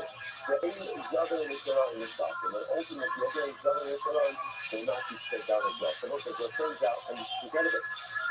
Here's the fundamental focus. What is the fundamental focus? Is there a linkage between Shumas Nates and Zevin and Mishtalkin? That's really good. Zevin the Torah, that's how the shot always exists. Those guys are always together. Some of the Torah is always grouped together. Coming late is usually less than separately, also because it's really two different types of Torah. So the shot over here is, is there a linkage between the two? Coming cohort or not? And the Lord says, yes, there is. And therefore, interestingly enough, at a time where those who are Tamei and Mason are permitted in the Azara, when would that be if someone who's coming in Mace is permitted in the Azara? When would that happen? In a case of Tumot Shabbat Sibar, so too again, Zabin and Mitzrayim will also be included. That's the opinion of Elazar, Rabbi Eliezer. The Rabbana, on the other hand, disagreed. And the Rabbana of the Halacha said there is no linkage between coming Mace and ultimately again Zabin and Mitzrayim, because ultimately again the Zabin and Mitzrayim really never have license to enter into the precincts of the Beis Hamikdash. Even when you say Tumot Shabbat Sibar. Okay, incredible. Says the Mishnah. Let's go back to still. This is really exciting Mishnah is because a lot of really interesting halachas about all of the lechems. So again, achas shtia lechem, the achas lechem apanim. So listen to this what says. So what do you talk about the shtia lechem or the lechem apanim? The shasan ba'arichasan b'chutz, the apiyasan b'pin. This is very interesting. When it comes to lechem apanim and shtia lechem, it does not matter where you go ahead and you knead the dough or where you arrange it. Right, where you arrange it, that can be done inside of the Beis Hamikdash, inside the, now when we say inside, really again, talking about the chutzah, right, the inner chutzah of the Beis Hamikdash. So again, halacha l'maisa, so the Mishnah says, shtia lechem apanim, nishasan kneading, arichasan arrangement of the law for chutz, to be done outside of the chutzah, va'atiyasan b'fnim, but the baking itself was done in the chutzah, in the courtyard of the Beis Hamikdash. Furthermore, the Inon Dochos is a Shabbos. And again, I want to say, as important as the Lechem Apanim is, the baking of the Lechem Apanim is not Dochos Shabbos. It's very interesting. You can't, now remember, we don't have a problem doing certain types of malacha on Shabbos. We do like Isha on Shabbos, which is one of the 39 malachas. But the couple times we check for yourself. But we don't do the fixing of what upon is not built for Shabbos. That must be done before Shabbos. When you says, come on, say it. He says, no, everything associated with the halacha, as well as the halacha, is done in the chutzner, in the courtyard of the base of the crush. And so Jimmy says, you want to have a person shows the custom themselves the same. But that's not part of the Shios, the Shios, the base package. So this is just like the same. Like what's the same? You do it in the Azara, and you do it in base package. And then what's the same? That's the base package before. Rashi says that this package is the whole Yerushalayim. Because Sava Achiyasa Yari the Chutz. This is incredible. So base package just means Yerushalayim in general. But it shouldn't hold, so you know what's it? It's what this looks like this. Tanakama holds that Allah from himself, leading an arrangement of the dough, ultimately again, can be done in there. Baking must be done inside of the cluster. Then you go, everything must be done inside of the cluster. Then you shouldn't, everything can be done outside, including the baking. Including the baking, which is really incredible. That's awesome. It's a good question. We have the inherent contradiction. What's the contradiction? I'm going to show somebody custom of cooks. So you say that you're getting the music and the arrangement is outside of this and the brush. How much new bass gathers from this hot shop? Those are the guys who can do now again. Remember, we made this enough, when you're talking about lechem upon it and shtei halechem, so remember, you're already measuring a flour. What are you measuring a flour in? Utensils. Utensils. Now, the utensils out of the cup, those utensils have the size of the clisharis. Once the flour is in the clisharis, then what? It becomes covered. You shouldn't be able to do it outside of the toothbrush. Yeah, it says, they just had a comma, right hand comma, that you could do the kneading and the shaping and everything else outside of the toothbrush. Which indicates to us, therefore, that the dry measuring utensils used for the flour does not consecrate the flour. The letter says, that we also need it, which have to take it in the concept. Oh no, you need that. So which is that? Therefore you see, therefore you see what? That the oven is in the published shalach. So because the oven is in the published shalach, and therefore it's going to kind of come, going to take the video, you have to bake it inside the concept. So the Gemara sees this as a contradiction. But because the Gemara understands that either all of the utensils in the separation of lechem upon should consecrate the lechem, or none of them. Which, by the way, that's the iteration. But we shouldn't hold it. We could do everything else like this. Why? Because essentially the shouldn't says, do you know when the lechem becomes covered? When does lechem come over? So if you guys know anything about the show, you know that so then it doesn't have to do shot. security You want to prepare the whole thing.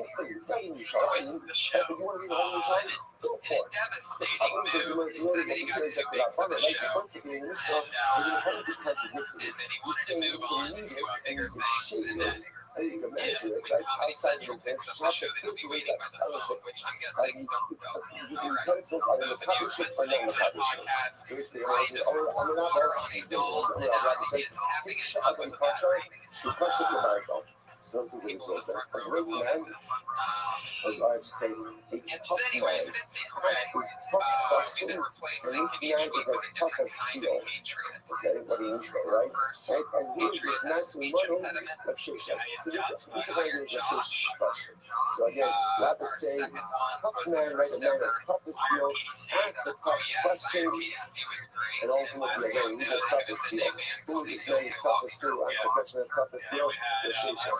And then we'll get back to that description in just a minute. Mike Patch, that was what's the big contradiction we over had a there? surprising Dilma appearance is by the so first ever moment by this kind of homosexual Patriot, the why Iron don't you all Patriot. translate the same way? Maybe And the that was measuring very utensils exciting. do Well, not this week consecrate, but we the are oven does debuting consecrate. It's not yet a crazy another distinction new to make. Patriot, everybody. I present to you our first You're ever not the fashion. Mexican That's nothing to do, Patriot. right? You're going to Ladies and gentlemen, it's the that you True have to prove the blood inside of the box. I'm not the public. Therefore, you know, so let me just show you that it is the heaven that sanctifies the Lord. There is no cause of such others. There is just enough, we have to say, that the baking is not for the Shabbos. Now watch this. If the baking is not for the Shabbos, then we have to bake, what do we have to bake? Right? Friday. They're going to say that is now But once the local get their consecrated, if they're consecrated on Friday, and they sit and remember their lesson, when do they get this on the short run? Right? Shabbos. That means they sit overnight, not on the short run. Well, if they're consecrated by the oven, and they sit overnight, not on the short run, shouldn't they become apostle clean up by the next morning? Like when you leave over, consecrated sacrificial matter overnight, by definition, you become apostle. So again, remember, if you say like Rabbi Shimon said, that the oven doesn't consecrate it, right? It's only once it's placed on the table that it becomes consecrated. Take it when you want, take it when you want, it's not a problem. But according to the Tanakh, if the oven truly consecrates the oil, and you put it bake on Shabbos, but it's baking on Friday, the oven is going to be left overnight, shouldn't it become pasa al tzmina? Kasha. To which the Gemara says, Amar Rabba, a man who is strong is like a tough man, right? A tough man, as tough as steel, asks a tough question. And he was exactly money. But she says, I'm Rabashi, in my question, that's not what's the question. You know, so Dilma might have been the Muslims using. Although the Rabashi says, I understand what the problem is. Even the kind of conversation that you have to bake the bread inside, it doesn't really mean inside. Rather, what is it inside? Inside is a metaphor for Kohanim. For Kohanim, not because who operates inside, it's the Kohanim. So maybe what the kind of conversation like this. The bread has to be baked by Kohanim. Right? Why? Because ultimately the Kohanim's reason. It's not part of the silly stuff. We want to make sure that we baked by a ritual engaged in punch, and then the way stuff. If you name it, it's not as much about location and reasoning, but again, the Muslims reason in a place with the Kohanim. And again, that's remember that one was the comments. Well, the comments you have to make know that did not become comments, which is a pretty significant thing. So it doesn't mean that the teaching means people. The realization doesn't make any sense. But on the other hand, that's a mistaken statement. Well, I'll tell you what. Thank you. Because a baby requires vitamins and Kohanim glucose. Then again, when the kneading and the shaking, it also requires time. And on this show, I always have two of my funniest friends sit in with me as a guest, and this week's no different. Two of my funniest pals, everybody. For the last comic standing in his own Comedy Central 1 hour special, it's Chris Porter.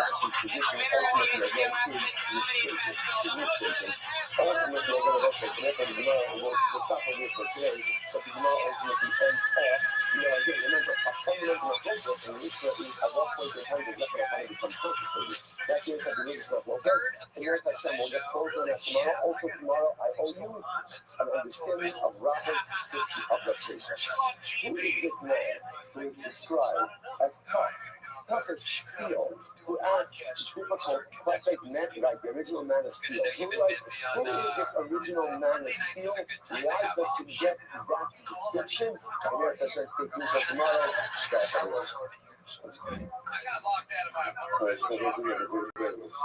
Not that I wasn't going to come, but then I is someone in there? Did someone lock me out? Okay, I left. When I left part of the torture came off of my hand. Would you leave angry? I mean, no. I'm just strong. I've been in the gym. What happened? Did something help you? Came off and I was like, well, put that thing on. Put that bitch on. And I was like, problem solved. Left. Came back 6 hours later with friends going, let's listen to records. Like, cool. I think we have What about like, can you have a cigar or something if you want to? I'm pretty sure it looked like fireworks. Nobody would help you at the Well, the super was there when you left. but in fact, leper season actually is is the manifestation of the Hebrew spiritualist. You might discuss his values and his values simply because he's just asking for the most favorite negative speech. In this respect, Sanas was the true Here we often go through life, and we wonder to ourselves, I'm so glad to have you guys. I was like, in other words, if I was You guys, some of you guys know the deal. I guess people are showing it. I come from the for my job. How Any questions for our guests? fair, for excellent meat standards, seed standards, whatever. Wellness, no, what? How am I doing in this incredible, beautiful, and holy place? And the incredible part is, we often don't know. We really think we know how we're doing spiritually, but it's not like I hear, I get that communication from others, how I'm doing, what I'm doing well, what I'm not doing well, how I'm understand the yoga. So I was thinking what the gift of us is it was a clear divine indication about how you were doing. Because if you were speaking with Sarah, that was an indication of and in fact, again, like I said before, we use the potatoes, which somehow connected with Sarah. So in that respect, well, of course, no one feedback most no one really wants feedback.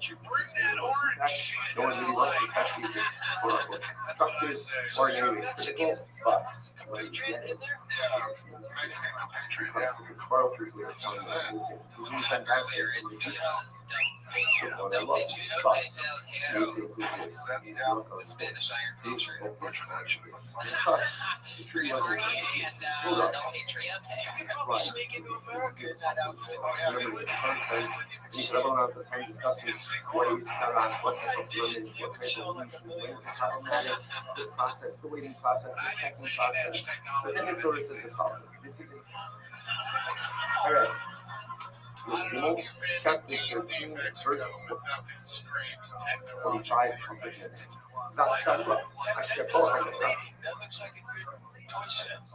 So again, the Sarah, the person of 50 Saras, who has the Saras function, because of you, he has to carry clothing. You can hang him anywhere. He has to let his hair grow. He and he should cover. Literally means he should cover himself with his cloak up until his upper lip. The tummy, and he has to call out tummy to announce to the world that he is covered. So obviously, this is very reminiscent of morning practices, wearing his clothing, Creole. Well, let's get this thing started. It's episode 38 of Kill Tony. You guys know how the show works. Give me the insight of the chance to get one-headed on a stage to get some kind of in any way from us. And you know that your 60 seconds is up when you hear that meow of the kitty. So they would cover their eyes, so they really wouldn't be able to see anything. So adorable. You should wrap it up right around then, because if you run your time, then you're going to bring out the angry West Hollywood bear. That is the person in the morning practice. He's what we should say. Listen, the son is to walk around, not just he's in a state of mourning. Because he has done something. He has required the child to bring the supernatural event. Not only that, his actions have distanced himself from his family. Because you can't really see enough to rest of the family outside of the care. His actions has distanced himself from his family. I'm pretty sure he made an elephant come at the end of that. But Anyway, so let's get it going. and this is dramatic. So remember again, this is not simply a small distraction.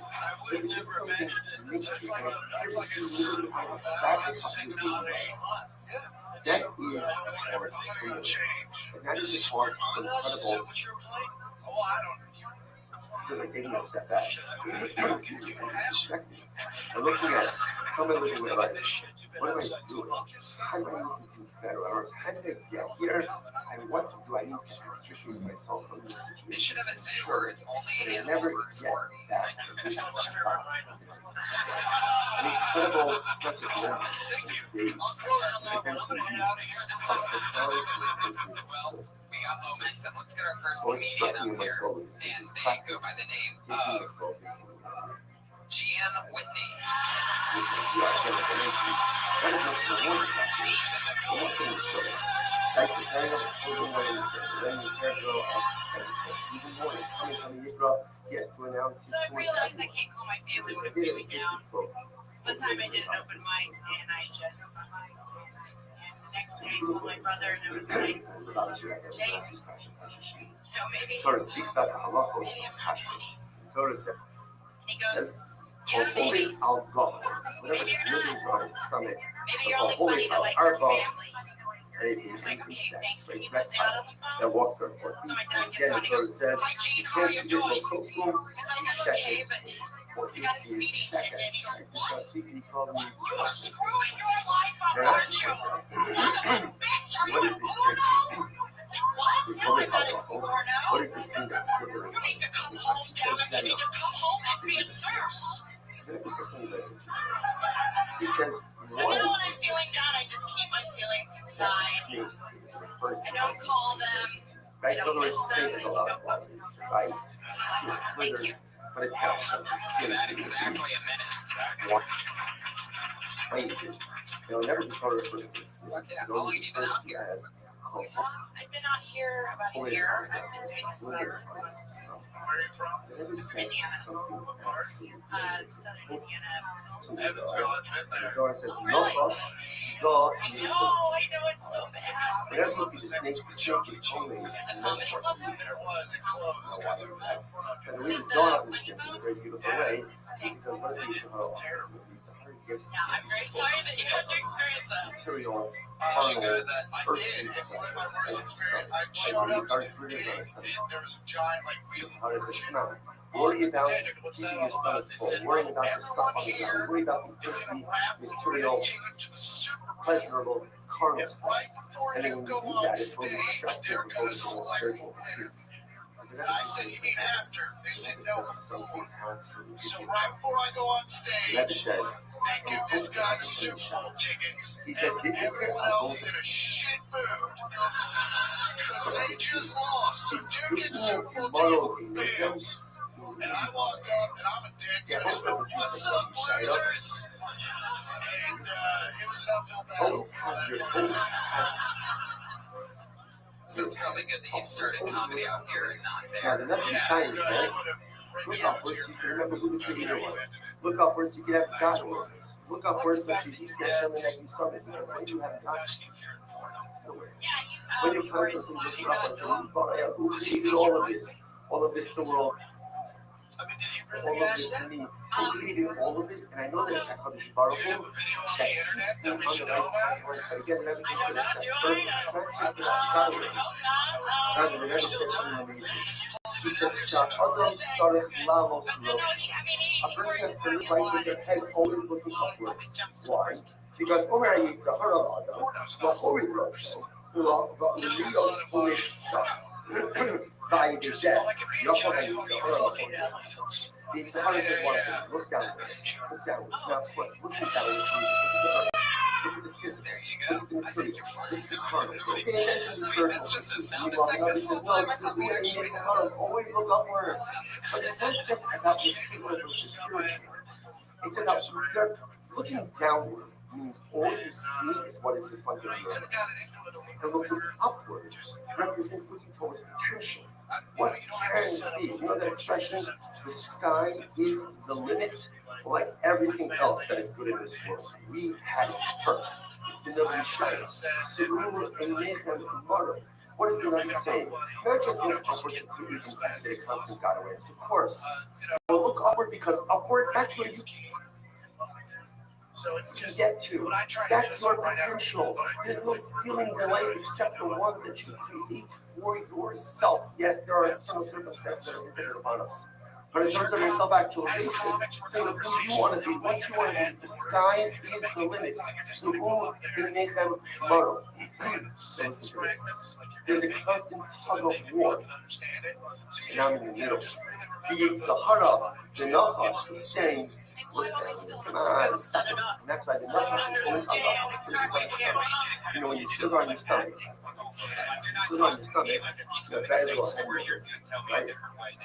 When you slither on your stomach, really what you can see is what's in the Yitzhahara, the Nachash says, come on, hold Chagach, slither on your stomach. What you are is what there is right now in front. Right? And enjoy. Maximize it, make the most of it, because this is what you are, this is who you got. So I got the Nachash, I got the Yitzhahara, telling me just to slither on my stomach and just deliver me here and now. And then I got the Navi Yeshaya whispering right, and not just the Navi Yeshaya. I got the Baruch Hu whispering in my ear.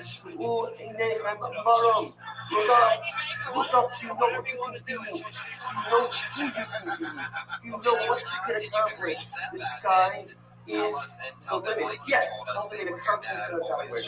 When you have God awareness in your life, And then you could even have that is, it keeps me on the street, or at least as I got a chance to keep me on the street now. Live life with full cognition of your awareness. Live life with constant awareness of what you have the ability to do, your potential. And I'm in the middle of this thing for. Beats are enough us telling me just lay on your stomach. Let's look down here and now. Cartesian, look in that, right? Just, eat, feast, live, die, whatever. Just maximize what you got. All you have is what's right in front of you. And ultimately, again, it's not shy up. That's true. I get 130, I'm playing after 25. To be honest, sometimes the same minutes. And sometimes the shy. When they're like, oh, you can't leave. 28 minutes. Depends on the day. Depends on the day. But yeah, really tell us. I've never been to a club where they're like, there is 28 minutes stretching. I know, I heard a story once about a comic who's 30 minutes and they always try to get on stage. It's like, there's more minutes. Right, again. No, it's one thing if you're doing 45 and you bail at 30. But in 2 minutes, listen, it's one thing if you're doing 1 minute, you can try and get out in 50 seconds. Yeah, Or 10 or 15 seconds. that's all. But yeah, comedy club waitresses have drug problems. They want to get the fuck out of That's there. my greatest Liquor's mistake. usually out. So it's like 2 minutes earlier, great, let's keep looking. Why did I allow 6 months in, you're really comfortable on stage. You look at the Because back I there, allowed theater myself background or to something. Yeah, I went to acting I allowed myself to become a hustler. I just saw what was in front of me. There are plenty of them. There's a lot willing to take your money. I picked two. Adam Says that. He's that. I'm a thief. It's hard to get true. You just gotta walk around and You have nice lips. There you go. There's Ryan always has Ryan's the chairman of wisdom I over got here. Gian, thank you so much. That's Gian Whitney, everybody. Our first time on Coltonian. She's on Twitter. Gian Nora? What's that? What's that last name? What is that? as opposed to What is that? Your last name? That's part of the true process. Leonora? What's wrong with your last name? That's the question. That's the shine. That's the trick. Oh, yikes. Gian Leonora. Just change it. Just Here's my last name and stick my last name. where you going with this? Gian, first name, middle name. What's myself. better? My name, I've already told you. I've been on before. I swear to God. Just focusing on the now. Finding happiness in this material. Maybe she isn't. Maybe her dad's right. Just kind of like eyes down, focus on what is. Yeah, I love the point that you had, and I think that's definitely something worth noting on this show because I feel like that's often something that I hear people say is, oh, I think I went too fast. Often the note is that people are going too fast, and there's nothing worse than trying to squeeze in a minute and 20 seconds worth of jokes and punchlines into a minute and having nothing hit because nobody really knows. Because you feel robotic, and so then we don't even get to really absorb the punchline. So it is very important to take your time on this. You know what I mean? Like a 45-minute, 45-second. The truth is, I think that if you don't get to your punchline in your minute, you're gonna have a minute on the chair, and you can even say, "Hey, here's where I was trying to get to." I mean, As long as it's a real conversation, I think in life we should just talk about it and say, "Fuck, I didn't even get to my punchline." Well, maybe you were a little slow. It's better. that's what the bear is for. The bear comes out. Okay, your next comedian, everybody. Here we go. Amir Khalil.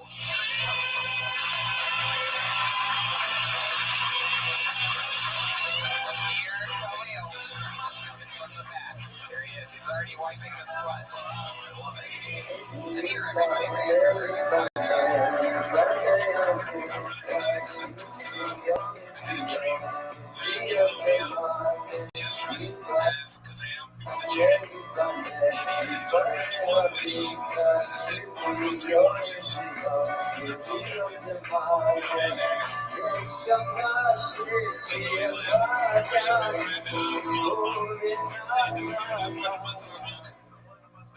Everybody, thank you for coming. I apologize for being a little late today. I guess most of you at least got word that we were starting at 9. Our dedications are, as always, especially now, once again, praying for the lasting unity of Am Yisrael, leading to victory. And for all of those whose health has been affected by terror, B'nitachon of all their Hayolim, against protection for all of Kol Yisrael, for the Geulah Shalema very, very soon. And this is a special dedication to Mr. Heiko gratitude to our brothers for honoring us with your presence and for serving as the Masada tradition at our wedding. We are especially grateful you were able to do so during the war. This is a very, very nice couple, Esther and Jonathan Kronman. Some of you might know Jonathan's first wife, who worked for the OU for many years, and Baruch Hashem, he has gotten a Zivug Sheni, and Baruch Hashem also, it's a wonderful, wonderful, beautiful show. It was my honor to participate. Okay, so today's parsha, this week's parsha, this really tests how much you really love the Torah. Because, it's easy when you're reading about the sin of the tree of knowledge or Yosef and his brothers. Of course, those are such interesting stories, they're vivid stories, family drama. Okay, that doesn't mean you love the Torah, you just like nice stories. But now we come to the technical aspects of leprosy and saras. And that really, I was going to say, separates the men from the boys, but I have to be more inclusive. Separates the adults from the children. And this is a part of the Torah that, frankly, is very, very difficult for many of us to grapple with. Just in terms of basic pshat, even if all you wanted was to understand what was going on, it would be quite confusing. I still have this memory, an occasional nightmare, when I came to the Nereida Yeshiva in Baltimore as a ninth grader. I was 14 years old. So our job was, we were supposed to learn the parsha of the week and take a test Friday. We didn't have a class, we were supposed to do that our own. So I usually waited till like Thursday, do the Thursday, and parsha, then took a test. It wasn't the Thursday. So then, Parshas Tazria is all about leprosy. I realized that abject terror Thursday night, that there's no possible way I'm going to understand what is coming off here. And I had all sorts of fears, right? They're going to kick me out of yeshiva, and I will wander the streets, and my parents won't take me, whatever. They won't take me back. So, Baruch Hashem, I think that the Rebbe himself said that the parsha was so hard that he exempted us from the test. But still, it's very, very rough. But before we get to Torah, because I do want to talk about Torah actually, the Torah is prefaces discussing Torah with a very interesting thing, that a woman after childbirth is obligated to bring a sacrifice in the Beis HaMikdash. This is a korban of a yoledet. And it's an interesting thing that for a giving birth to a boy, she brings the sacrifice the 41st day after birth. And if she gave birth to a girl, she brings a sacrifice the 81st day after birth, meaning the period is double. 40, and the next day, 40, there's a high, 80 for the Teva.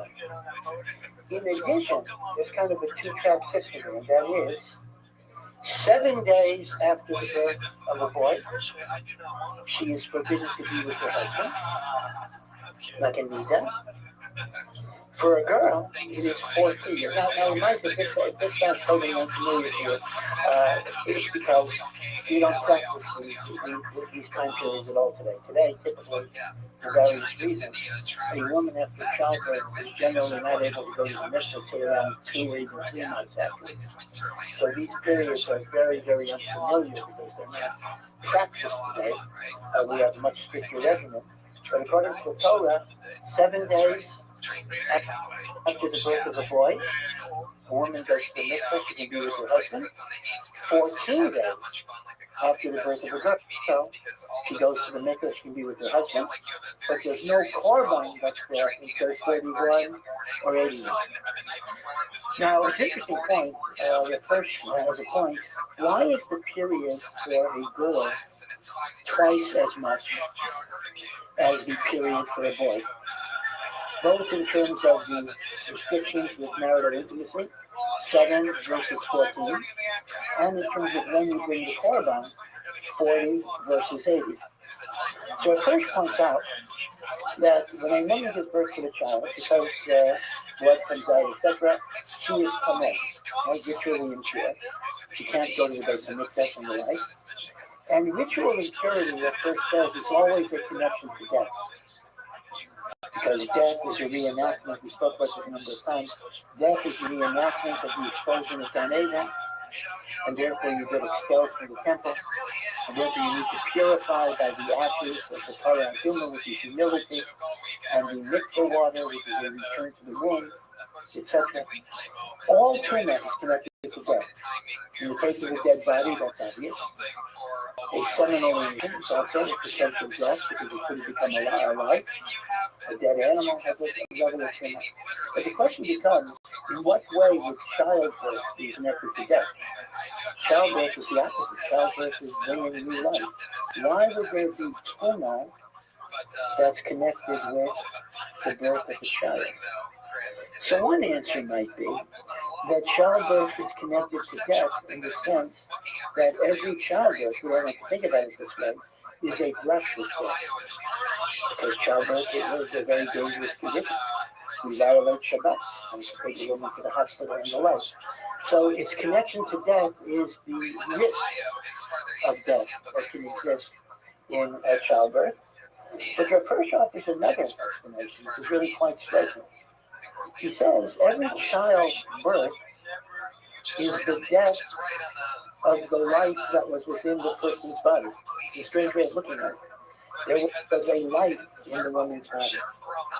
That life no longer exists. It exists as a separate life. So therefore, childbirth is considered to be the death of a life within. Now, in that sense, the loss of life is double in the case of a woman because a man or a boy is born, and all you have is the boy, one person.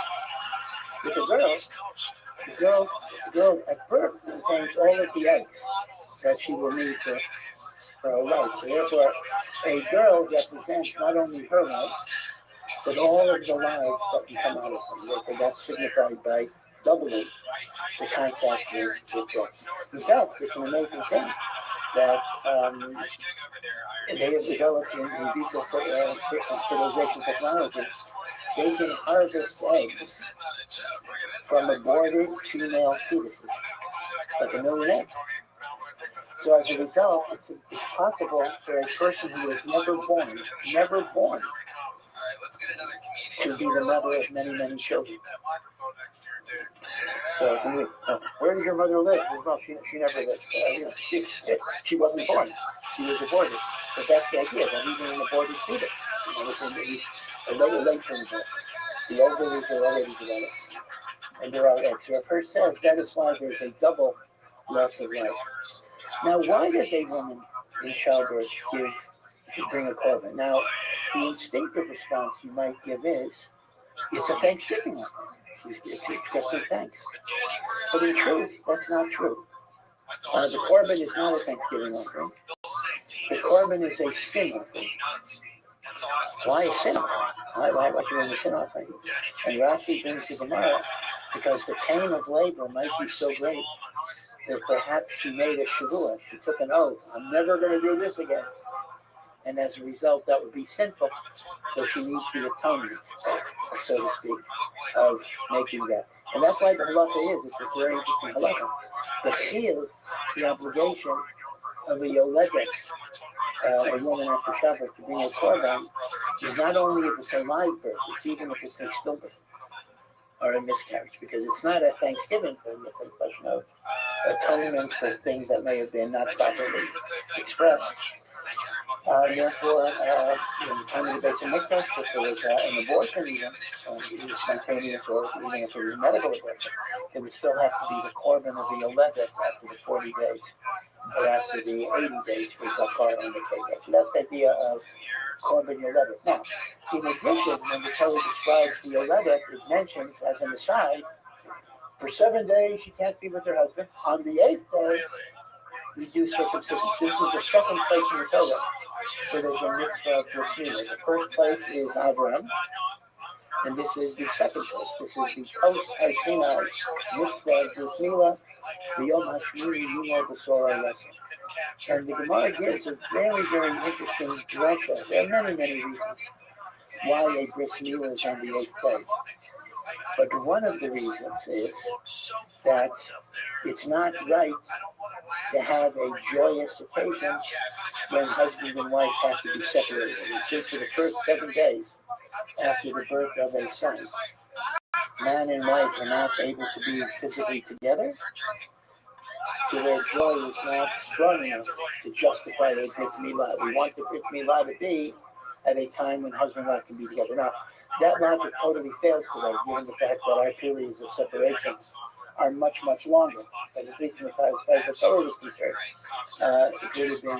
relations would have been committed after 8 days. Okay, or after 7 days, right? On the 8th day, you have relations. Okay. So that's the first thing that's discussed in the parsha. But then the Torah moves to a totally different topic, and a topic that's extremely detailed, and actually gets carried over into much of the next parsha as well. Tazria and Mitzvah. This week actually will be 2 parshas. You're going to read the Torah in one week. And Sarah is commonly translated as leprosy, but that may not be a very good translation. In fact, the best translation for Sarah is psoriasis, because it really comes from the Greek. Comes from that, because the disease, the medical disease that used to be called leprosy, that name is not used there anyway, is Hansen's disease, and that has nothing to do with white splotches on the skin. Psoriasis actually does, right? So psoriasis is a skin condition that involves discoloration. And according to the Torah, the particular of psoriasis is not a contagious disease, but it is a physical manifestation of a sinful behavior that a person engages in. It is a manifestation of sin, and it is dealt with in a spiritual, although it is a physical manifestation, but it's spiritual. For example, the Rambam writes that some people think, and the Rambam himself was a doctor, some people think that the reason why a Mitzvah is quarantined, he goes outside of the camp, is because he has a contagious disease. The Rambam says that's absolutely not the case. Saras is not a contagious disease. Saras is a spiritual blemish. It's contagious only in the sense that sinful behavior can be spread and can be imitated and the like. And the Rambam says, the fact that every aspect of Saras is managed by a Kohen more than a doctor shows us you're dealing with spiritual afflictions. Okay, so there are many different types of Saras. I want to take us through what you might call, no pun intended, plain vanilla Saras. And we'll see the exact steps and what those steps do. The simplest Saras, because there are many, many different types. There's different Saras on a person. And then there's Saras on garments. And then there's Saras on houses. So there's person, housing, clothing. And then within a person, there's saras on the flesh, there's saras on hairy areas like the beard or the scalp. Right? There's saras that comes after burns or injuries. Each of them has different halachos. The amount of detail that the Torah gives to saras is absolutely amazing.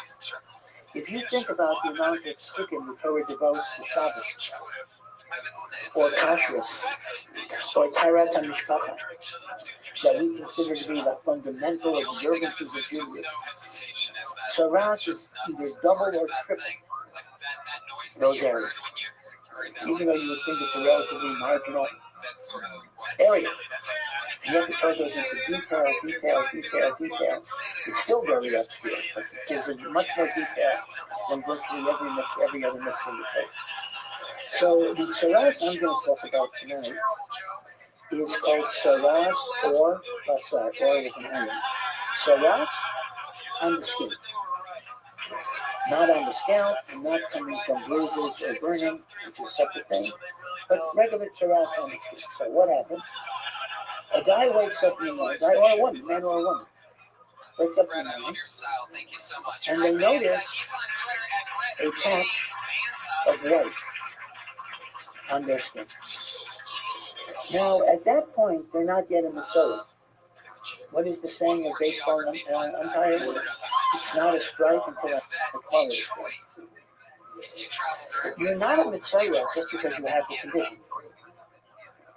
You're not a Mitzvah until a Kohen announces you having that condition. And after they talk, but in fact, this is another proof that you're not dealing with a contagious disease. If you have a medical condition, you're sick whether the doctor announced you didn't announce it. That's a fact. Saras is very unusual. You're not in the Saras until the Kohen declares you to be in the trance. And because of this, we have a very odd rule that there are certain times of year that a Kohen is not allowed to declare a person to be in the Torah. Yom Tov and Chol Hamoed. The person has the right spot. The Kohen says, we'll talk about it after Yom Tov. Shabbat Brachos, Chassan and Kala get married during the 7 days of rejoicing. Right? It's an interesting point. The Kohen is not supposed to talk to him. Okay. But let's assume that you have the spot, you got to go to the Kohen.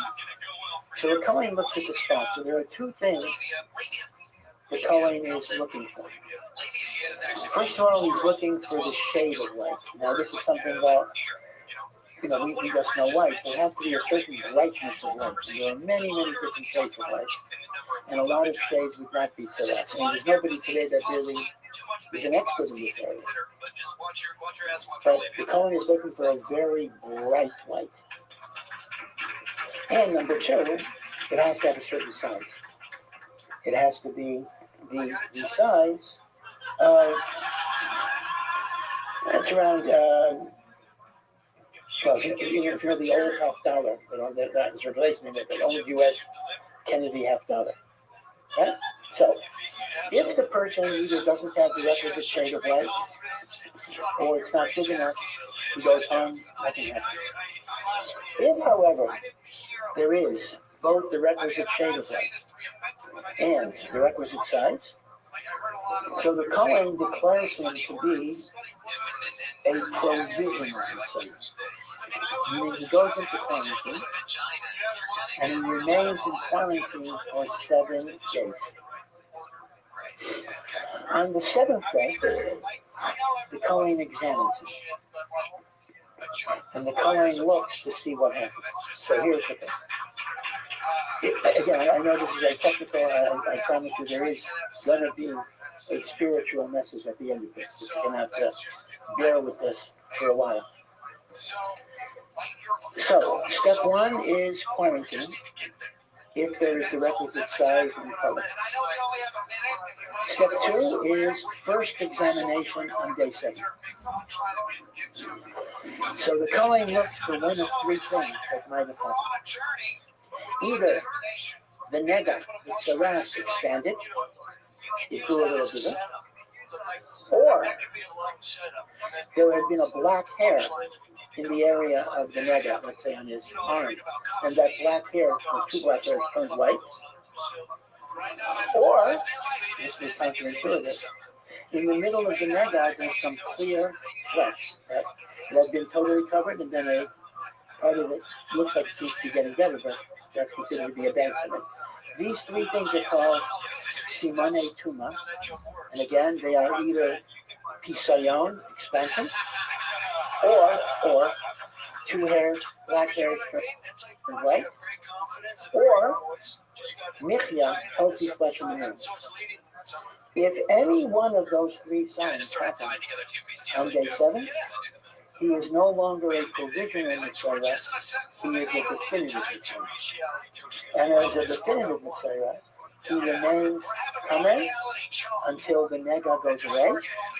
Then he has to count another 7 days. And then he has to bring sacrifice. Now, what if none of those three signs materialize?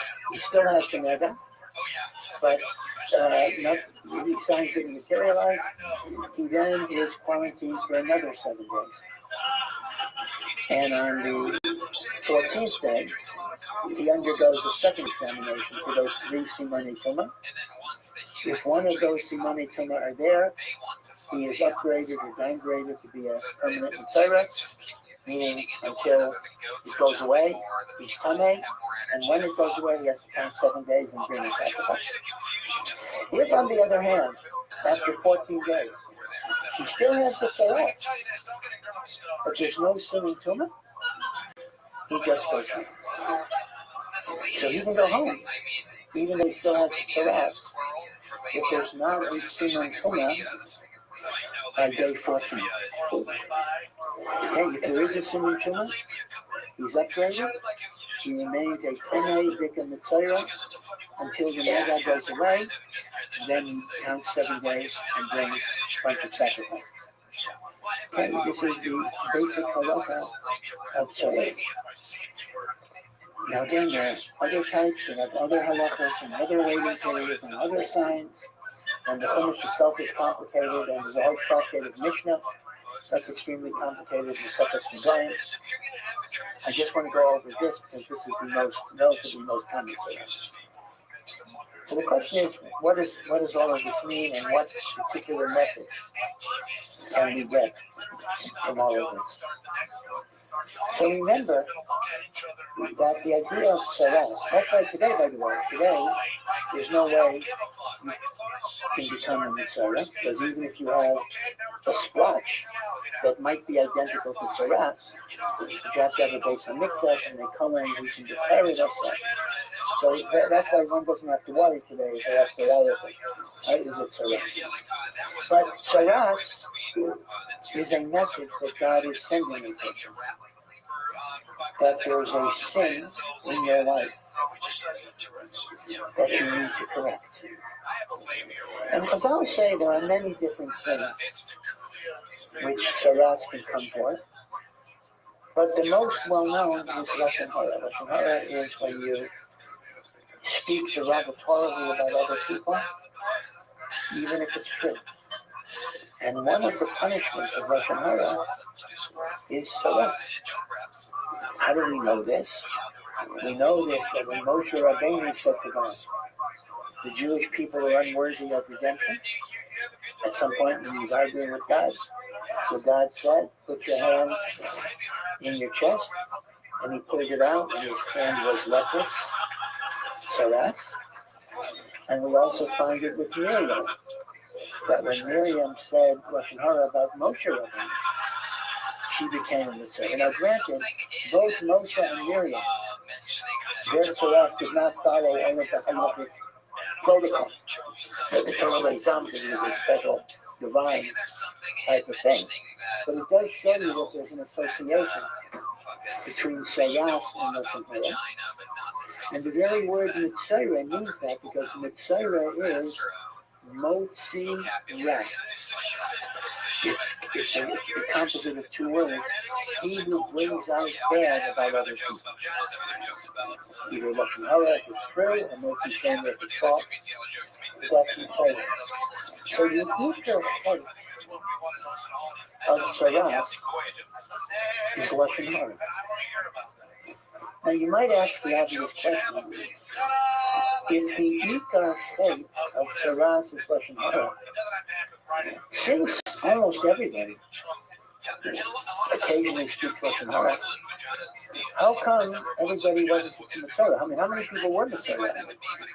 We don't have numbers, but we have to assume it was never a large percentage of the population. At any given time, in the temple, maybe only a small group were in the Torah. It certainly wasn't everybody was in the Torah. There is a Lashon Hara. How come only so few people were lepers? And the answer has to be two possible answers. They move in opposite ways. Answer one is you didn't get Saras because you spoke Lashon Hara once. Saras was for people who were really habitual and addicted to it, and over and over and over and over and over again. It was an extreme punishment for extreme abusers of Lashon Hara. And it certainly did not apply to the average person who once in a while would say something wrong. That's answer number one. Answer number two might actually be the opposite. That it was a punishment only for the very, very righteous, meaning the average person committed these sins. There was not necessarily the same accountability. A righteous, great tzaddik committed the sin of Lashon Hara. The consequences might be much, much greater. Be it as it may, Rabban actually knows that Saras correlates with prophecy. Now, people often say, when I used to teach law school, so in law school, typically you don't get exams during the semester. You only get one exam at the end of the course. Sometimes at the end of the semester, sometimes at the end of the year, if it's a year-long course. So students who are used to periodic quizzes often have a sense of anxiety. They say, I'd like feedback. I'd like to know how I'm doing. I have no sense how I'm doing until the end of the course. So all of us, we like feedback. And we'd like Hashem to tell us, how are we doing? Usually we don't get those report cards. The Ramban says, as bad as Saras is, it was kind of a divine gift because God was telling you exactly what you have to do to fix yourself.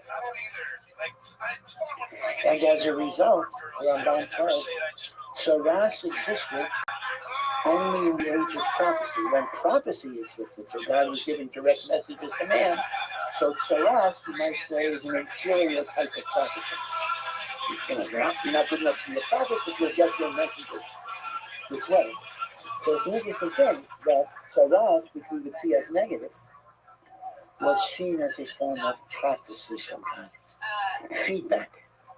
Telling a person what he needed to do to rectify it. And that's why Saras is so much connected to the Kohen. Because what is the message here? When a person speaks Lashon Hara, they often introduce animosity and hatred in a community or in a family. Like I'll go over to you and say, oh, do you know what's going so good about you? Would you like to know? Right? So Lashon Hara creates machlokas, creates dissension, creates disunity, can create hatred. And the like. So, what does the Kohen represent? The Kohen, Aaron HaKohen, represents the lover of peace and the pursuer of peace. Pirkei Avos tells us, you shall be like a disciple of Aaron, to love peace, Ohev Shalom, to Rodei Shalom, love peace, pursue peace, Ohev Esabriel, to love all of Hashem's creations, and the Karvan the Torah, and draw them near to Torah. So what do we tell the Baal Lashon Hara? You have used your speech to foment hatred, resentment, and machlokas. Go spend time with the Kohen, who exemplifies Ohev Shalom, for Rodei Shalom. And that is why the Mitzvah is quarantined. Right, the Mitzvah is the only Tamei. Like, even a Tamei Meis, he's not allowed to go into Beis HaMikdash, but he can remain in regular society. But a Tamei Meis, he remains with his family. The Mitzvah is isolated. Why is the Mitzvah isolated? People can visit him. It's not like, again, in the leper's hospital, they often didn't allow you to visit because it's contagious, and the halachic Mitzvah is quarantined outside of the camp. But people can visit it. His family can visit it. It isn't like an old leper's hospital.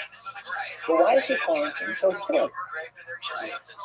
One is, we want him or her to recognize that negative speech is so destructive that we have to keep you away from people. So you shouldn't create the animosities and resentment. That's one idea, meaning it's really reinforcing to a person. You think words don't make a difference. Sticks and stones may break my bones, but names will never hurt me, as the saying goes. It's sometimes very much the opposite. The sticks and stones that break bones, the bones heal, especially if you're younger. The words don't always heal. The words create damage and hurt and harm that can remain forever and ever. You know, I remember seeing an interview with Richard Nixon. Richard Nixon, a fascinating person. There's no question about it. And, you know, he had an interesting relationship with Israel. And he was a strong defender of Israel. And he's not, but obviously he went through the ringer. He had to resign the presidency and the like. And he was being interviewed. And honestly, that was kind of rehabilitated. He became part of a former president. But he was asked about the difficult experiences in his life. So he could have talked about a million things. He could have talked about starting with, Eisenhower wanting to drop him from the vice president, to losing the presidency to Kennedy, to Watergate, and resigning. Yet, the thing that he started talking about was he started talking about playground taunts when he was in the 6th grade. And how he said, you never really get over it. This is a very frightening thing. The world leaders who control nuclear weapons, some of their decisions are being motivated by playground slights that they had when they were in the 6th grade. Right? You don't grow out of it. It's very, very frightening. So if your kids are bullying something, so you never know what that guy's going to be. Okay. So one reason why he's quarantined is to tell the person your behavior represents something that is so socially destructive and hurtful that you got to be away. You got to be away from it. It's a symbolic gesture. There's another aspect, which maybe is the opposite. Did you ever read this? Is often a story they assign in the United States in middle school. The Man Without a Country. Did you ever read that? It's a famous short story from I think the 19th century about a guy who was tried for treason with Aaron Burr. Okay, this is also Aaron Burr, the early years of the United States, tried to overthrow the government when he was very small, and he got caught, etc. And this was a guy who was collaborating with Aaron Burr, and he was sentenced for something. And he declared, I hope I never see the United States again. And the judge was so shocked that the judge created a certain prison sentence that the guy would go on a boat for his whole life, guarded by American soldiers, but he will never see or hear the word United States his whole life. So the newspapers would cut out the United States, etc. And he lived like for years and years and years and years without ever hearing the word United States, without ever seeing the word United States. And he talked about his existential loneliness, how much he yearned to be connected to his country, to his nation, to his people. So, okay, that's a story. The story that they give middle school kids to read. But the thing is that, in a sense, the Baal Lashon Hara, who doesn't care about the social breakdowns that he engenders. So we tell him, you think poisoning relationships is not a big deal? He'd like you to live without relationships, live alone, live in isolation. Feel what it's like not to have friends, not to have connections. And then you'll think twice before you do something that creates that disunion. Okay, so far the idea here is the sin that causes saras is Lashon Hara. He goes to the Kohen because the Kohen is Ohev Shalom V'Rodev Shalom. And that teaches him to use his power of speech in good and positive ways instead of negative things. He is quarantined both to reinforce the danger of his behavior in society and to let him feel the loneliness of social breakdown. So he'll understand the serious consequences of what he is doing. And finally, the whole idea that Saras is so dependent on the Kohen saying the right words. He's not a Messiah till the Kohen says the words. The words create you. What does that remind the person? Don't think that words are insignificant. Words create realities. Your whole halachic condition depends on words. Okay? And this is the Rambam's point. In the case of a sickness, that's certainly not true. If a person got breast cancer, whether the doctor said the person has cancer or not. Look, for example, if a person were to say, I don't want to go to a doctor because you may find something wrong with me. That's kind of a stupid attitude, because if there is something wrong with you, it's wrong whether the doctor says it or not. But in the case of Taras, there actually is a logic to it. Until I go to the Kohen, I'm not a Messiah. Now, the person cannot say that because there's a mitzvah to go to the Kohen, but nevertheless, this would be a logic for not going to the Kohen. Okay. So, if we understand that the whole experience of Taras is designed to awaken a person to a level of introspection and tshuva, you can understand the meaning of the quarantine rituals and the 3 simanim. Right? The guy has a splotch of light. God is telling him, you have an avera that you gotta fix. Go to the Kohen. The Kohen quarantines him for 7 days. Now, if you think about this, when a person has an avera, a big avera, and they have to do tshuva, they have to rectify, they have to fix. So, if one can fix it, one tries to fix it. But we often have defense mechanisms. We often have rationalization. We often have escape hatches. This is true for everybody. Meaning, we don't like to confront our guilty self. And there are 2 reasons why I don't want to confront my guilty self. One is, I don't like to feel guilty. I prefer not to feel bad. The other is, if I confront myself honestly, there'll be a lot of work I have to do. And I don't want to do work. So there are 2 different motivations why people seek defense mechanisms. Either to avoid the guilt or to avoid the work. But that's the way it is. We always have a plan B. We always look for a way out. And the Mephoshim says that's psychological.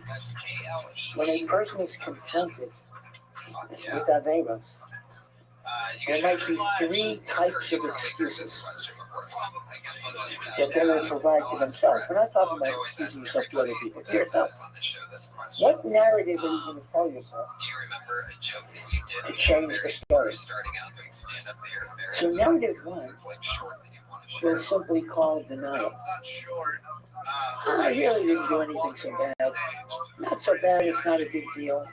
Or the person deserves it. Let's take Lashon Hara as an example. Now this analysis is not going to be limited to Lashon Hara, but since Saras is about Lashon Hara, we'll use that as an example. We'll use this Lashon Hara as an example. A person said really nasty Lashon Hara, and they realize they got to be true. But they might tell themselves, what I said really wasn't so bad. Number 1, everybody knows it already. And these are not halakhic excuses. These are the excuses of culture. Everybody knows it. Number 2, he's a lot worse than I said. I could have said it a lot worse. Number 3, he deserves it because he did worse things to me. So we'll call this denial. You deny either the commission of a sin or you deny the magnitude of the sin. You give yourself the excuse of denial. It's not so bad. It's true. Now, of course, it's true. It's not at all a defense for Lashon Hara, because the very definition of Lashon Hara is even if it's true. But psychologically, people give those things. Psychologically, the person says, "Yeah, it's true." So what's the problem? And there's even a saying in law, by the way. The greater the truth, the greater the libel. In many ways, saying bad things about somebody that are true are even worse than saying bad things about somebody that's false. Because if I say bad things about somebody that's false, I can make an announcement, "Oh, it's false, it's false, it's false, it's a lie." Hopefully people will believe it. But if I said things that are true, what am I supposed to say? Am I allowed to lie? That's a halakha question. Can I lie and say that what I said as true is actually false, even though it is true? Interesting question. Okay. So, defense mechanism number one is denial of wrongdoing. Either denying it, by justifying it, or by minimizing it. We'll subsume all of those things under denial.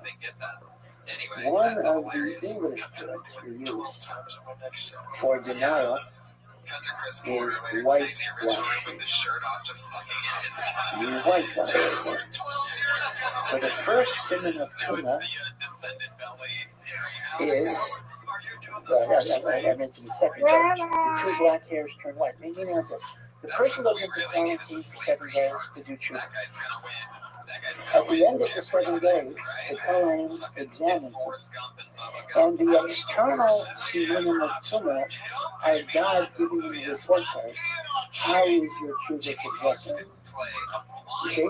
So if the black hair turned white, what is Hashem telling the Kohen? He's telling the person, you are not seriously engaged in tshuva because you are still in the process of life and denial.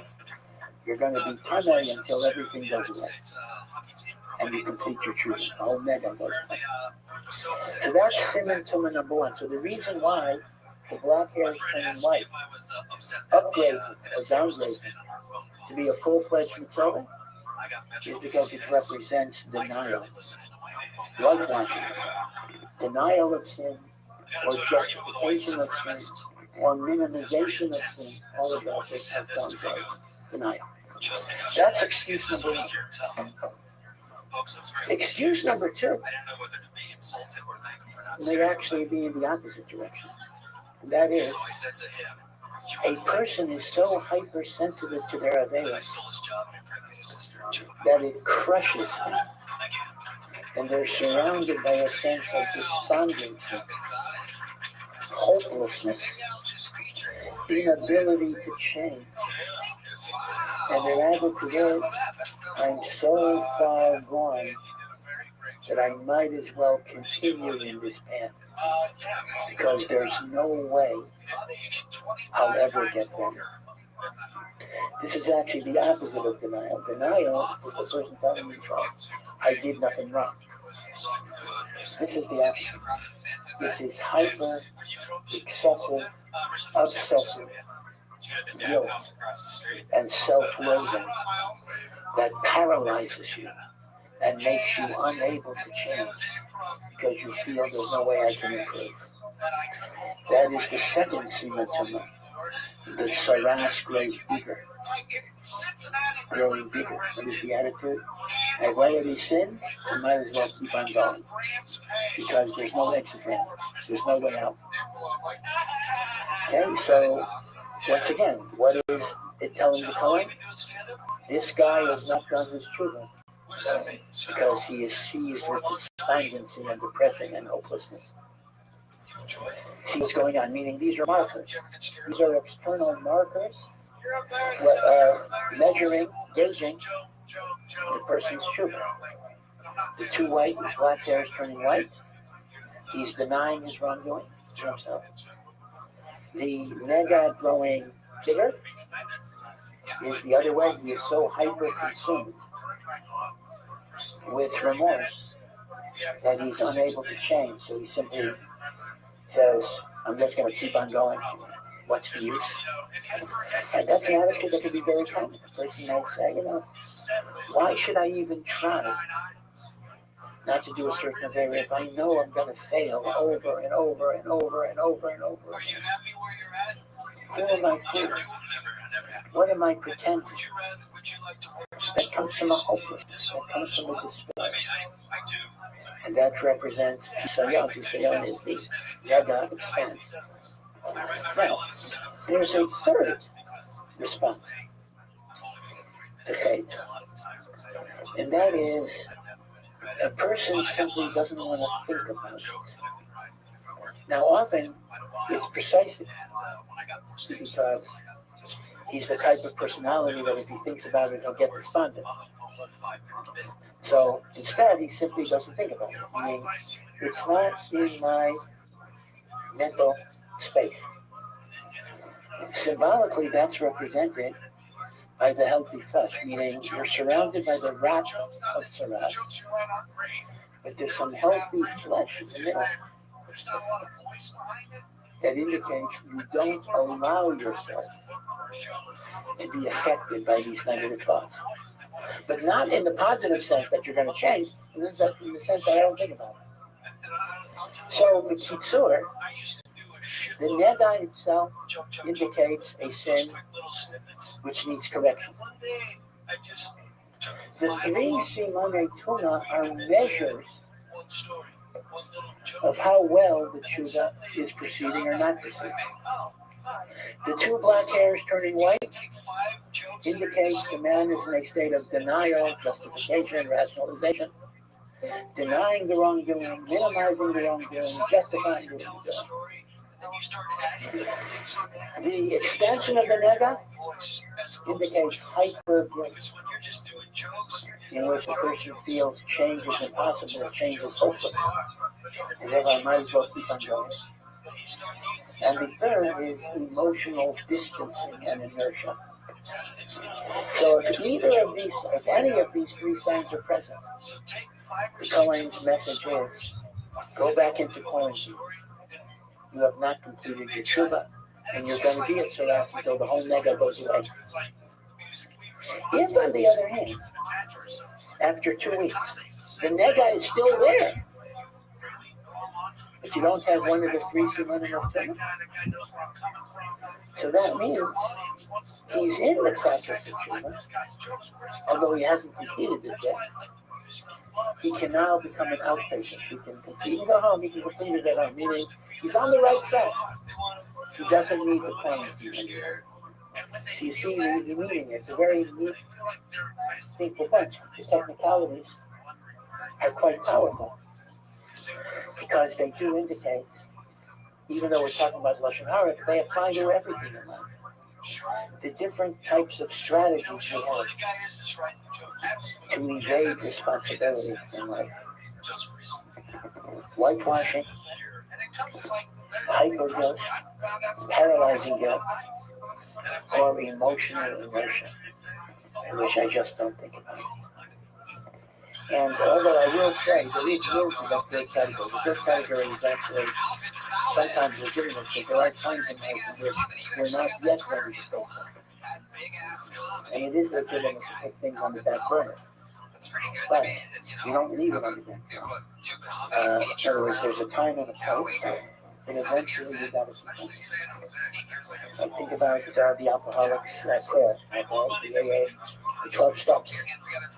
Like you kind of make an inventory of the people that you've hurt, and you try to make amends. Now, that doesn't mean you do it in one day. It takes time. You've got to build yourself up. You have to build up your strength, your spiritual muscles, for sure. So we're not talking about you got to do it right away. But there has to be a point in life in which this is confronted, honestly, openly. And then you go home. You don't need the parenting, you don't need the korbanot. You go home because Hashem sees that you're truly going through the tshuva process, even though it's not complete yet, because you still have the tzara. If you don't have the simanei tuma, you're doing okay. You're doing all right. Now, it's interesting that in a non-leap year like this year, right, in the Jewish calendar operates on a 19-year cycle, and then it repeats. And in the 19 years, 12 years are non-leap years, and 7 years are leap years. It's a very intricate, amazing calendar, actually. So this is not a leap year. So when it's not a leap year, we obviously have 4 fewer Shabbos in the year, because we don't have an extra month. That's why a lot of parties are going to be doubled up. Because then it's a leap year, you split them, and it's a non-leap year, you got to double them up. But in a non-leap year, Tadriya and Mitzvah, the Parshias of Surah, are always read either right after Pesach or the 2 Shabbos after Pesach. This year, so it'll be 2 Shabbos after Pesach. And it's interesting that there is a connection between the 3 simanim of Tumah, the 3 signs of Tumah, and different meanings of chametz. Right? We just had a period where chametz is no good. Now we know chametz represents the Yosef HaRabbi. But it's interesting that there are 3 different ways that chametz represents the Yosef HaRabbi. The most common understanding is chametz, which is puffed up, represents arrogance and pride and gaiva, conceit, as opposed to matzah that is flat, and matzah represents humility. Although the modern Pesach rolls that they make, if you eat sharuya, it's hard to tell the difference, because they can make a Pesach roll that's just as puffy as a chametz roll, but at least traditionally, right, matzah is flat, chametz is puffed up, and chametz represents arrogance and gaiva. There's a second association with chametz, and that is chametz represents spoilage. Halal points out bread spoils. It gets moldy. Matzah is not spoiled. Matzah is not. You can start it a little bit. You need matzah that's 1,000 years old. I think I'm eating matzah that's 1,000 years old. Right? So, chametz is gaiva, arrogance. Matzah is humility. Chametz is spoilage and wrath. And matzah does not spoil. And the third, that chametz represents inertia. Why? Because if water falls on flour, even without yeast and without starter, if you do nothing for 18 minutes, the fermentation makes it chametz. You don't need to do anything to make something chametz. Right? There's a common misconception. You do not need yeast. You do not need a starter, water, hitting flour. It will become chametz. So chametz represents inertia and inaction, as opposed to matzah, that you got to do something with matzah. Meaning matzah doesn't happen automatically. When the flour hits the water, or the water hits the flour, it is going to be chametz unless you put it in an oven where the heat kills the fermentation enzymes. So these are 3 different aspects of why why chametz represents the Yetzer Hara. Arrogance, wrath, inertia. So let's correlate the 3 associations of chametz with the 3 negative simanim that makes a person a Masorah, that so to speak upgrades or downgrades from provisional Masorah to complete Masorah. Arrogance correlates with pridefulness. Because when a person is a conceited, arrogant person, they will never want to admit that they're in the wrong. They will always seek justification for whatever they do. Their self-image does not allow them to contemplate that they've made a mistake or an error.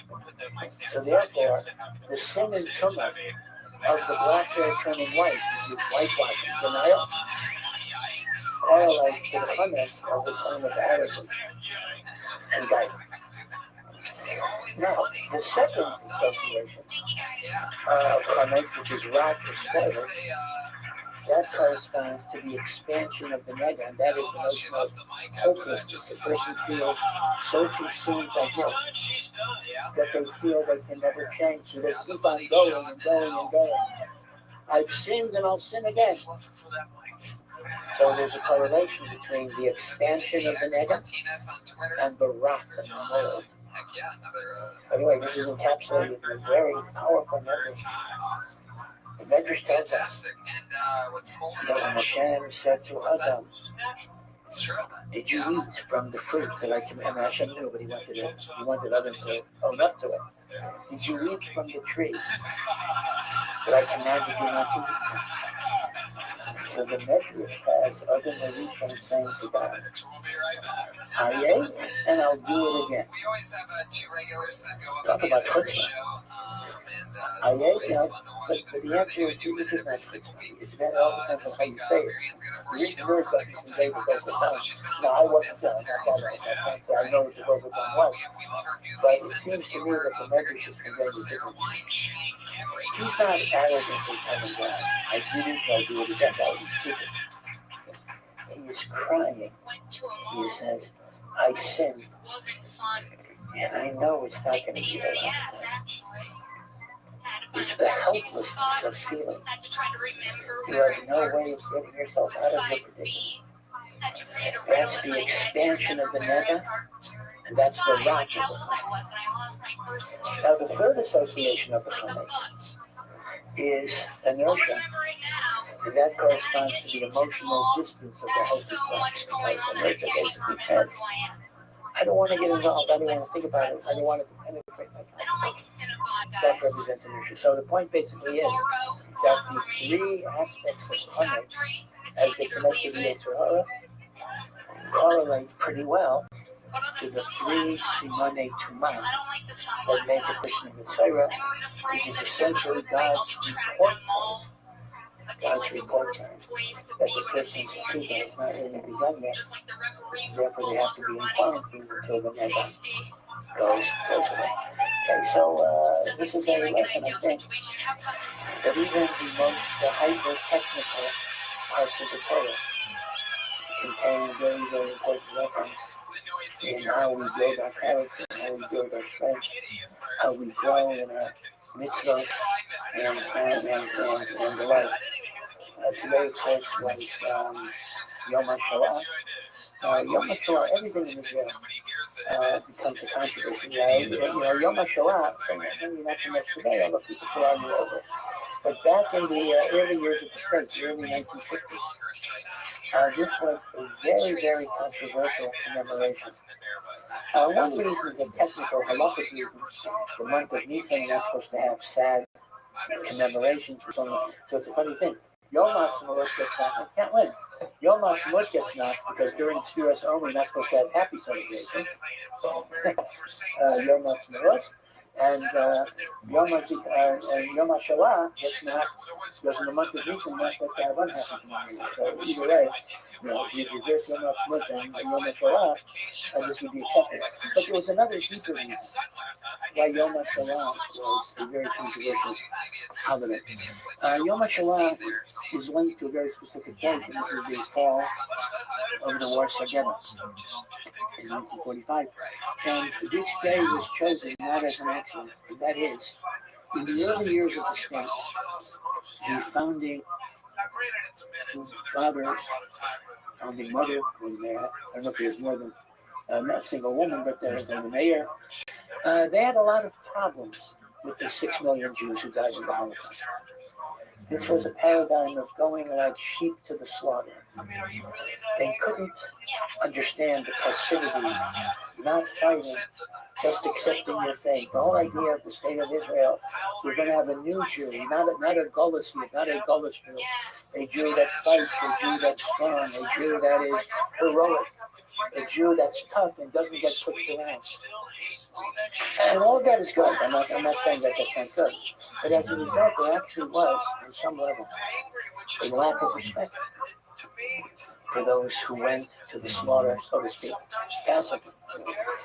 So to memorialize the Holocaust, it shows almost the only instance of armed Jewish resistance against Nazi persecution.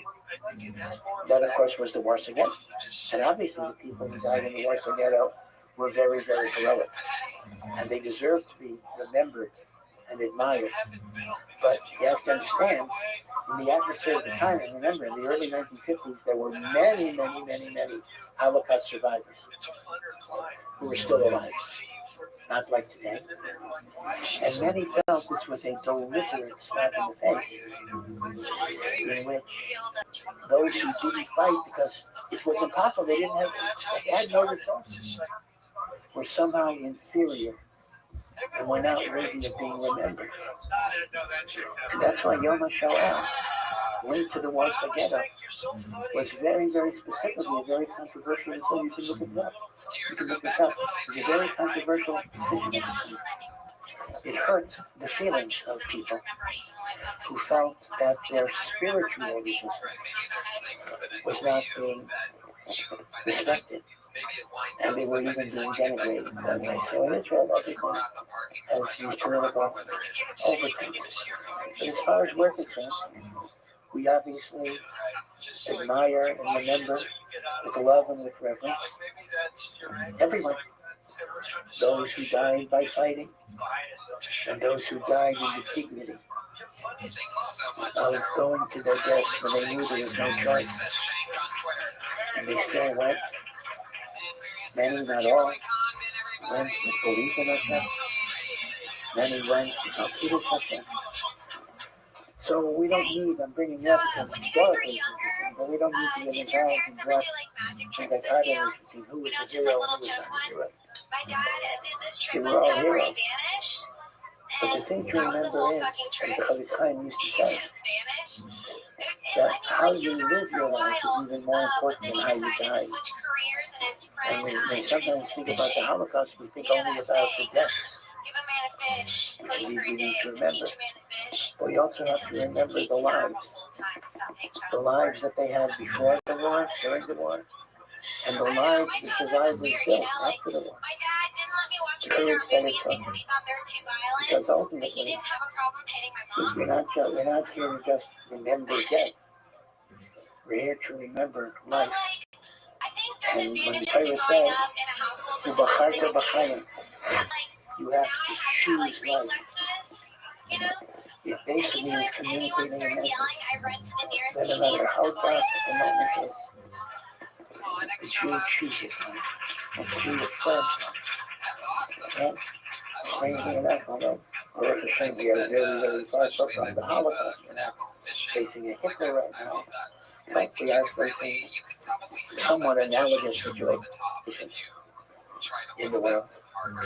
And we have to remember to choose life, choose the good path, choose the good way. And that way may all of us be so far. He was a good magician. Like, he was such a good magician that in fact he made himself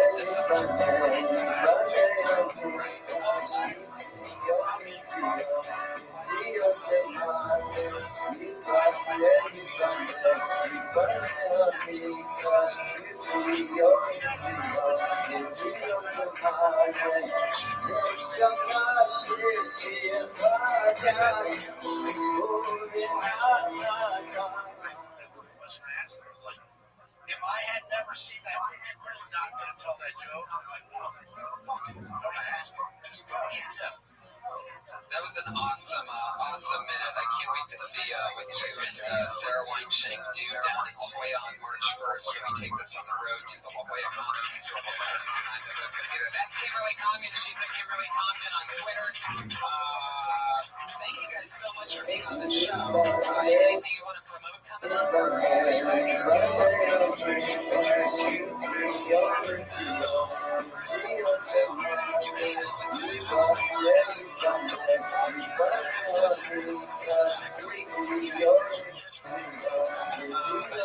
Thanks for Hey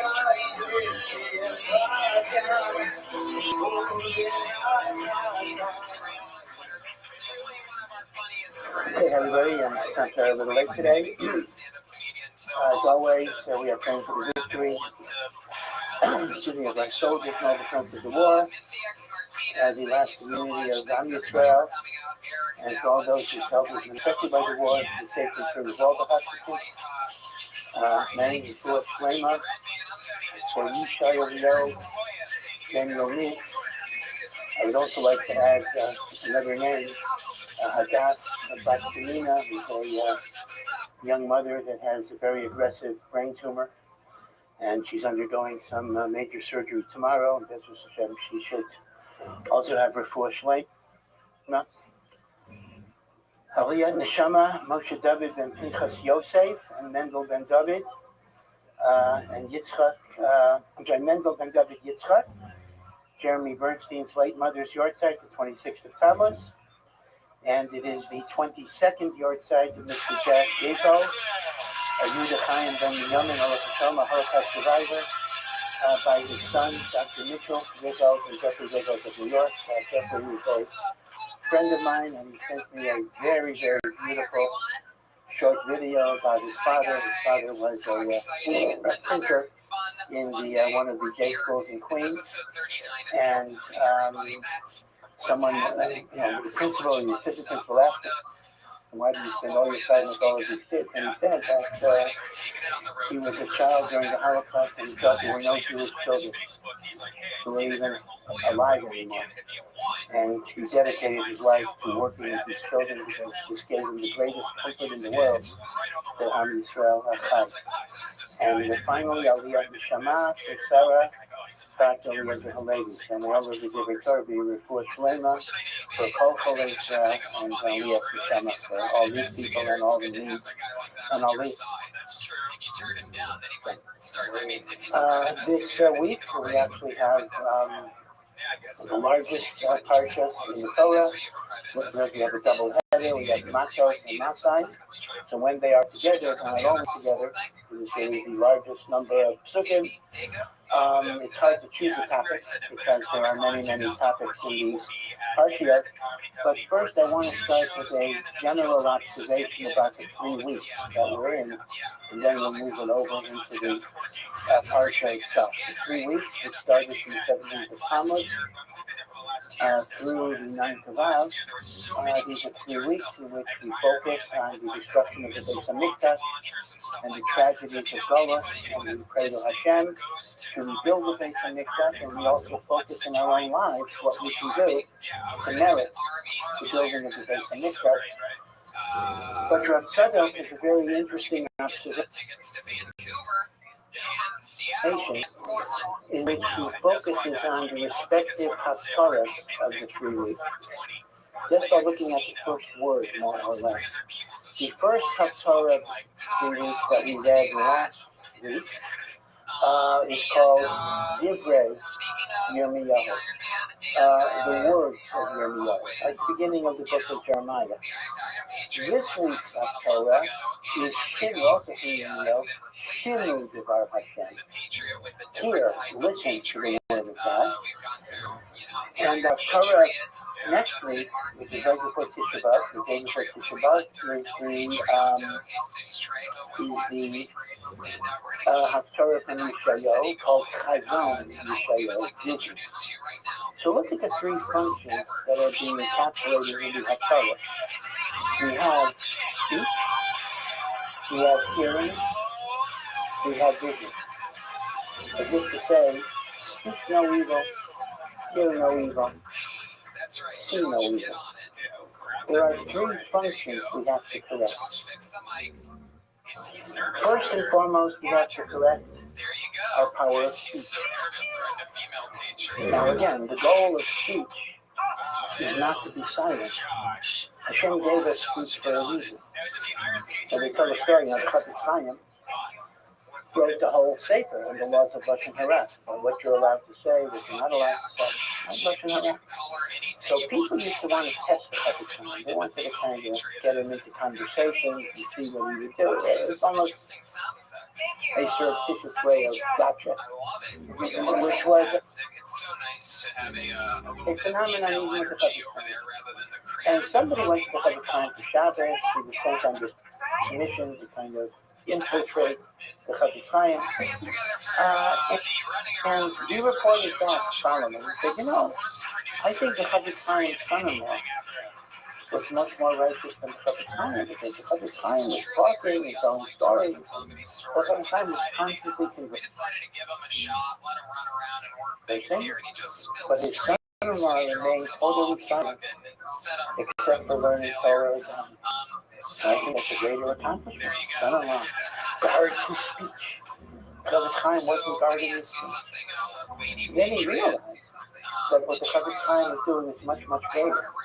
The son-in-law simply didn't talk. So when you don't talk, you're not going to see anything wrong. The Chafetz Chaim talked quite a lot.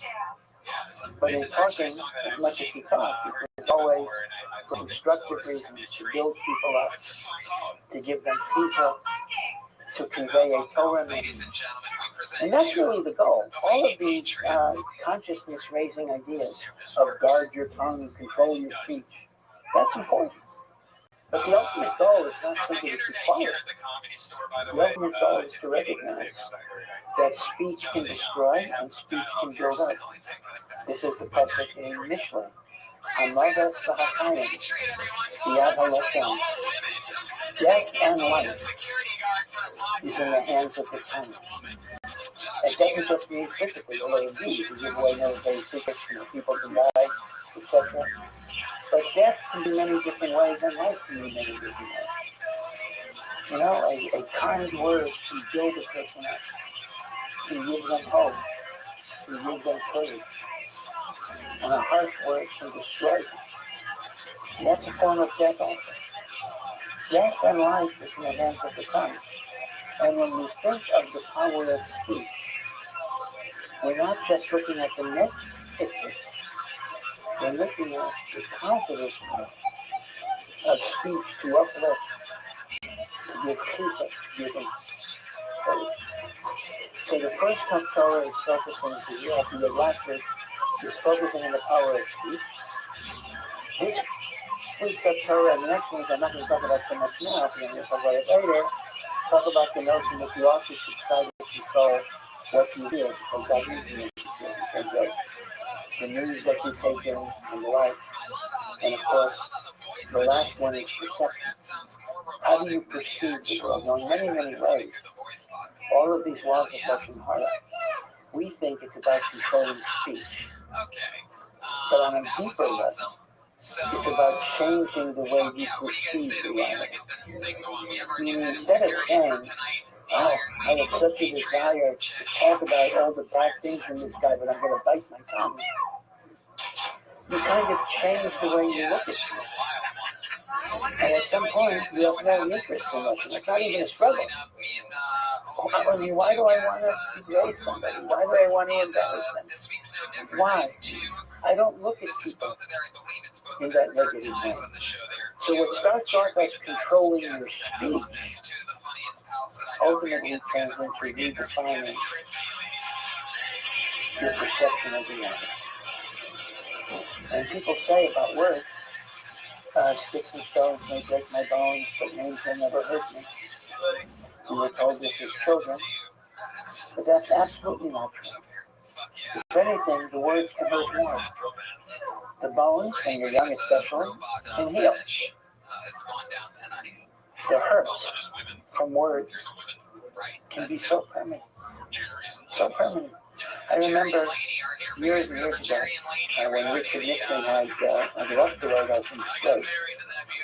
And somebody got rehabilitated a little bit, and he was talking about what formed his personality. The interview was asking those types of questions. And here was a man who was the president of the United States for 2 terms, vice president, and he went through Watergate and the Vietnam War. He went through World War II as a soldier. He went through everything. But what was in his mind? He was talking about the taunts, playground taunts, when he was in 6th grade. and they still had an impact on him. Those things make a big difference.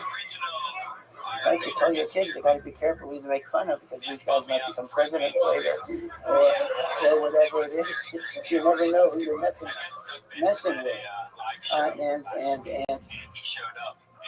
And the like. So, speech is reality. Speech is powerful. God created the universe with the power of speech. The Yomer of the things God said, God said. And in many ways, we are in the image of God. So just as God creates and destroys by speech, we create and destroy by speech, by the power of words. Good words. So I want to point out that the power of speech emerges in a few different places in these parshas. The parsha begins with a very detailed halachic analysis of making vows. These are called nadarim. You make a neder, you got to keep it.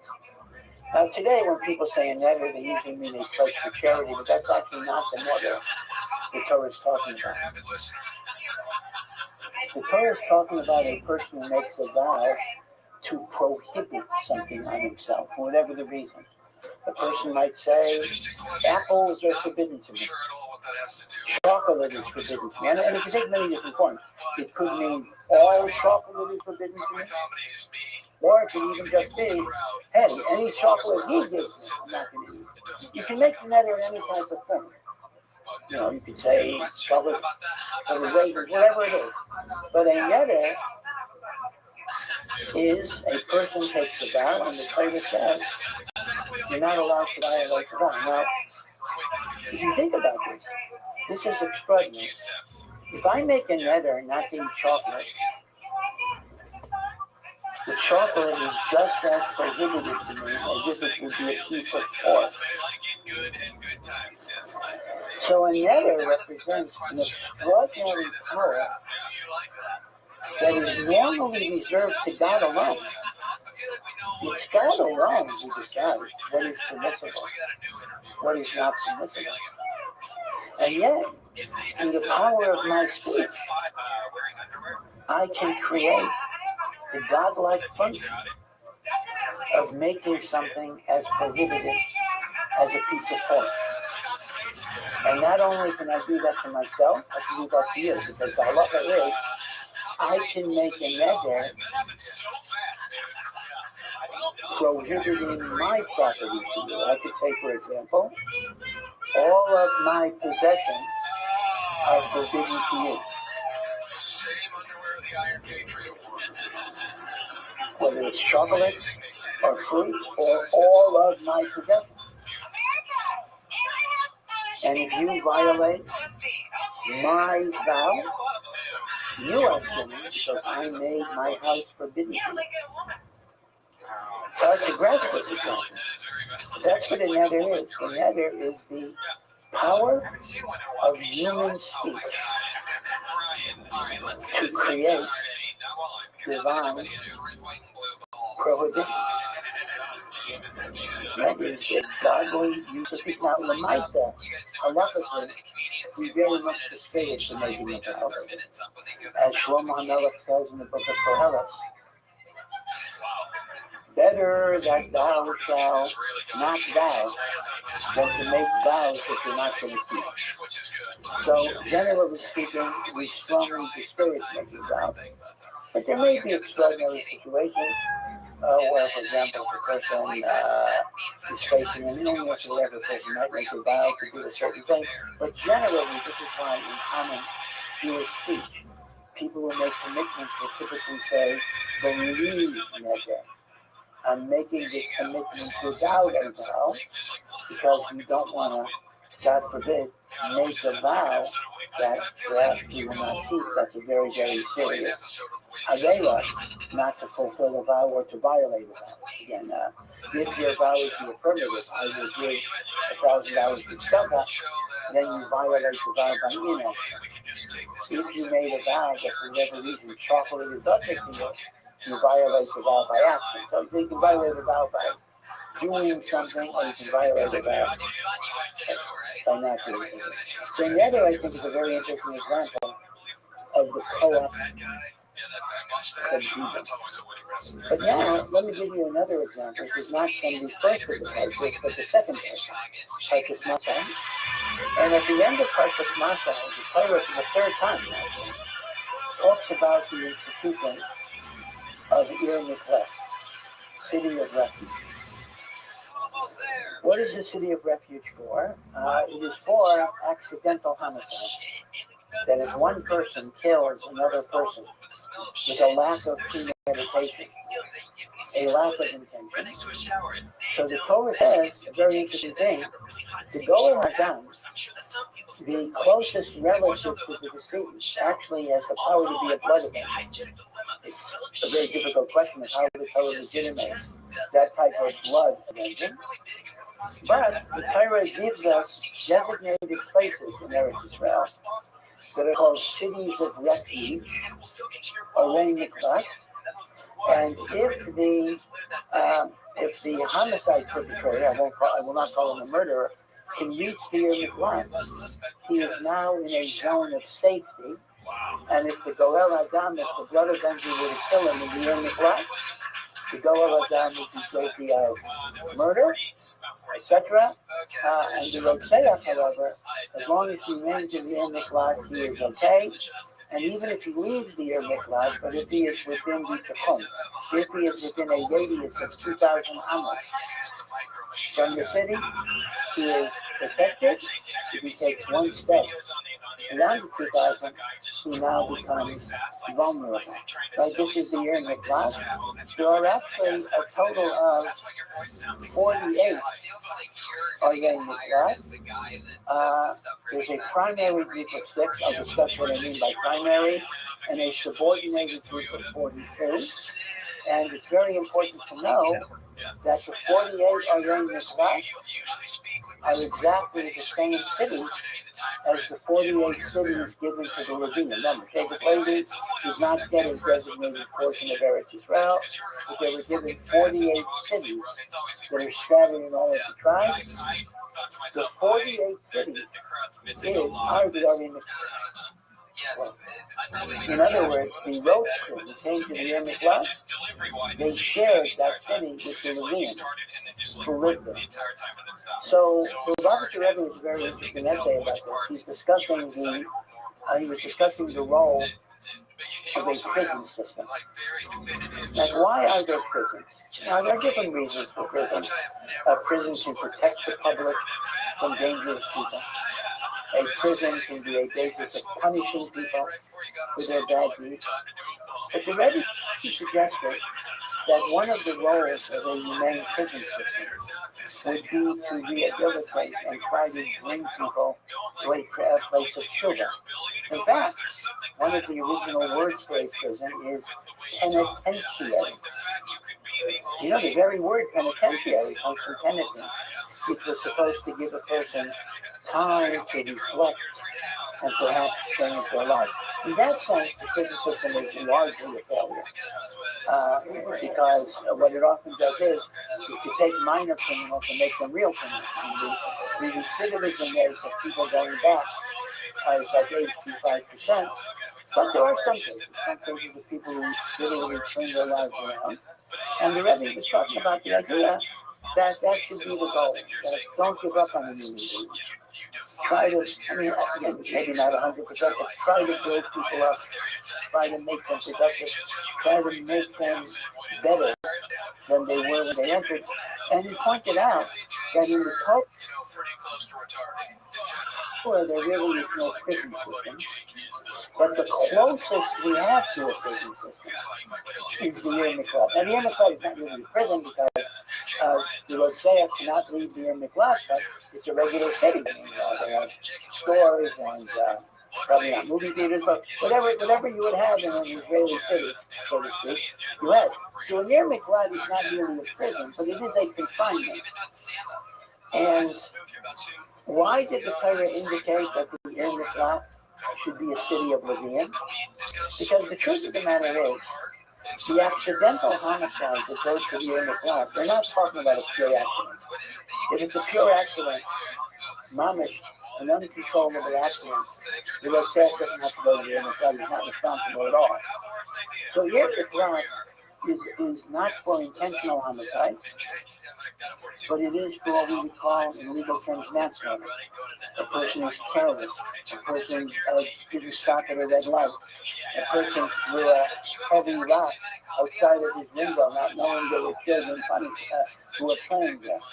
In other words, it is for what is called negligent and callous disregard for life. So it is a sin.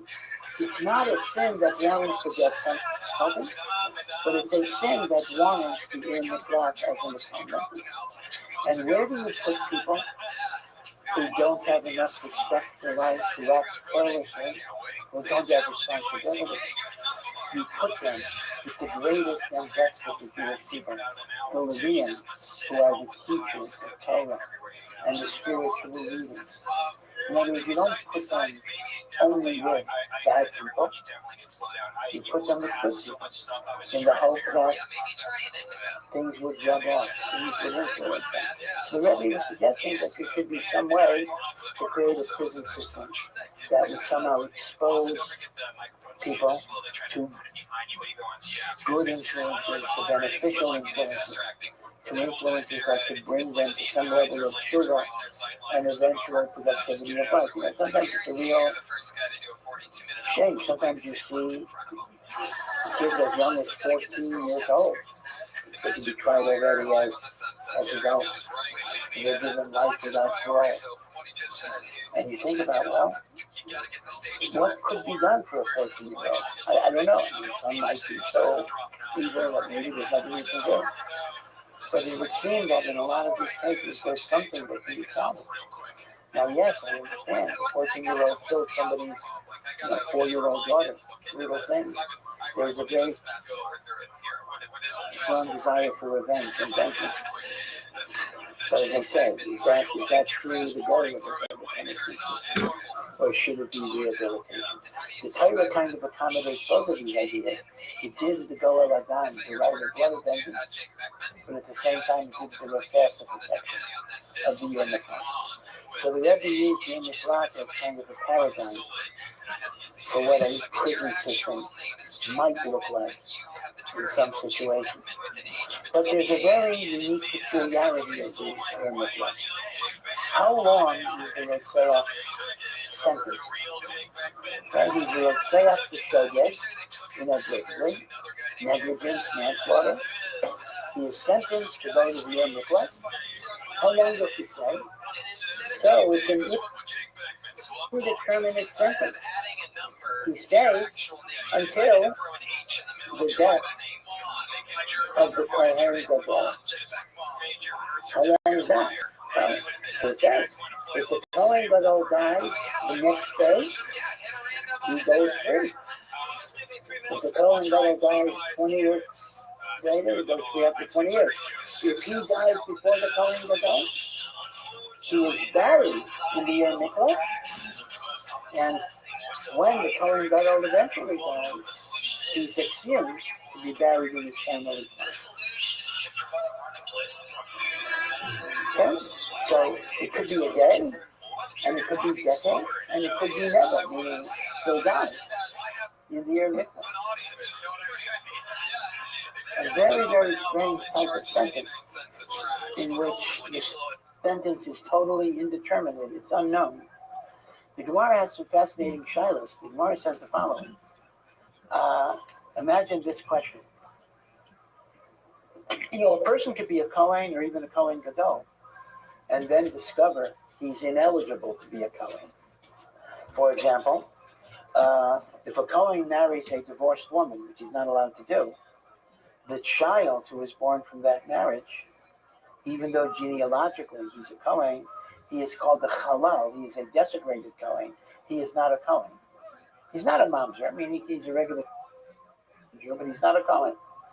So the Gemara discusses a very, very fascinating question. What if a Rotzeach is sent to the Yer Mikvah, and then a day later, the Kohen Gadol discovers for the first time that his mother had been divorced before his father had married, so as a result, he's a Chalal. So he's actually not only can he not be Kohen Gadol, he's not even a Kohen. So how do you analyze it? According to one opinion, we treat it as if the Kohen Gadol died, meaning yesterday he was a Kohen Gadol, today we know that he's not a Kohen Gadol, so the Kohen died. So the Rotzeach goes free. So even though the Kohen Gadol is alive, but he's no longer a Kohen Gadol, so that's called the Kohen has died. The Rotzeach goes free. There's another opinion. We're going to wait a second here. This is very different than a Kohen dying. When a Kohen dies, he was a Kohen Gadol yesterday, and he's not a Kohen Gadol today. Here we have discovered there never was a Kohen Gadol. The law there is much stricter. If the Rotzeach is sentenced to Yer Miklat at a time when there is no Kohen Gadol occupying the office, he never goes free.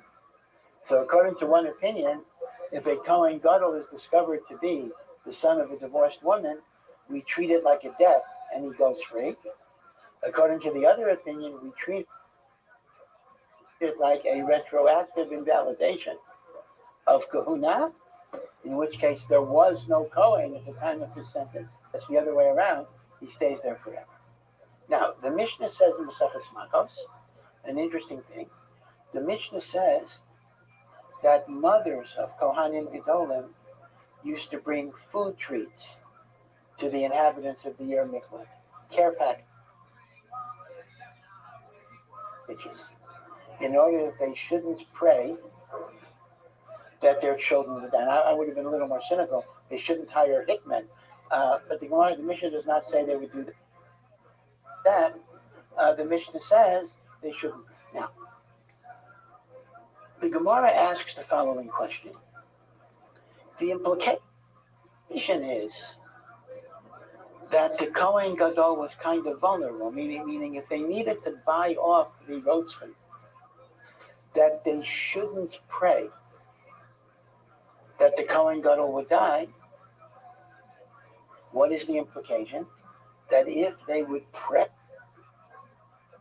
oh God, please let this Kohen Gadol die, the prayer might be answered.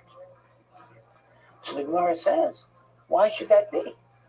If I pray, I hate a certain person who's actually innocent of any sin, and I pray that God should kill an innocent person, one would assume that prayer would not be answered. So why would the prayer against the Kohen Gadol be efficacious? The Kohen Gadol didn't do anything wrong. This is the Gemara's question.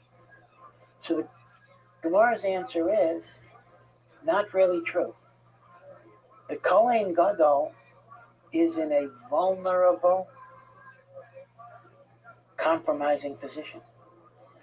Because as the spiritual leader of his generation, he should have prayed that these homicides not occur. And if murders are taking place, the Kohen Gadol is responsible. Because through his koach of tefillah, he might have prevented them. And therefore, the abdication of his responsibility makes him vulnerable to the prayers of the Rotzeach, and that's why they had to be bribed. Because it starts with the Cohen Gadol being culpable, because he should have attempted to stop these tragedies through the Torah of prayer. Now, this raises actually an interesting philosophical question about the limits of the power of prayer. You know, we can certainly pray, maybe we'll be answered, maybe not, that we should be spared from natural calamities. May there not be a tsunami, may there not be an earthquake. But it's harder to pray that we shouldn't be spared from man's inhumanity to man, because that is a function of human free will. And we have a famous quote in the Gemara, Hakol b'yedei Shamayim. Everything is in the hands of heaven, except the decision to fear God, to obey God. God determines, are you rich, are you poor, are you healthy, are you sick, are you short, are you tall? That's God. But God does not determine if you are righteous or evil. You determine that.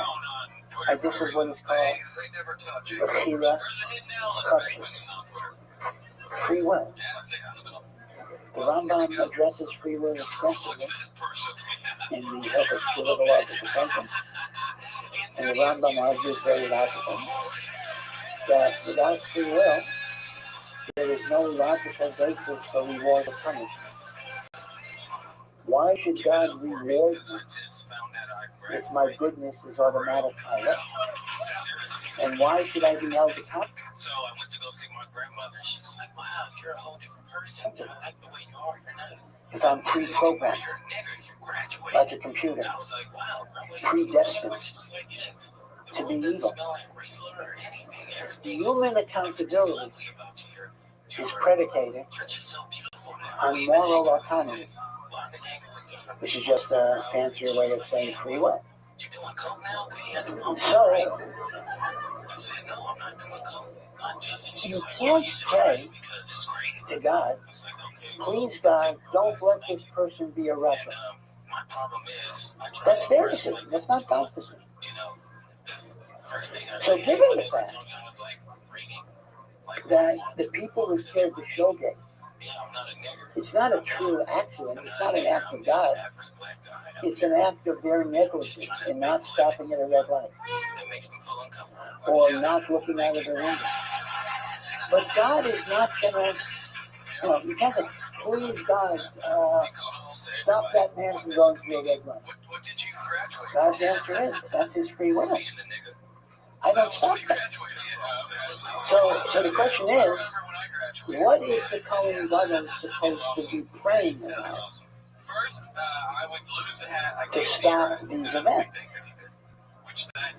But of course the answer might be very precious.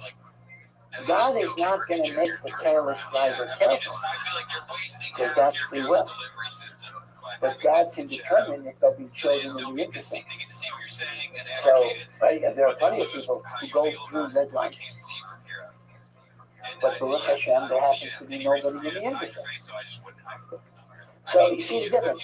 You cannot pray directly, please God, let the careless driver be careful. God says, I don't stop. That's free will. But you can pray to God. Please God, let people not be harmed. Protect people who will be harmed from the consequences of those actions. You see? So that's the subtlety where the Kohen Gadol put it say. Now, there is, of course, another answer to this, which is very interesting.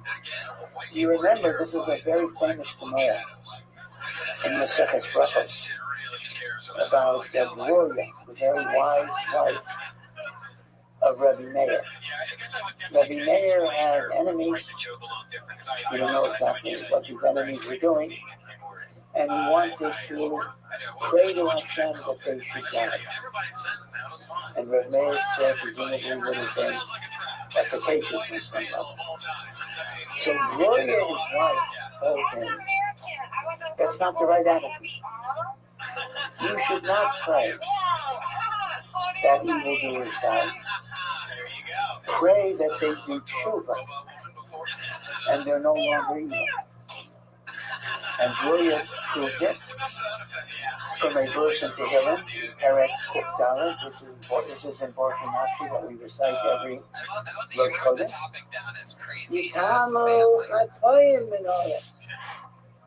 May sins vanish from the world. There is Shayim Odin, and then there's not going to be evildoers anymore. Now the word for sinners is Chodim. Gloria does not say, Gloria points out, the pasuk does not say, Yitamu Chodim. She does not say, let sinners. It says, Yitamu Chatoim. Let sins. So Gloria says the famous, pray that they should be true. Now, here too, you can ask the same philosophical question. How can I pray that another person should repent and become righteous? God is not going to make that other person become righteous. Because whether a person is righteous or not is once again a function of their free will. This is very practical. A person has family that's not religious. You have a brother, you have a parent, you have a child, goes off to bed. So you want to God and Hashem bring them back to you. And we do, we commonly do that in this thing. But we pray, please, bring them back to you. I don't want to take away the heartfelt prayer, but the question is a good philosophical question. How can you pray that somebody do tshuva? Isn't that mamash what the Gemara says? Everything is in the hands of heaven, except for the decision to fear God. How do you do? So the Marsha asks the question in the case of Gloria. How could Gloria say, pray that we find you? So the Chazon actually says that that's the power of prayer. Prayer is so great that prayer can override the free will system that is foundational in the universe. Remarkable. Because when it says this is the power of prayer, prayer can override even free will. And that's how we understand the Kohen Gadol praying, that the drivers be safer. And that's how we understand Gloria pray that they be true. This is the power of prayer.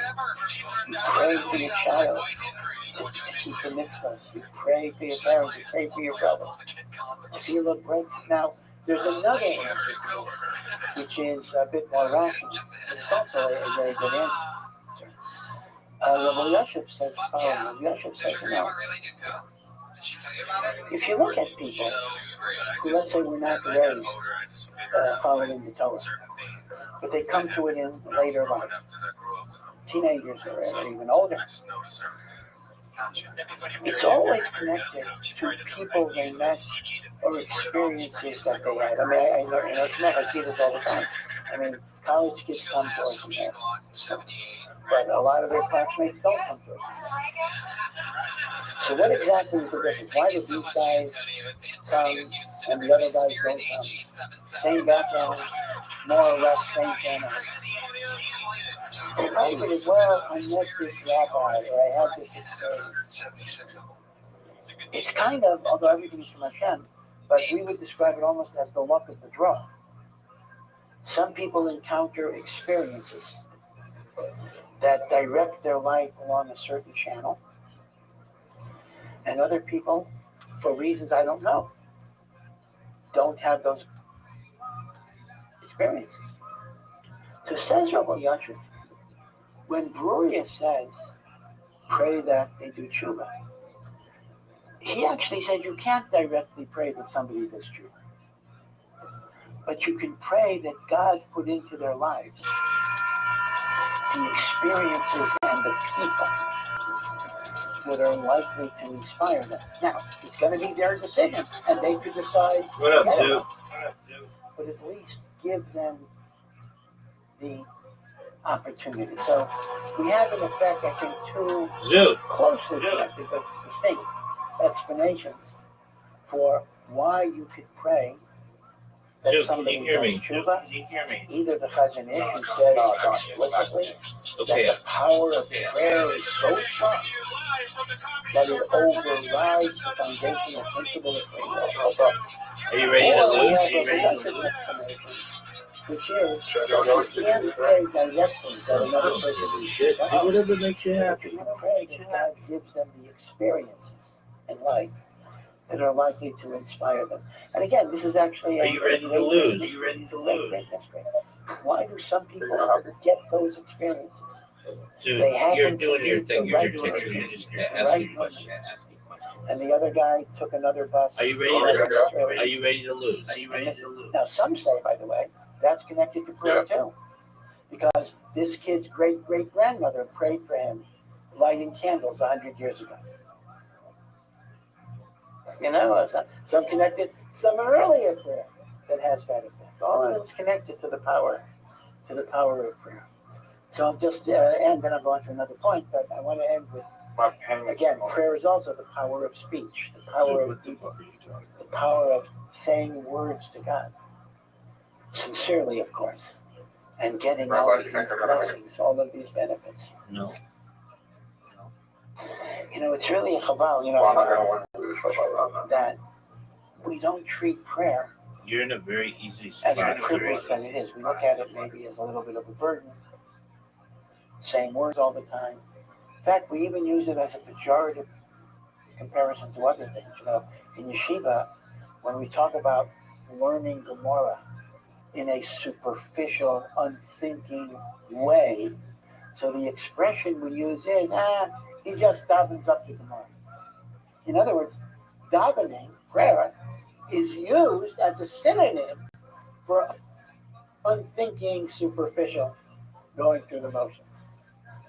So that's not just an Too insult far. about somebody's learning. That's an insult about Nope. somebody's davening. You're short. The Kuzari actually Just barely says short.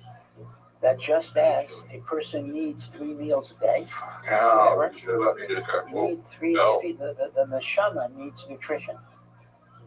And tefillos are the meals of the soul. And he says it should be, I'm not in this madrega myself. That's all right. That's a really shot. Yeah, that's all right. I mean, my shot's Yeah, stink. I'm not making any pretension, but it should be the most enjoyable part of the day. It should be a pleasure of connecting to God, talking to God, pouring out your heart. It should almost be a sadness that you Correct. finished davening. Oh, what a shot. That you don't Dude, have what that a deep shot. connection What a shot. that you had. Let me Yeah. tell you an interesting story. It's a strange story, but the Gemara Kedushin says the story. The Gemara Kedushin has a story about a certain city that was inhabited by a fearful 7-headed demon. And whether these are literal or not, Not just stop it. well, But that's have how the you the verse story. of it. And people were afraid to walk the street because this demon could attack them. Now the demon inhabited a ruined, abandoned building, but it would terrorize people. So the rabbi of the city said, well, I have a solution. I know a certain visiting eminent rabbi is going to There's visit nothing weird about it. It's on his just around. fundraising, whatever it is. The Nobody average should age offer of him yourselves. hospitality. So he'll be forced to sleep in this abandoned ruin, and I know he'll take care of himself.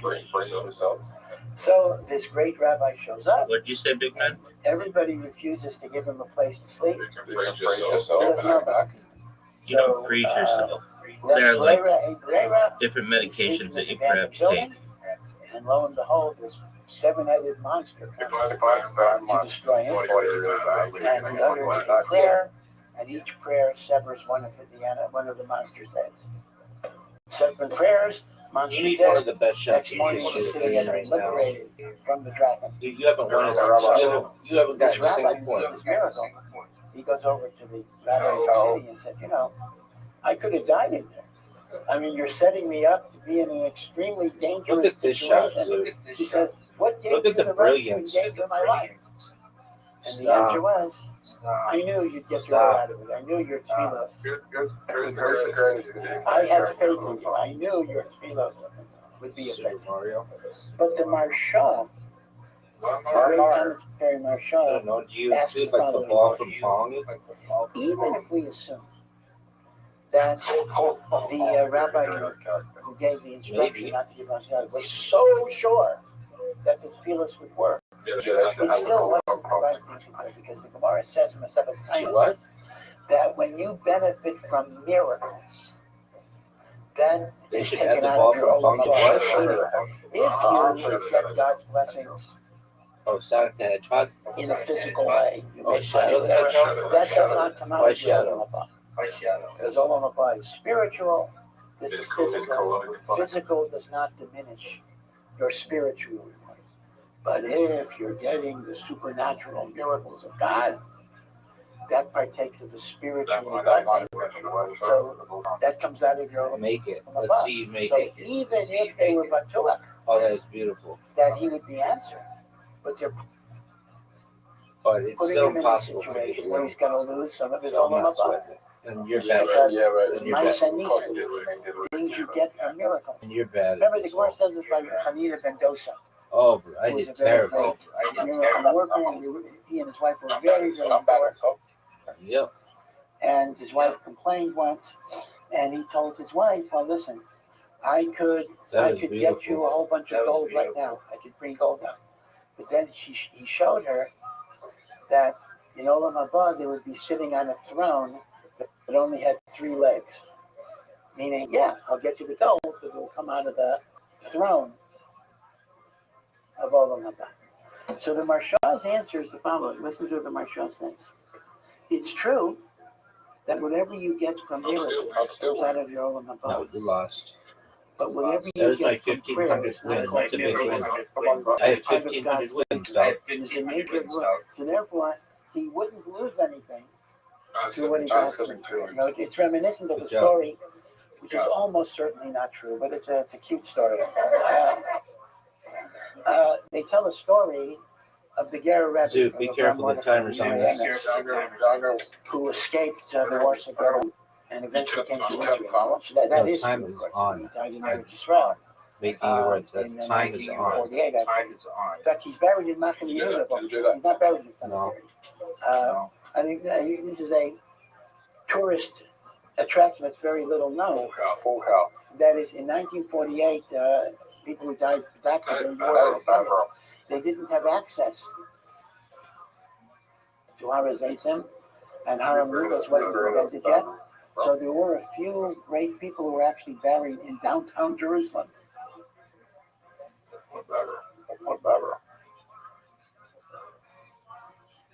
And among them, right across the street from Machane Yehuda, is the kever That's a of big the chomp. Ger Rebbe, who died in 1948, the Yebrei Why did you say little That's house, how you say it, dog. and you can dive in there, you can tell them there, right?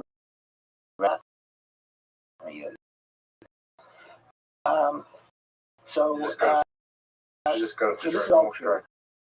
The story that's probably not true is it says before the Ger Rebbe came to Eretz Israel, he arrived in England. He arrived in London, and he met in Churchill.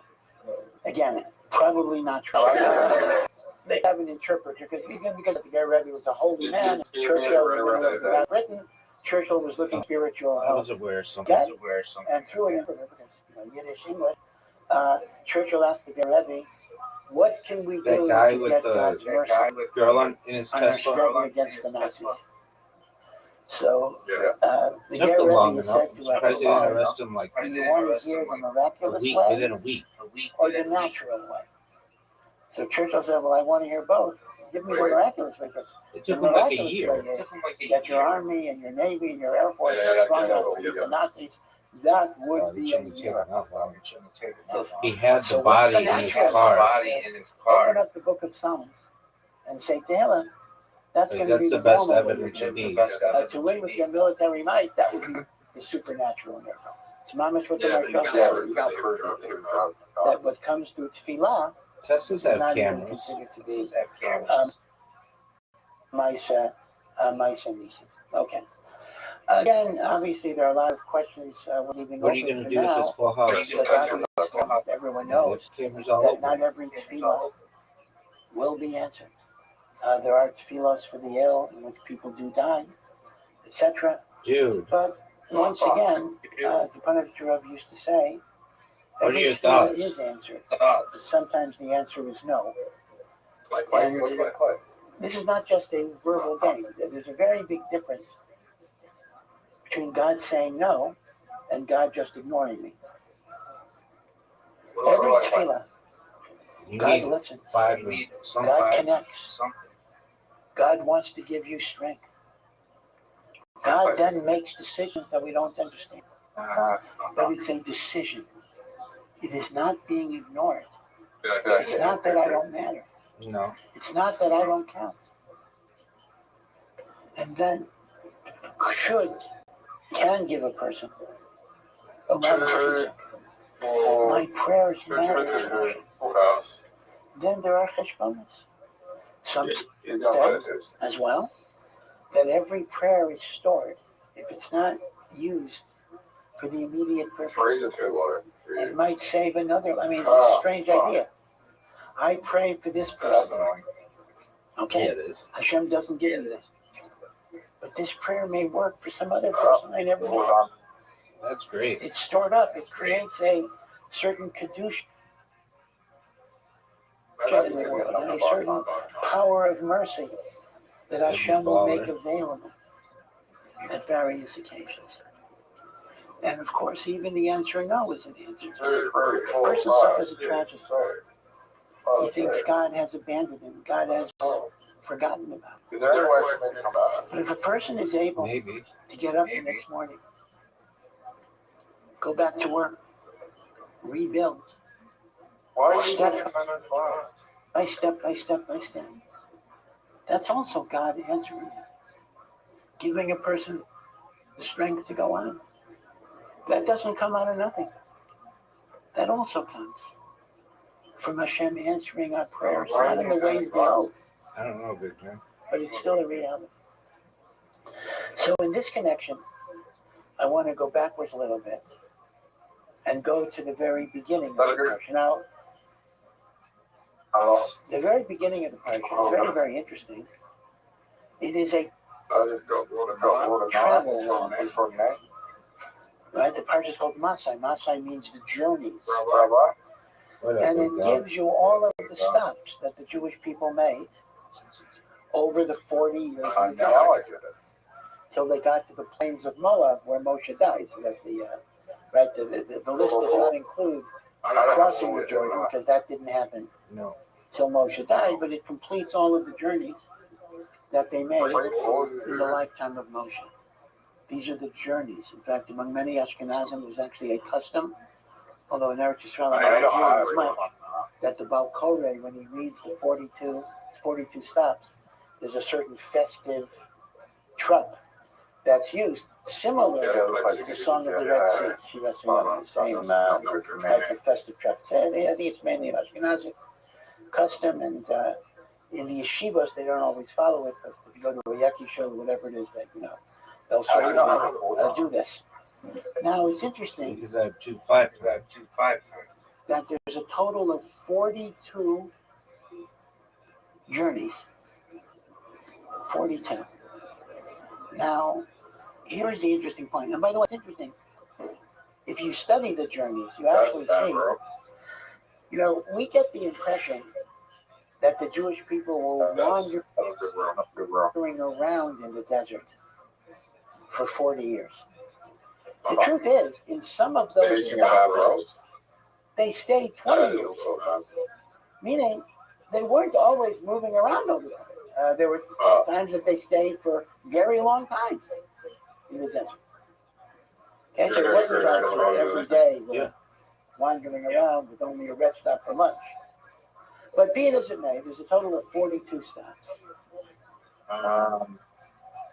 And the Or Chaim and other Mekubalim say that this is a very highly symbolic passage. Give me 5. It's describing the Give me sojourn I took a big risk. of the soul through all of the vicissitudes and difficulties of life until the soul comes to the promised land, which is Eretz Yisrael. Life itself is seen as a journey from Mitzrayim to Eretz Yisrael. Right? I'm born into a world in which I'm enslaved. I'm enslaved by my Yeshua. I'm enslaved by the Chesronot in my Midah. I'm enslaved by egotism, selfishness.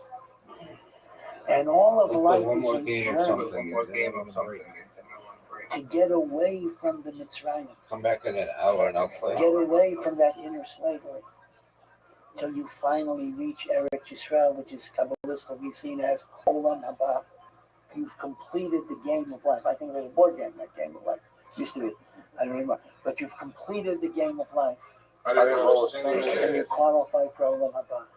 So again, in the Zohar, there's a very deep idea that all of these places represent the symbolic. So based on this, it is said that the 42 tachanot, the 42 stops, actually correspond to the year Miklat. Because a city of refuge, as we talked about from the Lubavitcher Rebbe, is a place where you reflect, where you think, where you regroup. So as we travel through the desert of life that is full of hazards, spiritual and physical, we need to create safe spaces in which we can contemplate and meditate and reflect. And that's why it corresponds with the year. You have 10 seconds to accept the now you may say, invitation. well, wait a second here. 9 seconds to accept the invitation. 8 seconds to accept the invitation. For murder, 7 seconds to or accept the homicide. invitation. 6 seconds We to have accept the different areas, invitation. they're not necessarily 5 seconds to accept the Well, the invitation. short answer is 4 seconds to accept that the every invitation. time we sin, 3 seconds to accept the there's a certain invitation. aspect of murder going on. Because God gave us a soul to serve Him. Yeah. Every time I don't use my soul to serve God, I've squandered that aspect of my life. Let's see what you're Wasting doing. time is a form of suicide. Not using our time in positive, good ways. We say kill time. Yeah. Kill time is killing you. Right? I killed life, aspects of my life. So I need the Yer Miklat. That was an amazing shot. Oh, why didn't that count? Oh, I scratched. When he came to the United States in the middle of World War II. So he didn't really start his yeshiva. He was really involved in trying to rescue students from Europe. But when he eventually started his yeshiva, in Lakewood, he spent very little time in Lakewood because he was on there collecting money all the time. We're talking about the 1950s and 60s, early 60s. And people were not so sensitive to yeshiva. They didn't think it was that worthwhile. So either they didn't give him anything and they gave him $1 or whatever it is. I mean, he spent virtually the entire week collecting money. And one time, he was in Miami collecting money, and he had one of his students with him. And in an elevator, and he never broke down, he never got depressed. He understood this was his mission, but one experience broke him. He was in Miami, and in the elevator, somebody walked in a bikini. He was not dressed sanias. And for someone like Rav Aaron, who never exposed himself to any of those things, it kind of broke him, and he started weeping. He started crying a little bit, just crying. And the student said to Rav Aaron, he says, Rebbe, I don't understand why God puts you through all these things. You're such a tzaddik, such a Talmid Chacham, such a gadol b'Torah.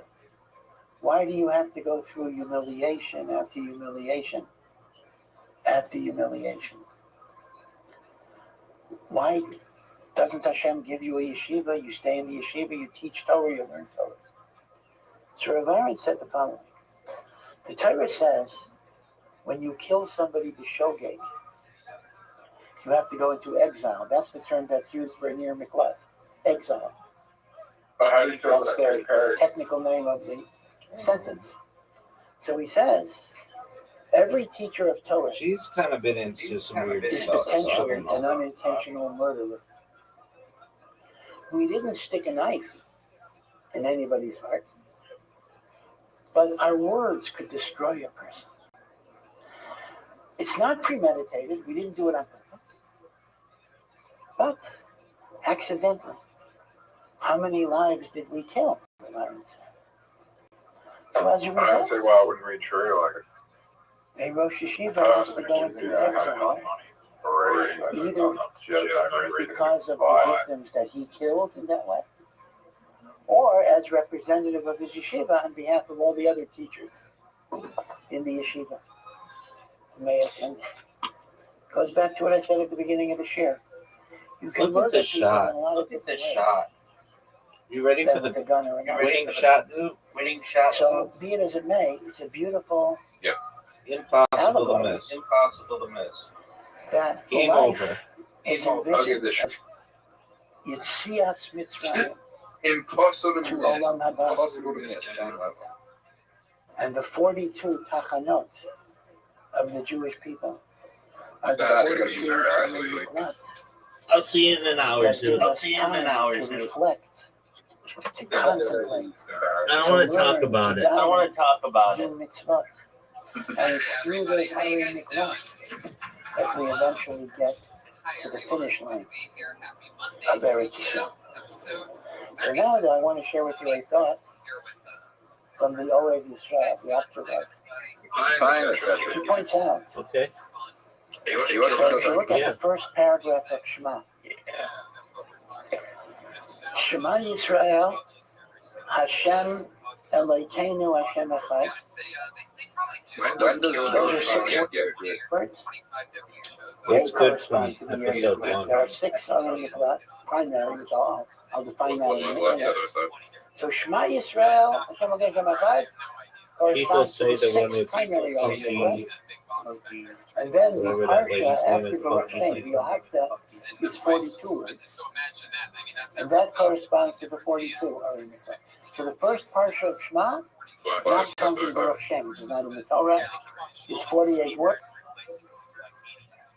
Right? They are connected, they are in Miklat. Shema Yisrael is connected, the 6 are in Miklat. And the Ahavta is connected, the 42 are in Miklat.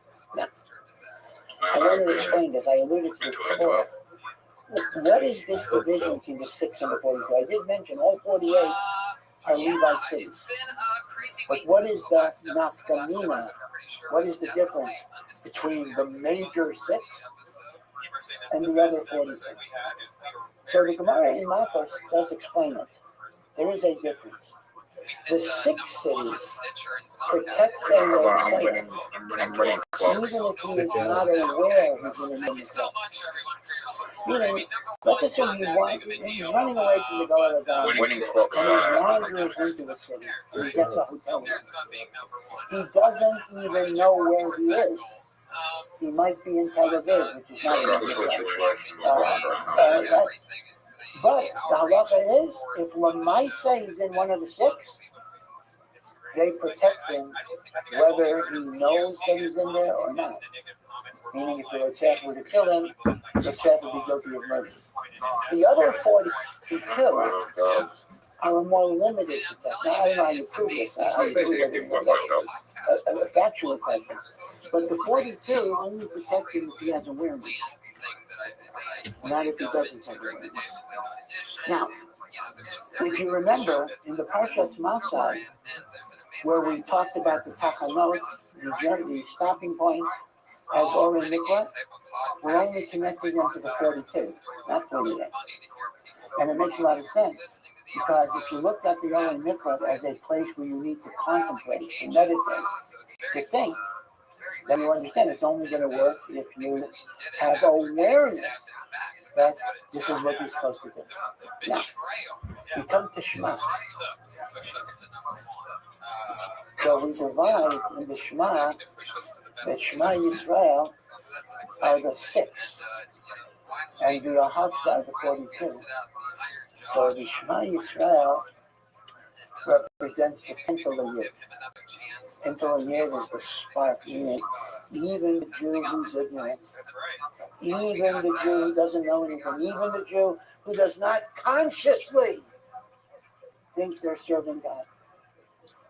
But in it, the Shema is emblazoned, Shema Yisrael, and God will show him mercy. And that's why Shema Yisrael is connected to the 6 Arei Mikvah, because he gets protection even without conscious knowledge, because it represents the subconscious connection to God that every Jew has.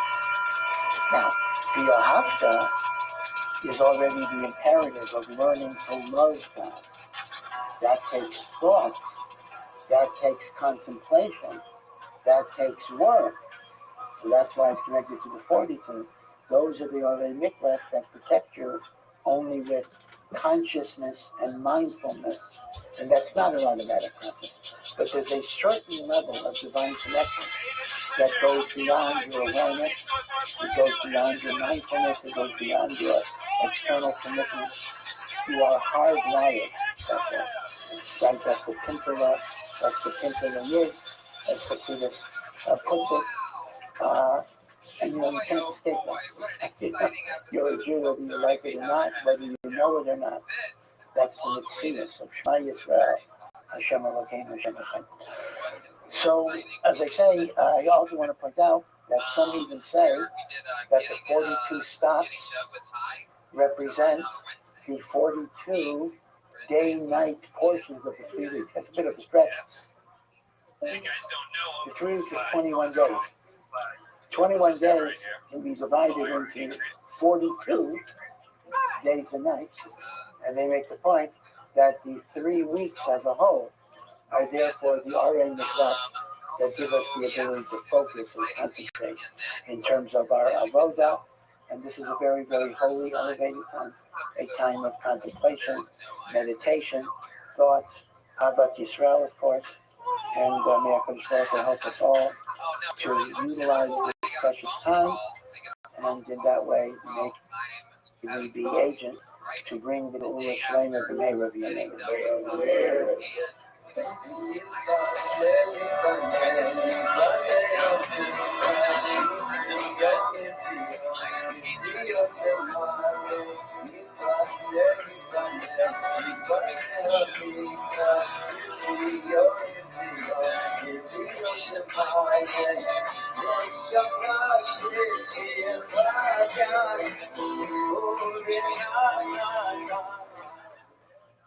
But until we are up to a higher production quality and not on the Death Squad network, he will not be working with the show. These were his words. At which point, I'm on the sidewalk. I took the calls outside the coffee shop. At this point, there she is. On the sidewalk, yelling There she is. like a crazy man. And I was thinking, they have that third eye. It's sort of like, man, I bet you have one of these cars. What's going on, Miss Aquarius? What's going on, Miss Aquarius?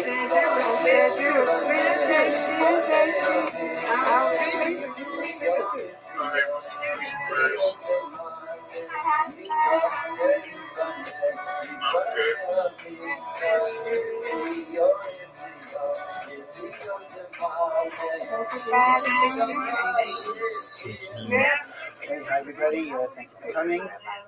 And today's share is dedicated for Raya Bat Chava and Bat Sheva. Yes, ma'am.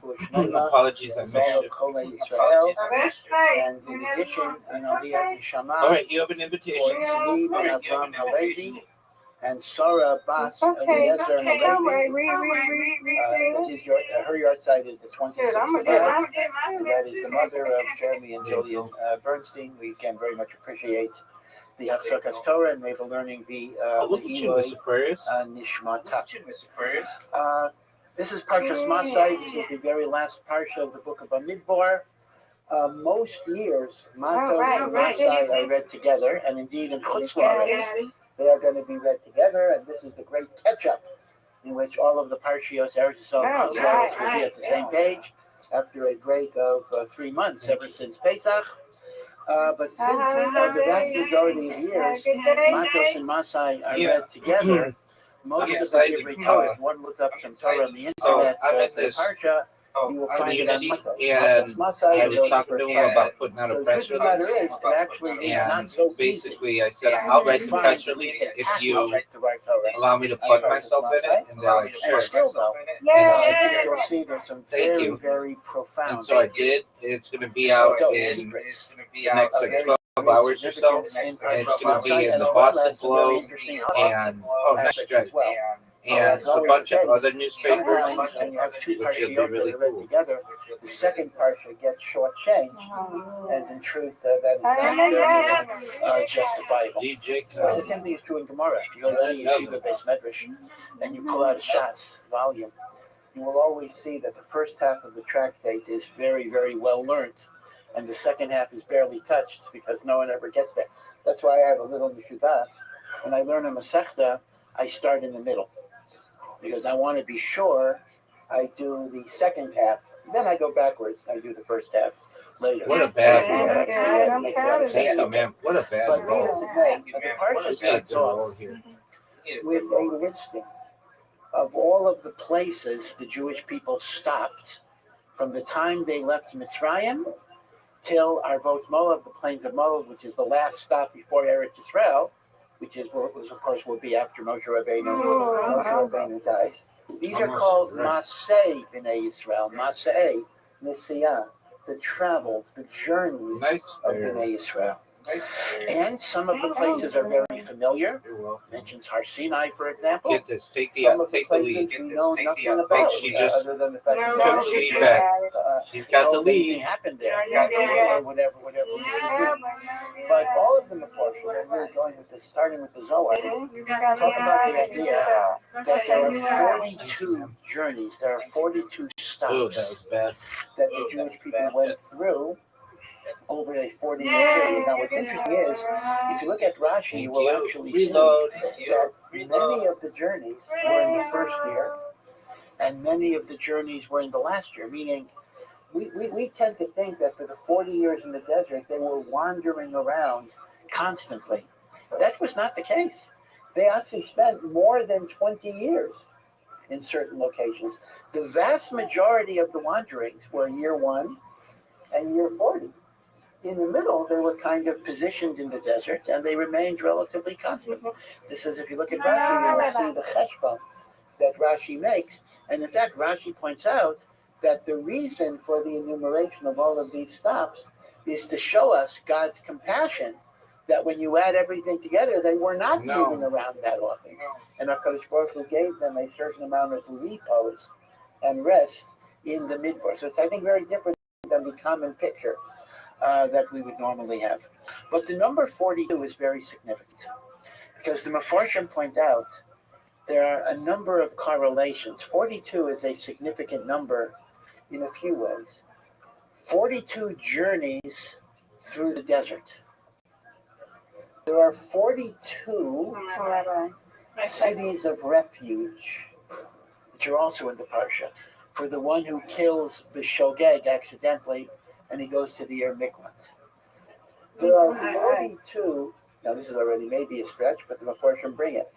We're in the period of the 3 weeks between the 17th of Tammuz and the 9th of Av. 3 weeks are 21 days, not counting Tisha B'Av. Tisha B'Av is the 22nd day. 21 days, each day has a day and a night. So consequently, there are 42 day-night periods in the Bein HaMetzarim. Bein HaMetzarim means the between the boundaries, between 17th of Tammuz and Tisha B'Av. So look at the three correlations: 42 journeys in the desert, 42 Levite cities, which are cities of refuge, although I'll qualify that, 42 periods of Yom and Laila during the 3-week period. What does all of this mean? What would the significance be? So first and foremost is the important insight of the Zohar, that the 42 journeys through the desert are symbolic of the journey of our neshama as we go through life. What the Jewish people did as they go from Mitzrayim to the Promised Land is the process that we go through from the time we leave the womb. That's called Yetziat Mitzrayim, leaving Egypt, so to speak, till we get to the Promised Land, which is Olam Haba. We go through these various stages. The Baal HaTanya writes that the desert is symbolic of emptiness. The desert is symbolic of trial and tribulation and deprivation, and a sense of sometimes being distant from God and not finding your way. And not really knowing I win Miss Aquarius. But what is our I win Miss Aquarius. through the deserts? Undefeated bowling. And we don't always have clarity. We don't always have understanding. And eventually we reach Eretz Israel. We hopefully complete our lives in a good way. And then go to above.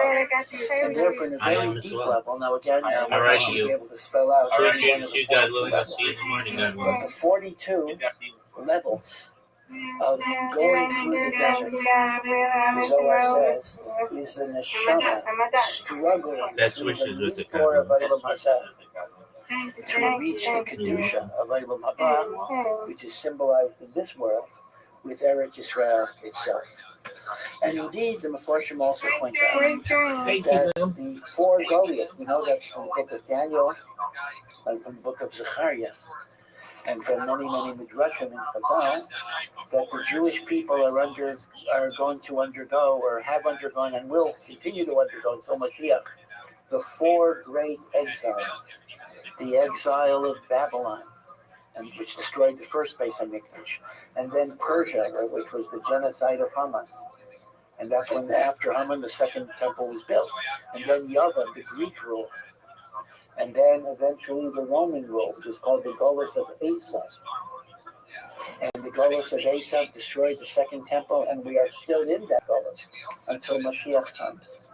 These are called the 4 Golios, the 4 exiles. And I think I spoke earlier that even though there is no Roman Empire, we are still in the Golus of Edom, because number one, Rome is the progenitor of Western civilization. And number two, the Korban that Rome created hasn't gone away yet. So yeah, maybe there's no Rome, but we're still suffering the Golus of Edom. Now, I did mention there in the portion, but talk about the fact that the final stage of Golus will be the Golus of Yishmael, which will connect to Edom, and that does connect very much with Islamic fundamentalism. And the Kirkid Rabbi Eliezer says the Golus of Yishmael is going to be the most dangerous of all, because Yishmael has a spiritual power. They're the only nation besides Yisrael that has God in their name. Yisrael, Aleph Lamed is God's name. Yishmael, and Yishmael comes with a certain spiritual power, the power of Brit Milah, the power of Tznius, the power of prayer, whatever it would be. And as a result, it's very difficult to defeat Yishmael. Edom comes with brute physical force, so it's a double pashut. Because brute physical force to be defeated ultimately by spiritual means. But he who comes with spiritual forces, albeit dark spiritual forces, is much more difficult to defeat. But even so, Chazal do not look at Golus Yishmael as a separate, autonomous Golus. They look at Golus Yishmael as part of Golus Edom, which makes perfect sense, because when you think about it even politically, the Jewish people are not under Yishmael domination. The Jewish, except for very, very few, I mean, there are very few Jews in the country.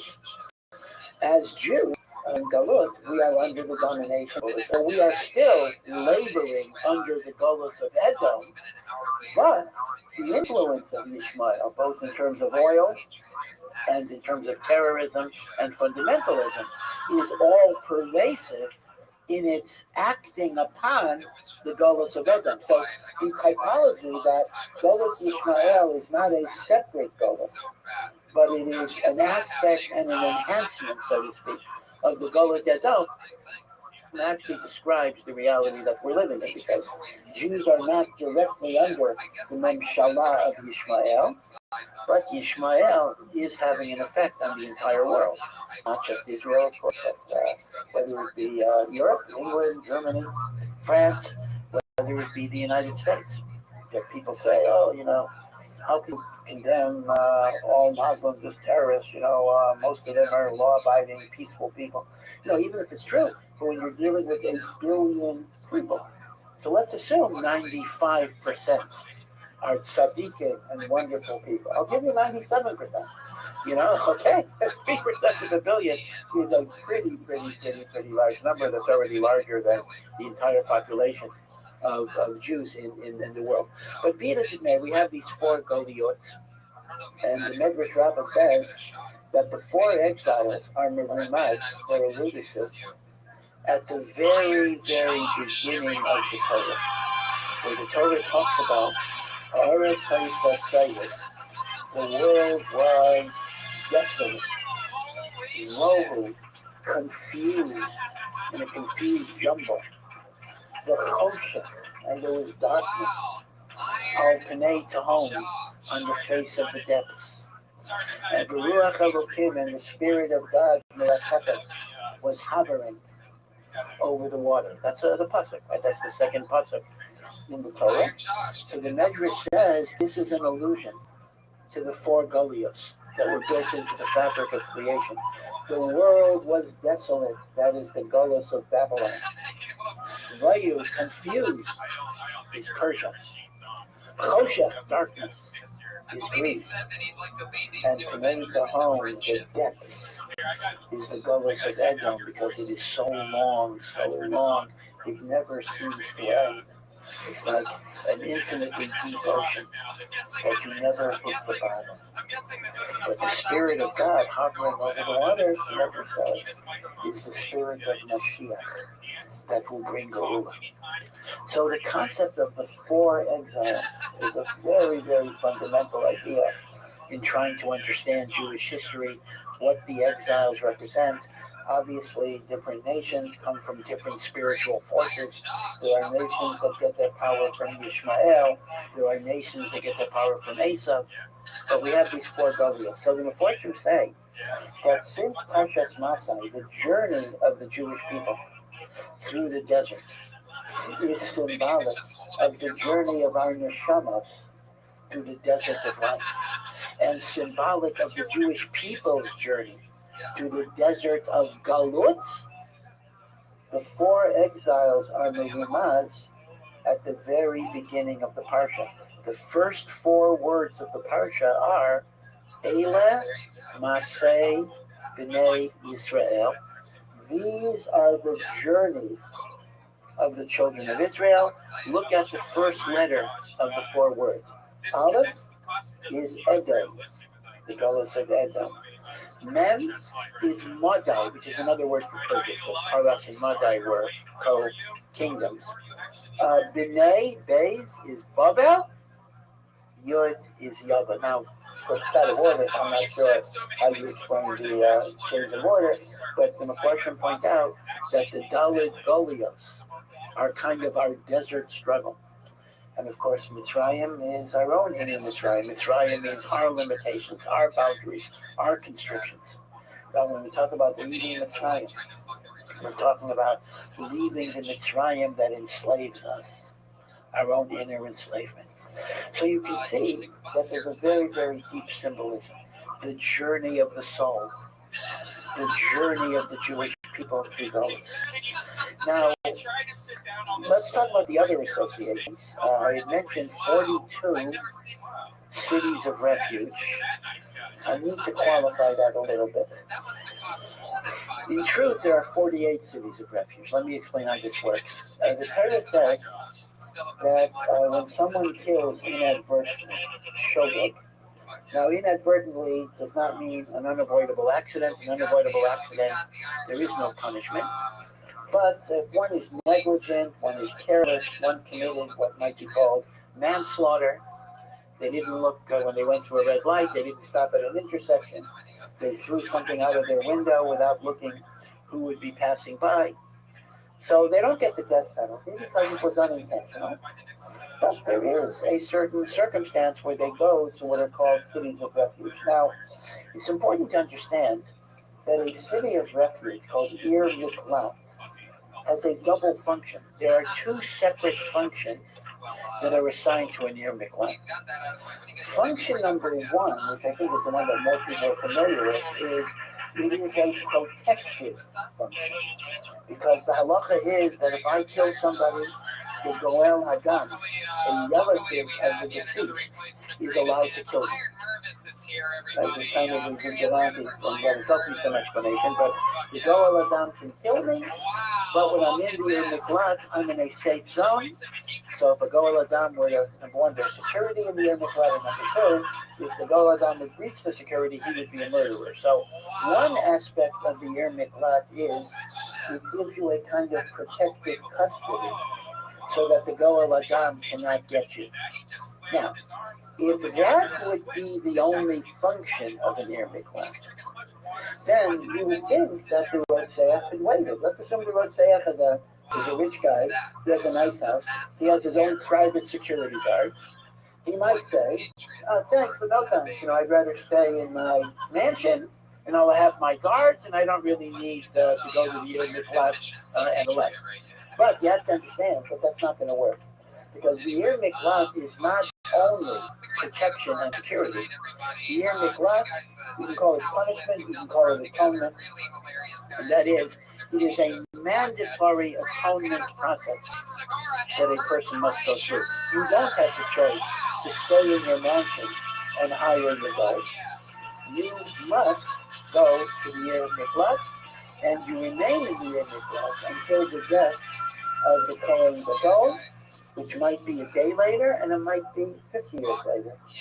You don't really know how long you're going to stay. We talked about last week that the mothers of the Kohen Gadol used to bring food packages to the Rostrim, so they shouldn't pray that the Kohen Gadol would die or whatever it would be. Or I would actually say they shouldn't hire a hitman. Perhaps that might be the more probable outcome, and the like. So the Ir Miklat is not just security. The Ir Miklat is atonement. And why does one need atonement? After all, it was an accident. Because the answer is there was a callousness, there was an indifference, there was not caring enough about human life, and therefore you need to have an atonement. Now, the Lubavitcher Rebbe made a very, very beautiful observation about Ir Miklat. And he says it really reflects what the Torah's view would be on a prison system. It's very well known that you study the Torah and you look at the different punishments that are in the Torah. Imprisonment is not really one of the standard punishments. There is death penalties, there is lashes, there is compensation for damages, there are fines like double for stealing and the like. So if you steal, you don't go to jail, right? You return, you make restitution, and you pay a double fine. But there is no imprisonment. Now, prison is mentioned, besides Pyro, prison is mentioned, but only as a holding pattern. So when Moshe didn't know what the halacha is for the guy that cursed God or the guy that gathered wood on Shabbos, so the guy was put in some type of prison cell until Moshe got the answer. But that's a holding cell. That's not a sentence per se. So the closest thing we have to a prison is an Ir Miklat. Now, an Ir Miklat is not really a prison, it's a whole city, but the Rotzeach is confined to that city. And if he leaves the city, his life is vulnerable. The Goel Hadam can actually wait outside the city. Technically, by the way, he has a radius of 2,000 amos outside the city, meaning 2,000 amos from the city is still a protected area. If he takes one step out of that 2,000 amos, then the guy can shoot him with impunity and the like. So one could imagine certain vengeful Goel Adams might constantly be waiting out there to see if the guy gets lost in his morning walk outside of the city or whatever it would be. So it is a kind of imprisonment in the sense that his mobility is limited, but it's not really a prison system. But the Rebbe makes the following point. Orei Miklat were not just inhabited by prisoners. Orei Miklat were Levite cities. Remember, Levium did not get regular portions of land in the land of Israel. Unlike the other tribes, Judah and Shimon, Yehuda, Yisachar, and Zebulun, they had sections of the land of Israel. Levium did not have their own land, but they were given 48 cities that were dispersed throughout the land of Israel. The 6 primary Orei Miklat are all Levite cities. So if I murdered the Shogeg and I go to an Yer Miklat, I am living with Levim. That's who I'm living with. I am living in a town of Levim. Who are the Levim? Kohanim and Levim. They are the teachers. They are the rabbis. They are the spiritual guides of Am Yisrael. So here's the Rebbe's point. If somebody goes off the derech, they go off the straight and narrow. They show a callousness, an indifference to life. They don't care enough. Their moral code has been compromised. What do? Do you put them with people that are worse? Or you put them with people who are righteous, who are good?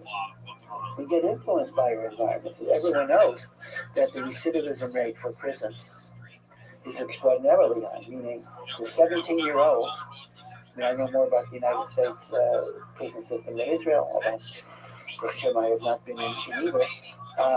Although, I'll tell you, I was a communal, I was a communal rabbi for 45 years, and unfortunately, I know more than one young person who did wind up in the prison system. But okay. But be it as it may, a 17-year-old gets in there for a drug, for marijuana, or whatever it would be, the likelihood that they'll come back for worse and more violent crimes is very, very high.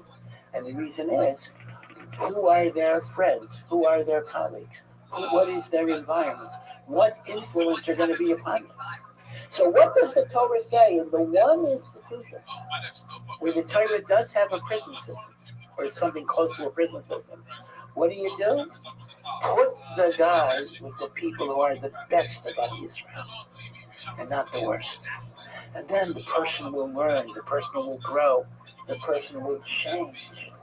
And therefore the Rebbe's point was that we ought to try to create within a prison system. Now again, we're not talking about extremely violent, dangerous offenders, that may have to be a special category.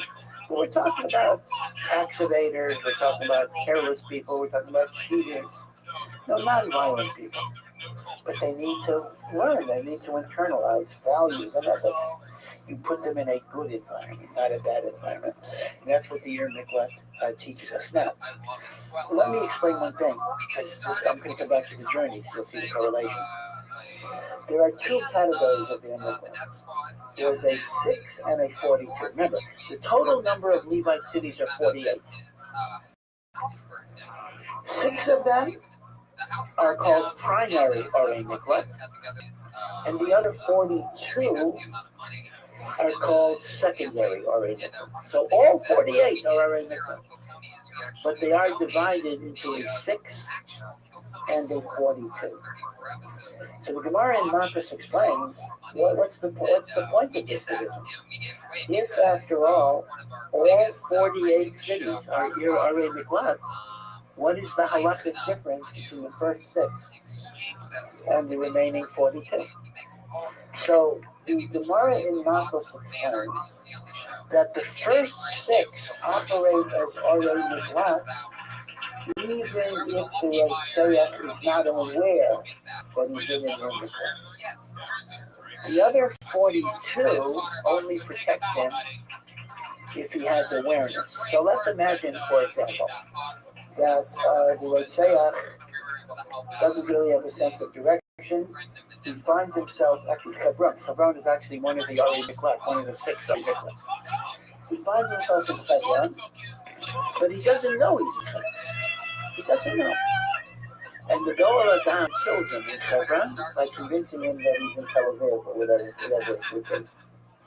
So according to the halacha, the Goel Adam is innocent because since he was there, Kevin is one of the 6. Okay. Since Kevin is one of the 6, even if he doesn't know, the Goel Adam is guilty because the 6 protects the Roseah even when he's not aware. Masha'en and the other 42 protect only when there is awareness. Okay, so the 6 protects even when there's no awareness. The 42 protect only when there is awareness. This is the halakha in the Gemara. Now, to take this a little further, let me share with you an insight from the Apter Rebbe, one of the great Chassidish Rebbes, the Rebbe, of Yeshua Heschel, the Rav of Apto. His Sefer and Chumash is called Ohev Yisrael, because it's a lot about Ahavas Yisrael, and he himself is often called the Ohev Yisrael. And he said an interesting observation. Even though we don't have a mere mikvah today, we can get the spiritual atonement and protection of a mere mikvah by our recitation of Shema. Kriya Shema gives us the protection of a mere mikvah. And it does it in 2 ways. The first pasuk, Shema Yisrael, Hashem Elokeinu, Hashem Echad, contains 6 words. So the first pasuk of Shema corresponds to the 6 primary Ari Miklat. The next parsha, the Ahavta, you shall love God with all of your heart, all of your soul, contains 42 words. The first parsha of Shema, and that corresponds to the 2nd level of the Ari Miklat. So Shema and the Ahavta gives us the spiritual protection of the 48 Ari Miklat, broken down into the 6 and the 48. So first of all, what does that mean, the spiritual protection of Ari Miklat? Why do we need the spiritual protection of Ari Miklat unless we killed somebody? Who did we kill? I mean, Ari Miklat is for a particular sin. The sin of unintentional, negligent homicide. We'll call it manslaughter, would be the legal term. I didn't do that. So what do I need? The spiritual atonement of your mikvah. So the Apter doesn't explain it, but I think there's something very, very deep in it. That is, number one, first of all, maybe we do murder people in various ways. Right? Chazal say, if you humiliate somebody publicly, you might be guilty of murder. You're right, so it could be we murder people in different ways.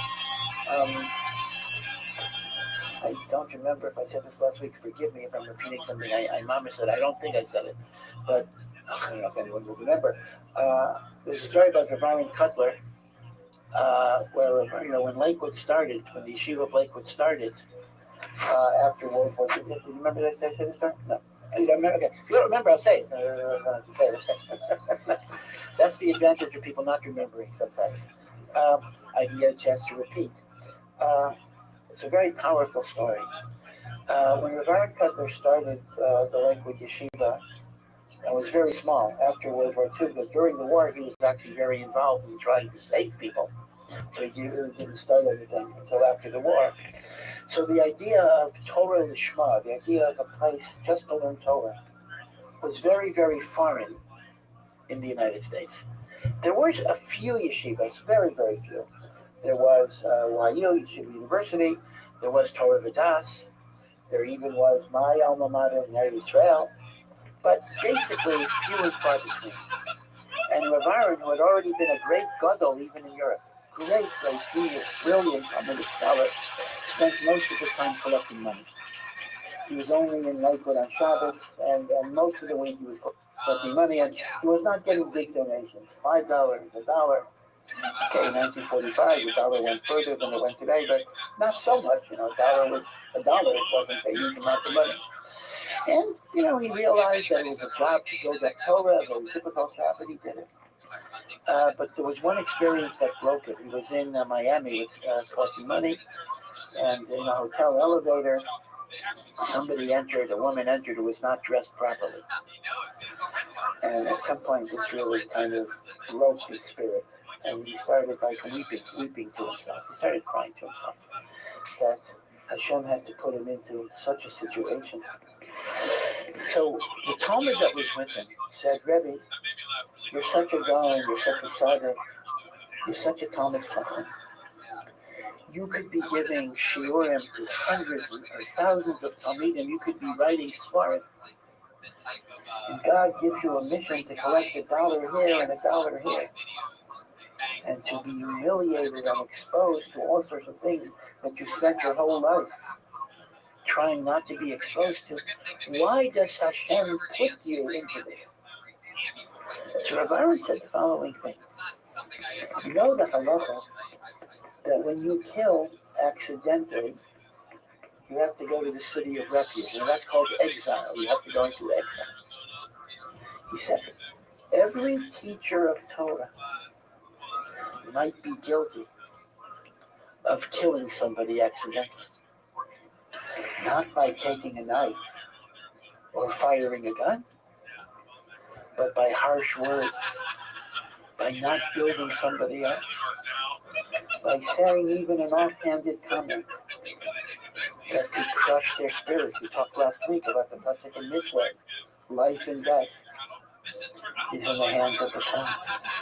So Rav Aaron said, the reason why Rosh Yeshivas have to go into exile is because maybe they killed somebody b'shogeg. It wasn't on purpose. And since the Rosh Yeshiva represents the whole institution, so he may bear it for all the Rebbeim as well. So the individual Rebbeis might not have to go into Gullus, but the Rosh Yeshiva will. So, in a sense, going back to the After when the After says you need Kriya Shema to give us the atonement of your mikvah, it might be because all of us, to some degree, may have killed part of the human spirit in another person. Might be our child, our student, our spouse, our friend, our co-worker. Right? It's not so clear that we're not murderers in one way or the other. We need your mikvah. And says the Akirav, Kriya Shema can give you some of the kapara of your mikvah. Huh? Why Kriya Shema? I'll get to it. But this is what he said. This is why Shema is 6 words and the Hafta is 42 words. But there's another way that we need the kapara of your mikvah, and that is we murder ourselves. We might be guilty of partial suicides. Because what is life but a succession of moments? Time is the raw material of life. So when we waste time, we don't use our moments in good ways. And even use the phrase sometimes, I kill time. We're not killing time, we're killing us in some ways. We don't use our lives in a good way. Now again, that doesn't mean there's not room for recreation. I mean, the Rambam writes, but even recreation and vacation and looking at beautiful things can be part of a spiritual life because they give you energy and they give you serenity. I'm not suggesting that every time you take a walk in the park, there's some sin here, the other way around. That could be a very, very good thing. But the notion of using your life in a meaningful way, seizing the moment. So in a sense, all of us are murderers of ourselves. And therefore we have to connect to the Ir Miklat to give us that kind of kapara that the Ir Miklat gives us. Now, there was, in the 19th century, there was a Maggid, an itinerant preacher, And Magidim were of many, many different qualities. You had Magidim like the Dubner Magid, who were very, very great Talmidei Chachamim. I mean, the Dom Adon was a friend of the Dubner Magid. You can imagine that the Dubner Magid must have been a first-class Talmud Chacham, and the Vilna Gaon would invite him to give him private Musar talks. But then there were other Magidim that, they just had to make a living, so they would go around giving drushes, etc. Sometimes the same drusha in every place. Okay. So Magidim had a wide diversity of quality, from the great, great, great Talmud Chacham to people who just, this is the job that they made. But one of the famous Magidim, who was a very, very great Magid too, was the Magid of Kelm. Now don't confuse him with the Alter of Kelm. The Alter of Kelm, the old man of Kelm, Kelm was a city on the German-Polish border. On the Polish side, the Alter of Kelm was Rabbi Saul Salanter's great Talmud, and the Alter of Kelm developed teaching Musar and teaching ethics and morals and character building and the like. The Magid of Kelm happened to also have been a Talmud of Rabbi Saul Salanter, but he didn't have a yeshiva. He was an itinerant Magid who would go from place to place, giving Musar and guidance and the like. Now, he was a very dramatic person. His style was extremely dramatic. So I'm going to go over a particular sermon that he gave. On a particular day, he comes to a Tehillah, and the show is right next to the cemetery. The town cemetery is next to the show. And he says, a miracle happened one day, that all of the bodies came out of the graves, and they were given a half an hour to fix whatever they needed to fix in their lives. And in a much more dramatic way than I could possibly say it, he was describing how those people were running around like chickens without a head. They were running in a panic. Like one person went to ask Mechila and make amends for all the people they hurt. And another person took it to Hillel, and another person took it to Mara, and another person went to his wife and went to his children. And every moment, they're keeping one eye on the clock. 10 minutes gone, only 20 minutes left, 15 minutes left. And as they're approaching the end of the half an hour, they're getting much more and more frantic because they know this is the end. This is the last chance. This is where they could fix it. And then finally it's 28 minutes and 29 minutes. And then countdown, 60, 59. And then it comes, and the altar come was it's recorded, very dramatic. People were crying, people were going crazy, people were saying, oh yes, and then it's all over. And then they go back, and there'll never be another chance to fix it. Because everything is based on what you do in this life. No other chance. Putting aside reincarnation, the altar come was not going with reincarnation. And as everybody is so excited and moved by this, he then says, and Rabosan, what is so bad if God has given us more than a half an hour to fix things? And then he said, and who said God has given us a half an hour? It's a scary thought. I don't want to depress anybody. I don't want to depress myself either. But the truth is, we never know. We really never know. And if we never know, Chazal would say, try to live every day as if it's the last day. Not in the sense, chas v'shalom, of being depressed, but in the sense of wanting to make it count. Don't put off what you can do today.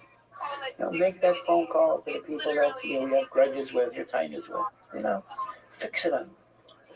I mean, all of us, when we have times with the Achameya of Yosef Shana and good health, are going to have unfinished business. That's kind of the nature of the human being. But we can try to leave as little unfinished as we're able to.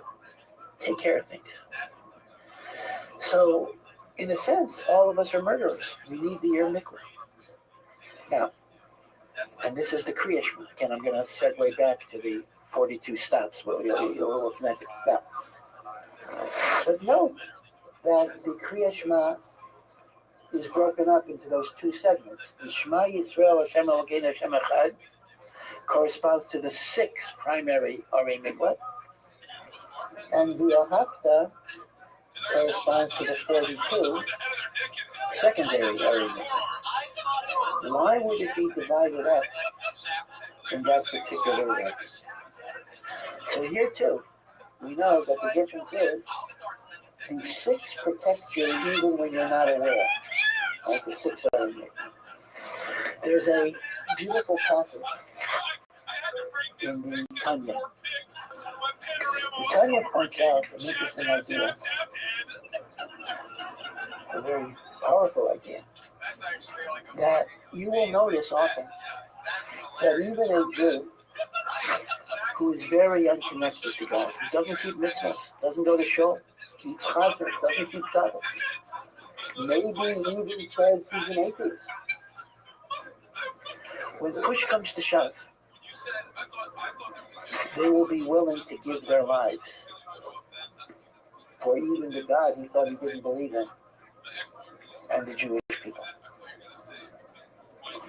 A Jew will be moser nefesh to die for God and the Jewish people, even if they're a person who doesn't even practice Judaism and never seemingly cared about it. It says about our time. That's because this is the source of the idea of pintalayid, the point of the Jew. In his godly soul is already implanted a love of God and a reverence for God. He gets covered up. He loses connection to it. He loses awareness of it. He loses awareness. So he thinks he doesn't have it. But in moments of stress, in moments of tension, something comes out from the inner resources of the depths of his neshama, for which he has no conscious awareness until that moment it breaks through. That's why the Baal Tanya says a Jew does not really have to learn how to love God or revere God. A Jew has to uncover and connect to what is already there. That's the inner meaning of tshuva. Tshuva, which we translate as repent, really means to return. Now, returning implies you're going back to where you were. Return to God, return to the Jewish people. But one might say, returning to you. See, we use with tshuva the vocabulary of changing. We talk about, I can change for the better. And that's true, behaviorally, I can change. But existentially, tshuva is not about changing. It's about becoming what it is you already are. You're not changing, you're returning to your true identity. And that's why the Baal Tanya says every Jew is going to be willing at some ultimate moment to be Moser Nefesh, even though he can't even know why. Do you remember the Wall Street Journal reporter Daniel Pearl a few years ago? Very, very tragic story.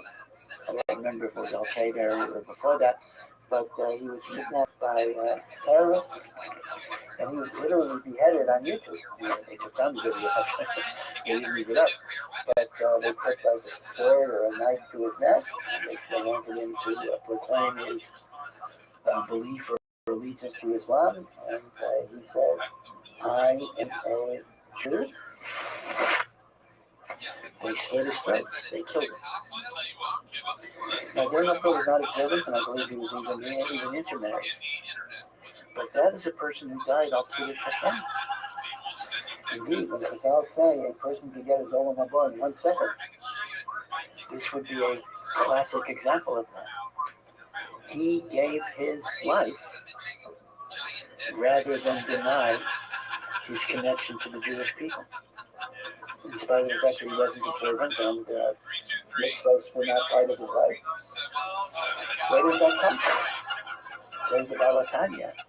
It comes from the godly soul that is within you, that yearns to be connected to the Creator. So, here's the idea. Shema Yisrael, Hashem Elokeinu, Hashem Echad, talks about the unity of God. And the unity of God means the notion that I am connected to God because my soul is a chelik of God's breath. And Hashem Echad doesn't just mean there's one God. It means I am one with God. That's going to work even without awareness. That's why Shema Yisrael is mechuvan to the 6 already that give you protection without awareness. Because that refers to the Pintel Yid that is in your neshama on a subconscious level that will come out. You see the correlation? The Shema Yisrael is the Pintel Yid, and therefore it guides you, it lifts you, it inspires you, even without conscious awareness on your part. Now, however, God gave us a mission. Yes, it's wonderful to have a Pintel Yid, but God also gave us a mission through Torah, through mitzvah, to bring it out from the subconscious to the conscious. And that's how we express our love of God. I express my love of God by serving. But by definition, service of God requires awareness. You can't be serving God unless you're aware of Him and aware of His commandments. So consequently, the Ahavta, I love God by serving Him with my heart and with my soul and with my life, with my might. That corresponds to the 42 already that give you the kapara only when you have awareness, right? So it's kind of a beautiful thing. In other words, this is adding to the Akhirat. The Akhirat simply says, Shema Yisrael is connected the 6 already miklat. The Ahavta is connected the 42 already miklat. But he doesn't go further than that. So what we're adding is that the 6 already miklat protect you even without awareness. That's the Pintel Yid. But the Ahavta, loving God and serving God, requires awareness. But be it as it may, the common denominator of all of this is the Abdur Rav's idea that the 6 and the 42 of Kriyat Shema correspond to the Arei Miklat, and they give us the kapara, they give us the atonement. Now, once again, how does it do that? In what way does it do that? The answer would be that if we understand that the Ir Miklat, like Lubavitch Rebbe said, is designed to heighten your awareness of spirituality and become more sensitive to the meaning, the purpose of life. Right? That's why we take the Retzorach who is careless and we put him in an environment of Kohanim and Leviim. So when we don't have the Ir Miklat, Kriyat Shema can do the same thing. Kriyat Shema heightens my awareness, my sensitivity, the priority of my life to serve God with all of my soul and all of my heart. So in a sense, it can do the same thing that Ir Miklat does. Now, obviously, I don't mean this in a halachic sense. Meaning, hey, Rotseach couldn't get out of going to the Ir Miklat. If I say, hey, I'll just have a Ma'ariv, I'll stay home and have a Ma'ariv, that's not going to work. But in a spiritual sense, the Kriyat Shema B'Zman Hazeh takes the place of the Ir Miklat. So, in a sense, we look at it this way. We are making 42, right? The Jewish people are going through 42 journeys in the desert on the way to the Promised Land. Those journeys are a metaphor for the neshama struggling through the journeys on this earth, which are often a desert, empty, barren, devoid of meaning, devoid of purpose, confusion. But we keep on going those journeys. They are the journeys of the neshama. They are the journeys of the Jewish people in the 4 exiles. Right? Edom, Elam, Maseh, Bnei Israel. Edom, Madai, which is Persia. Babel, Yavam. But like the cities of refuge, there are ways in which we can, in those 42 stages, we can achieve a communion with Hashem, a reflection with Hashem, right? The 42 cities of refuge, meaning to say, precisely in our confrontation with the desert, we can connect to God, be elevated by God, heighten our awareness, and that in turn also corresponds with the 42, the 6 and the 40, but here it's only the 42. I don't know why the 6 gets out of here, but it does correspond with the Yer Miklat, which is corresponding to the 42 stages of awareness, love of God.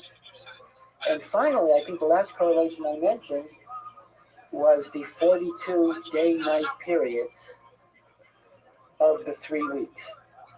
Now here, you might question that the analogy seems to be breaking down. Because here, you seem to be journeying in the wrong direction. You're going the wrong way. Meaning, the 42 journeys through the desert is I go through the desert to get to Eretz Israel. My neshama goes through the nisyonos of this world to get to Olam Haba. The 42 Orei Miklat are the avenues of behavior and meditation that can refine my neshama and give me atonement. All of these are destinations towards something positive. But the 3 weeks, if we say the 21 days corresponds to 42 day-night period, you're moving from the 17th of Tammuz to the 9th of Av. You're not moving towards redemption.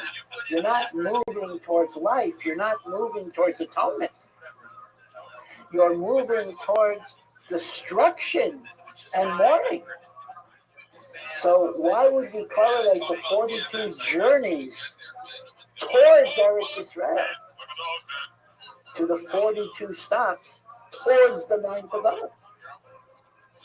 The answer is, again, a point that we made last week. And that is that, in a sense, there is closeness to God achieved by closeness, and there is closeness to God achieved by distance. As we become aware of how far we are from Hashem, that creates within our heart and within our soul a tremendous yearning to be close to Him. And therefore, the further away you get, it's like a circle, right? If you have a circle and you're moving away from a point on a circle, the further away you move from the point, the closer you get on the other side. See, it's not like a line. If you have a line, so the further you move away from the point on the line, the further you are. If you have a circle, so my point is here on the circle. So I'm going here, here, here, further, closer. And that is the very, very important idea. That the 3 weeks, which again are represented as 42 periods, are also taking us to the promised land. They are taking us to a journey of reconciliation. They are taking us to a journey of closeness. It is the closeness of being aware of how far we are. Absence makes the heart grow fonder. The notion of knowing and yearning for redemption is the most powerful motivating force that will bring the redemption. I think I mentioned this is the meaning of the Chazal, that Mashiach is born on Tisha B'Av. Famous Chazal, Mashiach is born on Tisha B'Av. Maral says that doesn't mean necessarily that the man that will be Mashiach birthday has to be on Tisha B'Av. Mashiach can be born any day of the year. but it means the messianic power of redemption enters the world, based on the magnitude of our mourning for the Churban Beis Hamikdash. If you don't feel the loss, then there's nothing that God feels He has to restore. To feel the loss, that creates this connection with HaKadosh Baruch Hu. So thus, all of these correlations actually fit. 42 journeys through the desert, 42 transitions of the neshama, although we didn't really enumerate them specifically, struggling with the deserts of the world. 42 are miklat, which are connected to the awareness that allow me to navigate my awareness of thinking about God. And then finally, the 42 periods of the 3 weeks, which is also a journey, and it seems to be a journey away from God. But in that journey away from God, we can find God in a very, very deep and meaningful way. There's a verse in Eicha where it says, Kol Yosheha Hisiguha Ben HaMitzarim. This is in Eicha. Kol Yosheha, all who pursue her, meaning the enemies who pursue Jerusalem, Hisiguha, they captured her. Bein HaMitzarim, between the narrow walls, meaning he's describing a scenario where Jews tried to escape and they were just trapped. But in the Sifrei Chasidus, they offer a little bit of a homiletical interpretation. Instead of reading it Rotfeha, those who pursue her, you break it up into 2 words. Rotfei Ka, all who pursue Yudhai, all who pursue God, Hisigua, were captured. Bein HaMitzarim. Now, Bein HaMitzarim is also the term for the 3 weeks between Shiva, Tammuz, and Tishrei. They're called between the narrow walls.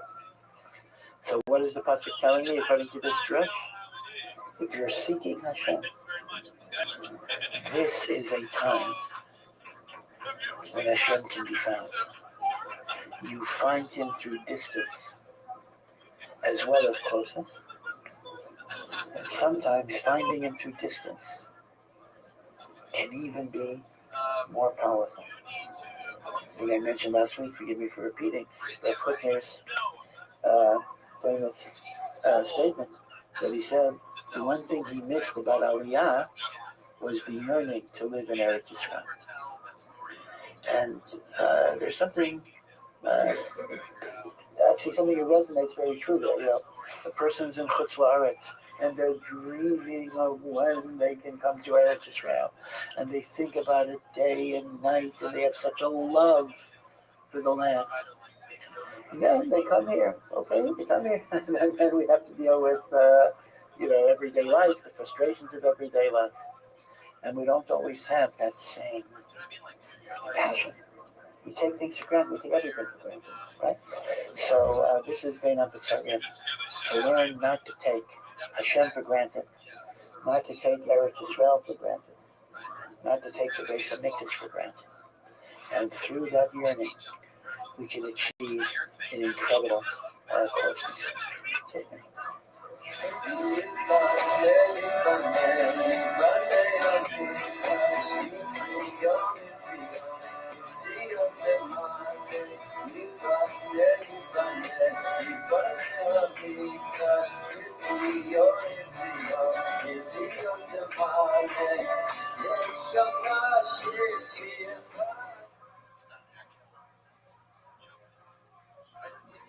Sometimes things that make sense to you will translate it to an audience who confuse them. For instance, I got confused with my strip club with their VA club.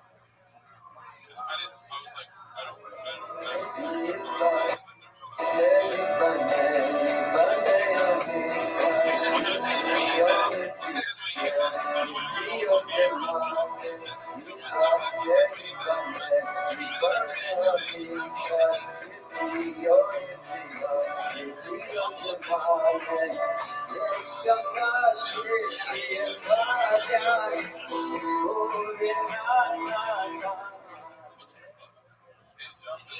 Okay, hi everybody. Thank you for coming.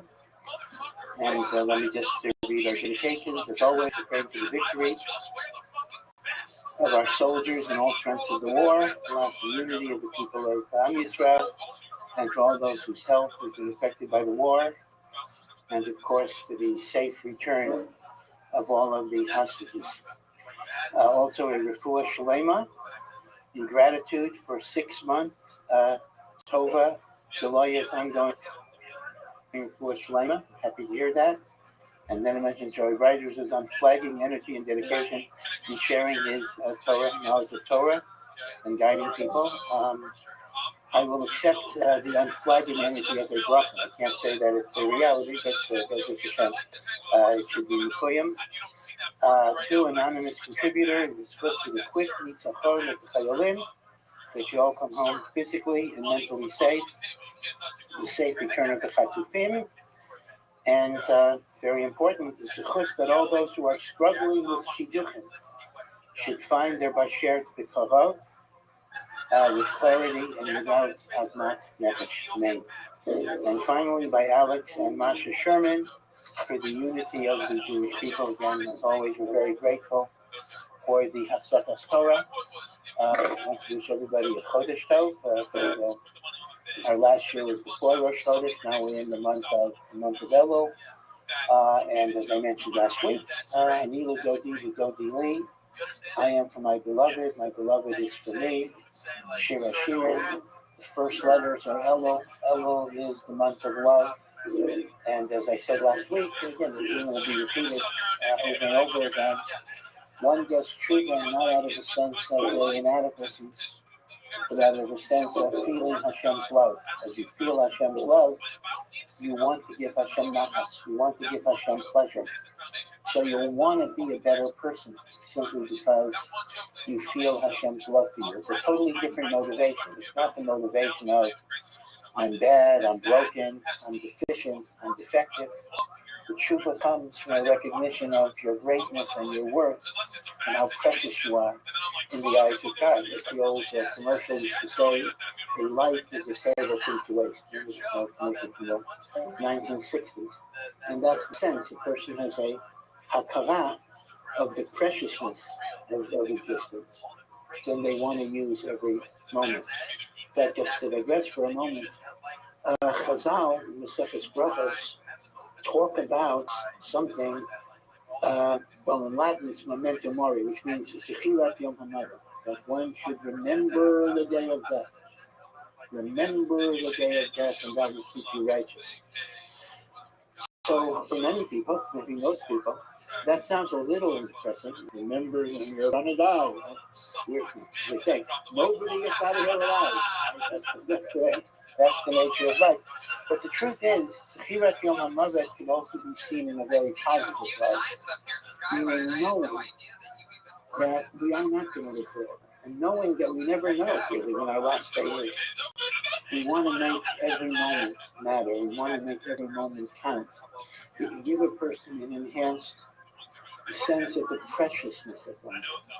And therefore they will use their life in good and positive ways, precisely because it's not going to be forever. Therefore you want to make the most of it. So it should actually be a motivator, something that gives a person energy and chizuk.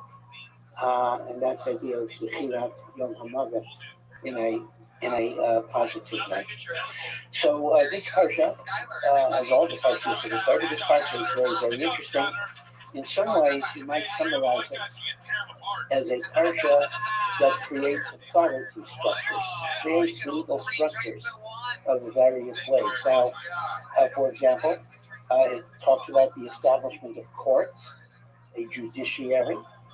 It talks about Melech, which is the executive, like the king. It talks about Navi, the prophet, which is the spiritual leader. Now you have to understand that this notion of division of function, separation of power, is really something that is the gospel after Moshe Rabbeinu comes. Moshe Rabbeinu himself was a one-man show. Moshe Rabbeinu himself combined all of these different roles within one persona. Moshe Rabbeinu had the din of a melech. Indeed, the Gemara actually describes Moshe Rabbeinu as a king. He was, of course, a political leader. Moshe Rabbeinu was the greatest of the prophets. And Moshe Rabbeinu, at least until he anointed the 70 elders, Moshe was the Sanhedrin. The Sanhedrin of 70 was really a Sanhedrin of one, and that was Moshe Rabbeinu. So Moshe Rabbeinu embodied all of these different functions, but once we're coming to Eretz Yisrael, there now will be a division of labor. So, for example, a Navi, a prophet, is not the halachic leader. In fact, this is very interesting. According to the Gemara, a Navi is not allowed to decide halachic matters based on prophecy. This is the pasuk Lo B'Shamayim, the Torah is not in heaven. So the role of the Navi is to provide spiritual, ethical guidance. The Sanhedrin of 70 are those that provide halachic guidance. Interestingly enough, the Sanhedrin was, to use both the American and the Israeli secular example, the Sanhedrin was a combination of both a legislative function and a judicial function. Imagine you had a combination of a Supreme Court and a Knesset or a Parliament or a Congress. They did both because the Sanhedrin enacted legislation and they also interpreted the Torah as judges. The Melech would correspond with the chief executive, right? So the Melech is the political leader, the Navi is the spiritual leader, the Sanhedrin are the halachic leadership. So I want to speak briefly about these different sources of authority and what lessons we can derive.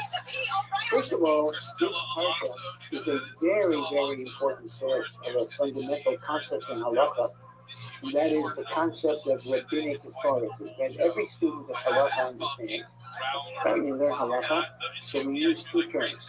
Some things are d'oraisa, some things are commanded by the Torah, and some things are only midrabanan from the rabbi. In fact, if you were to factor out, take out of the Jewish religion all the things that are midrabanan, you'd have a very, very, very different religion. So, for example, keeping the luxury nine malachos of Shabbos is a Torah. On the other hand, not handling mitzvah, certain items you don't handle on Shabbos, that's Rabban. Right? Lighting Shabbos candles is midrabanan. Lighting Hanukkah candles, reading Megillah, reading the Torah. Reading the Torah is a rabbinic requirement. Now, it's a very old rabbinic requirement. Kriyat Torah and Shabbat is as old as Moshe Rabbeinu himself. But Moshe Rabbeinu was not given a commandment from God. Moshe Rabbeinu enacted it as being the Sanhedrin that would enact these things, which means an interesting anomaly. You can have rabbinic laws that are actually older than Torah laws, because certain Torah laws were not given to Moshe until the day of his death. Right? So I don't know what year Moshe enacted the reading of the Torah, but the point is, the rabbinic law might have been earlier than the Torah law. So the big question that one needs to raise is following. What is the source of rabbinic authority? Why do I have to listen to Rabbanan? I mean, after all, does not the Torah itself say, do not add on to the Torah? It says in fact, do not add to the Torah and do not diminish. Now, if the rabbis give us all sorts of rules, are they not adding to the Torah? And what is my obligation to obey rabbinic laws? Right? Why do I have to keep it Rabbanan? So the Rambam answers that the Torah itself commands me to obey rabbinic laws. In this portion, the Torah says, when it's describing the Sanhedrin, first there's a positive commandment, and then there's a negative commandment. Al pi ha-Torah asher yorucha, in accordance with the Torah, the instruction that they give you, ta'aseh, you shall do. And then it says it in the negative. Lo tasur Mikol asher yagidu lecha. Do not depart from whatever they tell you to the right or to the left. One is tempted to maybe apply modern political categories, meaning don't go to the right of Chazal, don't go to the left of Chazal, follow Chazal. So here's what the Rambam says. In the negative commandments of Lo Tasur, as well as the positive, Al-Pi Torah, the Torah, Hashem is commanding you to listen to the laws that are Chachamim enact. Therefore, every time you light Hanukkah candles, even though obviously the Torah does not say, thou shalt light Hanukkah candles. The whole story of Hanukkah happened way after this. But since the Torah said you shall listen to the takanot of the Chachamim, then every time you listen to the takana of the Chachamim, you are obeying a Doraita. And if you violate the takana, you are transgressing the Doraita. And the Rambam says, again based on Gemara Masechah Shabbos, that this explains how I can make a bracha on a rabbinic. Look, I like Hanukkah candles. So what does the bracha say? Baruch atah Hashem, blessed art you Hashem, Elokeinu melech olam, our God, the King of the universe. Okay, so far so good. Asher kiddushanu b'mitzvotav, He has sanctified us with His commandments. Vitzivanu, and He has commanded us lahadlik ner shel Chanukah, to light the candle of Hanukkah. Question is very obvious. God has commanded us to light the candles of Hanukkah. Where does God say I have to light the candles of Hanukkah? This was a takana of the Chachamim. So the Rambam explains, again based on Gemara and Shabbos, indirectly, by God commanding you to obey the ruling of the sages. So whatever they enact now becomes obligatory and they go right to left. See? There's Heicham Sivana. Where did God command us to light Hanukkah candles? From the Pasuk, Lo Tasur. Now again, let me just explain a few points here. It's very important to understand that, number one, when we talk about listening to your rabbis, who are your rabbis? It's kind of a live issue right now and a lot of other things, but technically it's very narrow. Technically, we are not referring to any rabbi. We are referring to the Sanhedrin, which we don't even have today. That when the Sanhedrin makes a takana, we are halachically obligated to obey that takana, and that takana becomes a doraisa. Okay, so we're not talking about any rabbi right now.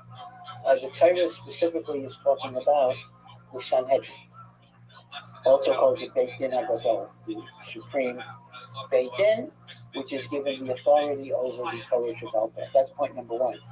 Point number two is, it's very important that we differentiate different types of things the Sanhedrin does.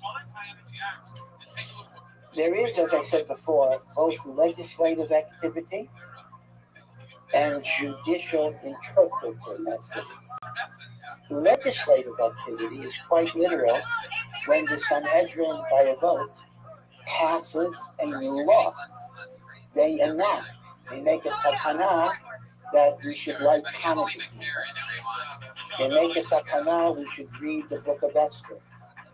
This is legislation. This is the Chachamim are adding to the Torah, and the grant that gives them that power is Lo Tasur. Lo Tasur is the constitutional grant in the Torah that gives the Chachamim the power to make takanot. Now, the legislative activity of the sages, we take 2 terms. One is a positive, one is a negative. And this goes by the phrase takanos versus gezeros. These are both rabbinic legislative activity. Takanot, or takana is the singular, that refers to positive things like lighting Hanukkah candles, reading Megillah, and the like. Gezeros are the very familiar negative idea of making a fence around the Torah. Don't do X, because if you do X, you might come to do Y. A classic example would be the rule that even though under Torah law I'm not allowed to eat meat that is cooked in milk, but under Torah law I'm allowed to eat chicken that is cooked in milk under Torah law.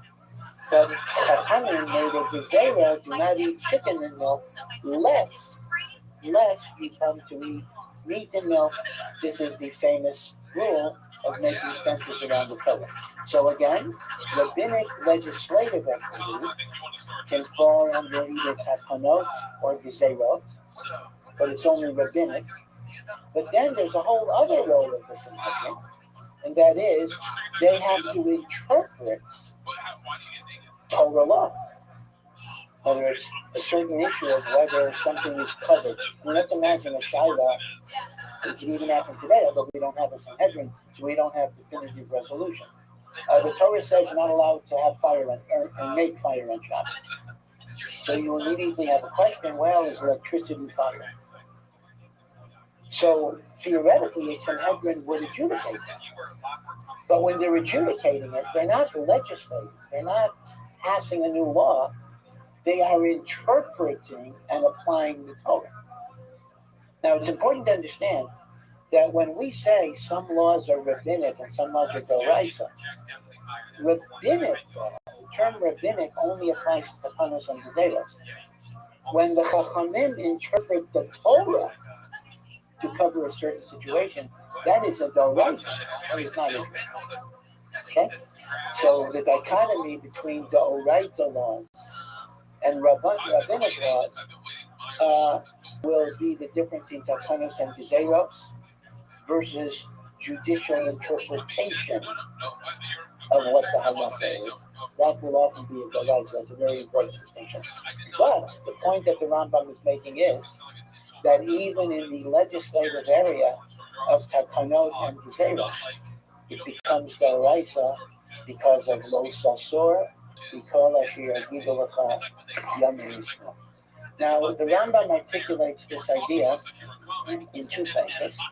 One in the Sefer HaMitzvot, the Book of the Commandments, which is an abbreviated treatment of the 613 mitzvot, where the Rambam discusses how every rabbinic law becomes a Torah law, and he also discusses it in the Mishnah Torah, his larger code, in Hilchos Mamrim, when he discusses those who rebel against the Sanhedrin.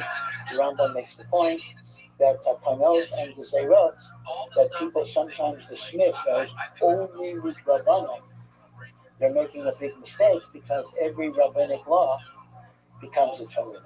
Now, on the Sefer HaMitzvot, which was written by the Rambam in Arabic, by the way, translated into Hebrew, so Ramban, Rav Moshe ben Nachmanides of the next generation, wrote extensive, long comments on the Rambam Sefer HaMitzvot. This is a very, very fascinating limud to kind of learn the Sefer HaMitzvot of the Rambam with the commentary of Ramban and his criticism. The Brisker Rav said, said that he became a Talmud Chacham by analyzing these receipts. They're filled with depth, and again, just to see the two titans of Judaism arguing, because they're not speaking face to face, they didn't know each other. I mean, the Ramban, I think their lives did overlap. The Ramban was very young when the Rambam died, so they didn't know each other in that way. But just the debates are very, very beautiful. And on this rule in the Sefer HaMitzvot that every rabbinic law is a Torah violation, the Ramban has a long series of questions. And let me just mention one of the questions that the Ramban raises. Everyone knows that there is a fundamental principle in halacha called Sofek Doraisa L'Chumra. That means any doubt that pertains to a Torah law, you have to err on the side of stringency. Conversely, Safek Durabanan, if there's a doubt about a rabbinic law, a doubt, Lakula, you can err on the side of giving yourself the benefit of the doubt. Let me give you a tangible example. Let's assume I don't remember if I davened mincha today, and it's still time. I still time to daven mincha. I don't remember. Since the requirement of 3 prayers a day is a rabbinic requirement at best, so if I'm not sure if I davened mincha or I didn't daven mincha, Safek Durabanan, Lakula. I'm lenient and I don't daven mincha. I'm not allowed to daven mincha because it might be a blessing in vain. Now, let's assume that I don't remember if I said the Shema of the morning or the evening. I just don't remember. Now there, the recitation of Shema is a Torah. So if you're not sure, you have to say it possibly a second time. Because when it comes to Torah laws, you have to be strict. If it's a rabbinic law, you're lenient. If it's a Torah law, you're strict. Bracha. A bracha before food is only rabbinic. And we spoke about this a few weeks ago. So if I'm in the middle of a meal and all of a sudden I don't remember, I'm exempt. Because I don't remember. If, however, I ate my bread and I don't remember, let's say if I bench, now why I should forget these things, that's another question. I shouldn't. But these are theoretical questions. I don't remember if I bench. So in such a situation, you got to bench again. Because Birkat HaMazon, at least if you're full, actually if you ate bread but you're not full, it's midrabanan, and that's also Safek Drabanan. You better eat some more. Okay, that would be the answer. Yeah. So this is a well-known principle. This is stated in the Gemara, codified by the Rambam himself. Safek D'Oraita L'Chumra, Safek D'Rabanan L'Kul. But Frek the Ramban asks a very beautiful question. If you're telling me that any time the Rabbanan made a takana, if I violate that takana, I'm transgressing the Torah law. Then let's take the example of mincha. You're telling me if I don't remember if I davened mincha, so I can be lenient. Well, why? If I didn't daven mincha, I will transgress the Torah commandment of lo tasur because she had evil. So how could there, the Ramban asks from the Rambam, how could there ever be a law of Safek D'Rabanan L'Kula if every D'Rabanan gets transmuted into a D'Oraita? So every time I am in doubt whether I kept the rabbinic law, I am in doubt whether I'm possibly transgressing the Torah commandment of lo tasur because she had given it. And this is the Ramban's Hashem, the Rambam. Good question. The Kesef Mishnah. Now again, just to be sure everyone knows what this is. The Kesef Mishnah is a commentary on the Rambam, and it was authored by quite an illustrious person. The Kesef Mishnah was the last book authored by Rabbi Yosef Karo. After he wrote the Beis Yosef on the Torah, and after he wrote the Shulchan Aruch, the last thing he wrote was a commentary on the Rambam that is called Kesef Mishnah, and it is printed in virtually every edition of the Rambam. And the Kesef Mishnah does many, many things. He also gives sources. One of the big problems in the Rambam is the Rambam gives you no sources from it. So the Kesef Mishnah and other commentaries try to show you the Talmudic source, so you can check. In fact, it's interesting, just a little digression. The Rambam himself expressed regret that he didn't supply sources because there were times he couldn't remember. We have in Shuvot, the stanza of the Rambam, that somebody said, "Hey, I see this law here in the middle of somewhere." Says, "Where did you get that?" Now, sometimes places are obvious. Like there are certain places in the Talmud that devote themselves to a particular topic. So it's going to be there. But the nature of the Talmud is such that anything could be anywhere, meaning there may be a law of Shabbat that's all the way in Purim, or Nida, or Kedushin, or Gittin, right? And to know all the laws of Shabbat, learning the Second Shabbat is not going to tell you everything, right? So there were times where the source was not so obvious, but the Rambam himself says he didn't remember, he couldn't remember where he got it from, and he says he regretted not footnoting the Mishnah Torah and the like. So the Kesef Mishnah gives sources, but just to show you that the sources are not complete. The search for sources for the Rambam's rulings continues even today.